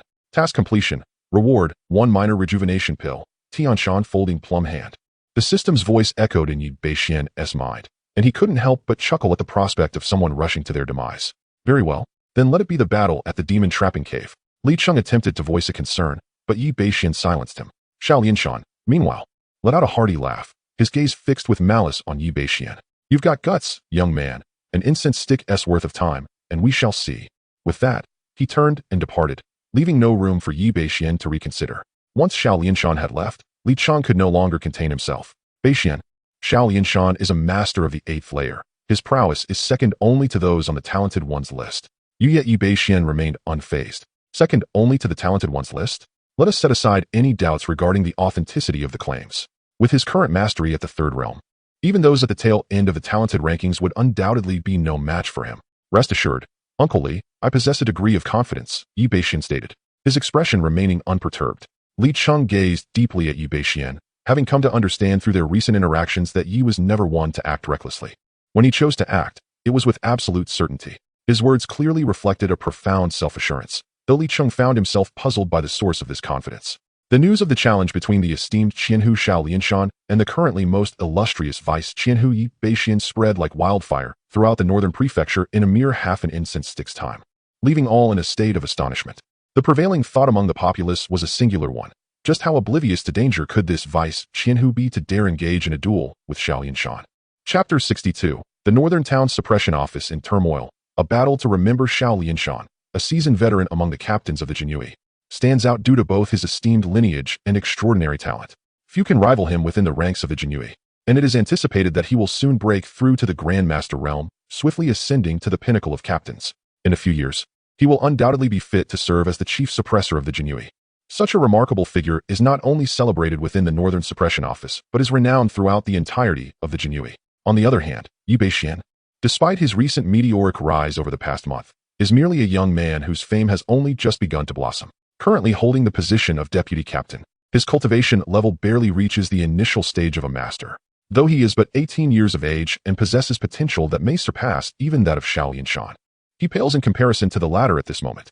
The stark difference between these two individuals raises questions about the nature of their upcoming duel. Observers note that Yi Bashen appears to be recklessly courting disaster. A promising young talent with a bright future seems destined to face an untimely demise. As the Jinhui swiftly made their way toward the demon suppression cave, Captain Lu Fengping listened intently to the reports from his attendants, his face betraying a flicker of anger. How audacious of Xiao Lianshan to come to my territory and flaunt his prowess. Does he truly believe that his esteemed father grants him license to act with such impunity here? Without so much as a heads up, a captain had intruded upon his domain to challenge his deputy, displaying utter disregard for Lu Fengping. While others may tremble before Xiao Lianshan, he felt no fear. The influence of the Pingnan Marquisate is substantial, especially with the favored son, Xiao Mingzhi, close to the emperor. However, the chief suppressor, Zhou Sheng, who backs Lu Fengping, also enjoys the emperor's trust. Moreover, Lu Fengping possesses unwavering confidence in his own abilities. In his time as a master, he ranked 286th on the talented heroes list. Though this position may seem meager, it nonetheless attests to his innate gifts. Now, having reached the late stages of Grandmaster, he believes that with time, even the Earth ranking could be within his grasp. Thus, he remains indifferent to the challenges posed by a mere son of the Pingnan Marquisate. Should I intervene, Captain? One of the attendants inquired. Within the Northern Suppression Office, besides the 3 chief suppressors, only a select few top captains, including Lu Fengping, hold the authority to intervene in such a duel. Many doubt Yi Bashuan's ability to contend with Xiao Lianshan, given his relatively short training period. Lu Fengping pondered briefly before shaking his head. It seems not so simple. Let us first observe the unfolding events. As Yi Bashen entered the demon suppression cave, he was met with a throng of onlookers, predominantly those holding positions within the Northern Suppression Office. Even minor flag officers struggled to find a place, as the least among them were the chief flag officers.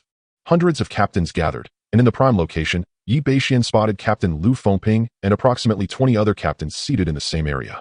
The scene was indeed formidable. Even Yi Bashen was taken aback. Could it be that the entire Jinhui of the Northern Town Patrol had arrived? Look, that's Wang Tian, the only one from our Northern Town Patrol's Jinhui to be listed among the prodigies, ranked 277th, even surpassing Lu Fengping's previous rank. I never expected him to come to observe the battle. He rarely shows up at the patrol. Suddenly, the crowd began to stir, all eyes turning towards the position of the captain, a young man in his 20s. An elder from the Jinhui remarked, "You must be new here." Wang Tian has a close relationship with Captain Xiao and is already aligned with the Pingnan Marquis faction. He is likely here to support Captain Xiao. Such connections? It seemed that Ye's deputy captain had indeed encountered a formidable opponent. It was a pity. Despite his youth, he possessed the prowess to slay the 3 tigers of Lingnan. Given a bit more time, he might have rivaled Wang Tian. One could only hope that this failure wouldn't discourage Ye's deputy captain. The Jinhui buzzed with conversation. Yi Bashen cast a glance at Wang Tian. He was well aware of Wang Tian's reputation, the only prodigy on the Jinyui's prodigy list, and one of the few captains within the patrol who wielded a sword instead of a dagger. However, his reputation was far from admirable. He was exceedingly arrogant and prone to curry favor with the powerful. Originally born a lowly slave, he fortuitously learned the sword and showcased an astonishing talent. After attaining a certain level of skill, he killed his master. Subsequently, he caught the eye of a 100-man captain from the patrol, who took him in as an adopted son. Yet, for reasons unknown, that captain later met an untimely demise, with speculation suggesting it was at the hands of Wang Tian himself, seeking to seize this opportunity to join the Jinhui. However, this remained mere conjecture, lacking any solid evidence. Wang Tian achieved his goal, having already reached the realm of a grandmaster at that time. He seamlessly took over the deceased captain's position and subsequently soared to fame, becoming a renowned captain within the Jinhui and ascending the prodigy list. Wang Tian's gaze fell upon him, and upon noticing Yi Bashen, a subtle smirk of unparalleled arrogance graced his lips. Yi Bashen, however, remained unfazed. Such pretentiousness was hardly worth his time. As time slipped by like the burning of incense, Xiao Lianshan made his entrance into the demon suppression pit, as expected. The demon suppression pit was constructed from special materials, fortified with multiple layers of formations, capable of withstanding the full force of a grandmaster. Originally designed to confine demonic entities, it had gradually evolved into a battleground for the Jinhui. Two gentlemen, please sign this life and death contract. A captain approached Yi Bashen and Xiao Lianshan with a contract in hand. Without even glancing at it, Xiao Lianshan signed his name, confident in his inevitable victory, viewing this merely as a formality. After finishing, he provocatively looked at Yi Bashen and said, "Kid, if you admit defeat now and bow a few times, you might still have a chance at survival." Yi Bashen ignored him completely and picked up the pen, swiftly inscribing his name. As Qinhu departed with the contract, Lu Fengping rose and entered the demon suppression cave. Unless one side kneels in surrender, the stakes of life and death remain unaltered. Let the confrontation commence.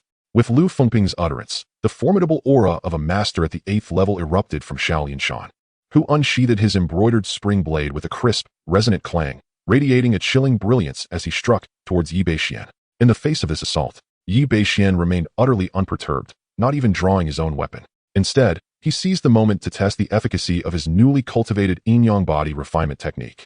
His flesh and blood shimmered with a luminous glow, and an aura of vitality surged through him. With a mere flick of his wrist, he delivered a punch. A resounding explosion echoed where their powers collided, yet Yi Bashen stood unfazed, effortlessly repelling Xiao Lianshan. Such formidable strength. Have you truly chosen the path of subduing 10 with a single force? Xiao Lianshan's figure flickered, a hint of astonishment crossing his visage. This style of combat could only belong to one endowed with innate divine strength. Chapter 63, Astonishing the Audience. Unmatched blade force, such a style of combat could only be executed by one endowed with innate divine strength. Typically, individuals of this caliber are robust and burly. However, Yi Bashen possessed a slender physique. He was genuinely taken aback by the remarkable strength Yi Bashen exhibited.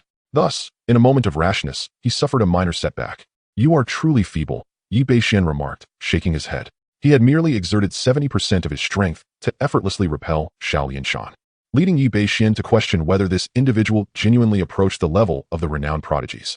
Xiao Lianshan's face flushed crimson, a mix of anger and frustration flooding him. "This is just the beginning. What is there to be smug about?" he retorted, brandishing his long blade towards Yi Bashen, unleashing a torrent of blade energy. This time, he set aside any notions of underestimating his opponent. Although the brocade-clad commander before him was not as skilled, his immense strength posed a significant challenge. Yi Bashen, too, drew his embroidered spring knife. As their blades clashed, Xiao Lianshan abruptly realized that his techniques were being thoroughly suppressed by Yi Bashen. In the presence of Yi Bashen's blade, despite his formidable cultivation, he found himself unable to utilize his full potential. Each time he attempted to strike, Yi Bashen seemed to sense the vulnerabilities in his technique, effortlessly countering them. What is happening? Why does Xiao Qinhu's blade feel so weak, as if it has exhausted all its energy against a woman's abdomen? Many of the watching brocade-clad guards were left in a daze, though they held ranks of at least captain or higher, and their cultivation levels may not have matched those of the two combatants on stage. They still possessed a fundamental sense of perception. Initially, they had anticipated that this battle would see Xiao Lianshan achieve a decisive victory, given the overwhelming disparity between the two. They believed that if Yi Bashen could endure 3 to 5 exchanges, it would be considered impressive. Yet, they were utterly unprepared for the scene unfolding before them. Xiao Lianshan's blade was being dominated by Yi Bashen. This Yi Qinhu possesses a far greater comprehension of the blade than Xiao Qinhu. He seems to be approaching the realm of blade force. One of the captains seated at the core of the assembly exclaimed in awe, while the ordinary brocade-clad guards and captains failed to grasp the subtleties. Those with sharper insight quickly recognized the truth. Xiao Lianshan's high cultivation was rendered ineffective against Yi Bashen, whose mastery of the blade completely stifled his abilities, allowing him to unleash no more than 60 to 70% of his strength. Moreover, have you noticed that this Yi Qian whose aura appears to rival that of a typical late-stage master? Another captain chimed in. Quite intriguing, the other captains nodded in agreement, captivated by the unfolding spectacle. Everyone, this is merely the beginning. My brother Xiao has yet to unleash even half of his true capabilities. Wang Tian, who had been quietly observing from the side, suddenly interjected, exuding confidence without a trace of concern. Upon the utterance of those words, the other 1,000 households were momentarily taken aback. Indeed, one could observe on the stage as Xiao Lianshan staggered backward from yet another collision. Yet the aura emanating from him surged dramatically. With an icy demeanor, Xiao Lianshan declared, "Today, let me showcase to you my true prowess." As his words resonated, a thick mist of blood materialized upon the blade. Blood Fiend Blade Technique, a supreme martial art of the Earth rank. This technique does not belong to the Imperial Guards, but is rather a secret of the Pingnan Marquis, wielding an exceedingly terrifying power. When executed, it channels the practitioner's vitality into the blade, unleashing a force comparable to that of an ordinary low-grade heaven rank technique. It was precisely through mastering this Blood Fiend Blade technique that Xiao Lianshan, at the 7th level of the Grandmaster realm, dispatched 4 formidable demons of the 9th level, thereby achieving renown. Although those demons were of average caliber, their threat was considerable. Now, having surpassed the 8th level of the Grandmaster realm, his strength has grown even more formidable. Doubts arose among some regarding his potential to enter the ranks of the prodigies. However, since that battle, Xiao Lianshan had refrained from undertaking any missions, which is why he had not ascended the list. Is this the perfected Blood Fiend Blade technique? Has Xiao Qianhu made a breakthrough? At this moment, a 1,000 household observer in the Demon Suppression Cave exclaimed. The gazes of the other Imperial Guard 1,000 households shifted to one of solemnity. Achieving perfection in a supreme Earth rank martial technique is something many of them, even at the ages of 40 or 50, have yet to attain. Nearby, Wang Tian lifted a teacup, sipped, and remarked with a smile. With the current might of my brother Lianshan's perfected Blood Fiend Blade technique, he is on the brink of entering the prodigy rankings. He has concealed his strength, intending to make a startling entrance when he breaks through to the pinnacle of the 9th level of the Grandmaster realm, directly storming into the prodigy ranks. For this Yi Bashen to witness my brother Lianshan's Blood Fiend Blade is indeed a stroke of fortune. Within 3 moves, his demise is inevitable. This assertion not only reflected confidence in Xiao Lianshan, but also in his own discernment. As a prodigy on the prodigy rankings, albeit at the bottom, he viewed all Grandmaster-level individuals, save for those also on the rankings, as mere ants. Even ordinary Grandmasters he deemed unimpressive, mere mediocrities. As for Yi Bashen, he had never regarded him with any seriousness. Were it not for his close ties with Xiao Lianshan, he would not have appeared here at all. Lu Fengping raised an eyebrow, but remained silent. Although not well acquainted with Yi Bashen, he sensed that Yi Bashen's strength might offer an unexpected surprise. Within the Demon Suppression Cave, Xiao Lianshan roared, Blood Fiend Blade Technique, blood breaks the sky. Die. His entire being trembled with vitality, all of which converged into the blade. In an instant, the blade's radiance erupted forth. The crimson light surged forth like a fountain, enveloping half of the Demon Suppression Cave. This was an extraordinarily fearsome strike. It was also the pinnacle of Xiao Lianshan's prowess. He exuded confidence, believing that beneath his impeccable swordsmanship, no master could possibly withstand his prowess. Even a Grandmaster would find themselves engaged in battle. Such trivial techniques dared to show off before him. Opposite him, Yi Bashen also made his move. The demon-slaying blade technique. The blade danced effortlessly in his hand. In an instant, an unimaginable aura emanated from Yi Bashen's sword. Although the demon-slaying blade technique was merely of the low-grade, earthly level, Yi Bashen had comprehended it to an extraordinary degree. This extraordinary state, where man and heaven became one, possessed the ability to transform decay into the miraculous. It could be asserted that in Yi Bashen's hands, the demon-slaying blade technique could wield a power rivaling that of typical heavenly grade techniques. Moreover, he infused a trace of blade intent into the technique, amplifying its potency manifold. The blade, the momentum of the blade, it was at least of the mid-stage caliber. Upon sensing this unparalleled sharpness, the other 1,000 households were still in shock, while Wang Tian abruptly rose from his seat, his face displaying an unprecedented astonishment. The comprehension of momentum, which could be regarded as the threshold for the talented one's ranking. Any genius who stepped into the talented one's ranking inevitably mastered this concept. Chapter 64. A single blade cuts through the heavens. Slaying Xiao Lianshan, it was as if he had comprehended the essence of the sword, even if he had only just begun to grasp it. However, Wang Tian never anticipated that the seemingly unimpressive Yi Bashen before him had also mastered this essence, and at a level superior to his own. What? This was, in fact, the essence of the blade. Astonishment spread among the ranks of the 1,000 households. They were well aware of what it meant to have comprehended such power. The previously confident Xiao Lianshan felt his pupils constrict as he sensed this aura, a wave of trepidation surging from the depths of his heart. This is bad. Confronted with Yi Beishuan's blade technique, he felt as if he were but a frail boat adrift upon a vast ocean, though he too wielded a blade. Beneath that blinding light, he dared not entertain any thoughts of resistance. An instinctive intuition warned him that he could not withstand this strike.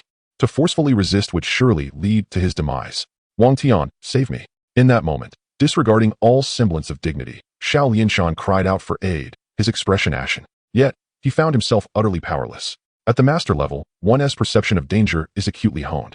Yi Bashen, halt! A voice thundered from the ranks of 1,000 households. In an instant, Wang Tian surged forth with lightning speed from his seat. A myriad of sword shadows converged, enveloping the very heavens and earth in a tempest of sword energy, rousing the astonished crowd from their stupor, their hairs standing on end. Wang Tian had made his move. The sight of the swirling sword energy elicited gasps of awe, although Wang Tian also stood at the 8th level of mastery. His peak achievements included the decisive slaying of a severely injured grandmaster at the 1st level. The chasm between a master and a grandmaster is akin to a vast gulf. Even when injured, his ability to turn the tide spoke volumes. Despite still being classified as a master, Wang Tian had long since been treated as a grandmaster within the Jinhui. Many were taken aback by Xiao Lianshan's shamelessness in calling for assistance while battling Yi Bashen. Lu Fengping, 1,000 household leader, furrowed his brow but made no move, his gaze fixed upon Yi Bashen. He sensed that, in this arena, his cultivation was the highest, and he could vaguely discern that Yi Bashen seemed to have yet to unleash his full strength. Yi Bashen, too, detected this aura, a cold smile curling at the corners of his lips. Perfect. I have long harbored disdain for this pretentious fool. With a twist of his blade, he released his full aura, drawing Wang Tian into the very heart of his blade's radiance. This sudden shift left Wang Tian momentarily stunned. His initial display of sword essence was merely a show of force, intended to intimidate Yi Bashen into retreat. He had not anticipated that this fellow would be so audacious as to strike both him and Xiao Lianshan simultaneously. Seeking death. A flicker of fury ignited upon Wang Tian's face. Is this not a blatant act of self-contempt? As a prodigy on the esteemed list, he stands superior, not only among the Jinhui but throughout the entire realm of Dali. Ever since he revealed his prowess, none have dared to provoke him so brazenly. This individual must perish. Moreover, it conveniently serves to repay a favor to Xiao Lianshan. The Xianyuan sword technique. With such a thought, Wang Tian's sword energy surged, carrying with it an overwhelming intent to kill, aimed directly at Yi Bashen. The Xianyuan sword technique was indeed his signature move. It was this very strike that had once claimed the life of a grand master. Xiao Lianshan took a breath, his face twisted with malice, resembling a grotesque specter. Yi Bashen, meet your demise. A sea of blood shall engulf the heavens. With sword and blade, they wove a deadly net, sealing every glimmer of life from Yi Bashen. The terrifying killing move seemed capable of subjugating all. Many captains watched in awe at the formidable power of their combined strike, fearing it rivaled that of a recently ascended Grand Master. Yet, throughout it all, Yi Bashen remained unchanged. Even his blade technique remained unaltered. But in the next moment, a torrent of blade intent surged forth, cascading like a falling galaxy, effortlessly shattering Wang Tian's sword momentum. The sound of sword cries that had filled the arena abruptly collapsed. I shall send you to the afterlife. Clang. Yi Beishuan's blade, as if imbued with life, cleaved through the techniques of Wang Tian and Xiao Lianshan. Then, the blade radiated with brilliance, releasing an endless intent. With a single stroke, the ground within the demon suppression cave trembled with countless swirling dust. The shockwaves radiated outward, leaving many commanders and captains tasting blood at the back of their throats, each stifling a groan as crimson trickled from their lips. Yet, despite this, no one dared to avert their gaze. In a matter of seconds, as the dust settled, all beheld Yi Bashen, still adorned in his flying fish garb, standing steadfast as his cloak billowed behind him, resembling a celestial being. Meanwhile, Wang Tian was hurled backward, crashing heavily to the ground, his fate uncertain. Xiao Lianshan clutched his throat, blood gushing forth. The pride he once held had transformed into disbelief and terror as he slowly sensed the life ebbing away from him. As the blade slipped from his grip and fell to the ground, he gazed at Yi Bashen, murmuring, "What a swift blade." With that, his eyes widened in shock, and he collapsed. He had never anticipated his defeat, let alone his demise. He had envisioned a spectacular rise to fame on the prodigy list, using Yi Bashen as a stepping stone, finally showcasing his full strength. Yet, even in alliance with Wang Tian, they could not withstand a single strike from Yi Bashen. Ding! Congratulations to the host for completing the system task. Revenge should not be delayed. Slay Xiao Lianshan. Task complete. Rewards received: 1 minor recovery pill, Tianshan Plum Blossom Technique. The minor recovery pill is a potion that enhances one's cultivation. It is said that one can gain a decade's worth of ordinary cultivation with just one. It is not the pure cultivation rewarded by the system of Yi Bashen. However, it is still commendable. This pill is sufficient to elevate him to the mid-stage of a master. The Tianshan Jime hand, a secret martial art of the Xiaoyao sect, has also reached the level of celestial mid-grade, comparable to the 18 dragon-subduing palms. Nevertheless, Yi Bashen currently lacks a resting point. He shall set it aside for now. Silence. The entire vicinity of the demon suppression cavern has succumbed to utter stillness. Everyone's expressions are frozen on their faces, utterly unprepared for the swift conclusion of this battle. It was not until the body of Xiao Lianshan fell with a muffled thud that the sound echoed like a bell, resonating deeply within the hearts of all present. Many hundred house leaders gaped in astonishment, while even the 1,000 house leaders stared wide-eyed. From beginning to end, Yi Bashen struck but once. Yet that single blow was earth-shattering. With one stroke, he felled Xiao Lianshan, who possessed the strength to rank on the talent list, and left Wang Tian, ranked 277, in a state of unconsciousness. If those two were considered prodigies, then Yi Bashen is nothing short of a monstrous genius. An unparalleled prodigy. The essence of the blade. This is the essence of the blade. At this moment, a 1,000-house leader finally reacted, nearly having their eyes pop out in astonishment. The essence of the blade. It is a realm that transcends mere momentum, the coveted understanding sought after by all practitioners. This represents the pinnacle of a certain domain. Across the vast expanse of the Great Li, perhaps a few among the younger generation have grasped the momentum of masters. But the comprehension of intent is certainly no more than a handful. Looking at all the nations, there are hardly a few dozen.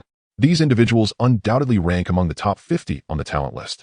This implies that as long as Yi Bashen breaks through to the late stage of mastery, he shall possess the strength to rank within the top 50 of the talent list. Chapter 65. The Divine Blade Yi Bashen.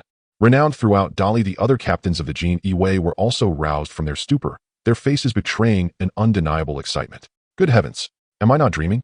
I have witnessed the birth of a new prodigy, one who has comprehended the essence of the blade. Indeed. And how young is Captain Yi? He is several years younger than Wang Tian.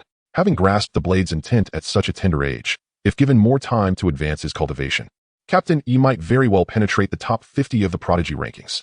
Indeed, it has been nearly a century since anyone from the Jin Yi has broken into the top 50 of the prodigy list. Our best ranking has been just above 50. Not to mention, across the entire court of Dali, only that renowned young divine constable from the Six Doors, known for his exceptional talent, has the potential to challenge the top 50 of the prodigy rankings. This has delighted His Majesty, who personally commended him. Who would dispute that? The young talents nurtured by our court cannot compare to the chosen heirs of those elite sections. They are the pinnacle of their factions, meticulously selected and cultivated, presenting a significant advantage over us. With only 5 days remaining until the prodigy rankings are updated, one wonders if Captain Yi will secure a position on the list this time. It should not be difficult for him to enter. After all, he has decisively defeated Wang Tian. However, his rank may not be particularly high. Outside the demon suppression cave, voices filled with astonishment and exhilaration erupted, overshadowing any concern for the fates of Xiao Lianshan and Wang Tian. The impact of the blade's intent on these individuals was profound. They believed that if given enough time, Yi Bashen would undoubtedly secure a spot within the top 50, though the exact ranking remained uncertain. He far surpasses Wang Tian, who is merely at the level of the lowest tier of prodigies. Currently, among the Jin Yi, although 3 individuals are listed as prodigies, the highest rank barely scrapes into the top 200, a stark contrast to Yi Bashen's prowess. On the observation platform, Lu Fengping suddenly rose to his feet.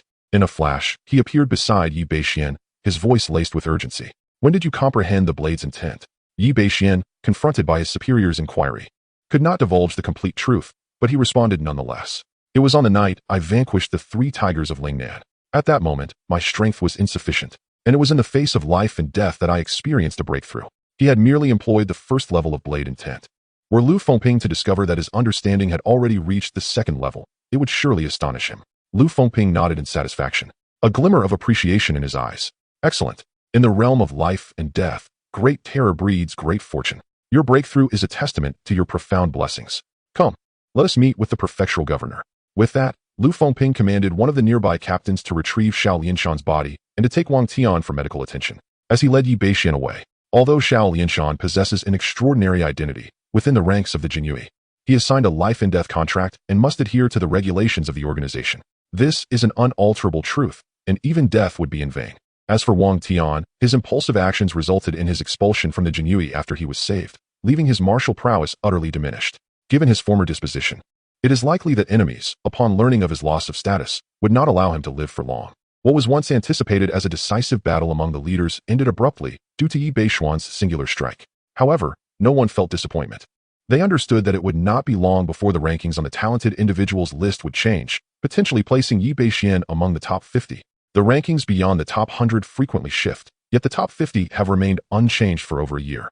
Even if an outstanding individual from the top ranks breaks through to become a grandmaster, they are merely replaced by someone from the lower ranks.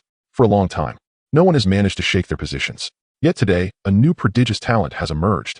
Although Yi Beishuan's current cultivation may not suffice, no one doubts his potential for advancement. For a genius, ascending realms is not a formidable challenge.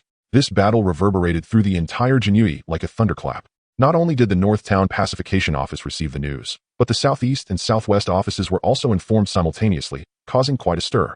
It was rumored that 2 other prodigies of the Jinui had experienced some setback and had entered seclusion. Subsequently, the capital was abuzz, an 18-year-old comprehending the essence of the sword.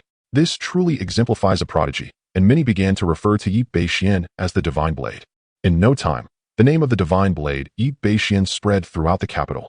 Everyone eagerly awaited the day, 5 days hence, when the talented individuals list would be updated once more, curious to see where this Divine Blade would rank. At the headquarters of the 6 Doors, 4 young individuals held the latest information. Their expressions varied. One youth, bearing a scar across his face, set down the intelligence and chuckled. How intriguing. The Divine Blade Yi Bashen, at merely 18 years of age, has grasped the essence of the sword. His talent surpasses that of Sister Lung by a measure, as she only fully mastered her understanding last year. Another young man nodded in agreement, his hands resembling the claws of an eagle. Indeed, he is formidable. Although his current strength may not exceed ours, once he breaks through to the late Grandmaster stage, only Sister Lung could possibly surpass him. The girl referred to as Sister Lung stretched lazily, her graceful curves on full display. Yet the other 2 young men and the remaining girl did not spare her a second glance. They all understood that their sister, although appearing delicate and unmatched in beauty, ranking prominently on the flower list, would best them all in a confrontation. Though she was only 20 years old, with her cultivation at the 7th level of Grandmaster, she had also attained a profound understanding of her craft.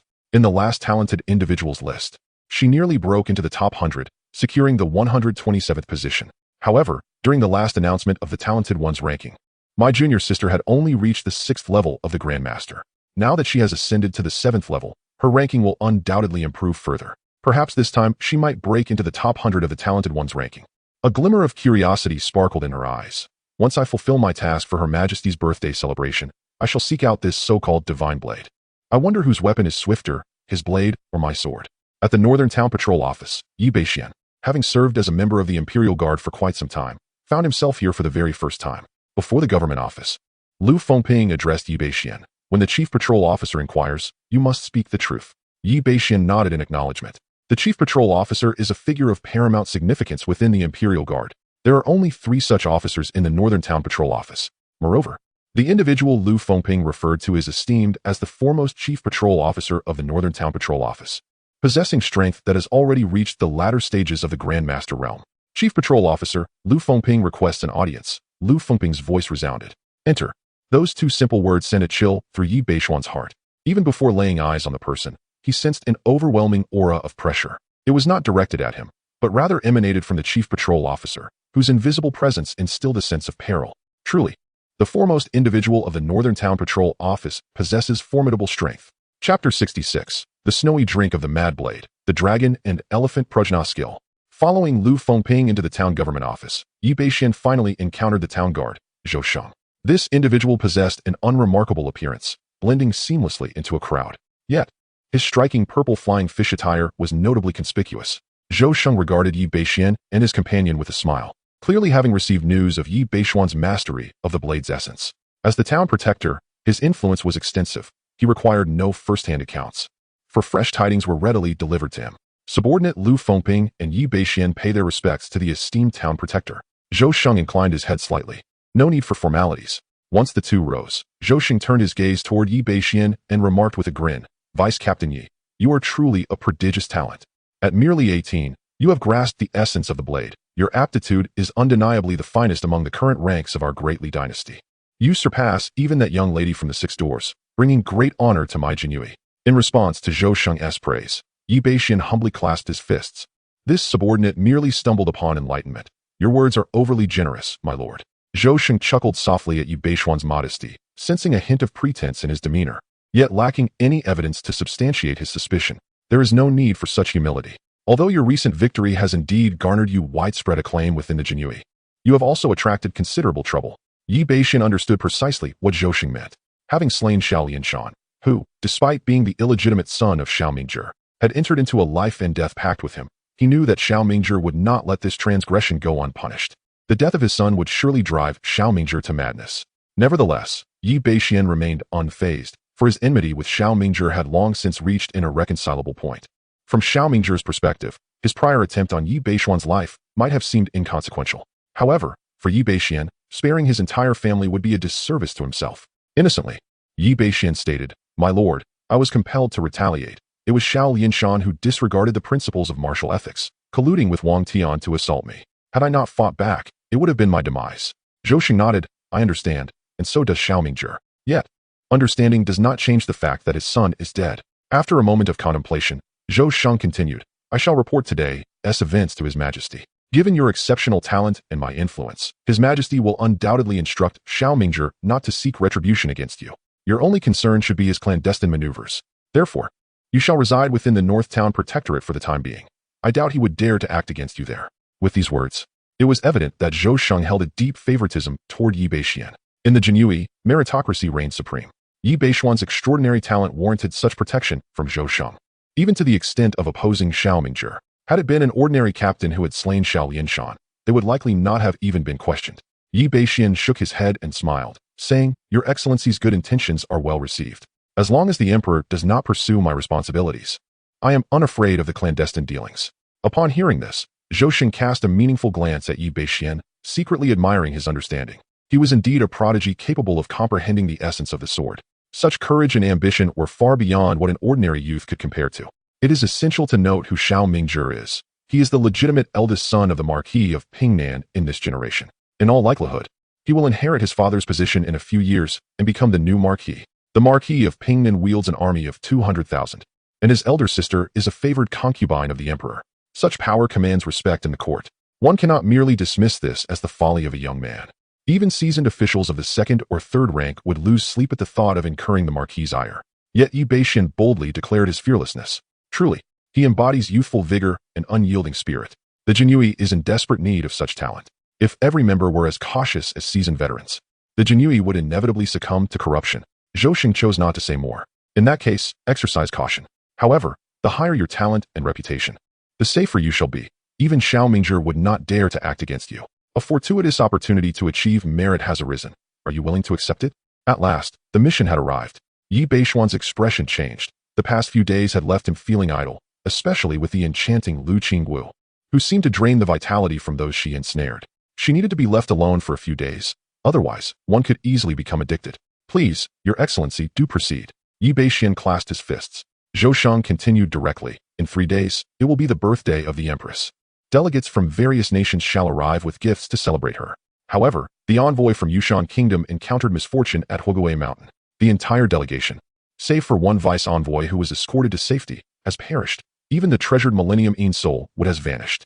According to the vice-envoy, the attack was orchestrated by the Ghost King residing in Huoguo Mountain. The Emperor is in a furious rage, ordering the Six Doors and the Jinhui to collaborate and retrieve the gifts before the Empress's birthday, while also eliminating the threat at Huoguo Mountain. The Six Doors have already dispatched the renowned Cold Moon Capturer. You are to take on this mission, which would serve as an opportunity to present yourself favorably before the Emperor. Originally, this task was secured for Xiao Mingjie by Xiao Lianshan during today's South Morning Court. But with his untimely demise, I am prepared to entrust it to you. The Empress's birthday? Yi Beixian had not given much thought to such matters. However, he was aware of the Yushan Kingdom and the significance of the Ein Soul Wood. Yushan Kingdom is a small nation in the southwest of Dezhou. Its territory scarcely larger than a few prefectures of Dali, yet it remains a sovereign land. Their delegation's presence for the Empress's birthday signifies the importance of national gifts. As for the Millennium Ein Soul Wood, it is a precious treasure, known to enhance the skin and preserve youth when worn by women. Given the gravity of the situation, an envoy has been murdered and the gifts have disappeared. This is undoubtedly a significant case. Nevertheless, this also presents an excellent opportunity for great merit. With the target already locked in, it merely requires the deployment of personnel to eradicate it effortlessly. No wonder Xiao Mingjie is advocating for Xiao Lianshan. In this manner, the Shao family is poised to achieve yet another significant accomplishment. However, it seems that the benefits are falling into their own hands without any effort. Ding. Congratulations, host. For triggering the system task, eliminate the Fire Ghost Mountain. Task completion. Rewards Snow Drinking Madblade. Dragon Elephant Prajna skill. 10 years of power. Task failure. No penalties. A notification echoed in Yi Beishuan's mind. The Snow Drinking Madblade and the Dragon Elephant Prajna skill? A smile spread across Yi Beishuan's heart. This is a tremendous gain. My subordinates will surely accomplish this task. Well, I shall grant you half a day's preparation time. This afternoon, you will set out with half of your Qianhu Hall personnel. Yes. After respectfully acknowledging Zhou Sheng, Yi Beishuan turned to leave. Inside the town government office, only Lu Fengping and Zhou Sheng remained. At this moment, Lu Fengping finally spoke. My lord, are you planning to cultivate this young man? He had remained silent until now. Yet his thoughts were as clear as day. Chapter 67. Breaking through to the fifth realm of mastery. Power surge once again. This task of retrieval bears immense significance. A commendation personally decreed by the sovereign, surpassing the cumulative merits of all endeavors within the Jinyui. For within the ranks of the Jinyui, achievements merely translate to accolades. True advancement hinges upon the discretion of the regional protector. However, to stand before the sovereign, particularly on the grand occasion of Her Majesty the Queen's birthday, and assist in recovering her presence, not only garners the sovereign's favor, but also endears him to the Queen. Coupled with Yi Beishuan's prodigious talent, the path to prosperity seems inevitable. Who knows, this may very well be his golden opportunity to soar to great heights. It is not far-fetched to envision him, not just as a mere Qianhu of the Jinyui, but potentially ascending to the role of a new regional protector, or even, with the passage of time, becoming the paramount leader of the Jinyui. Zhou Sheng chuckled. Indeed, it is rare to discover such a promising talent, especially not among the offspring of the nobility, who are often deemed worthy of cultivation. In him, I can see the essence of youth. Yet, he continued, this task is not as straightforward as it appears. It serves as a minor trial for him. Upon hearing this, Lu Feng was momentarily taken aback, then pondered aloud, my lord. Could it be that there lies the shadow of the Dragon God sect behind this matter? Zhou Sheng nodded in agreement. Most likely, otherwise, a mere ghost king of Huguei Mountain would not dare to tamper with the offerings. The motives of these pests remain unclear. For now, we must remain vigilant, as the city's defenses are our primary concern. Not long ago, the esteemed princess nearly fell victim to an assassination attempt, prompting the sovereign to chastise both the Jinyui and the Six Doors. Fortunately, the princess emerged unscathed. Otherwise, the consequences would have been dire. We must not falter during these critical days. Understood. Upon leaving the regional protector's office, Yi Beishuan felt the profound impact of his recent battle on his return journey. Whenever he encountered members of the Jinyui, regardless of their rank, even those of the Qianhu level, he was met with utmost respect and even a hint of flattery. Yi Beishuan was well aware of the reasons behind this, yet he did not let pride cloud his demeanor, responding graciously to the Qianhu and Baihu alike. It appeared that his earlier assumptions were misguided. The renowned prodigies of the Tianjiao list were not as formidable as he had imagined. Reflecting on his confrontation with Xiao Lianshan and Wang Tian, Yi Beishuan initially believed that, even with a full exertion of his strength, he would merely reach the level of the Tianjiao list. To his surprise, he managed to defeat Wang Tian using only a singular layer of blade intent. This revelation prompted a newfound understanding of his own prowess. It is no wonder, after all, although his cultivation was merely at the third realm of mastery, his exceptional techniques were unparalleled. Not even among the Grand Masters would there be many who could rival him. The vitality of an individual is inherently finite, and achieving mastery in any martial art is indeed a remarkable feat. However, for Yi Beishuan, as long as he possesses sufficient points, it is merely a matter of one night. With my current strength unleashed to its fullest, I am confident I could secure a position among the top 200 on the talented individuals list. Once I consume the minor returning elixir and break through to the mid-stage of the master realm, my prowess will surely advance significantly. Yi Beishuan mused. Upon returning to his headquarters, Lin Tao and Li Cheng immediately approached him, their faces alight with excitement. The ordinary imperial guards, too, regarded Yi Beishuan with newfound fervor. Although they had previously shown him respect, their admiration had now escalated to fervent enthusiasm. Despite not having the privilege to witness the battle between Yi Beishuan and Xiao Lianshan in the Demon Suppression Cave, the news had spread swiftly. Word had it that their master had single-handedly faced two opponents, slaying Xiao Lianshan with a single strike, and grievously wounding the esteemed Wang Tian of the talented individuals list, who remained unconscious. Even though they were merely ordinary imperial guards with limited potential, they were well aware of the talented individuals list and paid particular attention to it as martial artists. It is a compilation of the most exceptional talents among humanity. Presently, whispers circulated that their esteemed master was destined to rank among the top 50 on this list, and his prowess was already formidable enough to be deemed invincible among masters. The fact that he could defeat a grievously injured first-stage grandmaster like Wang Tian only suggested that their master would grow even stronger. To serve under such a youthful prodigy elicited envy from the other Imperial Guards. "Master is magnificent." A thunderous cheer erupted from the ranks of the Imperial Guards. Yi Bashen smiled and waved his hand. "We are all brothers here. Let's remain humble." His words sparked a chorus of laughter. Once the commotion subsided, Yi Bashen relayed the tasks assigned by the town pacifier, urging everyone to prepare and instructing Li Cheng and Lin Tao to notify the other 100 households. Li Cheng and Lin Tao, not daring to delay, promptly set off. Meanwhile, Yi Bashen made his way directly to his quarters, sitting cross-legged upon his bed. He retrieved the minor returning elixir awarded by the system, and the moment it was in his grasp, he was enveloped by a rich fragrance that invigorated his spirit, causing an electrifying stir within him. What a treasure! Truly a product of the system, Yi Bashen thought, his eyes gleaming with excitement. Having often seen martial artists and tales indulging in elixirs, he decided to partake as well. Without hesitation, he swallowed the minor returning elixir whole. As it entered his mouth, he chewed it briefly. It was crisp and reminiscent of peanuts. Before he could finish his thought, a tremendous surge erupted as the entire elixir transformed into a torrent, rushing down his throat and into his dantian. A terrifying wave of vitality exploded within Yi Bashuan's body. In an instant, his face flushed crimson, reminiscent of a monkey's rear. Goodness, such intensity is to my liking. Yi Bashen took a deep breath, and the nine-yang divine art began to operate vigorously, channeling and refining the potency of the small Huandan within his meridians. His limbs and bones, along with the extraordinary meridians, had long been opened at the very beginning. The process of refining this elixir was swift. As time gradually passed, Yi Bashuan's realm began to ascend. In the mere duration of a joss stick burning, the sound of a breakthrough resonated within his mind.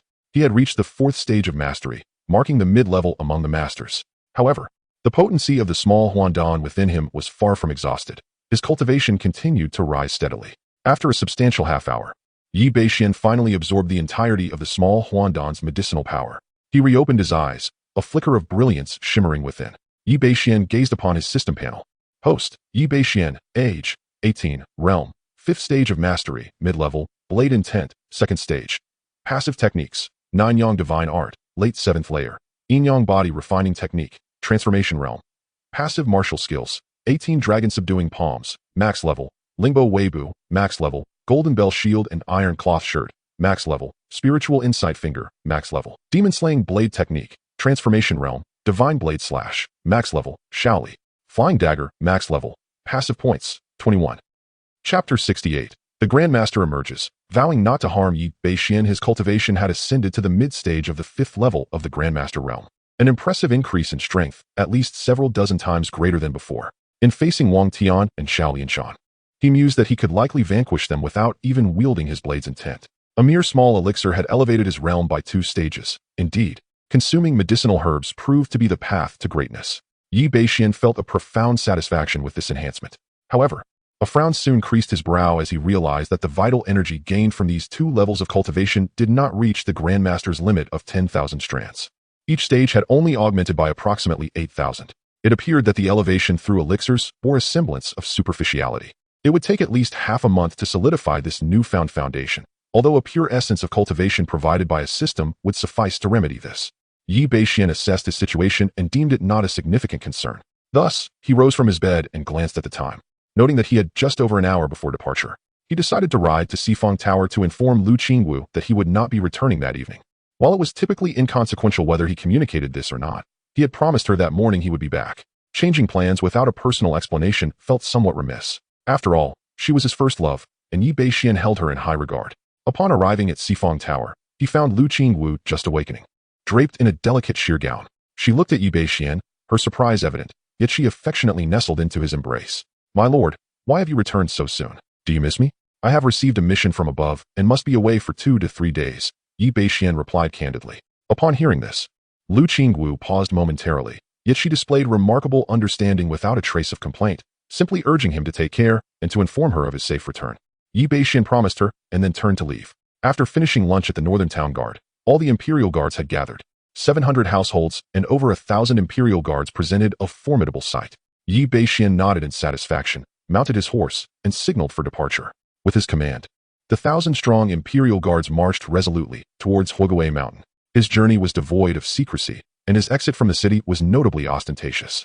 With Yi Bashuan's keen insight, He instinctively grasped that the case at hand was far more intricate than it appeared. While the Millennium Soulwood was rare and of significant utility to the ghostly, the Ghost King of Hogaway Mountain would hardly be foolish enough to oppose the Great Lee Court for the sake of a singular treasure, inviting pursuit from the very court itself. This matter undoubtedly harbored numerous hidden secrets. Otherwise, the Imperial Guards and the Six Doors would not simultaneously dispatch their personnel. Among the Six Doors, a youthful divine detective has made his move. Indeed, following Yi Beishuan's ostentatious departure, a figure swiftly vanished from the ranks of the Jinui. In Zhuke Fong and the Pingnan Marquis' residence, all the servants trembled in trepidation, refraining from uttering a sound. Almost everyone could hear the furious roar of the Minister of Revenue, Xiaomingzhi. The grand hall lay in disarray, with numerous precious porcelain and paintings torn to shreds. The minister, once composed in his fine attire, now resembled a furious lion. This is utterly intolerable. They have murdered my son, and expect me to cede the grand achievement bestowed by His Majesty to the very murderer of my child. I shall not rest until this vengeance is avenged. Besides Xiaomingzhi, Xiao Yuan's expression was even more complicated, tinged with confusion, fear, and profound hatred. The reason Xiao Lianshan sought to trouble Yi Beixian stemmed entirely from what he had recounted. Although he felt little affection for this elder brother, his death eliciting no sorrow, he could not bear the repeated humiliation inflicted by Yi Beixian. The revelation of Ye's extraordinary prowess, comparable to that of a celestial prodigy, was insufferable. The entire circle of young gentlemen in the capital now reveled in his misfortune. Many who had once treated him with utmost reverence now regarded him as merely superficial, incapable of dealing with even a minor Jinui. Having been raised in opulence, Xiao Yuan had never endured such indignity. The higher Yi Beixian ascended, the more laughter would echo at his expense. Father, we must eliminate this brat. Avenge my brother, Xiao Yuan said vehemently to Xiaomingzhi. Xiaomingzhi, calming his rage, inhaled deeply, his eyes ablaze with murderous intent. Rest assured, he shall not return alive. Originally, I assigned Lianshan to this mission merely to facilitate the Dragon God Sect's plans, but with Lianshan dead, this brat shall accompany him to the grave. Dragon God Sect? Xiao Yuan's expression shifted slightly, as if a realization dawned upon him, excitement flickering across his face. Father, has the Dragon God Sect commenced their actions? Xiaomingzhi nodded slightly. Indeed, should this grand scheme succeed, you and I shall ascend to new heights. The Emperor and those Jinui cannot possibly fathom the true nature of the Dragon God Sect's machinations. Wait, not only that insignificant Jinui, but also Zhou Sheng. They shall all meet their demise. Xiao Yuan's eyes glimmered. Father, I shall take my leave. Go ahead. Upon departing the Marquis' residence, Xiao Yuan boarded a carriage. Within the vehicle sat 3 young men, all sycophants who had previously accompanied Xiao Yuan to Sifang Tower, among them the notable Wei Yang. Do not be misled by their seemingly subordinate status before Xiao Yuan. These 3 are, in fact, signs of prominent families in the capital. Young Marquis, what is your counsel? It is evident that they are all awaiting news from Xiao Yuan. He declared, my father has decreed that Yi Beixian is destined to perish this time. However, their true aim is not merely Yi Beixian, but rather a more insidious plan. That young man possesses formidable strength, and to mitigate any unforeseen circumstances, we shall adhere to our original strategy. Each of you will contribute 100,000 taels, and from your respective clans, procure 3 masters at the pinnacle of their craft. I shall summon Uncle Hu to personally intervene. With his immense mastery as a Grand Master and his command over sword intent, alongside 3 peak masters. Even if Yi Beixian possesses great power, he shall have no chance of escape. This time, I intend to torment him thoroughly before I personally deliver his demise. Xiao Yuan's voice dripped with venomous intent. Very well, Wei Yang nodded. Chapter 69. The Night Parade of 100 Demons. The Shadow Soldiers borrowing a path, although Yi Beixian triumphed over top masters like Wang Tian and Xiao Lianshan, indicating his near invincibility among his contemporaries. He remains merely a member of the younger generation. The realm of masters has ensnared countless formidable experts, many of whom spend their entire lives within its confines, their foundational strength and prowess rivaling even those at the lower echelons of the esteemed rankings. Their exclusion from the list is solely due to surpassing the age requirements for such a designation. It is these very individuals who have been dispatched against him, 3 masters not inferior to Wang Tian, accompanied by a Grand Master. This formidable force cast doubt on Yi Beishuan's ability to escape unscathed. Subsequently, they deliberated on finer details before parting ways to prepare for the impending confrontation. Little did Yi Beixian realize that these scions of affluent families would conspire against him. At that moment, he was leading a contingent of the Jinui after a long journey, finally arriving at Hogaway Mountain by midday the following day. As he traversed the path to Hogaway Mountain, Yi Beixian acquired a general understanding of its history. This mountain was not always known by its current name. Centuries ago, during the reign of a previous dynasty, there existed a county city at its base, strategically positioned against the mountains, making it easy to defend yet challenging to assault. This city had caused considerable difficulties for the Dali dynasty. Following the conquest of that city by the commanding general, he refrained from sheathing his sword for 3 days, ruthlessly slaughtering its inhabitants until the waters of the city moat ran crimson. Such acts of carnage are almost unfathomable in times of peace. Yet they are commonplace during dynastic upheaval. On the final day of the massacre, a tempest arose, unleashing a torrential blood rain.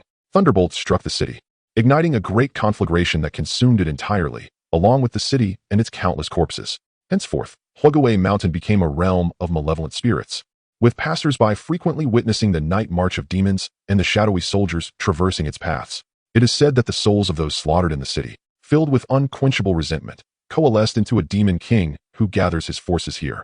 When this demon king manifests, ghostly flames accompany his presence, thus earning him the title of the Fire Demon King and leading to the mountain's renaming. Only after the unification of Li did Hwagwe Mountain find a semblance of peace. As for the supernatural, Yi Bashen found it rather intriguing. He harbored no fear. In his past life, he had been no stranger to ghostly films and had encountered various mythical beings and zombies. How could he possibly fear mere phantoms? The dread that ordinary people feel towards spirits stems from their inability to comprehend whether such entities truly exist or how they might be vanquished. Were one to assign a health bar to these apparitions, the reclusive individuals of his previous life would undoubtedly devise a plethora of new methods to confront them. Moreover, as per Li Cheng's insights, these entities are merely the remnants of warriors whose souls have become too powerful to disperse. Apart from their eerie nature, they are not significantly more challenging to slay than a living adversary. One simply needs to dissipate their souls to utterly defeat them. After traversing for the duration of half an incense stick, the sky was adorned with vibrant red clouds. A cascade of blossoms enveloped the summit of Fire Ghost Mountain, casting a crimson glow over the entire forest. A delicate mist wafted through the trees, distinct from ordinary water vapor. It exuded a chilling aura that added an element of terror to the mountain's atmosphere. At this moment, a throng of several hundred individuals emerged ahead. Clad in the attire of the Six Gates, they had long awaited this gathering. Among them was the renowned Cold Moon, the foremost of the 4 young divine captains of the Six Gates, a figure who had attained a profound understanding of the essence of combat and ranked 127th on the talented individuals list. Li Cheng gestured toward a young lady in dark attire not far away, introducing her to Yi Bashen. Yi Bashen was taken aback, not by Cold Moon's prowess, which he had been somewhat aware of, but by the striking beauty of the girl before him. Standing at merely 1.60 meters, she possessed an undeniably youthful visage, exuding an aura of innocence that rendered her utterly disarming.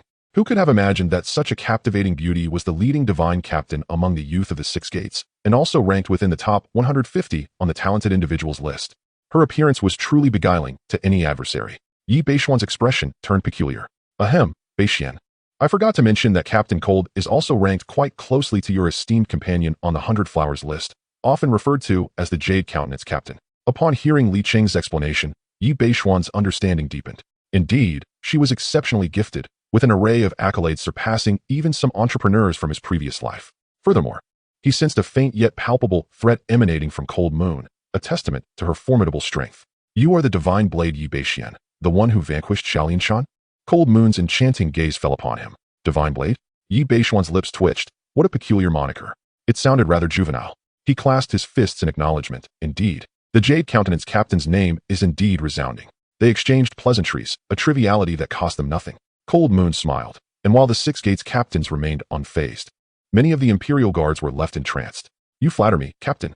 I hold great admiration for your investigative techniques within the Imperial Guard, she replied. In this endeavor to besiege Fire Ghost Mountain, I hope to witness the prowess of your divine blade. Likewise, what is the situation regarding Fire Ghost Mountain? Yi Bashen inquired directly.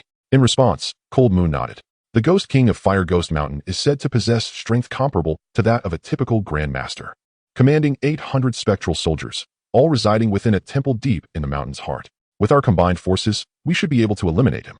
However, the only complication lies in the fact that the ghostly beings are masters of concealment. When we strike, it must be with lethal precision, leaving no opportunity for escape. Otherwise, should they manage to flee, capturing them later would prove exceedingly troublesome. Yi Bashen observed the self-assured demeanor of Lung Yu, who, in the face of a ghost king comparable to a grandmaster, showed no signs of trepidation. Ranked within the top 150 of the prodigy list, she had also comprehended the essence of swordsmanship. Her prowess was likely on par with that of an ordinary grandmaster. Very well, with that established, let us kindle a fire and prepare a meal. After dining, we shall venture into the mountains through the night. Yi Bashen nodded in agreement. They had already spent a day on their journey, and the return would require another day. They had been allotted a mere 3 days, implying that they had at most 12 hours to vanquish this Ghost King. Time was indeed of the essence. Lung Yu had no objections. One must eat to gather strength. Half an hour later, everyone reconvened.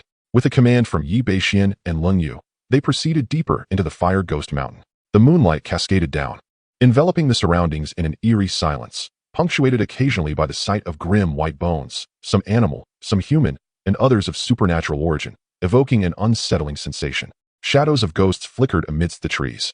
Should ordinary folk witness this scene, they would surely be paralyzed with fear. However, for the Jinui and the members of the Six Doors, it stirred no particular emotion. They had taken more lives than these spirits, who were hardly more ferocious. Instead, the phantoms, upon catching sight of the approaching group, hastily retreated, fearful of being targeted. Yi Bashen and his companions paid no heed to these minor specters. They were mere wandering souls born from the lingering attachments of the deceased, lacking any substantial threat. As they delved deeper into the Fire Ghost Mountain, the temperature around them began to drop significantly, a result of the overwhelming presence of ghostly energy. After approximately an hour of travel, they fully entered the heart of Fire Ghost Mountain, a vast, chaotic graveyard. As far as the eye could see, countless tombs were densely scattered about, likely remnants of a city that had once been slaughtered. Suddenly, a fierce wind swept through the heavens and the earth, carrying with it a thick fog. In mere moments, the mist descended, enveloping all in its shroud. It has arrived. Form of formation. Chapter 70. The bloodbath at Fire Ghost Mountain. Leave no one behind. Yi Bashen and Lung Yu simultaneously uttered a low command. The warriors of the Jinui and the Six Doors reacted with remarkable swiftness, forming squads of 10 and a grand formation of 100. Just as their movements concluded, the sound of hoofbeats echoed ominously through the dense fog, accompanied by the dull clang of clashing armor. Amidst the mist, countless figures abruptly emerged, surrounding them from all directions. The war drums resonated, their jarring beats capable of unsettling the mind, as if an inferno were raging in the haze. Yi Bashuan's gaze pierced through the fog, and with a commanding voice, he declared, "Fire Ghost King, your time has come. Surrender at once and accompany me to the capital to atone for your crimes." His words, infused with a formidable aura and a hint of sword intent, sliced through the air like a multitude of blades. In an instant, the drumbeats ceased. What a robust aura! Lung Yu marveled, unable to suppress her admiration. The energy he emitted surpassed even her own. Suddenly, a chilling laughter echoed as a spectral flame flickered into existence from the depths of the ghostly haze. A shadowy figure emanating a terrifying aura advanced towards them. "You, a mere child, speak boldly within my domain. Master, the Fire Ghost King has broken through." Upon sensing the overwhelming energy, Lung Yu's delicate face subtly shifted. Yet she remained composed. Despite the Fire Ghost King's strength surpassing her expectations, she and Yi Bashen possessed the prowess to subdue him. "Fire Ghost King, do you know the gravity of your crimes for daring to plunder the tribute of the envoy?" Lung Yu coldly inquired. As the visage of the Fire Ghost King finally materialized before their eyes, he was a grotesque specter towering over them, engulfed in flames that continuously devoured his form. His face grotesquely disfigured, with 2 flickering ghostly flames where his eyes once were. He regarded Yi Bashen and Lung Yu with a sinister grin, licking his lips. The cold moon of the Six Doors and the captain of the Jinui have quite the impressive presence. However, I have awaited your arrival for quite some time. The blood of 2 prodigies, combined with a millennium of ghostly wood, will elevate my power beyond measure. His confidence was palpable. He regarded Yi Bashen and Lung Yu with disdain. Exchanging glances, Yi Bashen chuckled. "It seems this creature believes it has us at its mercy." Lung Yu drew her sword, a fierce glint in her eyes. "Then let us send it to the afterlife. Attack, leave no one behind." With her commanding cry, the Six Doors constables unsheathed their weapons, charging into the mist towards the ghostly soldiers. The cold moon addressed Yi Bashen, saying, "Captain Yi, leave the Ghost King to me. I implore you to lead the team and swiftly eliminate those spectral soldiers." With that, she transformed into a streak of flowing light, her sword wielded with grace. A formidable sword chi swept across the heavens, resembling the sharpest radiance, charging towards the Fire Ghost King. The sheer force of her intent shattered towering ancient trees around her, severing them effortlessly. This aura was undeniably more potent than the combined might of Xiao Lianshan and Wang Tian. Unfazed, the Fire Ghost King sneered, releasing a torrent of overwhelming ghostly energy. "Merely a trivial skill. Allow me to vanquish you first." The 2 figures converged, their sword intent and ghostly energy intertwining and clashing, creating a momentary standoff. Yi Bashen felt a twitch at the corner of his mouth. This woman, seemingly delicate, fought with fierce tenacity, charging headlong into battle against a Ghost King of Grandmaster level without hesitation. No wonder she had carved out such a formidable reputation within the vast Six Doors. Her strength and audacity surpassed that of ordinary individuals. Yet this was fortuitous. With Lin Yue preoccupying the Fire Ghost King, he could freely harvest the spectral soldiers. His motivation for slaying demons was not merely for the sake of a task, but rather for the precious experience points. For him, the quality of the demons mattered little. It was the sheer quantity that counted. With so many spectral soldiers at his disposal, this was his moment to thrive. Yi Beishuan's eyes gleamed with excitement as he gestured to the Imperial guards behind him, "Advance." With that, he unleashed his ethereal steps, his figure resembling a phantom as he plunged into the throng of spectral soldiers. These spectral beings possessed formidable strength, nearly all of them at the postnatal level, and were adept at military formations. Though they numbered merely 800, they fought fiercely against the elite of 6 doors and the Imperial guards, resulting in casualties on their side. However, once Yi Bashen joined the fray, the tide shifted dramatically. With his embroidered spring blade in hand, he unleashed a torrent of energy, obliterating spectral soldiers without them even having the strength to resist, their forms dissipating into wisps of blue smoke upon death. Ding. Congratulations, host, you have gained 40 experience points. Ding. Congratulations, host, you have gained 40 experience points. Ding. Congratulations, host, you have gained 40 experience points. Within Yi Beishuan's mind, the system's notifications cascaded in rapid succession, filling him with exhilaration. It had been days since he had experienced such thrill. It seemed he ought to engage in more slaying in the future. The satisfaction was second only to the pleasures found in Lu Qingwu's embrace. In mere moments, dozens of spectral soldiers fell under Yi Beishuan's blade. The Fire Ghost King, witnessing this scene from afar, was consumed by rage, his ghostly visage contorting as he coldly bellowed, "Why do you hesitate? What are you waiting for?" No sooner had his words echoed than swift sounds pierced the air, causing Yi Beishuan's hair to stand on end. The hidden weapons were precise and deadly. Exploiting the very moment, he drew his blade. Only the most elite assassins possess such acute intuition. Yet, Yi Beishuan's remarkable skills are unparalleled by ordinary men. The hidden weapons may be swift, but his fingers are swifter still. With a flick of his dual fingers, he deftly grasped 2 specially crafted shurikens. Without so much as a glance, he cast them in the direction from whence he came. The 2 assailants, quick to react, swiftly intercepted the projectiles. But upon failing to strike, they turned to flee. Did they think they could escape? A frigid glint flashed across Yi Beishuan's face, for he understood their intent was merely to divert his attention. Yet, he felt no trepidation. In a fleeting moment, his figure vanished from sight. The crimson moonlight was shrouded in mist, casting the mountains into utter darkness. 2 figures, exhibiting exceptional agility, navigated through the thickets with each leap spanning 6 or 7 yards, all without a whisper of sound. They were undoubtedly top-tier experts. However, these skilled individuals found themselves in a desperate flight, lamenting their insufficient mastery of their own lightness skill. For behind them trailed a streak of light, moving with a velocity that covered great distances in mere moments. Despite its remarkable speed, the luminous figure pursued at a leisurely pace, ensuring that the fleeing pair could not elude its grasp, no matter how fervently they attempted to escape.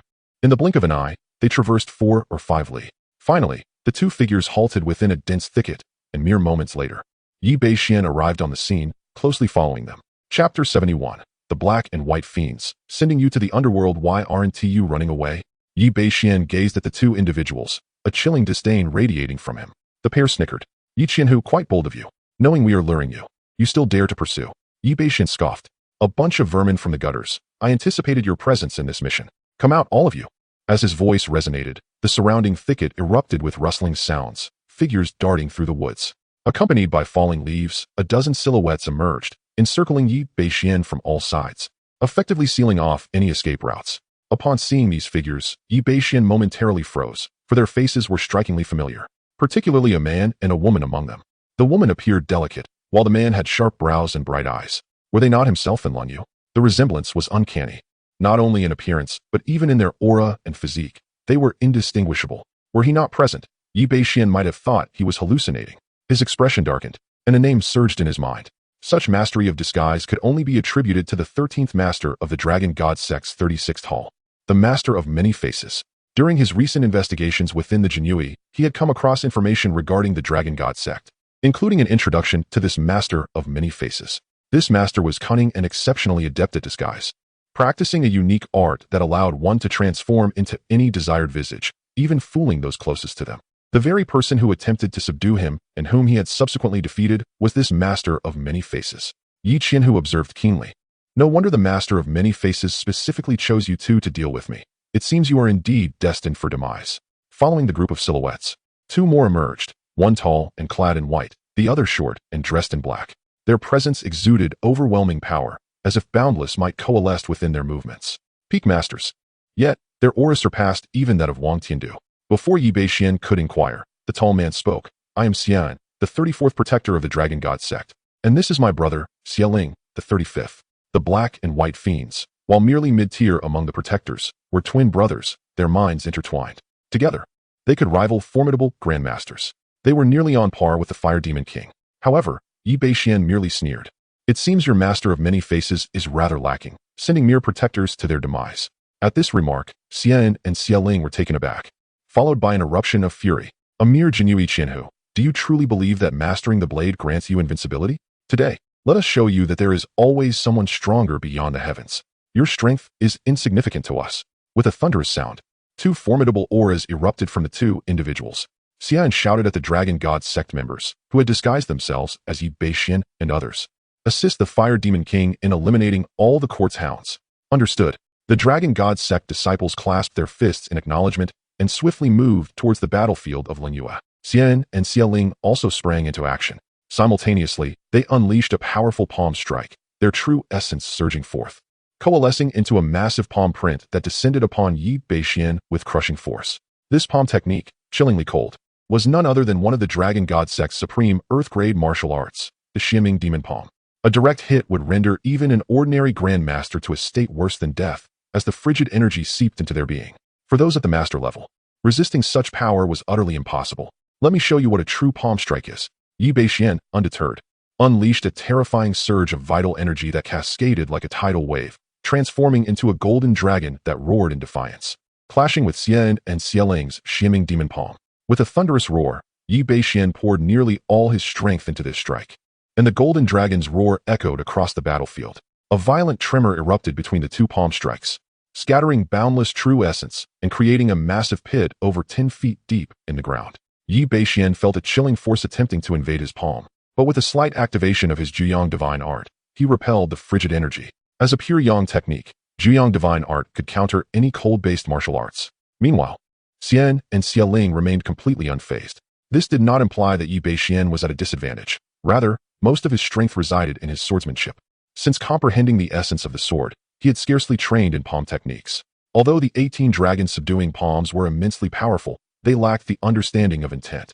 Additionally, with Yi Beixian being merely at the 5th level of master, facing Xian and Xieling, who excelled in palm techniques, was a natural mismatch. It seemed he needed to enhance his palm technique training in the future, though Yi Beixian remained undaunted.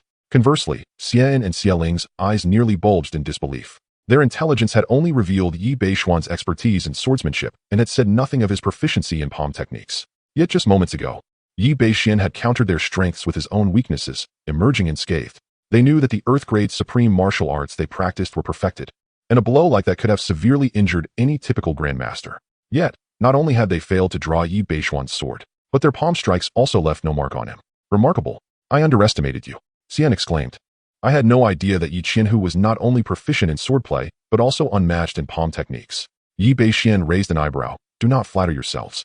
My palm techniques are far inferior to my swordsmanship. Upon hearing this, Xian and Xieling were consumed with embarrassment and indignation. Impudent.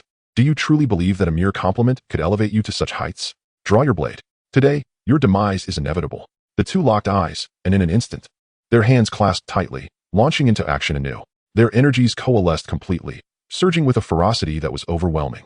Ultimate technique of the Xianming Demon Palm. Xianming breaks the heavens. A tremendous roar erupted as the strike unleashed, causing the surrounding sand and stones to dance, while a terrifying sonic boom reverberated, instilling dread with its overwhelming demonic aura. In the face of this assault, Yi Beixian resolved to cease his playful demeanor, relying solely on palm techniques to surpass two peak masters, each stronger than Wang Tian, was indeed an overestimation of his capabilities. Even with his extraordinary prowess, achieving such a feat was beyond reach. He unsheathed the embroidered spring knife at his waist. Since you wish to witness my blade, I shall oblige you with the demon-slaying knife technique. Yi Beixian's cold voice resonated through the air. The sound of the blade's cry pierced the eardrums, and an infinite intent of the knife manifested, shredding the surrounding demonic energy upon its mere appearance. With just the initial movement, he showcased the pinnacle of a sword master with unparalleled clarity. The expressions of Xian and Xian shifted dramatically. This strike bore an oppressive weight far exceeding that of Yi Beixian's previous palm techniques. This was the essence of the blade. Moreover, it was not a mere recent comprehension. Damn it! Breakthrough. Retreat was no longer an option. Only the true essence of combat would determine the outcome. The clash of blade and palm erupted together. Boom. The violent explosion echoed like thunder, causing the surrounding trees to snap in half under the force of the collision. The power was terrifyingly immense. Xian and Xie spat out copious amounts of blood, their figures sent flying, crashing heavily into an ancient tree, shaking it violently. Their conditions resembled that of madmen, each covered in numerous small cuts, blood seeping incessantly. Their internal organs churned as if caught in a tempest. Chapter 72. The Divine Blade Strikes the Demon.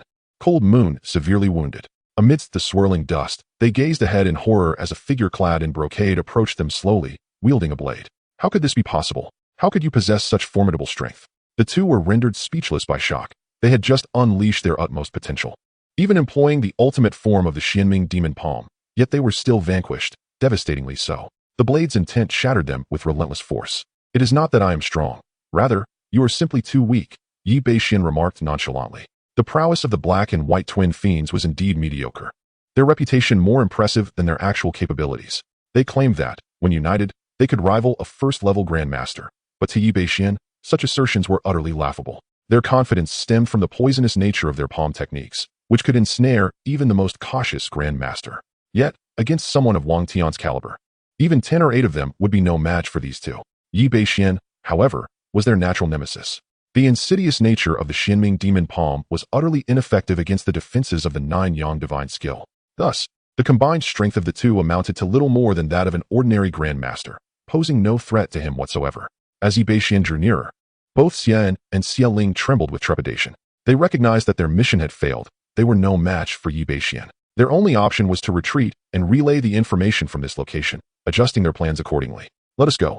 The two shared an unspoken understanding, requiring no words. With gritted teeth, one spun around to flee. Their remaining inner strength surged into their legs. Trying to escape? Yi Bashen scoffed. His gaze sharpened, transforming him into an unparalleled blade.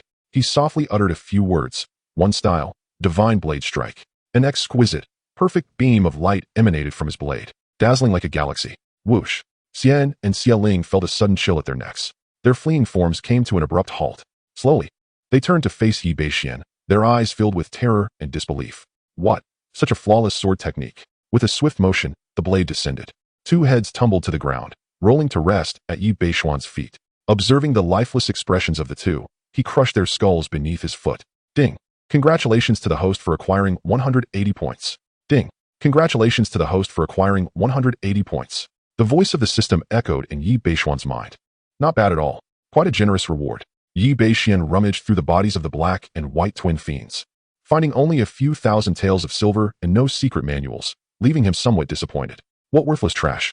Without another glance, Yi Bashen hurried back in the direction he had come. Meanwhile, on the battlefield, Cold Moon continued to wield her treasured sword with relentless precision. The strands of her hair were tousled by the fierce winds, yet they did not distract her in the slightest.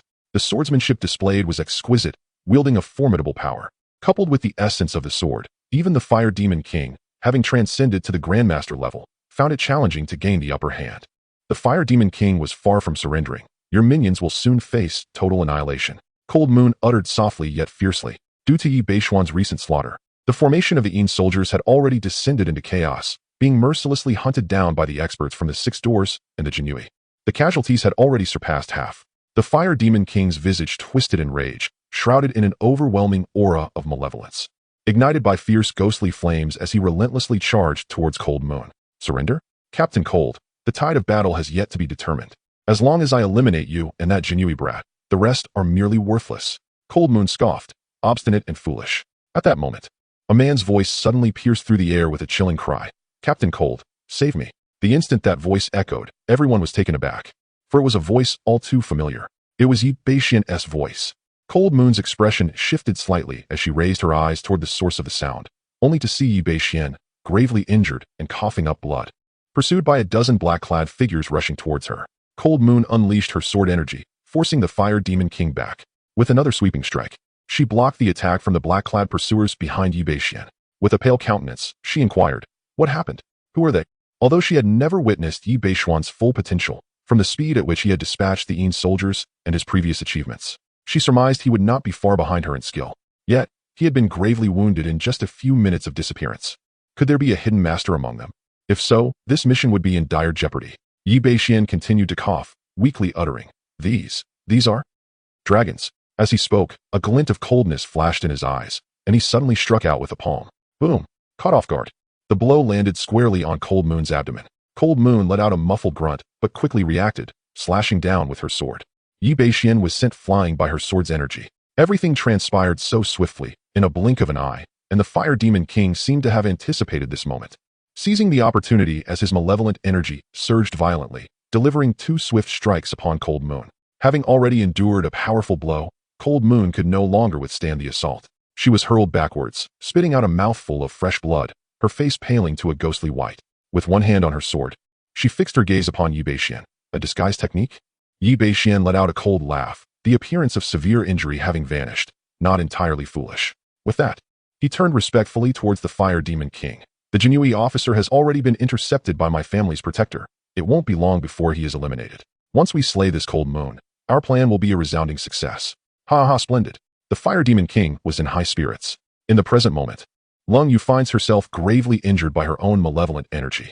Her strength has always been inferior to that of her adversaries, and it would not take long for her to be subdued. Moreover, the members of the Dragon God sect, although lacking in the realm of Grand Masters, are each formidable masters themselves, effortlessly overwhelming the Imperial Guards and the officers of the 6 doors.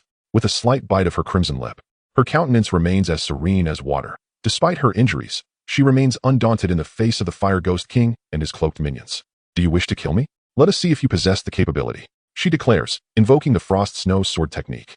Her sword dances gracefully, exuding an icy aura that crystallizes into delicate snowflakes as she strikes first. These snowflakes are manifestations of her vital energy, each imbued with unimaginable power, enveloping the Fire Ghost King and his dark-clad followers. The sword light surges, her technique flowing like an ethereal spirit, and for a moment, she does not appear to be at a disadvantage. However, it is not long before Lung Yu's aura begins to wane, and perspiration beads on her forehead. Ha! It is no wonder you are ranked among the top 150 on the talented ones list. Under normal circumstances, to capture you would indeed be a formidable task. Yet, having fallen victim to my ghost palm, the more you harness your inner strength, the deeper the malevolent energy will permeate. In a short while, the darkness will invade your heart meridians, leading to your demise. The Fire Ghost King laughs heartily, relentlessly pressing his attack against her. Yet, he does not engage in a direct confrontation. Rather, he seeks to wear her down. After only a few exchanges, Lung Yu's swordplay loses its initial sharpness, forcing her into a position of continuous defense. She can sense the toxic energy within her, tumultuously raging. If she does not take a moment to recuperate, she fears she may truly meet her end. Chapter 73, Annihilation of the Fire Ghost Mountain. The mad blade of snow in hand. Is this truly the moment of her downfall? At this instant, even she could not help but feel a sense of despair. With a resounding clash, her sword was knocked from her grasp. The Fire Ghost King advanced with a menacing palm aimed directly at her chest. Should this strike land, she would unquestionably be torn asunder. In this dire moment, a flash of brilliance erupted, interwoven with the glimmer of a blade. Upon sensing this luminous edge, the Fire Ghost King's countenance shifted dramatically, prompting an urgent withdrawal of his hand as he retaliated against the blade's glow. Boom! A violent collision ensued, reverberating through the air. The Fire Ghost King emitted a stifled grunt, retreating several paces. A beautifully adorned spring knife plunged into the ground, establishing a formidable divide upon the battlefield. Who dares? The Fire Ghost King turned towards the source of the blade's radiance, revealing a strikingly handsome youth, his presence almost ethereal, swiftly approaching their direction. In the blink of an eye, he stood before all, none other than Yi Bashen. "It's you. You survived." The moment the foe Yi Bashen beheld him, his pupils constricted in terror, as if confronted by a specter. The other cloaked figures trembled, anxiously scanning for any sign of the infamous black and white twin devils in Yi Bashen's wake. Yi Bashen retrieved the spring knife from the ground, wiped the blade clean of dust with a steely demeanor, and declared, "Stop searching. Your protector awaits you on the road to the netherworld." What? At this proclamation, the faces of the cloaked figures morphed in disbelief. Their protector is dead? Though not entirely foolish, they found themselves grappling with uncertainty. Yi Bashen had returned, yet the twin devils were conspicuously absent. It was highly plausible that his words bore truth. However, how could a mere master defeat 2 protectors? The Fire Ghost King's expression darkened, cursing its subordinates. Yet, it remained unperturbed. Even the one ranked 127th on the talented individuals list, Cold Moon, was no match for it. What chance did the newly emerged Yi Bashen stand? "You've returned just in time, boy. Today, this king shall eliminate you both." The Fire Ghost King scoffed. "Everyone, attack together. Dispatch this brat with utmost haste." It did not underestimate the situation. As a malevolent spirit that had existed for centuries, it would not take any risks. Though the Dragon God Sect's cloaked figures were not particularly formidable, they were still masters, more than capable of uniting to vanquish Bashen. The cloaked members understood that regardless of whether the two leaders were alive or dead, their foremost objective was to slay the youth before them. Nodding in agreement, a palpable tension filled the air, brimming with murderous intent, all directed towards Bashen. A gaggle of clowns, daring to be so brazen? Bashen neither flinched nor retreated. A radiant golden light enveloped him, coalescing into a magnificent golden bell, encasing him entirely. Golden bell shield, with the yin-yang body tempering technique of the transformation realm, coupled with the formidable defenses of the golden bell shield and iron cloth shirt. Even standing still, no master could inflict harm upon him. A series of explosive sounds erupted around Bashen. The golden bell stood like a mountain, unyielding against the onslaught of violent energy. In an instant, Bashen wielded the embroidered spring blade, executing the transformation realm's demon-slaying blade technique. With his prowess, he was far beyond the capability of these master-level black-robed figures to contend with. Each flash of the blade resulted in a black-clad figure losing their head. Thud, thud. In merely 4 or 5 strikes, half of the dozen black-clad assailants remained, their spirits shattered with terror. The Fire Ghost King, enraged, revealed the aura of a grandmaster, a chilling energy surging like a torrent. I have been waiting for you. Bashen sneered coldly. With blades in hand, he held nothing back, his blade intent radiating forth. And the energy within him surged wildly, coalescing into a blade of light several feet long. Divine Blade Slash. The embroidered spring blade swung at an exceedingly cunning angle. Prior to this strike, Bashen had calculated every conceivable outcome. The Divine Blade Slash was unleashed, severing any hope of survival. The Fire Ghost King, having exhausted all his techniques, felt the hairs on his body stand on end in the face of this stunning strike. It was a blade executed with perfection to the utmost degree. He realized that no matter how he attempted to evade, he could not escape the trajectory of the blade's light. How could this be? The Fire Ghost King trembled with fear and disbelief, unable to fathom how a mere master could wield such a technique. No. As the blade light drew nearer, the Fire Ghost King screamed in terror. A muffled thud resonated between them. The Fire Ghost King's voice abruptly ceased, and he looked down at his body, riddled with countless gashes. His eyes now filled with dread and regret. Regret for having agreed to the Dragon God Sect's plunder of tribute. He could only utter this single word before his form erupted, dissipating into a wisp of blue smoke. The Fire Ghost King was no more. Ding. Congratulations to the host for acquiring 200 points. The system notification echoed in Bashen's mind. Yet, he did not pause in his actions. With the lightwave step, he advanced towards the black-robed figures who were now completely petrified with fear. Another series of strikes ensued, accompanied by anguished cries. Only 2 individuals, disguised as him and Cold Moon, remained alive. Seeing the tide had turned against them, the 2 figures promptly turned to flee. However, they stood no chance against Bashen's speed. With a flick of his finger, Bashen unleashed a powerful strike, targeting the impostors of himself and Cold Moon. The overwhelming force penetrated their bodies, striking directly at their vital organs. Both emitted muffled groans, spitting out blood as they fell to the ground, their breaths faltering, their faces pale as death. Upon landing, the 2 moved their lips slightly, and Bashen immediately sensed something amiss. His palm flashed. With a sharp crack, he directly severed the chin of the dark-clad figure, now resembling a Cold Moon. Another cloaked figure, whose mouth oozed black blood, collapsed lifelessly to the ground. Quite ruthless, indeed. Observing the suicide of the black-robed man, Bashen shook his head.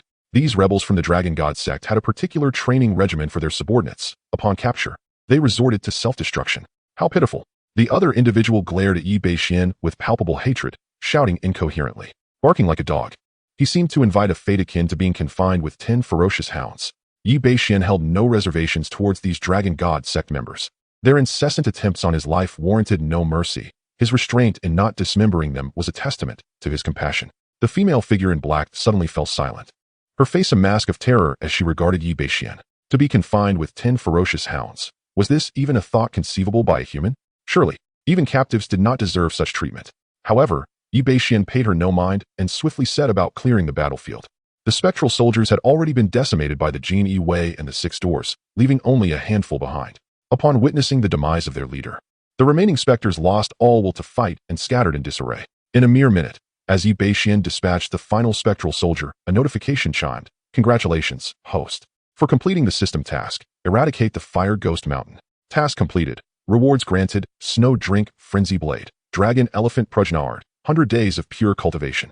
However, the system detected that the current environment was unsuitable for cultivation, Thus the rewards, Snow Drink Frenzy Blade, and Dragon Elephant Prajna Art, would be temporarily withheld. Chapter 74. Breaking through the 6th level of mastery. The Millennium Soul would a series of notifications chimed in succession. Yi Bashen nodded. The system was indeed considerate. Surrounded by onlookers, the sudden appearance of a knife in his hand could easily frighten someone to death. Moreover, comprehending the Dragon Elephant Prajna skill was not an instantaneous endeavor, making it inappropriate to showcase at this moment. Nevertheless, within him, his cultivation began to surge. Although he possessed a wealth of pure cultivation accumulated over 100 days, it was swiftly absorbed and refined within mere breaths. Yi Bashuan's cultivation advanced further, reaching the 6th level of mastery, just a step away from breaking through to the late stage of mastery. He glanced at his system panel. Host, Yi Bashen, age, 18, realm, 6th level of mastery, initial stage, sword intent, 2nd level. Passive techniques, 9 Yang divine skill, late stage of 7th layer. Yin Yang body refining technique, transformation stage. Passive martial arts, 18 dragon subduing palms, max level. Lingbo Weibu, max level. Golden Bell Shield and Iron Cloth Shirt, max level. Lingxi Finger, minor achievement. Demon Slaying Blade Technique, transformation stage. Divine Blade Slash, max level. Passive points, 3870. He had accrued nearly 4,000 passive points in just one night. A bountiful harvest indeed. Yi Bashuan's eyes gleamed with excitement. With these passive points, his future cultivation could advance by leaps and bounds. Sir, the battlefield has been cleared, and the bodies of the fallen Genie Wei and 6 Doors constables have been collected. Li Cheng, Zheng Zibu, and other captains approached Yi Bashen, each carrying a box. Sir, here are the congratulatory gifts from the Yushan Kingdom. Yi Bashen opened the boxes, revealing an array of gold, silver, and jewels. However, the last box contained but a single object, a branch-like item shimmering with a deep green light, nestled within an imperial green jade box. Even through the jade, one could feel a chilling aura emanating from it. Millennium Soul Wood. This item was worth 10 times the combined value of all the gold and jewels. It was the precious treasure specifically sought after for this mission. After securing the item, Yi Bashen inquired, "What about the casualties?" "Reporting to you, sir. During the extermination of the Fire Demon King, we lost a total of 89 brothers from the Genie Wei, including 1 captain and 2 sergeants. 58 were severely injured, and 142 sustained minor injuries. The situation on the 6 Doors side is similar," Li Cheng reported with a grim expression. The casualties were indeed severe, equivalent to the complete loss of a 100-man team. The Yin soldiers of Fire Demon Mountain possessed formidable cultivation and were adept at coordinated formations. Had it not been for Yi Bashen disrupting their ranks from the outset, this number of casualties would likely have doubled. Yi Bashen nodded, understanding that this was the reality of a high martial world, where all manner of spirits and demons existed. Without sufficient strength, one might not even comprehend how they met their demise. Only by attaining a level of power capable of standing against a myriad of foes could one ensure their survival. Previously considering himself a top-tier expert, Yi Bashen felt a renewed sense of vigilance within. A mere Fire Demon King, accompanied by 2 mid-tier guardians from the Dragon God sect, may not pose a direct threat, yet they undeniably present considerable inconvenience. If a formidable presence, such as a Grand Master of the 3rd or 4th rank, were to descend upon him, he would likely be compelled to flee. Life is far too undervalued. The bodies of fallen brothers will be returned, and I shall report to the 1000 House to ensure they receive a proper burial. Having arranged these matters, Yi Bashen approached the 6 Doors, although they operated independently. Thus he need not issue commands here. As one of the leaders of this extermination mission, he felt compelled to check on Cold Moon, who was gravely injured. Within the 6 Doors, an elderly Earth-level captain had taken over Cold Moon's duties, holding a position equivalent to that of a Baihu in the Jinui. Upon seeing Yi Bashen arrive, the old captain clasped his fists in respect and greeted him. "Yi Qianhu." Yi Bashen nodded. "How is Captain Cold's condition?" Returning to Qianhu. "Lady Cold's situation is quite dire. She was struck by the Fire Demon King and, despite her injuries, forcefully engaged in combat. The ghostly energy is nearly infiltrating her heart's meridians," the old captain replied with a heavy sigh, revealing a bond of camaraderie with Cold Moon. "Let us set up camp here for a day and return tomorrow." "Where is Captain Cold?" "I wish to see her," Yi Bashen stated. The old captain promptly replied, "Indeed. Lady Cold is in the tent ahead. Please, my lord."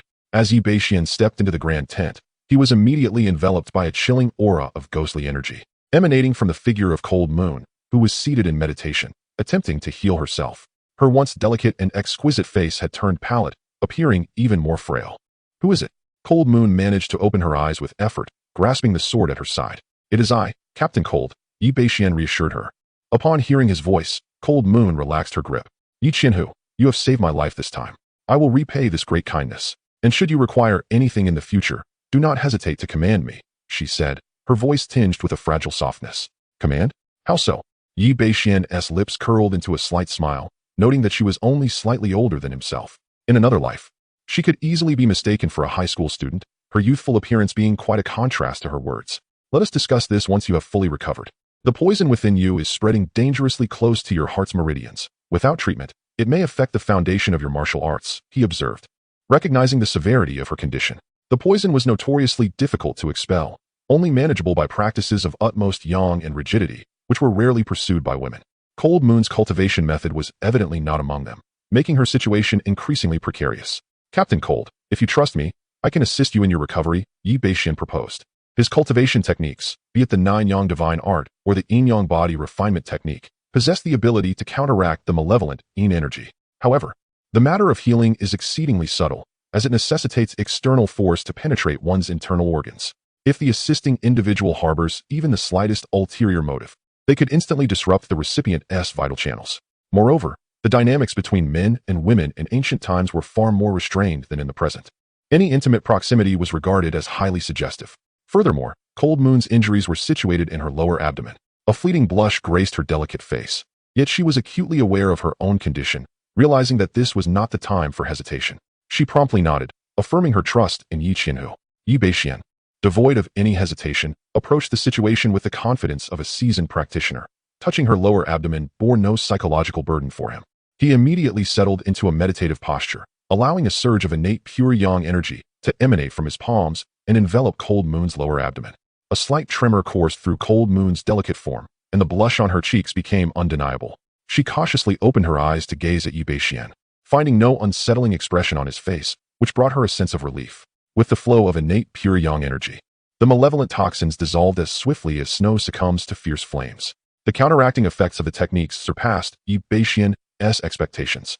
Within the span of a mere incense stick's burning time, the previously invasive Yin energy threatening Cold Moon's vital channels dissipated entirely. Remarkably, she even experienced a serendipitous sign of potential breakthrough. Chapter 75. The Grandmaster Strikes, Unmatched Divine Might. Yi Bashen withdrew his hand and, after circulating his energy for a full cycle, finally opened his eyes. Beside him, Lung Yu had already awakened, gazing at him with her enchanting eyes, lost in her thoughts. Their eyes met, and she hastily averted her gaze, thanking him. Thank you, Brother Yi. Yi Bashen replied with a smile. There is no need for gratitude. Your poison has been purged. With a night of rest, you shall be well enough to return to the capital tomorrow for your report. I shall take my leave now. Having said this, he spoke no further and turned to exit the tent. Lung Yu watched his retreating figure, her hand instinctively brushing her abdomen, her heart racing uncontrollably. As a top prodigy of the Six Doors, this was her first experience of such intimate contact with a male. Moreover, this Yi Qianhu was undeniably handsome, his talents surpassing her own, and he had saved her twice. This stirred within her an array of inexplicable emotions. At the entrance of the tent, several constables exchanged peculiar glances with Yi Bashen, their faces adorned with strange expressions. Whispers and suppressed laughter floated around, leaving Yi Bashen utterly bewildered. What was going on? Was it merely entering a tent that warranted such gossip? Did these ancient people really indulge in such trivialities? Upon returning to the nearby Jin Yi-Wei encampment, Li Cheng, Lin Tao, and the other 100 captains regarded him with knowing smiles, prompting Yi Bashen to shoot them a glare. What were those expressions for? I merely helped Captain Lung tend to her injuries. Li Cheng chuckled heartily. Bashen, how is Miss Lung's condition? He deliberately emphasized the word Mississippi. The poison has been expelled. With a couple of days' rest, she will be fine, Yi Bashen replied. And what do you think of Miss Lung? Li Cheng inquired. She is quite well, Yi Bashen responded. Somewhat perplexed, Li Cheng laughed. Indeed, she is remarkable. In both talent and status, Miss Lung is not inferior to you. She is a rare beauty. If you were to nod, upon our return to the capital, Uncle Li could go to the Six Doors and seek a marriage proposal for you. It is about time for you to consider settling down. Yi Bashen was utterly flabbergasted. What did he mean by a marriage proposal? I went to tend to her wounds, not to engage in romantic entanglements. His mind raced, yet he replied, Uncle Li, this is our first meeting. What of it? You have already spent time alone together, and you even treated her injuries. If this were to spread, it would be difficult to avoid marriage, Li Cheng continued, growing increasingly outrageous in his assertions. Yi Bashen, sensing the absurdity of Li Cheng's words, quickly waved his hand. Uncle Li, let us discuss this another time.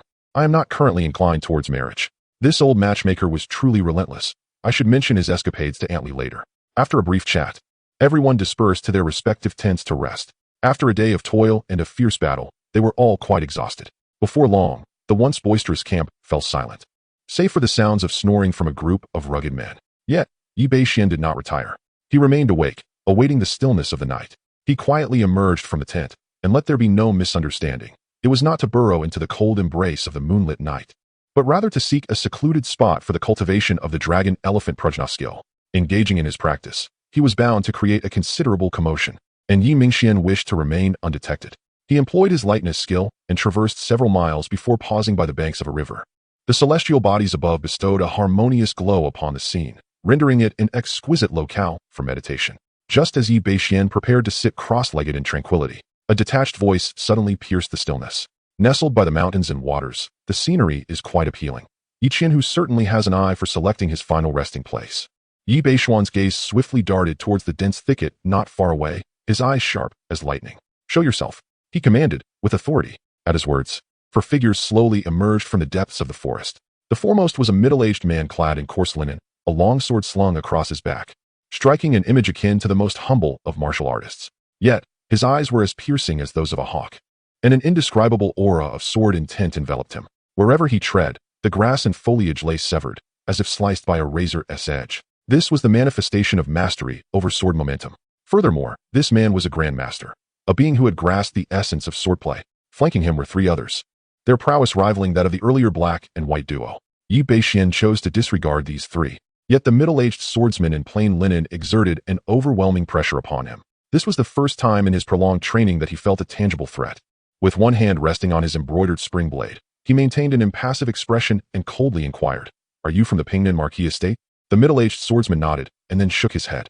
"I indeed hail from the Pingnan Marquis estate, but it is my young lord who seeks to eliminate you. Shall you on?" Yi Bashen raised an eyebrow, astonished that the seemingly inconsequential waste he had dismissed could command such formidable expertise. The other three were likely his sycophants, he surmised. The young master he had offended that day possessed connections of no small significance. "Ah, your reaction is rather swift. A mere deputy captain of the Jinui dares to offend one of the four eminent families of the capital. Indeed, you are bold," sneered another middle-aged man, showing no regard for Yi Bashen. "Gentlemen, assist me in flanking him, so that my shadowless blade may engage this esteemed Yi Qianhu's divine blade." With those words, he unsheathed his sword and charged towards Yi Bashen. His swordsmanship was unparalleled in speed. In the blink of an eye, it seemed as though 6 or 7 long blades materialized in the air, each shimmering with lethal intent, all aimed at different points on Yi Bashen. "Kill!" The middle-aged man bellowed, intent on delivering a lethal blow to Yi Bashen. Observing the approaching figure, Yi Bashen shook his head slightly. In his previous mastery at the 3rd level, he might have needed to exert considerable effort to vanquish a grandmaster of comparable stature to the celestial rankings. However, now at the 6th level of mastery, his strength had multiplied manifold, rendering the task of slaying him effortlessly simple. Such flamboyance was beneath him. As Yi Mingxian spoke, the blade in his hand danced with an ominous grace. The clash of steel echoed, resonating with a dull vibration that filled the air.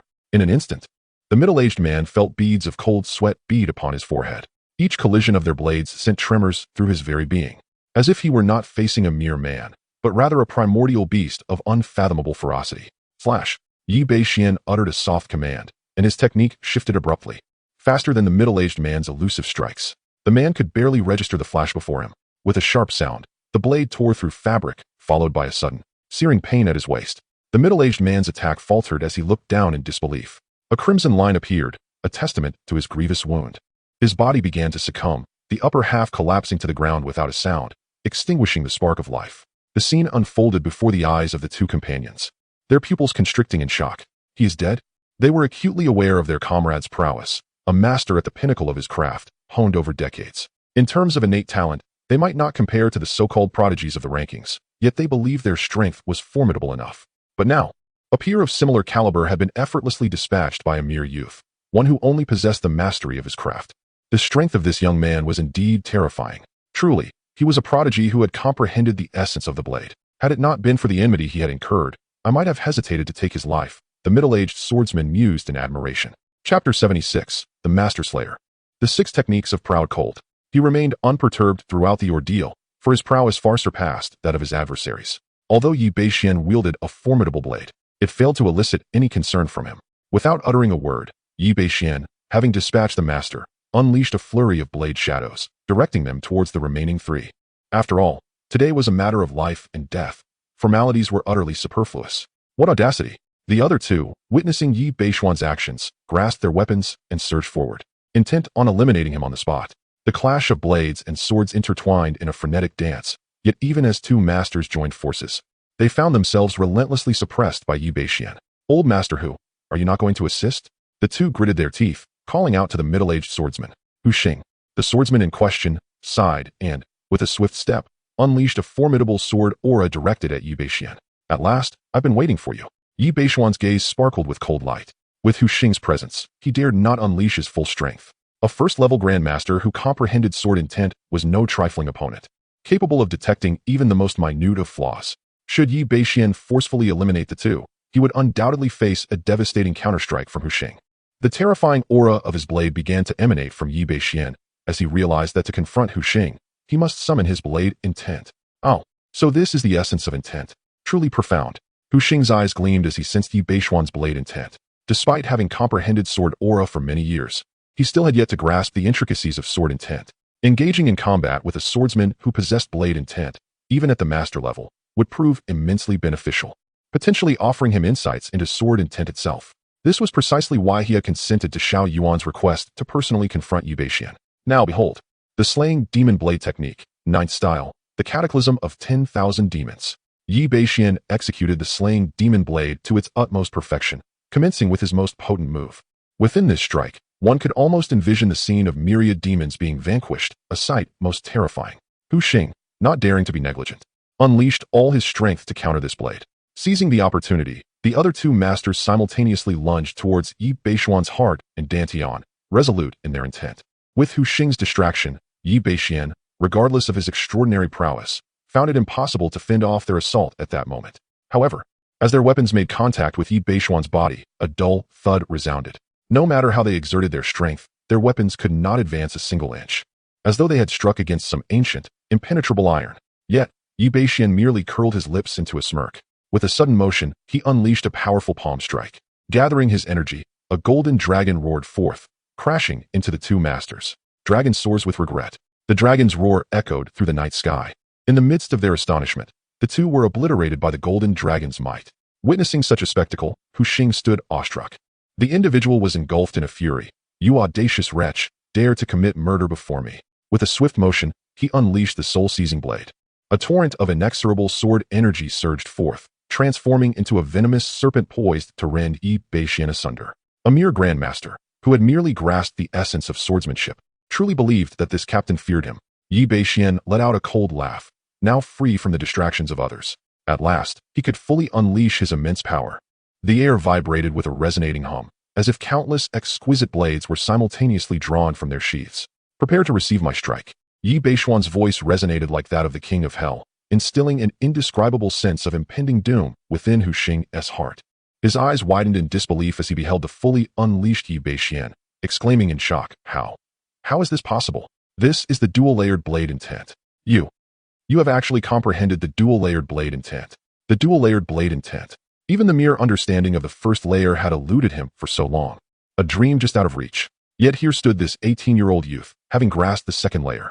It must be noted that few among the ranks of prodigies could command such dual-layered intent, with only the unparalleled genius at the top of the prodigy list having attained such a realm. It was precisely for this reason that this prodigy could suppress his contemporaries to the point where they could not raise their heads. To his dismay, on this day, he encountered another extraordinary genius, rivaling the foremost prodigy. Had it been merely the first layered blade intent, he might have had the confidence to contend, perhaps even to triumph. But the dual-layered blade intent was wholly beyond his capacity to withstand. Cursed be this fate. Hu Xing gritted his teeth, now locked in the blade intent. Realizing it was too late to flee, he could only gamble everything. Kill, he bellowed, channeling all his martial arts into the most formidable strike. In this life and death moment, his sword even seemed to hint at a transformation towards the essence of sword intent. This was the pinnacle of his life's swordsmanship. Yet alas, it encountered an even more formidable strike. Divine blade slash. Yi Beishian pronounced slowly, and the blade energy surged like a celestial river, crushing Hu Xing's sword light with an overwhelming force. In an instant, their figures passed each other.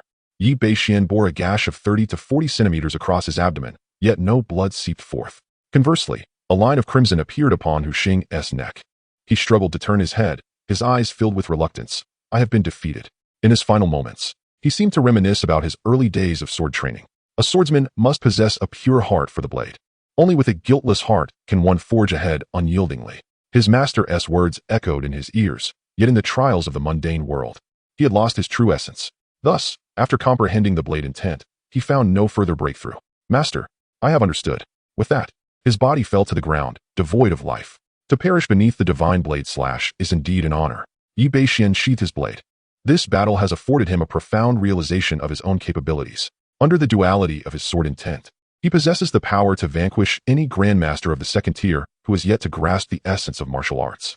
This assertion, of course, is predicated upon his extraordinary martial attributes, particularly the formidable defenses of the golden bell shield and the iron cloth shirt, as well as the yin-yang body refinement technique. Otherwise, Hu Xing's final strike would have surely overwhelmed him, leaving him either lifeless or gravely injured. Bashen gazed towards the capital, his eyes as frigid as ice, radiating an astonishing aura of murderous intent. Xiao Yuan, along with his sycophantic cohorts, should brace themselves. Once I return to the capital, I shall first deal with you. This night has proven to be his most perilous confrontation. Even the Dragon God sect has never left him in such a state of disarray. Though merely his attire was torn, it incited a fierce anger within Bashen. Had his defenses been slightly weaker, or had Hu Xing's sword been swifter, the consequences would have been dire indeed. To those who seek his life, regardless of their identity, they must be eliminated. Ding. Congratulations, host. You have triggered a system mission. Assassinate Xiao Yuan and the disciples of the four great families. Upon completion of this mission, you will be rewarded with Pride of the Cold 6 techniques. A portion of the techniques will be granted for each kill. Suddenly, the system's prompt resonated in his mind. The Pride of the Cold 6 techniques? Such an esteemed martial art. Bashen's expression brightened. Indeed, the family of the Pingnan Marquis has proven to be a veritable source of fortune. Xiao Lianshan has unwittingly set him on a mission, and now Xiao Yuan has bestowed another. Chapter 77, the 9th layer of Dragon Elephant Prajna, and the 8th layer of the Physical Body Master. Having reigned in his murderous intent, Bashen rummaged through the corpses of the fallen, uncovering a wealth of valuable items. Although Hu Xing possessed little in terms of currency, he did have in his possession a supreme-grade sword technique manual known as the Soul-Seizing Sword Art. This manual is worth no less than 100,000 taels in the ghost market. The other three masters each carried a thick stack of silver notes, each starting from 10,000 taels, with 10 notes apiece, totaling an impressive 300,000 taels. Even Bashen could not help but gasp in astonishment. These individuals were indeed affluent. He surmised that this wealth was likely intended for the bounty on his head by the young scions of noble families. Yet it now conveniently fell into his own hands. After collecting these spoils, Bashen promptly sat cross-legged on the ground. System, claim the rewards, he commanded. As his voice echoed, the martial incantations of the Dragon Elephant Prajna appeared in his mind. This technique could be regarded as the pinnacle of martial arts within the realm of ordinary heroes, far surpassing the renowned 18 dragon subduing palms. It is the supreme protective art of the esoteric Buddhism. The Dragon Elephant Prajna comprises 13 layers, each conferring the strength of one dragon and one elephant. Upon reaching its zenith, one could unleash the immense power of 13 dragons and 13 elephants with a mere gesture. In the face of such formidable strength, even the most revered golden bell shield or iron cloth shirt would be reduced to mere fragments with a single strike. Since its inception, no one has ever managed to cultivate this art to the 13th and ultimate layer, for its demands are exceedingly arduous. Each layer presents a difficulty that doubles compared to its predecessor. To attain perfection, one would require a lifespan of a millennium. Yet, who in this world possesses such longevity? After an entire incense stick's worth of time, Bashen completely absorbed the rewards. Following this, he focused his thoughts, and in his hand, a shimmering long blade with a scabbard materialized. With a swift motion, he unsheathed the sword, releasing a bone-chilling aura that emanated from its blade. The sword measured precisely 3 feet and 7 inches, no more, no less. The water droplets in the air, upon contact with the blade, instantly transformed into swirling mist. Within moments, they coalesced into frost. Truly, it was a remarkable weapon. A look of delight crossed Bashen's face. The snow-drinking mad blade is forged from one of the legendary 4 divine stones, the White Dew, known also as the blood-drinking mad blade. This sword is destined to drink blood with every strike. Its icy blade can traverse the 9 provinces. Possessing this blade would elevate Bashen's prowess by several tiers. Should he face the 4 Grand Masters again, he would need not engage in direct confrontation. The emergence of the snow-drinking blade would suffice to sever their weapons and achieve a swift victory. Excellent. From now on, you shall accompany me, and one day, your name shall resonate throughout the Great Li. Bashen reveled in the exquisite craftsmanship of the snow-drink blade for several moments before sheathing it. As the blade returned to its scabbard, the surrounding chill dissipated. To a swordsman, a fine blade is as precious as a cherished woman. After claiming his rewards, Bashen turned his attention to his system panel. Host, Bashen, age, 18 realm, mastery 6th level. Blade intent, 2nd level. Divine weapon, snow drink mad blade. Idle cultivation method, 9 yang divine art, late 7th layer. Yin yang body refinement, transformation realm. Dragon elephant prajna art, idle martial techniques. 18 dragon subduing palms, max level. Wave-like steps, max level. Golden bell shield iron cloth shirt, max level. Lynxy finger, minor accomplishment. Demon slaying blade technique, transformation realm. Divine blade slash, max level. Tianshan plum blossom hand. Idle points, 3870. He decided to spend 2,000 of his idle points on dragon elephant prajna art to test the waters. With nearly 4,000 idle points at his disposal, Bashen felt no remorse. System, commence idle cultivation. With his command, the system responded. Idle day 14.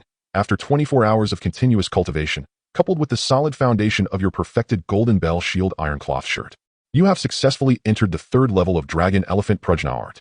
A surge of joy filled Bashen upon reading this notification. He had not anticipated that the golden bell shield iron cloth shirt could synergize with the dragon elephant prajna art. However, upon reflection, it was quite reasonable. The earlier stages of the dragon elephant prajna art were not particularly challenging, merely honing the physical body strength. Even those with the most modest talents could cultivate it, especially considering his enhanced aptitude from the system. With the golden bell shield iron cloth shirt perfected as his foundation, it was clear that the 3rd level was likely the limit of the strength derived from the golden bell shield iron cloth shirt, as this divine technique was not primarily reliant on sheer power. Indeed, as he progressed to the subsequent level, Bashen began to encounter some resistance. Idle day 148. Your body has undergone extensive refinement. Dragon elephant prajna art has advanced to the 4th level. Idle day 295. Through relentless effort, dragon elephant prajna art has broken through to the 5th level. Idle day 501. At this point, you have perceived that the challenges of dragon elephant prajna art are perhaps unprecedented, yet through your diligence, it has reached the 6th level. Idle day 823. Dragon elephant prajna art breaks through to the 7th level. Idle day 1272. Dragon elephant prajna art ascends to the 8th level. Idle day 1725. Long hours of arduous training have transformed your mindset. You have mastered dragon elephant prajna art, and your realm has reached the 9th level. Idle day 1099. Your dragon elephant prajna art has entered the late 9th level. Yet your remaining idle time is dwindling, prompting the system to automatically terminate the idle session. Ding. The current idle session has concluded. Insights are being transmitted. Please wait. As the system's notification faded, Bashen felt an overwhelming tremor coursing through his entire being. His corporeal form was undergoing a profound transformation. The energy generated by the dragon elephant prajna skill erupted like a tidal wave. Unlike external martial arts such as the golden bell shield and iron cloth, the dragon elephant prajna skill is a true mastery of body refinement. The 9th level of the dragon elephant prajna skill embodies the power of 9 dragons and 9 elephants.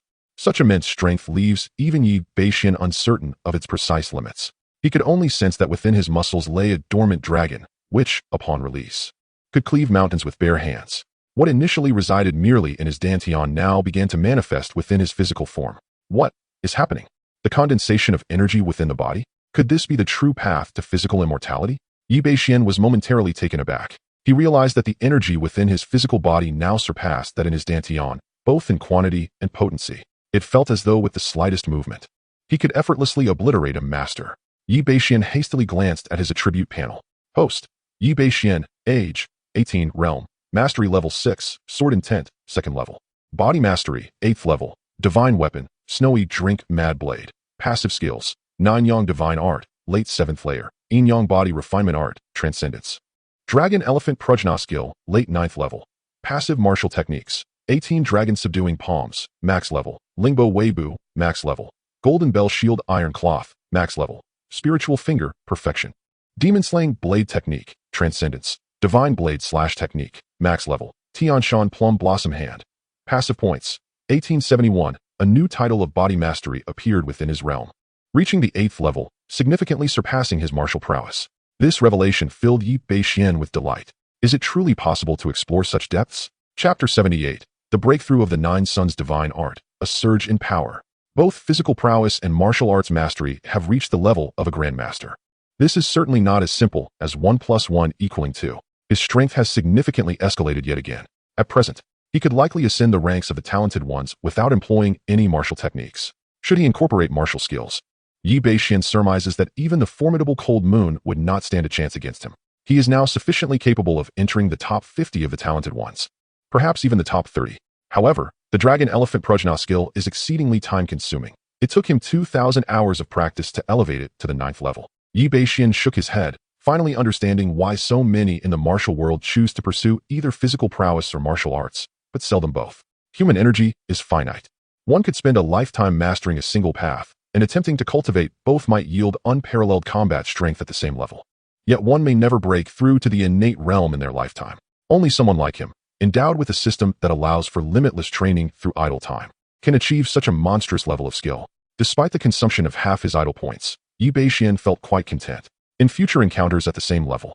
Even if someone were to reach a similar understanding of martial techniques and concepts, he could still vanquish them solely with his physical strength.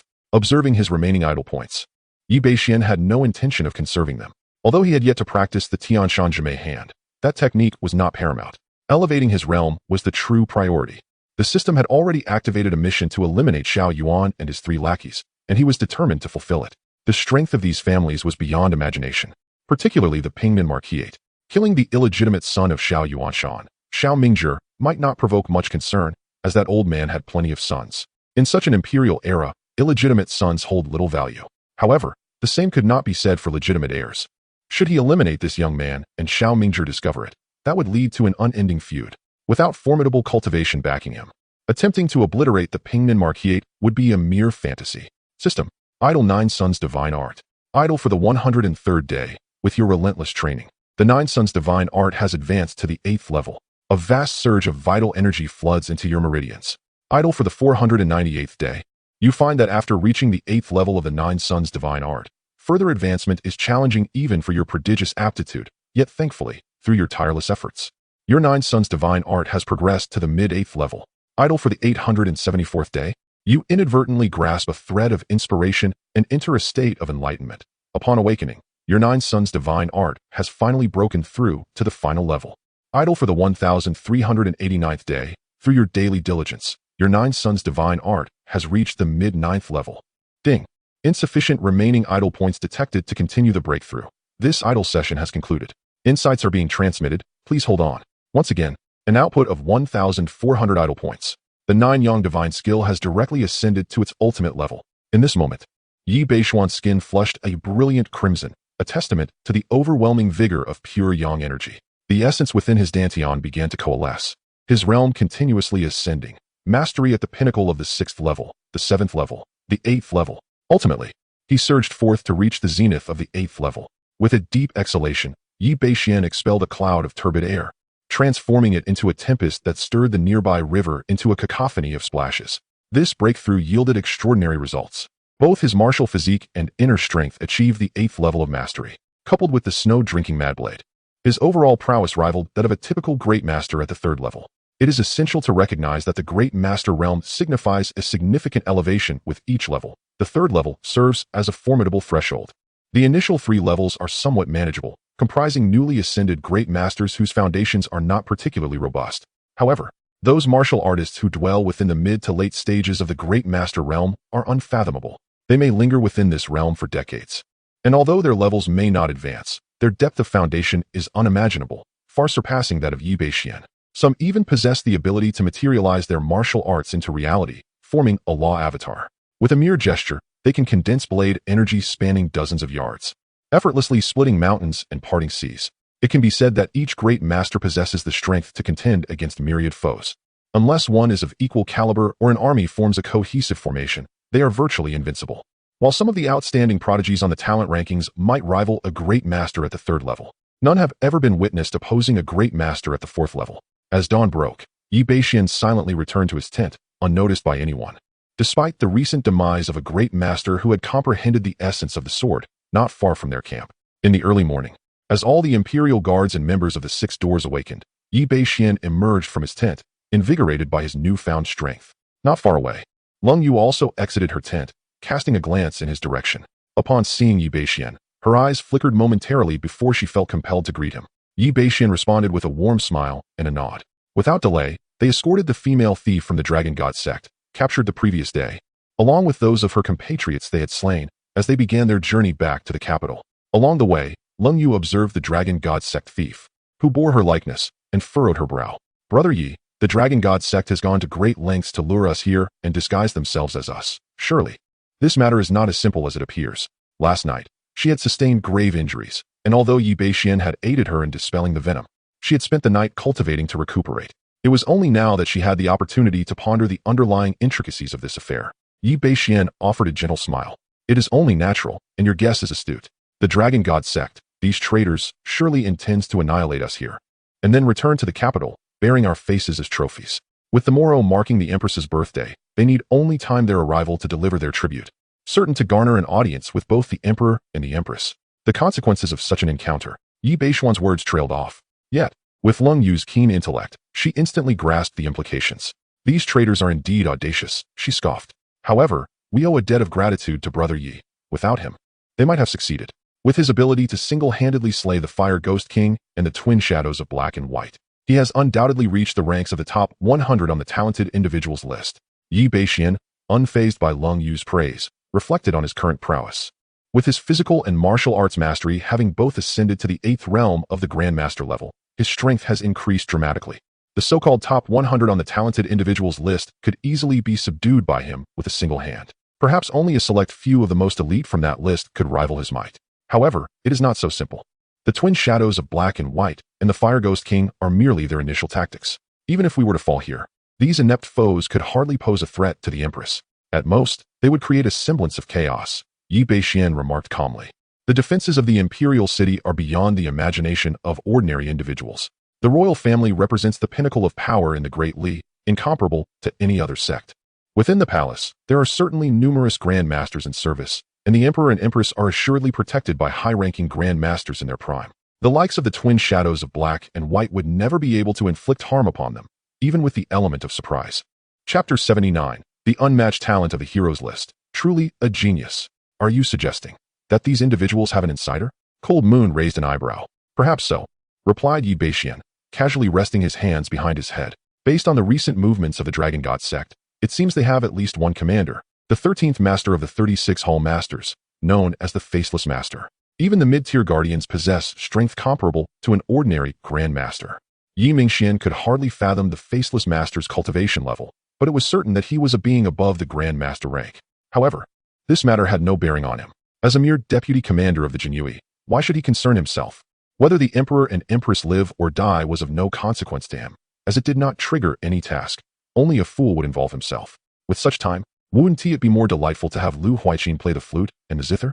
After another day of bustling. As night fell and he beheld the walls of the capital, a smile graced Yi Bashuan's lips. His return must have disappointed quite a number of people. Presenting his Jinyui insignia, the city gates, previously closed, swung open once more. Bidding farewell to Cold Moon at a crossroads, Yi Bashen escorted the female thief back to the Northtown Defense Office. As he had surmised, shadows swiftly vanished into the night upon spotting him near the city gate. At the Northtown Defense Office, the lights blazed brightly, with many on night duty. Chief Lu Fengping and Defense Envoy Zhou Sheng had been waiting, not having left the office for 2 days.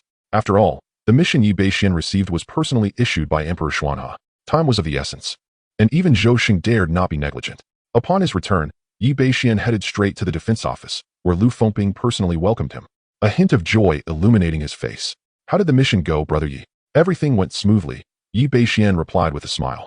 Lu Fengping clapped him on the shoulder. Excellent. Go in, the defense envoy is awaiting you.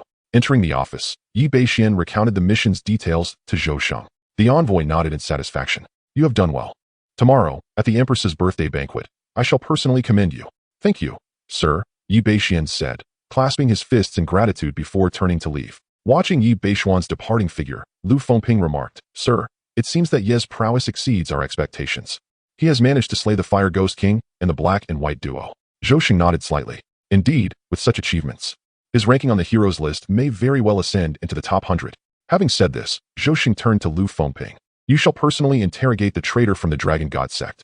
I must enter the palace. Although you did not explicitly state it, his insinuation regarding the vice envoy from Yushan must be investigated thoroughly. He may only be a deputy, but he represents Yushan and requires the Emperor's consent. Understood. Regarding Zhou Sheng's entry into the palace, Yi Bashen felt no concern. After 2 exhausting days of toil, he was indeed fatigued, though not physically, rather mentally. With his tasks now complete, it was only fitting to reward himself. Li Shu, let us go to Sifong Lu. Upon returning to his 100 households, he gestured towards Li Cheng and Lin Tao. As members of the trio, they naturally should venture together. However, to his surprise, Li Cheng, after a moment of joy, quickly shook his head. Bashen, I cannot today. I have a family to attend to. Unlike you, a solitary soul. I must return home first. Yi Bashen was taken aback. Is that so? You were the one reveling the most in the past, and now you are rather cowardly. Yi Bashen then turned to Lin Tao, who also hesitated. Brother Yi, I too must return home. My mother awaits my return. Very well. With tears in his eyes, he bid farewell to Li Cheng and Lin Tao. Losing all desire for revelry, he could only make his way to the loft where Lu Qingwu resided. After a stick of incense, a knock echoed through the air. Who is it? Inquired a maid from within. It is I, Yi Bashen responded. The door creaked open, revealing a maid with a face full of surprise. Young Master Yi, you have finally returned. Miss Qingwu has been pining for you, neglecting her meals. Neglecting her meals? Such exaggeration. Approaching the loft where Lu Qingwu resided, the maid knocked again. Miss Qingwu, are you there? Inside, the dimly lit room resonated with a soft, plaintive voice. Do not summon me today. I wish to rest. Hearing this familiar tone, Yi Bashen could not help but chuckle. Then I shall take my leave. No sooner had he spoken than a shadow darted from the flickering candlelight, swiftly approaching the door. Within mere seconds, the door swung open, revealing a delicately adorned woman in a sheer dress. Upon seeing Yi Bashen, she momentarily froze before leaping into his arms. Her eyes slightly reddened as she playfully thumped her fist against his shoulder. You rogue, you've been away for days and still remember to visit me. Yi Bashen laughed. But there are others present. Yet, Lu Qingwu, undeterred, continued for several minutes before addressing the maid. Quickly prepare hot water. With that, she pulled Yi Bashen into the room. Chapter 80. The fear of Xiao Yuan. Throughout the night, the esteemed Grandmaster Yi Bashen enjoyed a restful slumber, while many in the capital found their sleep troubled. In a secluded chamber within the Qin He painting boat, Xiao Yuan and 3 of his sycophants were partaking in wine. Yet the atmosphere at the table was far from jovial. Each of the 4 seemed burdened by unspoken concerns. Xiao Yuan, after downing a cup of wine, forcefully slammed the glass onto the table. What on earth is happening? The men we dispatched have been silent for 2 days. Given Hu Xing and his companions' capabilities, they should have returned long ago after eliminating Yi Bashen. The other 3 shared his discontent. Each had invested a substantial sum of 100,000 taels of silver. Even though they held considerable status, such an amount was not trifling. Hiring a master comparable to the top tier of prodigies was no light-hearted endeavor. If they could successfully eliminate Yi Bashen, the expenditure would be justified. Yet now, it seemed as though their hired hands had vanished without a trace. They were not naive and understood that something must have gone awry. Could it be that Hu Xing and the others have failed? Wei Yang ventured to suggest. Xiao Yuan's expression shifted, yet he quickly forced a smile. Impossible. Hu Xing has mastered the sword intent. Even the top 30 talents on the prodigy list would not stand a chance against him. Besides, with the support of your 3 family members, Yi Bashen has no chance of survival. Perhaps Hu Xing and his team encountered some delay on their return. Let us wait a little longer. Xiao Yuan maintained a favorable attitude towards his 3 sycophants, as they were all signs of prominent families and staunch supporters of the Pingnan Marquis lineage. Wei Yang chimed in. Indeed, that must be the case. Come, young Marquis, let us drink. With that, he raised his cup, and the 4 of them drank heartily once more. Suddenly, a series of knocks echoed from outside the door. Xiao Yuan's spirits soared. News has arrived. The 3 young masters exchanged smiles. Come in.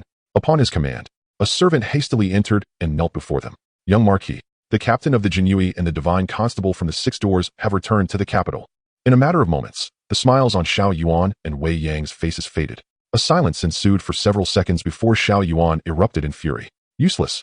A group of masters and grandmasters, and yet they could not even kill a mere captain of the Jinyui. Panic spread among Wei Yang and the others. With Yi Bashuan's return and no news from Hu Xing's group, it was evident they had likely met their demise, most probably at the hands of Yi Bashen. Through their investigations during this time, they had come to understand that this captain of the Jinyui was the vengeful type. Having failed to eliminate him, they would undoubtedly face his relentless retribution. With their own strength at merely the innate level, and the strongest among them barely at the pinnacle of innate. If he seized the opportunity to strike, they would surely find themselves with no place to bury their remains. What shall we do now, young Marquis? Wei Yang and his companions found themselves in an unprecedented state of panic. In their daily lives, they had accumulated numerous adversaries, yet most lacked the strength to confront them. And even those who were capable hesitated, fully aware that to act against them would be to risk their entire family's existence. However, Yi Bashen was a different story. They had already conducted thorough investigations. He was an orphan, unencumbered by familial ties, and possessed formidable strength. To fall at the hands of such an individual would be an unacceptable loss. Xiao Yuan understood the gravity of the situation. His elder brother, Xiao Lianshan, had only recently perished, and it was at the hands of this very young man. For that individual, status meant little. He was genuinely willing to kill. After a moment of contemplation, a fierce glint ignited in Xiao Yuan's eyes. Since the enmity had already been established, it was imperative to eliminate any potential future threats. Yi Beixian must be slain. Otherwise, it might very well be their own lives at stake in the future. They were born into privilege and had yet to savor the splendors of this vast world. Thus, they could not afford to die. Young lord, what do you propose? They turned to Xiao Yuan for guidance. The trio acknowledged the unexpected strength of this young man and concluded that if they were to strike, it must be a decisive blow. Otherwise, the consequences would be dire. Xiao Yuan gripped his wine cup tightly. He had recently been entangled with Lu Qingwu, and he devised a plan. After the Empress's birthday celebrations, they would abduct Lu Qingwu to coerce Yi Beixian into submission. Surely, he would not surrender so easily for the sake of a woman. Wei Yang expressed his concerns. Given Yi Beixian's temperament, he had slain Xiao Lianshan without hesitation. What chance would a woman stand? This is merely the first move, Xiao Yuan replied with a cold smile. Is he not a skilled fighter? I refuse to believe he can surpass the prowess of our 4 prominent families. At present, they could not summon stronger experts. Thus, they resolved to inform their families about the assassination plot. The elders within their clans were well aware of the threat posed by Yi Beixian. If they did not eliminate him, it would be their own demise. The elders understood the stakes, as long as their families dispatched a master. The task of eliminating Yi Beixian would be as effortless as turning over one's hand. Xiao Yuan was now acutely aware of the danger, despite their esteemed positions. The level of Grand Masters, particularly the elite among them, was not easily mobilized. Only their forebears held the authority to command such forces.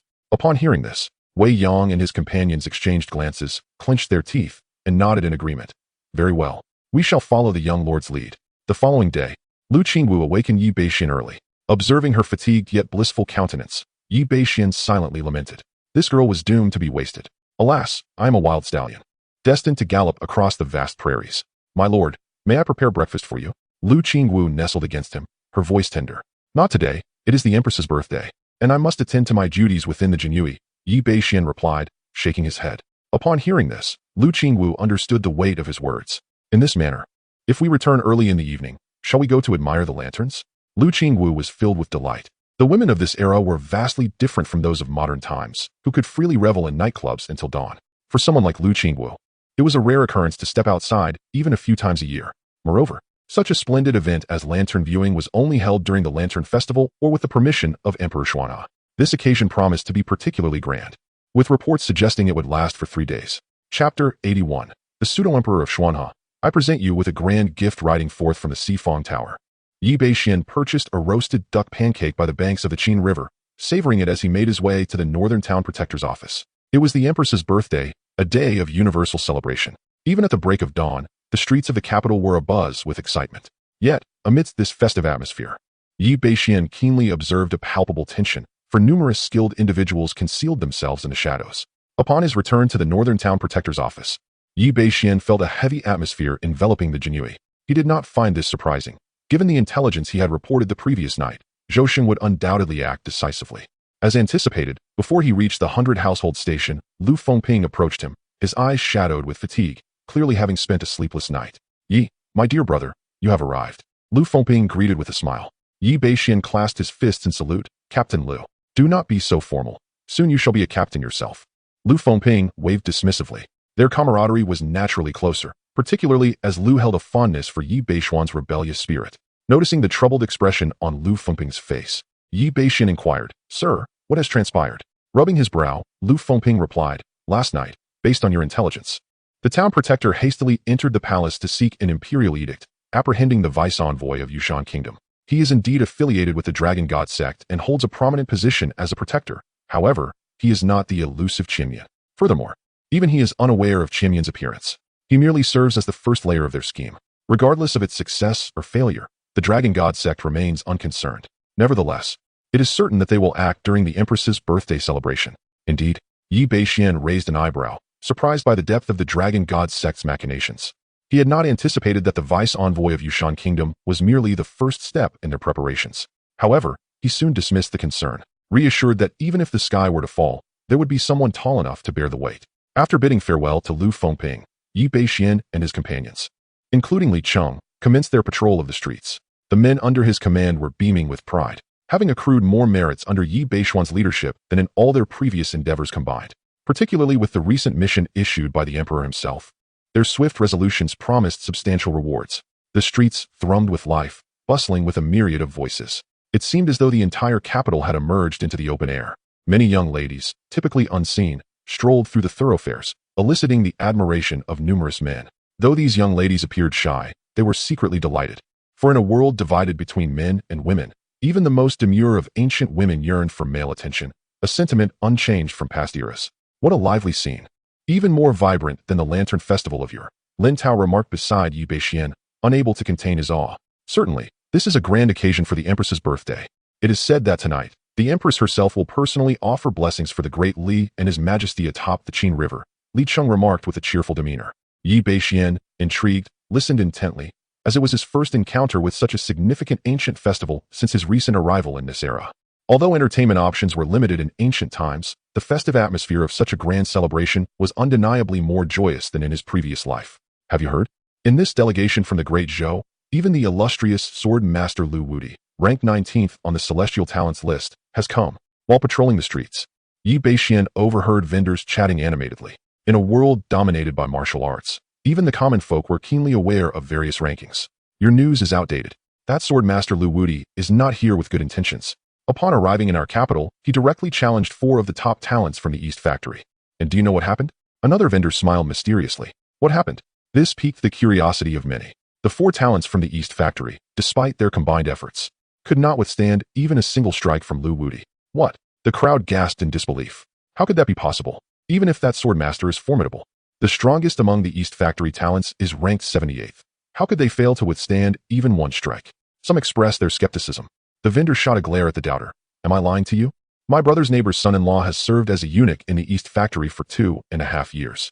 This news was conveyed to me directly by his wife, who also mentioned that Lu Wudi aims to challenge all the young talents of our great Li. Seeing the vendor's earnestness, the surrounding crowd remained skeptical yet intrigued. In that case, could you provide me with your wife's contact information? I'll inquire tonight and inform everyone of the truth tomorrow, one man said with a serious tone. At this, others protested vehemently. Stop spouting nonsense. I got here first, and I shall be the one to ask. No one can compete with me for this task. Yi Bashen chose to ignore the latter part of the conversation, as it was beyond his concern. Moreover, having a courtesan, he had little interest in other women. As for Lu Wudi, despite his ostentatious name, Yi Bashen was indifferent. What a boastful name, Lu Wudi. He has yet to encounter Brother Yi. If I were to intervene, I would surely make him regret his audacity. Behind Yi Bashen, Lin Tao spat, and at that moment, regardless of the fight's outcome, it was prudent to flatter first. Yi Bashen shot a glare at the lad. What nonsense. Even if I were exceptional, I couldn't possibly manage that feat. Patrolling proved to be a tedious task, leading Yi Bashen to consume 3 bananas, 5 pears, and 6 chicken legs along the way. Of course, he paid nothing, as the vendors insisted on offering him their goods. They were so eager that they nearly forced the food down his throat. As noon approached, Yi Bashen politely declined another wave of vendors bringing gifts, stating he could eat no more. And at that moment, suddenly, Yi Bashen sensed an overwhelming aura of terror emanating from the depths of the capital city.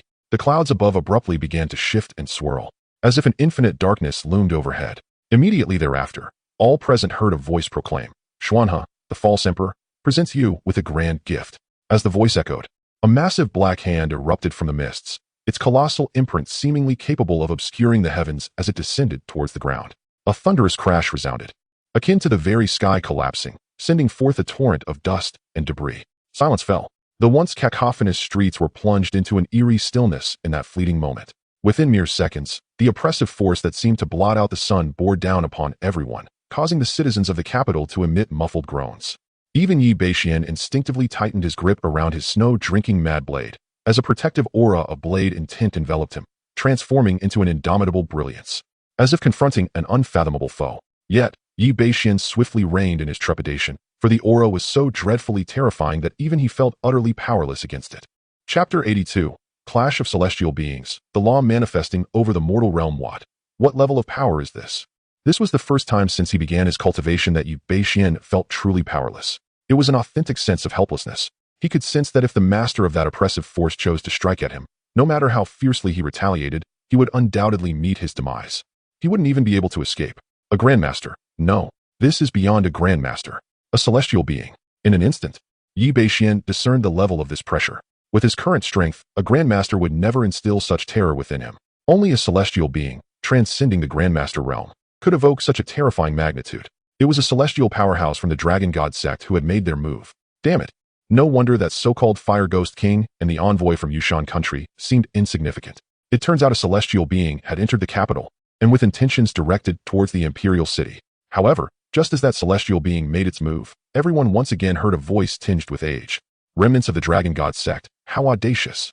With the utterance of these words, another supreme aura began to awaken. The tumultuous clouds in the sky began to gather, and celestial might erupted forth. That aura gradually revealed itself, manifesting in the form of a golden light that coalesced into a long spear. Embrace your doom. The spear suddenly surged towards a designated target, transforming into a streak of golden light, akin to a golden dragon soaring through the heavens. It seemed as if it pierced through the very fabric of the world. Meanwhile, the sinister ghostly hand, having collapsed the imperial city, erupted once more, meeting the spear with a sweeping strike. Boom. The two overwhelming forces intertwined, resonating with such intensity that it left everyone reeling, their eardrums throbbing. Deep within the imperial city, yet another celestial manifestation emerged, taking the form of a golden long knife. The master of the ghostly hand, sensing the resurgence of yet another celestial being, let out a hearty laugh. A swarm of parasitic insects from the Great Li, I shall no longer indulge you. Pseudo-emperor, prepare your mind. For my dragon god sect shall soon take your place. With that proclamation, he turned to depart, a dark light streaking across the sky. Thinking of escaping? A mere dream. Yi Bashen then witnessed the long spear and divine knife, two luminous streaks, rapidly pursuing that dark light. A battle ensued, but within mere seconds, it reached its swift conclusion. Yet, the entire city remained in a stunned silence for several minutes before erupting into an uproar. Celestial beings. By the heavens, they were engaged in combat. I must be dreaming. I never imagined in my lifetime I would witness the existence of celestial-level beings. The one who struck just now must have been an ancestor from the royal clan Zhentian Pavilion. It is undoubtedly them. Those ancestors only intervene when the capital is in peril. It is truly astonishing that remnants of the Dragon God sect still exist, daring to sow chaos in the imperial city today. The waves of voices surged and echoed throughout the entire Kyoto. At this moment, Yi Bashen finally withdrew his gaze, releasing his grip on the knife. How terrifying. Goodness, Brother Yi, this is simply astonishing. Is this what celestial beings are like? I too shall possess such strength in the future. Beside Yi Bashen, Lin Tao exclaimed with enthusiasm. Yi Bashen replied, what audacity to boast so brazenly. He exhaled deeply. Is this truly the pinnacle of martial arts in this world? Every action resonates with the laws of heaven and earth, and even a place like the imperial city cannot impede it in the slightest. Only those of equal might can contend against such power. It is indeed exceedingly fearsome. If I were to possess such strength, I wouldn't care a whit about the so-called Pingnan Marquiate. I could easily flatten it with a single strike. Though the confrontation at the celestial level concluded abruptly, it sent ripples throughout the entire capital, especially within the imperial city. Although Yi Bashen was quite distant from it, and unaware of where the earlier attack by the celestial being of the Dragon God sect had landed, it was certain that the imperial city must have suffered considerable damage. Yet, none of this concerned him. Let us return to the North Pacification Office. We shall soon have our work cut out for us, Yi Bashen called to his team, hastily making their way back. Today marks the Queen's birthday, a grand occasion with officials gathering in the imperial city, including the Xinjiang Emperor. Having suffered such a significant disgrace before the civil and military officials, as well as envoys from various nations, the capital would undoubtedly be awash in blood. Any officials found wanting would certainly face investigation. Does the Great Li Court truly remain oblivious to the infiltration of officials by the Dragon God sect? That is simply inconceivable. Often, it is due to vested interests that they refrain from action. Moreover, the Xinjiang Emperor has shown little inclination to attend court in recent years, fixated on the pursuit of longevity, which has allowed the Dragon God sect's infiltration to escalate to such an extent. However, this time, it seems the capital will be turned upside down. Indeed, on the way back to the North Pacification Office, Yi Bashen witnessed waves of swift horses galloping through the streets of the capital. Many of them were eunuchs from the palace. These eunuchs, seeking to calm the populace, continuously proclaimed, the Queen's Birthday Lantern Festival will proceed as scheduled in 3 days. Tonight, the Qin River will be blessed. Officiated by the Long Princess on behalf of the Queen, their voices echoed through the streets. The citizens, who had been startled moments ago, cast aside their shock upon hearing the name of the Long Princess. Excitement returned to their faces. The Long Princess? Is she the one whose birth is said to have attracted phoenixes from the skies? By heavens, the Long Princess has never left the palace since her birth. Cherished by both the Emperor and the Queen, and no one has ever laid eyes on her. Who would have thought she would emerge from the palace tonight? We must go see the Qin River. It has long been said that the princess possesses unparalleled beauty, though she has never made an appearance. Yet, she ranks an impressive third on the 100 Flowers list. Had she been seen, she might very well have claimed the top position. The echoes of voices lingered as the marketplace gradually regained its former vibrancy. However, beneath this facade of liveliness, many were acutely aware that it merely masked a brewing storm of turmoil. Beside Yi Bashen, Li Cheng sighed softly. As a veteran of the Imperial Guard, he was well acquainted with such tactics. The more tranquil the surface appeared, the greater the upheaval that was likely occurring behind the scenes. Why has Her Highness the Princess taken it upon herself to conduct the blessings for the Empress? Lin Tao inquired, somewhat perplexed, though not particularly astute. His tenure in the Imperial Guard had granted him insight into various matters. Yi Bashen spoke with gravity. It is likely that the Empress has been affected by the recent altercation. What? The Empress has been affected? Lin Tao's eyes widened in disbelief. Li Cheng nodded in agreement. This was indeed the most plausible conjecture, though they could not ascertain the specifics. Yi Bashuan's mind raced with thoughts. Upon suspecting that the Empress might be in peril, he felt a connection to the scheming of the Dragon God sect. Suddenly, an idea struck him, and his expression shifted as he lowered his voice to question Li Cheng. Uncle Li, if the Empress were to perish, who among the harem would be most likely to ascend to the throne? Chapter 83. The rewarding cloud-piercing palm and the capture of the Master of the Thousand Faces. Li Cheng was taken aback by Yi Bashuan's unexpected inquiry, yet he still replied. Within the entire imperial harem, aside from the Empress, there were only two noble consorts. One was the daughter of the current Grand Chancellor, and the other was the eldest daughter of the Pingnan Marquis. At this point, an involuntary shiver coursed through Li Cheng's body, and his eyes widened in realization. Bashen, you can't possibly think this is part of the scheme between the Pingnan Marquis and the Dragon God sect, can you? They intend to elevate Consort Xiao to power. Yi Bashen nodded slightly. It was astonishing that such a prominent figure as the Pingnan Marquis would conspire with the Dragon God sect. He had previously been unable to fathom their motives. Conspiracies among individuals invariably hinge on mutual benefit. Yet, even if the Dragon God sect were to overthrow the Great Li, what could they possibly offer the Pingnan Marquis? Additional titles? Nobility? While these temptations were considerable, they paled in comparison to the potential stakes involved with the entire Pingnan Marquisate. However, if it were a matter of ascending to greatness in one fell swoop, then the scenario becomes far more complex. Does that consort Xiao perhaps have a dragon son? Li Cheng nodded. There were few heirs among the emperor's descendants. The empress had borne a son and a daughter, and the crown prince was frail and sickly. Conversely, the grand princess was exceptionally gifted, rumored to have attracted a phoenix upon her birth. Among the two noble consorts, the grand chancellor's daughter had two daughters but no sons, while only consort Xiao had given birth to a young son 4 years prior. Yi Bashen exhaled deeply. Damn it, I anticipated this outcome. He continued, if that is indeed the case. A flicker of concern crossed Li Cheng's eyes. Yi Bashen had just slain Xiao Mingzhi's son. If consort Xiao were to advance further, the implications would be unimaginable. Yi Bashen chuckled softly. Uncle Li, this remains merely conjecture. We are still unaware of the empress's current state. Even if something were to have happened to her, it does not necessarily mean death. Furthermore, even if she were to perish, consort Xiao could still ascend to power quite easily. Yi Bashen remained unfazed. Although the old emperor was aging, he could still manage for several more years. Should he pass, the sickly crown prince might linger a little longer. By that time, Yi Bashen might have transcended into an entirely new realm. Who would then care about the Pingnan Marquisate? If they provoked him, he could very well launch a decisive assault on the imperial city. Upon hearing this, Li Cheng couldn't help but chuckle in disbelief. Indeed, why should they worry?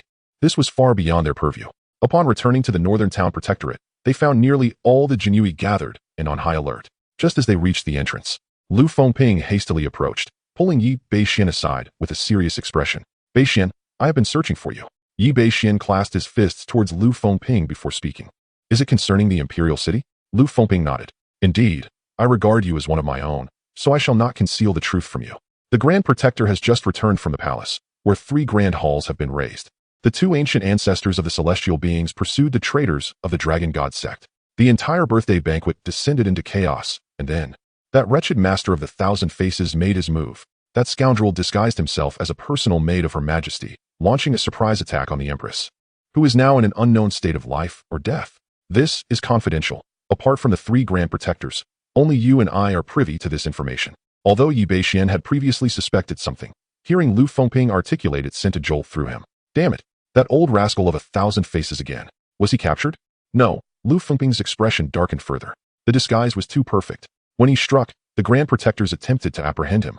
But the Dragon God sect had more than just him infiltrating the palace. Another 8th-level Grandmaster self-detonated to obstruct the Grand Protectors, allowing the 1,000 Faces to escape.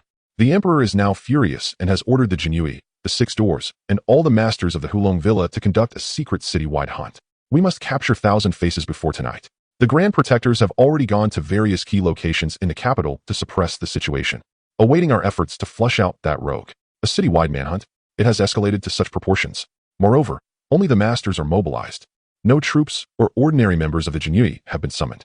This indicates that Emperor Xuanhe does not wish for this matter to become public. Ding! Congratulations to the host for triggering the system task. Capture the master of the 1,000 faces of the Dragon God sect. Task completion. Receive rewards, Cloud Pushing Palm, 1 vial of small returning pill.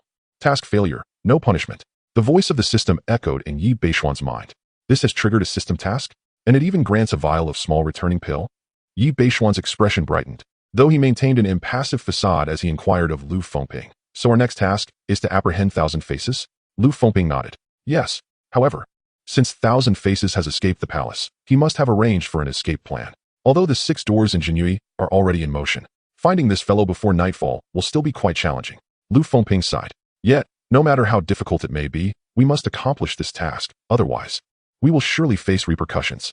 Moreover, if we delay the Midnight Princess's blessing, the consequences would be dire. The urgency of the situation was palpable, especially knowing it was a direct order from Emperor Xuanhe. Even though they understood that this task was nearly impossible to complete, they had no choice but to proceed. After all, who is 1,000 Faces? This individual, not renowned for martial prowess, has managed to secure a position among the top 10 of the 36 Hall Masters of the Dragon God sect, which speaks volumes of his formidable abilities. His mastery of disguise has reached an extraordinary pinnacle. Even if presented before them, they would likely fail to recognize him. Otherwise, it would have been impossible for him to approach the Empress within the royal palace and execute an assassination. Even with the protection of a transcendent being, it would be utterly inconceivable for an ordinary grandmaster to achieve such a feat, let alone escape the palace post-assassination. The current citywide manhunt is akin to searching for a needle in a haystack. Brother Yi, you have executed the previous cases with remarkable finesse. Your investigative prowess within the Jinui is undoubtedly among the finest. I wonder if you possess the confidence to tackle this challenge? Lu Fengping gazed at Yi Bashen. Although the recent missions have been rather straightforward, Yi Bashen had demonstrated his skills when he first joined the Jinui. Those cases, while not particularly significant, showcased his ability to apprehend culprits in a remarkably short span of time, revealing his profound understanding of criminal investigation. Yi Bashen raised an eyebrow, expressing some confidence, but also caution. I have some assurance, but I cannot guarantee success. Brother Lu, perhaps you could first take me to the last known location of Qinyan? Chapter 84. Masterful Experts Gather. All Grandmasters spring into action. Upon hearing Yi Beishuan's words, Lu Fengping nodded instantly. Excellent. Subsequently, Yi Bashen instructed Li Cheng and Lin Tao to rest within the 100 households, and then he followed Lu Fengping. Uncle Li, what do you think the 1,000 household lords summoned Brother Yi for? Why is it shrouded in such mystery, even keeping us uninformed? Lin Tao inquired, a hint of confusion in his tone as he observed the departing duo. Li Cheng's expression grew grave, though he was unaware of the specifics. He had previously witnessed similar scenarios. The mobilization of experts at the 1,000 household level signified an impending citywide search. He pondered who they were seeking this time. Previously, a grandmaster, renowned on the Earth ranking, had committed the grave offense of assassinating a second-grade official in the capital, inciting the emperor's wrath. Li Cheng replied sternly, "It is best to refrain from prying into matters of society. The less you know, the better it is for both of us." Upon exiting the gates of the North Town Pacification Office, Yi Bashen soon noticed that a multitude of Jin Yi-Wei 1,000 households had mobilized, dispersing in all directions throughout the capital. Those lacking sufficient strength formed small groups of 2 or 3, while the more confident individuals ventured out alone. Upon encountering Yi Bashen and Lu Fengping, they merely exchanged brief greetings, with no intention of lingering.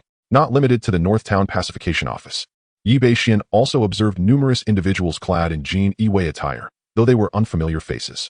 It was evident that they hailed from the other 4 major pacification offices. Alongside the Jin Yi-Wei, he also encountered several officials from the 6 doors, dressed as constables, as well as eunuchs from the Eastern Factory. In the bustling areas, Yi Bashen keenly sensed formidable auras, unmistakably belonging to the most elite experts from various departments. It could be said that the capital was now teeming with grandmasters at every 3rd step and grandmasters at every 5th step. Despite the market maintaining its usual vibrancy, the earlier clash between celestial-level experts seemed to have faded from memory. Yet beneath the surface, an undercurrent of turbulence was brewing. Yi Bashen felt a long-lost stirring within his spirit. After walking for a while, Yi Bashen gazed upon an immense city wall, realizing he had reached the outskirts of the imperial city. Though located within the capital, the imperial city stood apart, accessible only to high-ranking officials and nobles. The walls of the imperial city were lined with armored soldiers, all members of the elite guard within. Brother Yi, it is right there. Lu Fengping directed his finger towards a small entrance in the imperial city ahead. At the threshold stood a detachment of 100 elite guards. While their individual strength was not particularly formidable, being at the acquired level, they were organized into a formidable formation, surpassing even the joint assault formations of the Jin Yi Wei. A formation of 100, coupled with a commanding leader, is sufficient to restrain masters of the Grandmaster level. Surrounding this small gate, in addition to the two of them, numerous teams are meticulously searching for any trace. This location was previously a passage for the palace eunuchs, and it was here that the elusive figure, known as Qin Yan, was pursued by the town's pacification envoy and the young master of the Eastern Depot until he vanished without a trace. As Lu Fengping walked, he provided Yi Bashen with a detailed account of the situation. He produced his insignia and presented it to the commander of the Imperial Guards. The commander glanced at it and said to them, "You may proceed." Since arriving here, Yi Bashen had also been relentlessly searching. His long-dormant sixth sense had been fully awakened. With his current cultivation, he was far more adept than when he first employed this talent, capable of uncovering any subtle clues. Simultaneously, his mind was engaged in continuous deductive reasoning. However, this area had already been thoroughly searched by the Jinui and the Six Doors, as well as individuals from the Eastern Depot, yielding no results. Uncovering useful information seemed as difficult as climbing to the heavens. Suddenly, Yi Bashuan's gaze fell upon a scattering of fine yellow paper fragments. These scraps were mingled within the grass. Given that this was a procurement area of the imperial city, the comings and goings of eunuchs and palace maids, as well as numerous outsiders, had resulted in a considerable amount of debris. Moreover, today marked the Empress's birthday, attracting even more merchants and trash. This collection of fine paper fragments had gone unnoticed by those around. Yet, Yi Bashen felt a jolt of recognition and promptly picked up the scraps. His fingers gently rubbed the paper, and a familiar sensation coursed through him. It was unmistakable. This item was identical to the talisman he had encountered after returning from the ghost market, which Qianmian had left behind after defeating an adversary. This implied that the figure who had exited the gate was not the true Qianmian, but merely a puppet incarnation. "Brother Yi, what have you discovered?" Lu Fengping, having noticed Yi Bashuan's actions, hurried over and inquired in a hushed tone. Yi Bashen surveyed the surroundings, noting that many eyes were fixed upon them. He did not respond directly, but instead asked, "Brother Lu, may we enter this door for a closer inspection?" Lu Fengping hesitated momentarily. "We certainly can, but the town's envoy indicated that they indeed witnessed Qianmian exiting through this door. It is unlikely that we will find any clues inside." Lu Fengping appeared somewhat perplexed. Chapter 85. The case is solved. What kind of enigma is this? However, Yi Bashen shook his head. Sometimes, seeing is not necessarily believing. None of us have ever witnessed the true form of the master of 10,000 faces. A thorough investigation is imperative. Lu Fengping discerned the underlying meaning of Yi Bashuan's words and led him toward the small door. This door stood no taller than a man and was quite narrow. Yi Bashen traversed the passageway, diligently searching. This continued for the duration of an incense stick's burning, and Yi Bashen remained silent, persistently exploring the corridor. "Bashen, we cannot proceed further. Beyond this point lies the Imperial Palace, where entry is strictly forbidden for outsiders." Upon reaching another threshold, Lu Fengping addressed Yi Bashen. Yi Bashen halted, gesturing toward one side of the path. "Brother Lu, where does this lead?" "This leads to the northwest gate of the Imperial City," Lu Fengping replied, unsure of Yi Bashuan's sudden inquiry regarding the location. "That explains it," Yi Bashen remarked with a slight smile. Lu Fengping's expression brightened at this revelation. "Do you have a lead?" "Perhaps. According to the words of the Pacification Commissioner and the others, they personally pursued the master of 10,000 faces through the small door we just passed. This indicates that, at the very least, the master escaped from here. However, the figure that exited through the door was not the true master of 10,000 faces." As he spoke, Yi Bashen produced the fragment of talisman paper he had seen outside the door and handed it to Lu Fengping. "The master possesses a peculiar ability to create avatars. I have witnessed it once before. It is crafted from this talisman paper." Lu Fengping examined the object in his hand, his brow furrowing. "So, are you suggesting that what the Pacification Commissioner saw was merely an avatar of the master?" "Precisely. Wherever a person treads, traces remain. Wherever a goose passes, echoes follow. If the master truly departed from that location, regardless of how well concealed, there would inevitably be some clues. Yet, the area outside has been scoured countless times by experts from various departments, yielding no useful information, which can only indicate that he did not leave from there at all." Lu Fengping, a seasoned member of the Jinui, suddenly grasped the situation. His gaze toward Yi Bashen reflected newfound astonishment. "Truly remarkable. To possess such keen insight in such a brief period, you are indeed an extraordinary talent." Other departments also had their share of adept investigators, yet they had been largely misled by the assertions of the Pacification Commissioner and his associates. Their excessive faith in these eminent masters led them to overlook the possibility of error in their judgments regarding such a seemingly trivial matter. In contrast, Yi Bashen remained steadfastly free from this cognitive bias. Brother Yi, should you succeed in locating the master, the credit will undoubtedly be yours. Lu Fengping clapped Yi Bashen on the shoulder, but Yi Bashen merely shook his head. It is still early. These are merely speculations. Capturing the elusive Thousand Faces will not be an easy task. For now, however, let us proceed to the northwest gate. Lu Fengping nodded immediately, and the two swiftly made their way towards the northwest gate. Along the way, they stumbled upon a half-formed footprint in an inconspicuous location. Lu Fengping recognized at once that this footprint did not belong to anyone from the palace, as the palace eunuchs wore specific boots. This discovery only served to further solidify Lu Fengping's confidence in Yi Bashuan's conjecture. The northwest gate stands as one of the 8 principal entrances to the imperial palace, heavily guarded to the utmost degree. The imperial troops stationed here number in the thousands. In such a place, not a soul could slip by. Not even a mouse could escape. Upon reaching this location, they encountered the captain of the imperial guard stationed there. Captain Su, since the incident within the imperial city, has anyone managed to leave from here? Captain Su, a figure of imposing authority, responded truthfully to Lu Fengping's inquiry. Aside from the eunuchs delivering edicts, no one else has departed. No one. Lu Fengping was taken aback, but Yi Bashen pressed on. Have any eunuchs exited through this passage to convey edicts outside the city? Captain Su, understanding that the two were investigating a case, pondered carefully. Before he could respond, a subordinate beside him interjected, Indeed, a eunuch did leave from here in haste, claiming he had forgotten something and had to return to convey an edict. At the time, we dared not impede him, so we allowed him to leave. And he has not returned since. Upon hearing this, Lu Fengping let out a sigh of relief. He turned to Yi Bashen, saying, It appears we are on the right track. Who would have thought that Thousand Faces, after committing such a grave offense, could calmly exit through one of the 8 main gates of the palace? It was a masterful play of hiding in plain sight. Yi Bashen couldn't help but feel a sense of admiration. Thousand Faces, with such meticulous thoughts and extraordinary boldness, truly deserved to be among the foremost leaders of the Dragon God sect. Even if his schemes are unparalleled, he cannot escape the discerning eyes of Brother Yi. Lu Fengping praised. Yi Bashen merely smiled lightly, acknowledging that luck played a role this time. Had he not recognized the talismanic paper clone of Thousand Faces, he too might have been deceived. The direction of that small door was entirely at odds with their current position. Without the critical clues, capturing Thousand Faces in that area would be utterly impossible. Since he had disguised himself as a eunuch and brazenly exited the imperial city, he must have left traces along the way. Given that all markets had been covertly sealed, Thousand Faces would undoubtedly be aware. Thus his escape route would likely be confined to a specific area in the northwest. Lu, I implore you to dispatch men for a thorough search. I trust there will be fruitful outcomes. There is no perfect method of concealment in this world. Even the most exquisite skills, once the pivotal element is unraveled, render the quest for answers significantly more attainable. It is hardly surprising, after all, that this is the imperial palace of Dali. Despite Qin Mian's meticulous strategies, executing the assassination of the Empress and evading the watchful eyes of numerous elite experts within such a brief span of time is no small feat. Perfection is an elusive concept. At best, one can only adapt to circumstances as they arise. Achieving this under such precarious conditions is indeed an impressive accomplishment. Lu Fengping nodded in agreement. Although the vast forces of the Jin Yi had not been mobilized, it was a simple matter for him to summon a few covert guards.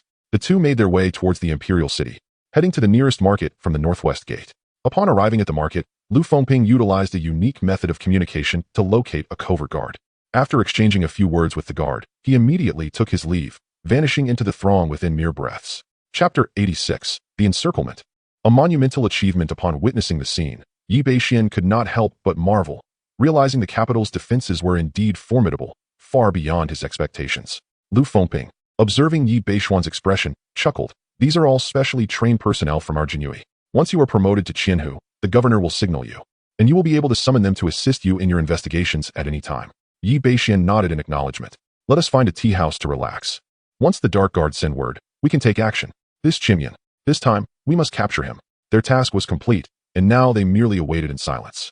The two soon discovered a 3-story tea house, ordered a pot of tea and a couple of snacks, and settled into a cozy window seat. Brother Yi, your skills truly astonish me, Lu Fengping remarked, taking the lead as they sipped their tea. Previously, despite having held Yi Bashen in high regard, Lu Fengping never imagined that a master at the peak of his craft would consider someone of Yi Bashuan's status as an equal. Not even the esteemed Qianhas of the Grand Masters elicited such respect from him. Though Yi Bashuan's talent was remarkable and the governor recognized his potential, talent alone was insufficient without genuine growth. However, at this moment, Lu Fengping genuinely regarded Yi Bashen as an equal. Filled with admiration for his extraordinary gifts and his unorthodox methods of solving cases, while Qianyan's escape this time was merely opportunistic. It was worth noting that Yi Beishuan's pursuit had only lasted a little over an hour. The brilliance of that chase rivaled the confrontations of top-tier masters. With such intellect and talent, Lu Fengping was convinced that Yi Beixian would undoubtedly become a towering figure within the Jinyue. Perhaps even one of the heights he himself aspired to reach. Brother Lu, spare me the flattery. I might truly become arrogant. Yi Beixian laughed. Haha, youth and ambition. But one must have the merit to soar, and you are more than qualified. Having truly interacted with Lu Fengping, Yi Beixian perceived the man's forthright nature, which differed from their previous encounters. This must be his genuine self. And the ease with which Lu Fengping expressed it indicated he regarded Yi Beixian as one of his own. Naturally, Yi Beixian was delighted to forge a friendship with such a top-tier master. As the saying goes, in the world, one should have more friends. For many connections, pave many paths. If we manage to capture Qianyan this time, the credit will be yours. Coupled with your assistance in delivering the Empress's birthday gifts, your accomplishments will be sufficient for a promotion to Qianhu. When you present yourself before the Emperor, should your strength be adequate, the position of governor will undoubtedly await you. Lu Fengping addressed Yi Beixian, saying, Brother Lu, you are being overly formal. We act as one, and the credit shall be equally shared. There is no need to speak of primary achievements. Yi Beixian shook his head, his mind as clear as a mirror. Although he had discovered the crucial lead, the apprehension would undoubtedly rely on Lu Fengping as the main force. The elusive leader of the Thousand Faces was a figure of unknown strength, yet undoubtedly a grandmaster. Moreover, he appeared unperturbed in his escape, suggesting the presence of formidable allies.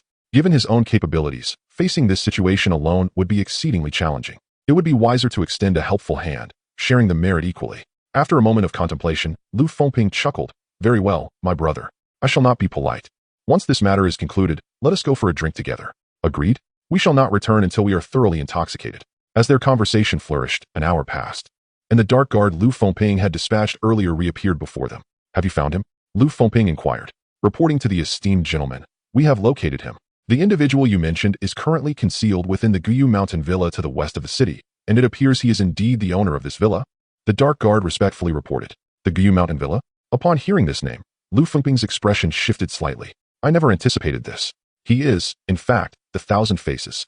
Send word immediately, instructing all the dark guards in the western district to stealthily surround the Guyu Mountain Villa. Upon my arrival, we shall strike decisively. Understood.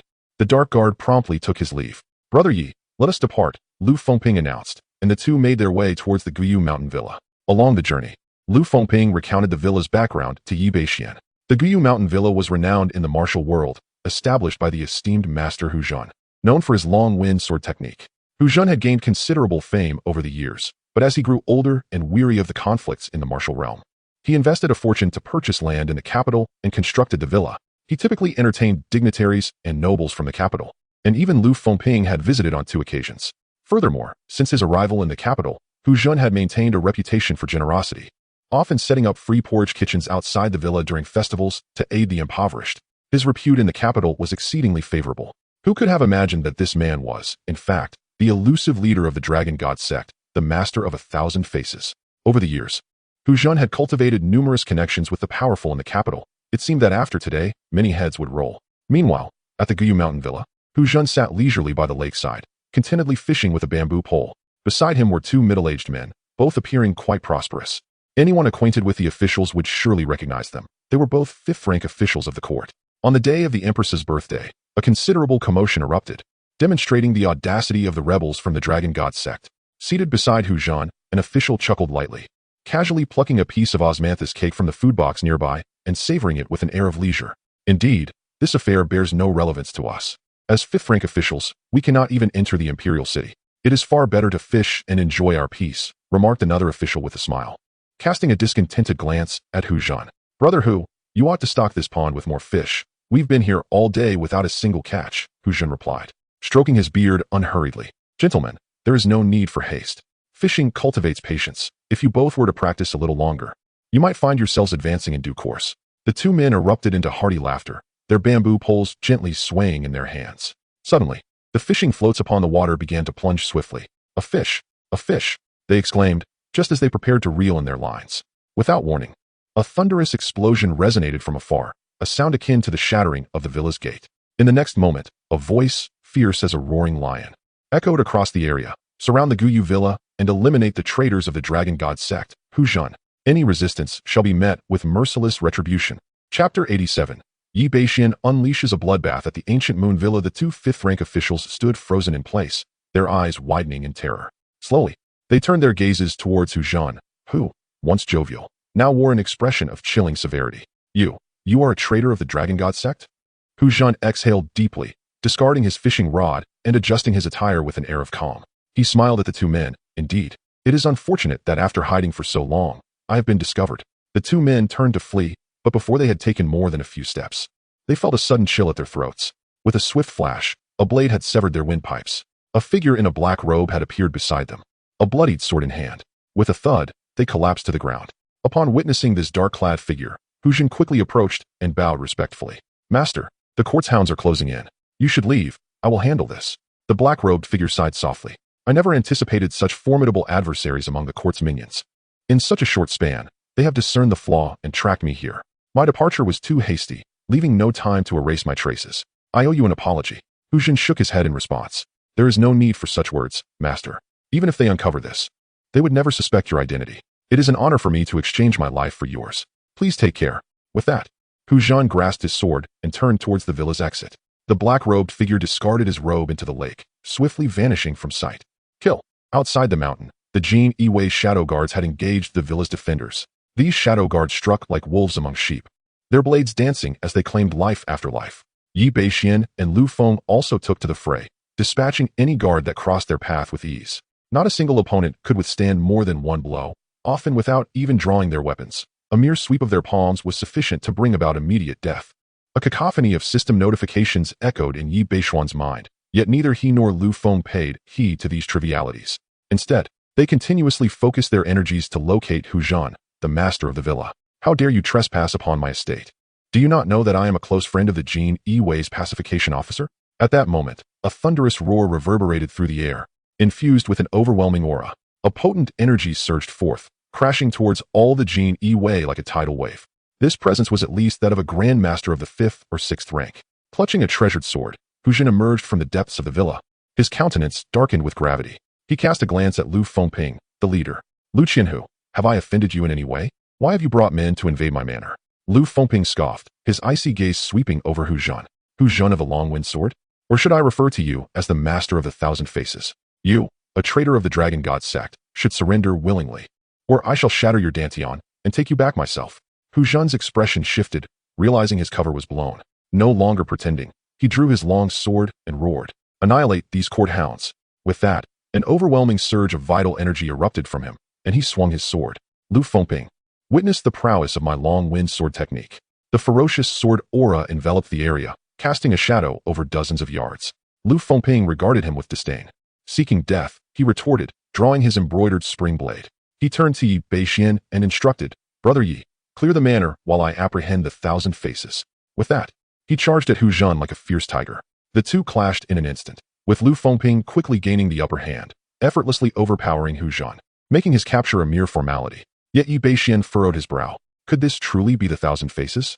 He pondered. Although no one had ever seen the true identity of the Thousand Faces, the Hu Zhan before him bore a significant disparity from the master of the Thousand Faces he had sensed. A person capable of devising such intricate schemes and evading the pursuit of numerous experts from the palace would not recklessly engage Lu Fengping in combat. Did he know he could not escape death and thus chose to fight desperately? No, a strategist of unparalleled ingenuity would never resort to such tactics until the very end. Yi Bashuan's gaze fixated on the long-wind sword, which was now forced into a defensive stance against Lu Fengping's relentless assault. He recalled the master of the Thousand Faces he had encountered at home. No, this was not him. The Thousand Faces was definitely not Hu Zhan. Although the individual he had met was not the true form, the mannerisms and expressions could reveal much. Even in their brief interaction, Yi Bashen was able to discern the truth.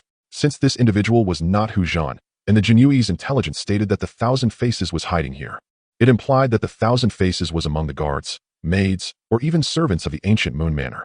With this realization, Yi Bashen shouted, "Scatter! Eliminate everyone in this ancient Moon Manor, regardless of resistance." Previously, the Shadow Guards had only targeted those who resisted, sparing the ordinary servants unless they sought their own demise.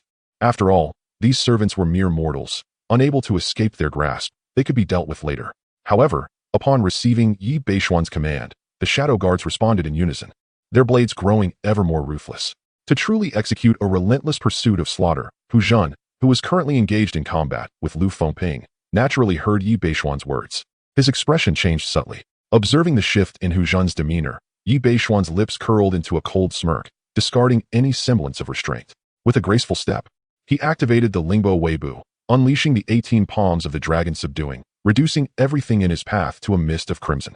He leaped to a vantage point, surveying the entire Guyu mountain manor. The air was thick with a cacophony of battle cries and anguished screams, and the ground was stained a deep scarlet. Yet no one flinched.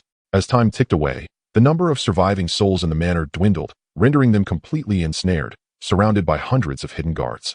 At that moment, Yi Beishuan's gaze was suddenly drawn to the southernmost edge of the encirclement, where a hidden guard swung his blade at a maid. In an instant, the maid produced a soft sword, and a chilling, piercing sword intent emanated from her being. The shrill sound of the blade shattered the guard's skull. Her unexpected ferocity caught the surrounding hidden guards off guard. However, the maid did not linger in battle. With a swift step, she aimed to break free. Simultaneously, her hand waved, and in an instant, 3 identical figures emerged around her. The 4 of them swiftly changed positions and dashed in different directions. Qinyan, the moment you awaited has arrived. Chapter 88, The Snow-Drinking Madblade. A blade must drink blood. With a swift motion of his arm, Yi Bashen unleashed a flurry of flying daggers that sliced through the air with a chilling brilliance, hurtling towards the 4 figures with an unimaginable velocity. The daggers were merciless and terrifying, specifically aimed at the heads of the 4 maidens. With the formidable strength of an 8th-level Grandmaster, the daggers he released were capable of effortlessly slaying even a 1st-level Grandmaster. A series of piercing sounds echoed as 3 of the maidens fell, their heads penetrated before they could muster any resistance. Only the last maiden's countenance shifted dramatically. She momentarily halted her agility, raising her sword to deflect the incoming dagger. As the dagger was deflected, a series of sharp clinks resounded. In that fleeting moment, Yi Bashen had already leapt from the rooftop, landing not far from the maiden, clapping his hands in admiration. Impressive, truly befitting of the master of the 1,000 faces. Who would have imagined that your true form is that of a woman? Yi Bashen remarked with a cold smile directed at the maiden. At this juncture, she ceased her attempts to flee, fully aware that her final opportunity had slipped away. With a swift motion, she tore at her attire, revealing a previously unseen middle-aged beauty before Yi Bashen. The woman fixed her piercing gaze upon him, her voice hoarse and laced with deep-seated resentment. Did you seek me out? Yi Bashen nodded, a smile gracing his lips. Indeed, I owe my gratitude to you, master of the 1,000 faces, for the paper puppet you left behind during your last visit. Without it, locating you would have required considerable effort. The master of the 1,000 faces regarded him with a frosty glare. It appears I have underestimated you. Surrender, 1,000 faces. Huh, surrender to you. A mere ant at the Grandmaster level? Even if I were to fall today in the capital, taking the life of a cursed Imperial Guard would still be worth it. She scoffed. With that, her figure flickered, and the soft sword in her hand erupted with an unimaginable chill as she lunged at Yi Bashen. An overwhelming pressure enveloped the area within a dozen yards. The aura of a 2nd-level Grandmaster encasing Yi Bashen. You, a mere master, think you can kill me? That seems rather difficult, Yi Bashen retorted, drawing his snow-drinking madblade. In an instant, a wave of frost far more intense than what the master of the 1,000 faces could conjure surged from the blade. The air surrounding the blade visibly condensed into snow. Demon-slaying, sword technique. Yi Bashen remained undaunted in the face of a 2nd-level Grandmaster. Although her cultivation level was not exceedingly high, she had grasped the essence of her martial arts, far stronger than the swordsman Hu Xing encountered previously. Even though Yi Bashen had reached the pinnacle of both physical prowess and cultivation, he had to exert himself to the utmost. The clash of their blades erupted with an unimaginable shockwave. Qian Mian's expression shifted dramatically. How is your strength so formidable? This strike of hers could rival that of an ordinary 3rd-level Grandmaster. Even among the top 10 experts of the talented rankings, few could withstand such a terrifying blow. Yet Yi Bashen not only endured it, but did so with remarkable ease. My strength is not something that has developed overnight, he replied coldly, a smirk playing on his lips. He pivoted the blade, and once more struck towards the master of Qian Mian. The power of the snow-drink mad blade was fully unleashed, the blade's radiance enveloping him and the master of Qian Mian in an impenetrable barrier. Layers of snowflakes fell gracefully, appearing stunningly beautiful, yet harboring a deadly menace. At that moment, Lu Fengping, who was engaged in battle with Hu Zhan, also sensed the situation unfolding with Yi Bashen. Having completely subdued Hu Zhan, he needed only a few more moves to vanquish him, allowing him to fight with remarkable composure. Upon witnessing Yi Beishuan's ability to contend with the 2nd-level Grandmaster Qian Mian, a glimmer of surprise crossed his face. What a remarkable young man, hiding his true depth. He can rival a 2nd-level Grandmaster who has comprehended sword intent. His prowess could easily place him among the elite of the talented rankings. Truly a prodigy, he thought, marveling at Yi Beishuan's display of power for the first time. Previously, when Yi Bashen had slain Xiao Lianshan at the Northern Town Protectorate, Lu Fengping had sensed that he was concealing his true strength, but he had not anticipated that this display would leave even him astonished. Opposite him, Hu Zhen's face darkened with disbelief. She had initially thought that by entangling Lu Fengping, Qin Mian would escape unscathed. But how could it be that even a mere grandmaster could hold her down?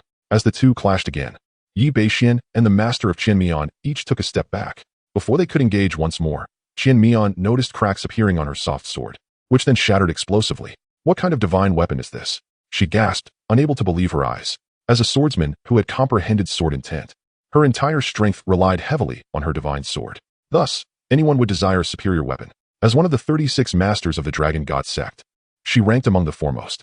The soft sword in her hand was already a top-grade divine weapon. Yet, after just a few exchanges, it had been broken. Holding his blade horizontally, Yi Bashen calmly declared, "The blade is named Snow Drink. It draws blood with every strike. Qin Mian, your time has come." In just a few moves, he had already gauged the limits of the master of Qin Mian, and he had yet to unleash his full power.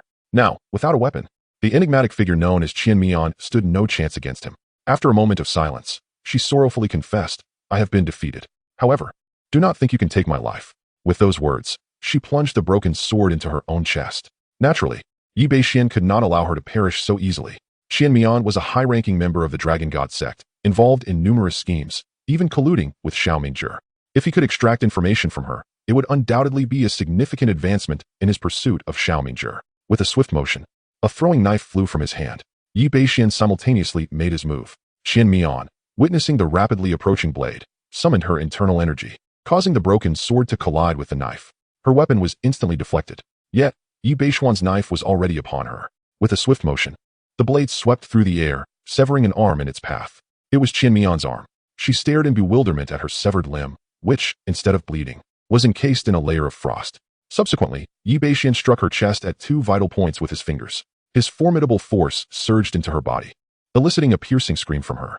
Without a glance back, he delivered a powerful palm strike, sending Qin Mian flying, and coldly commanded, "Capture her." Chapter 89. Piercing the Peepa Bone. Death is elusive. In an instant, 2 shadow guards advanced, but suddenly, Qin Mian gritted her silver teeth. With a sharp gasp, she expelled a crimson segment of her tongue, blood coursing from her mouth. Yet, her gaze remained fixed on Yi Bashen. Yi Bashen furrowed his brow, exclaiming inwardly, "This woman is truly ruthless." Although biting one's tongue does not result in death, the dramatic portrayals in television are merely fabrications. The agony inflicted is beyond what an ordinary person could endure. Despite being so severely beaten, this woman still possessed the strength to sever her own tongue. However, such matters did not warrant Yi Beishuan's concern. Though she had ultimately bitten off her tongue, once imprisoned in the Emperor's dungeon, as long as she remained alive, extracting valuable information would be inevitable. The shadow guards swiftly subdued the leader of the Qinyan faction, thrusting iron hooks into her Peepa Bone, effectively sealing her meridians. The entire process was executed with fluidity, and within mere moments, the Qinyan leader was rendered utterly incapacitated. With another agonizing scream, Hu Zhen was also obliterated by a violent wave of blade energy. However, he was not spared. Combatants of Lu Fengping's caliber seldom leave their opponents alive unless they possess celestial prowess. With Hu Zhen dispatched, Lu Fengping swiftly appeared before Yi Bashen and the others, visibly elated, erupting into laughter upon landing. "Brother Yi, you can't deny this credit. If it weren't for your keen insight, that Qinyan would have slipped through our fingers." Yi Bashen offered a faint smile, remarking, "It was merely a stroke of luck." Lu Fengping approached the defeated Qinyan leader, surveying her from above as though she were a mere wretched creature. Who would have thought the leader of the Dragon God sect, the Qinyan, was a beauty? "Rebel, I suppose today is your day of reckoning," he taunted. Qinyan, her breath faint, closed her eyes in silence. Lu Fengping waved his hand. "Take her away." With that command, all the shadow guards swiftly escorted Qinyan towards the imperial palace. The commotion at Gyue Villa had certainly not gone unnoticed. The other Jin Wei and the 6 doors, including the Donchong, were well aware of the situation. They stood vigil outside the villa, adhering to protocol. In the capture of a fugitive, the first to locate the target must make the arrest. No other faction is permitted to intervene. Should the criminal escape, the blame lies solely with the one who faltered. Naturally, no one was inclined to show courtesy. Yet, when the onlookers from the 6 doors in Donchong beheld Lu Fengping and Yi Bashen escorting a woman from the villa, a collective sigh escaped their lips, realizing that the honor of capturing the prize would not be theirs. On the path to the imperial city, their superior, the Zhenfu envoy Zhou Sheng, awaited their arrival. Beside him stood a figure clad in a purple eunuch's robe and the attire of a celestial constable. Congratulations, Governor Zhou. Your imperial guards have accomplished a significant feat. The two spoke with a hint of envy towards Zhou Sheng, who responded with a hearty laugh. He clasped his hands in greeting and addressed Lu Fengping and Yi Bashen, saying, "Leave Qimian to me. I shall personally venture into the palace to request accolades on behalf of the two of you." As they observed Zhou Sheng's silhouette retreating toward the imperial city, Yi Bashen and Lu Fengping exchanged knowing smiles, signifying the successful completion of their mission. "Brother Yi, it is my turn to stand watch tonight, so I fear we shall not indulge in a drink together this evening. Once the Queen's birthday celebrations pass, we shall revel in excess." Yi Bashen had no objections to Lu Fengping's words. Despite the recent chaos in the imperial city, which had now subsided, and the capture of the mastermind Qimian, the patrol duty could not afford any negligence, especially during the night. Under normal circumstances, Lu Fengping, as a commander of his rank, would merely be a name on the roster, his presence inconsequential. Yet in these days, he was required to oversee matters personally. "Very well, I shall adhere to your wishes. Brother Lu, I also need to return home for a visit," he replied, having not been home for several days. Considering the time, his little maid, who had gone to tend to her mother's grave, should have returned by now. Moreover, he had promised Lu Qingwu to admire the lanterns together that evening. There was little time to share drinks with this rough fellow. After bidding farewell to Lu Fengping, Yi Bashen stretched lazily. Homeward bound, the crimson clouds rose on the horizon, casting their glow over the capital, illuminating the faces of the bustling passers-by. Although the capital had witnessed a terrifying clash of celestial beings at noon, by now, no one seemed to care. To the ordinary person, such celestial entities were mere legends, suitable only as conversational fodder over tea after meals. The streets began to adorn themselves with red lanterns, awaiting the night to be fully illuminated. Yi Bashen navigated through the throngs of people, his spirits high. After traversing for half an hour, he returned home, only to find that the once-locked courtyard had been opened. Without needing to guess, he knew his little maid had returned. Pushing open the courtyard door, he was greeted by a petite figure diligently sweeping the yard. Upon hearing the noise at the entrance, she promptly lifted her head. Seeing Yi Bashen, Yaoer's south eyes crinkled into crescent moons. "Young master, you have returned." Her melodious voice resembled that of a lark. Yi Bashen smiled and nodded, asking, "How did it go with your mother's affairs?" He casually seated himself upon a stone bench. Upon hearing his inquiry, Yaoer quickly nodded in response. Having completed the task, Yaoer thereafter devoted herself entirely to serving the young master at home. "Very well, in the coming days, I shall teach you a martial art. Make sure to practice diligently." Yi Bashen holds a great fondness for his own maidservant, primarily due to her striking beauty. Chapter 90, Mastery of the Cloud-Dispelling Palm, the second layer of palm intent. As for imparting martial arts to Yaoer, this had long been contemplated. However, the nine-yang divine art he practiced is a purely yang technique, which is not particularly suitable for women. Hence, he had refrained from teaching it until now. Yet, with Yi Bashen having ascended to the 9th level of the nine-yang divine art, he is on the verge of achieving complete perfection. This progression has afforded him a deeper understanding of the technique.